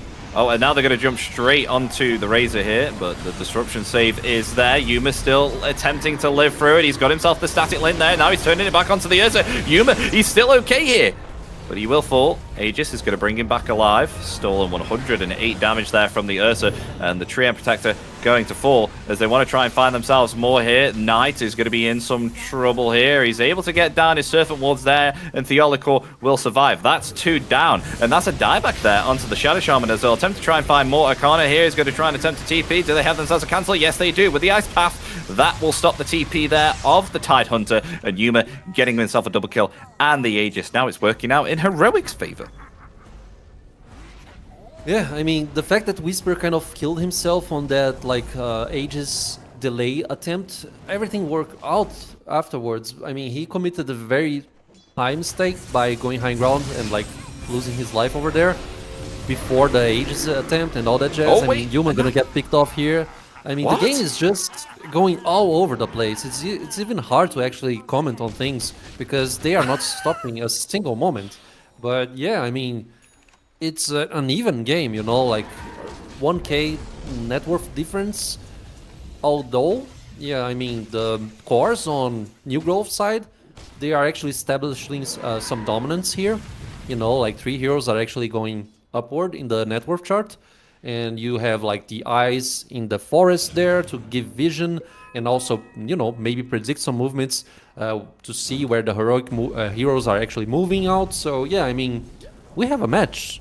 And I think that that's what we needed. That's essentially what we needed here. Like maybe a 2-1 situation over this like best of 3 series. It's not going to be too shabby to actually watch another game. Oh, okay, this is intriguing. Whisper picks up a Orchid. I mean, Urza has himself a BKB, but that is going to be quite nice here against the Puck. We stop Puck from using phase shift, all that sorts. That's going to be quite nice if he can get off that Orchid on the Puck then. Exactly. So Zlatam's actually aiming for an Eon Disc, which should probably, you know, dodge some of the Orchid usages there on her. But yeah, I mean, let's see if Zlatam's can get the Eon Disc out on a nice time here. Because I think he has the money. No, he needs like maybe 1k net worth to actually buy the Eon Disc right there. But yeah, the game is rolling.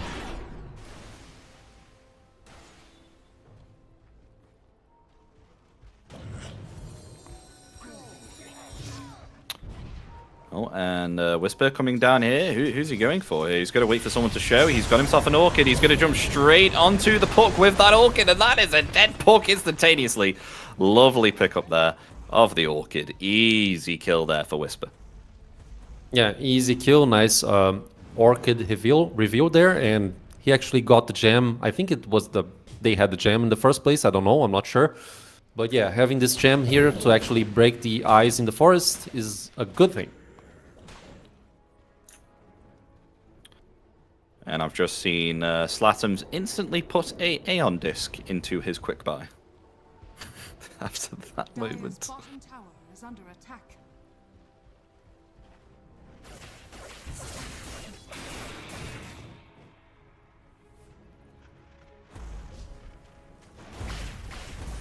Still, I mean, what's the win probability here right now? 54% win probability in the favor of Heroic, so still pretty balanced. Oh, never mind, made that 52.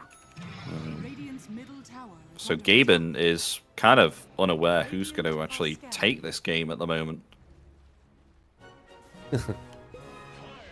Yeah, sometimes it's hard to read who's gonna win the game. Panda just moving out here in the top lane. He can get killed if he stays for quite a long time. He has Force Staff, and that's the only item he has, considering that he's a support 5. Knight has Dagger up. He's going for a BKB on the Shadow Shaman. Is that correct? Yeah, it is.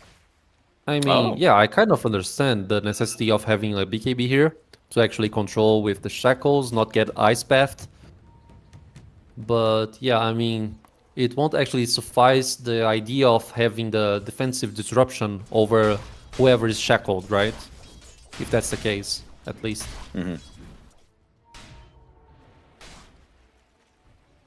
Radiant's top tower. You feeling better? No more hotness? Dire's bottom tower. I'm feeling a little bit better. A little bit better. Glad to hear. Glad to hear, man. Stay healthy. That's why. Drink I your have to water. get, like, Yeah. no, No, I've got it here. I've got it here. Dire's bottom tower is under attack. Radiant's Stay top tower hydrated, is under folks. attack. I think the Tormentor's about to spawn up. It is. As Heroic will be able to get this, so it will go to Tai Lung. Tai Lung will get it. Both supports already got themselves a shard, so gives him the Fire Remnant upgrade, and also the Immolation applied to a Fire Spirit. And they'll smoke up as 4 here on Heroic to try and scour the jungle, see if they can find a hero that they can pick off. But 2 are New Growth. They will also smoke up. So this smoke is going to break very, very soon here, and Yuma might be the target in front of this, yet he breaks that smoke there. Ravage comes out. They got the Hex there as well. Oh no, Yuma is in such big trouble. Can anyone save him? No! As KJE is not there in time with the disruption. So they've lost the Razor, and now he is stuck between a rock and a hard place within these Serpent Wards, as there go 3 on the side of Heroic, and New Growth coming out on top during that team fight. They were so split. They were. And the lack of dagger on Blink Dagger on Shadow Demon is actually, you know, making the game more difficult to protect the Razor there after he gets ravaged. So I feel like KJ, he should probably aim for a Blink Dagger, but nonetheless, nice execution by New Growth. Another nice usage of Ravage as well. I mean, Razor has the BKB up, so if he popped that one, the team fight would be different, but you know, he just got controlled till his death. Yeah, I mean, New Growth is just coming along on this match here, and maybe they can win this one. I mean, the game is still very even. Like, even after getting those kills, the difference of net worth is just like 1k net worth lead for Heroic, actually. But I tell you what, the win probability has jumped towards New Growth now. 65% win probability at this moment in time. And meanwhile, as we're speaking, Tai Lung is going to find an easy kill there onto Panda. Okay. Yeah, nice kill on Panda. They didn't use like any big resources to actually fetch the kill. Roche is about to respawn potentially. Nah, it's like kind of like a max timing. Who bought a smoke? Sorry. Both support. So Knight's bought a smoke, and then we had the Shadow Demon, KJ, he's bought himself a smoke here too. So we might be seeing some more smoke action once the Ravage comes off cooldown. It's not too long, actually. 15 seconds remain. Yeah, it's not long indeed. But yeah, I mean, the win probability shifting towards New Grove's game here probably has... It's going back down, actually. It's back at 54%. It went down? After killing Panda only? What? Yeah. Yeah. Gaben, decide yourself, man. What's up?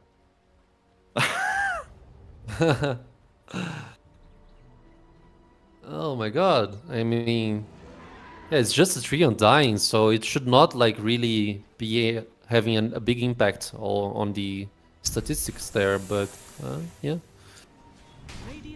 There we go. Oh, Panda. Oh gosh, he's very, very close. In there, he actually force-stashed himself away. And I suppose we'll just be waiting around the Roshan to see who claims this next. There'll definitely be a fight around there. Yuma. I mean, last time we spoke about his item choices, he was going for the Satanic, right? He went the BKB. He's still got that 9-second BKB usage. Might need to start to preemptively use the BKB so that he doesn't get chain stunned, because that Tide Ravage with the combination of the Hex and the Shackles was massive. And it really did affect Yuma there. So he's going for a Butterfly next. Yeah, Butterfly seems nice because, you know, no MKB for Ursa, but now we have also the dagger up for KJ as well. So the team fight should be very different. Like, he should be able to react and save someone from Ravage situations. They need to break the Eisner Forest there on the Roche pit if they are trying to go for the Roche, actually. Oh, I mean, Whisper has the gem, so... for 9. It's finished. Okay, here we go. Smoke play, both teams. Arcano will just sit himself on the rivet. Maybe perhaps trying to get a bait, perhaps. So they do have themselves the high ground here. Tai Lung, he's got himself incredible vision there with use of the Shiva's God. Revealing New Growth here. Below the low ground, Whisper, he's ready. With a blink and a lasso.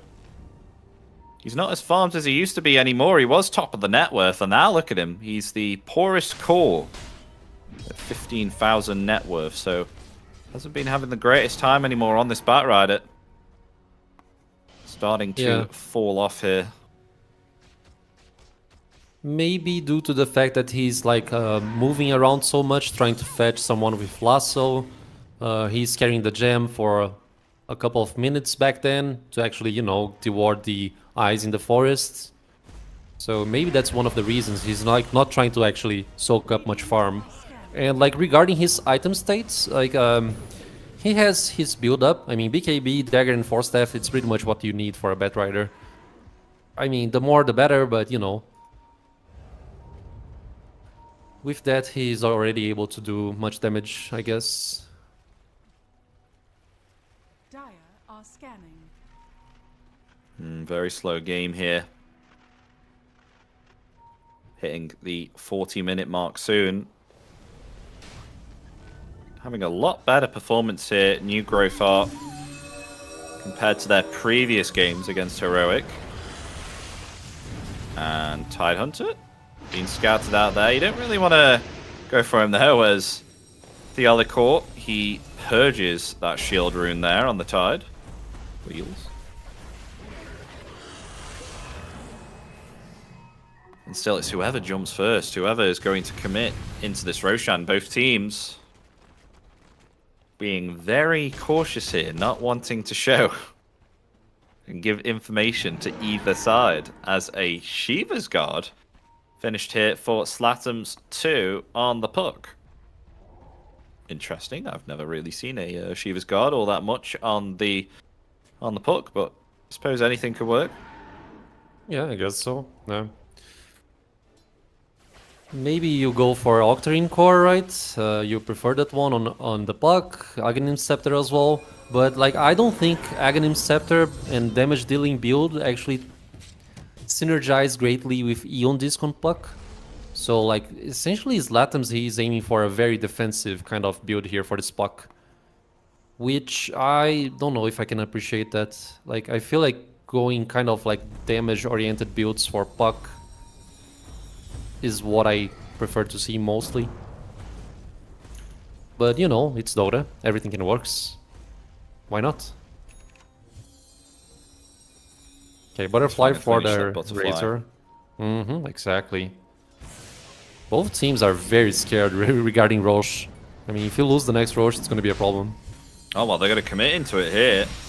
The Illusory Orb is going to scout out the taking of this Roshan, along with the Roar there too. Double Ravage is ready for Arcano. He's got the Refresher Orb. So this is something that they definitely need to respect here. I'm quite surprised that Tide has got this much gold. What, I suppose it is the 40-minute mark. Oh, they found themselves both of the supports there. They're going to try and get themselves a lasso. They caught the Trient. Trient down. Buyback available for 50 seconds. Wants to come back. And there it is. There's the buyback. As they found themselves the Ursa here too, but they come forward, trying to find Theolicor. They've got the coil there. It only connects though onto the Buy Rider, but here comes Zuma. He's got himself that BKB there. He's trying to take down the Tide, but he's got the static link here onto the Tidehunter there. Oh my god, he turns it back around onto the Ursa. Holy crap, that was a lot of damage. Oh my god. 196 damage. Boy, oh boy. He's actually going to TP away here, actually, and there he goes. There's meanwhile, wait, what? Slatum's dying there to KJ. Oh, but now KJ may be dying to the Ursa. Okay, there we go. Another Ravage committed here. Tai Long, he does not have himself any mana here. He is definitely in trouble. No Remnants here either. As, oh, a buyback here for the Shadow Demon. Oh, he did have a Remnant. He just got himself enough mana. And he went the opposite way. Oh dear, but here comes the Ursa with the bash. Shadow Demon, even with that buyback, not able to get there and save the Ember Spirit. I mean, I wonder if he's just trying to bait out a buyback here. Because he placed like 2 Remnants on the deck. And like, the gem is on the ground as well. I mean, they did not retrieve the gem still on Radiant side. But nonetheless, I mean, the Yuma being able to turn over Ursa and killing her, killing like Tiburonsi, it was just, yeah, it was big damage on the Ursa right there. So the problem of not actually playing with Enrage up. Very chaotic fight, like 2 Ravages used. So now, I mean, since everything's like resetting, maybe Heroic can actually go for the Torm on the next moment here. I mean, the gem is still on the ground, man. Like, nobody actually went for it. I'm just looking at Ursa's items here as well. Like, I definitely think that he wants to go an MKB now, but what does he, like, swap out here? Because he's already bought himself, like, a 6th item here. He's got the Disperser.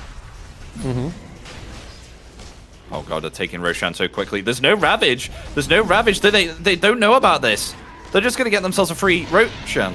Free Aegis. There we go. Ursa's got it, and they have absolutely no idea. So Heroic have just let this one slide without knowledge that they were taking the Roshan. So they get themselves the Aegis free. Exactly. Heroic's gameplay feels a little bit off for this game, especially. Like, this should be a read that they should probably anticipate, but you know, nice going there by New Grove, so Aegis for this Ursa there. Aiming the MKB, just as you mentioned, sorry. So, yeah, I mean, what will he drop? Like, will he play without boots for a couple of moments? Like, playing without boots as an Ursa, it's not the best thing out there. You're gonna get kited. Even though you have the Disperser to actually help you up with some of the extra movement speed. Oh, going for the Trient. Oh, they're heading in the right direction. They got the chains. So that'll be a dead Trient Protector. Down for 80 seconds. I suppose they'll get the Tormentor as well. Batrider, I think, is the... Oh no, Yuma doesn't have a shard here either. Oh, and it will go to Razor. That's a nice Aghanim shard. Increases cast range. Was the target. It does not pull people more. Still, right? I mean. Yeah, it doesn't pull them back anymore. Oh, okay, that's what I wanted to know. So it's fine. But it's still alright, you know. Slows Razor's target by 1 times the amount of damage stolen. So I think it's actually pretty good. It slows them down substantially, right? And he drains like a lot of attack damage over time. Yeah, I mean, you just need to watch out the Lotus Orb, essentially, right? Because it could go sideways if you actually land the static link on someone who's actually, you know, with a Lotus.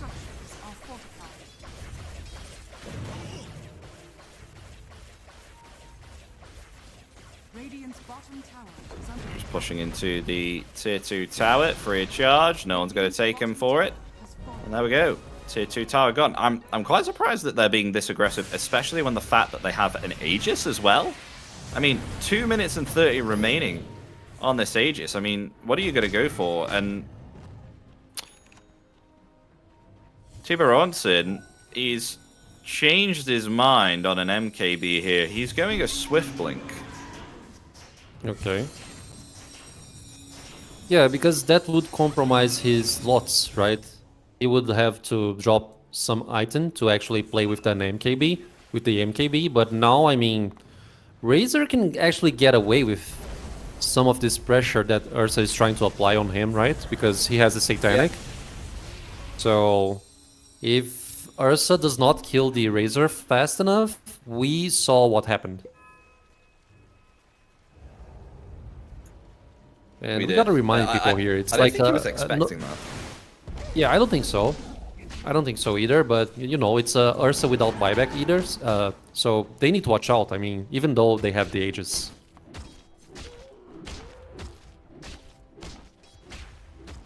Okay, so they're probably just going to wait for this one to expire.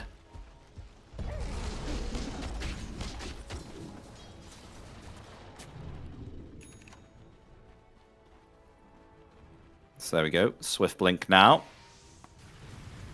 He goes all out here, no buyback. Dire's bottom tower is under attack. Is there any other interesting items coming out here as we're hitting almost the 50-minute mark here? Can we see anything intriguing? Wind Waker for Tai Long? Maybe perhaps get a save there with the Yules? Yeah, perhaps. It's a very expensive item, but you know, the effect that you can get by using the Wind Waker is very, very strong actually. So kind of justify the price of the item there. They are seeking through the levels here as well. I mean, level 25 for Ember, Tai Long almost coming in. He should have access to maybe another charge of Slide of Fists, or either the Remnant charge restore time. I mean, both talents are very good for Ember at this point of the game here. Zlatam's already level 25. And yeah, I mean, Yeah, he chose Batrider, the Whisper. Pierce spell immunity on the coil. Oh yeah, I mean that's the best one, right? Oh yeah, I It mean should be the especially when best. you've gone the curveball as well. You don't really want to go. For the waning rifting, Yeah. the fight. Oh my Wait, god! oh, they've got a lasso here onto the tide. That's massive there as they silence him up and take him out, down for 90 seconds. That's a lovely pick off there, and Yuma actually had to use his BKB preemptively there to make sure that he did not get stunned up and not get focused whilst taking down that Tide Hunter. Yeah, and I'm not gonna lie, I didn't see that Whisper already has like a Kanda available, so they were able to actually break the Tide Hunter Kraken shell, and that's why he like didn't, you know, go through the lasso there. I mean, just a great usage of Kanda there with the lasso. Ah. So it's like lasso breaks now. With Kanda, yes. It is, yeah, with Kanda. That's pretty cool, eh? So they're going to go for the tier 2 tower now the fact that the Tide Hunter's down. So Yuma able to take that. I got to say, he is pretty strong here. You know, wanting to go for a Refresher next. He's got a Butterfly, Milnia, Satanic. Just needs that Refresher to replace with the Power Treads. And then, you know, he's going to get double BKB, double Eye of the Storm. And I don't know if you've seen double Eye of the Storm, Adroff, but it's kind of a bit disgusting. It is disgusting, especially when you have Aghanim Scepter. Does the egg still like damage buildings? Yeah, it does. With eggs, yeah, it does. I just checked it right here. So yeah, I mean, I've seen it before, but it has been quite a while since I don't see the like double usage of Eye of the Storm. But the damage output is just insane, especially when you're trying to siege with Aghanim Scepter. But hey, this is like a late game scenario, so things are gonna get weirder, like, the more time it passes through. So yeah, I mean, 60 minutes game could be insane. Top tower is under attack. Yeah, well, we've passed the 50-minute mark. And Roshan, he may respawn in 20 seconds, but I doubt it. I think this one's going to be a late spawn. If I'm going to predict this. The game wants to go as long as possible. We might get to 60 minutes where we get tier 5 items. My gosh. Yeah, I mean, I think I saw like one game only on the past qualifiers. It was like on Southeast region.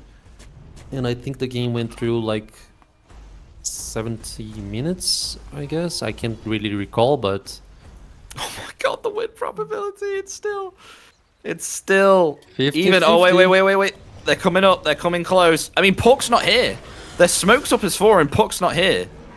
Neither is the Razor, though. This could be a 4-on-4 situation as Yuma's regrouping with the rest of his team. That smoke's going to break. They ravage forward there. They got the bash onto the Tai Longer there as well, and the Hex and the Shackles there. There goes Ember Spirit. He is dead. Buyback available if he wants to come back to the fight. They got the lasso there too onto the tree and protector. Tree and will fall. And now Yuma coming forward, but the coil there is broken and it pierces through that BKB, so he was not able to pursue the Ursa. And a buyback there from the tree end too, with Roshan spawning in just a couple of seconds. There we go. They could get themselves an Aegis another time. So I think what they're going to try and do here is pressure that buyback if they get themselves the Roshan right now, right this minute. Yeah, I mean, lots of eyes in the forest as well, giving vision for New Grove's team. This is clearly a problem because you can easily anticipate team fights. But yeah, will they force the Ember's buyback? That's the question. Jakiro's, Teolicor's Jakiro's just trying to, you know, seek vision here and try to see if they are executing the Roche, but no, they are not. And a DD rune for Whisper, I mean... Yeah, I mean, Batrider is very nasty, considering how he works nowadays. So he can actually apply lots of damage with like physical attacks with the DD as well.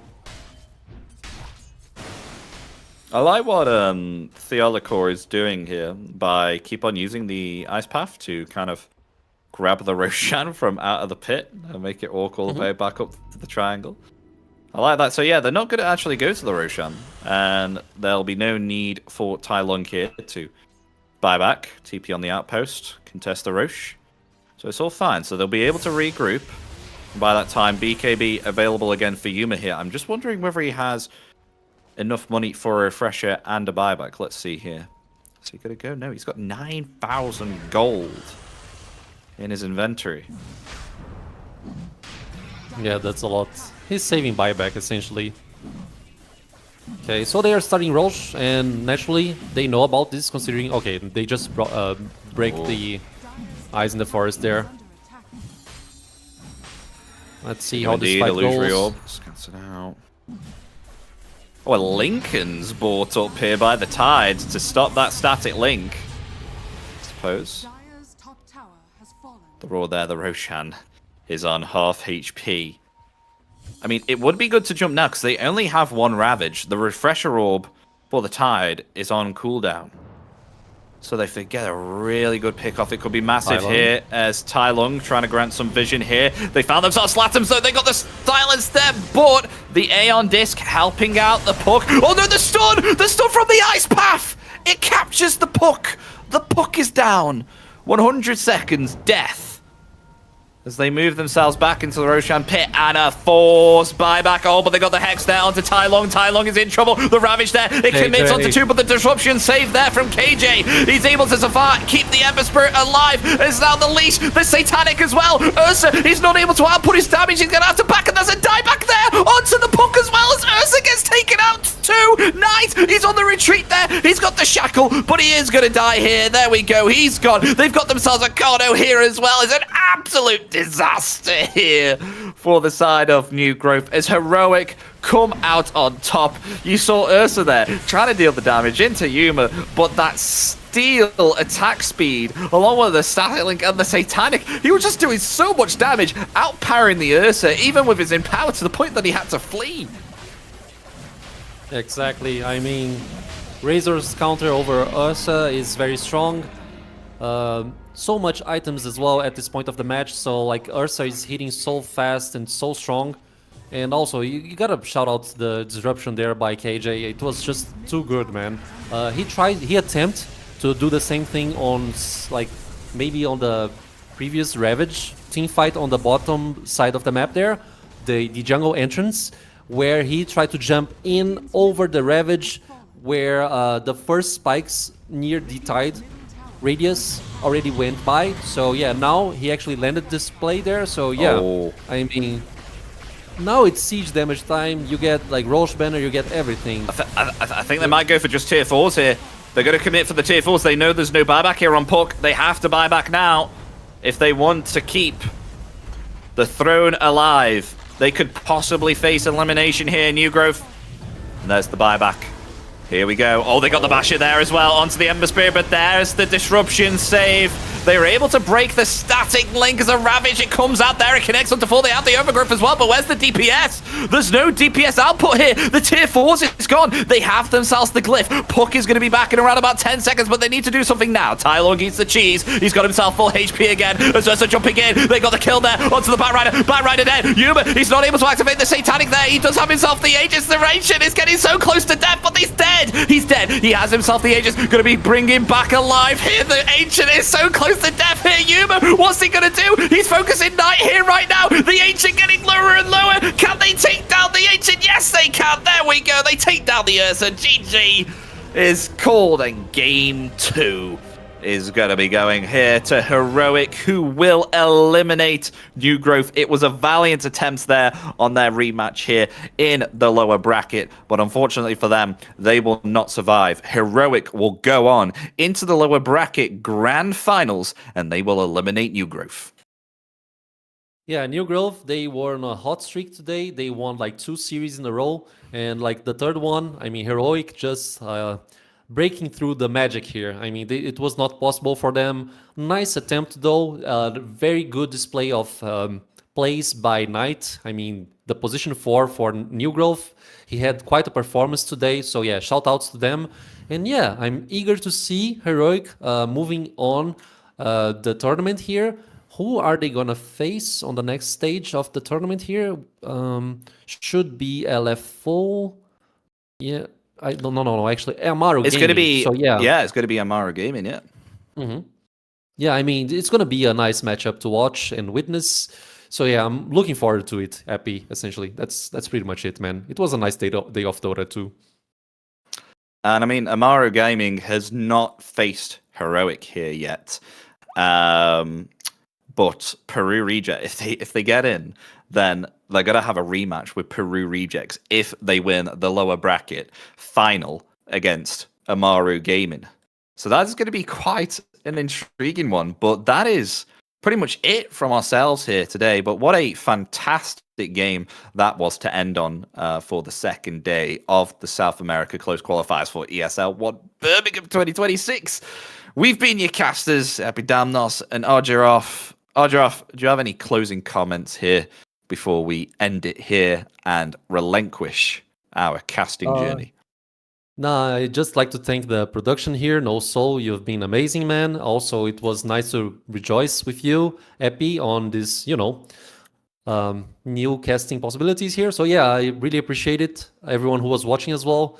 And also the sponsors here, DHL. I mean, everyone who's like making this happen. So yeah, thank you so much and hope to see you very soon.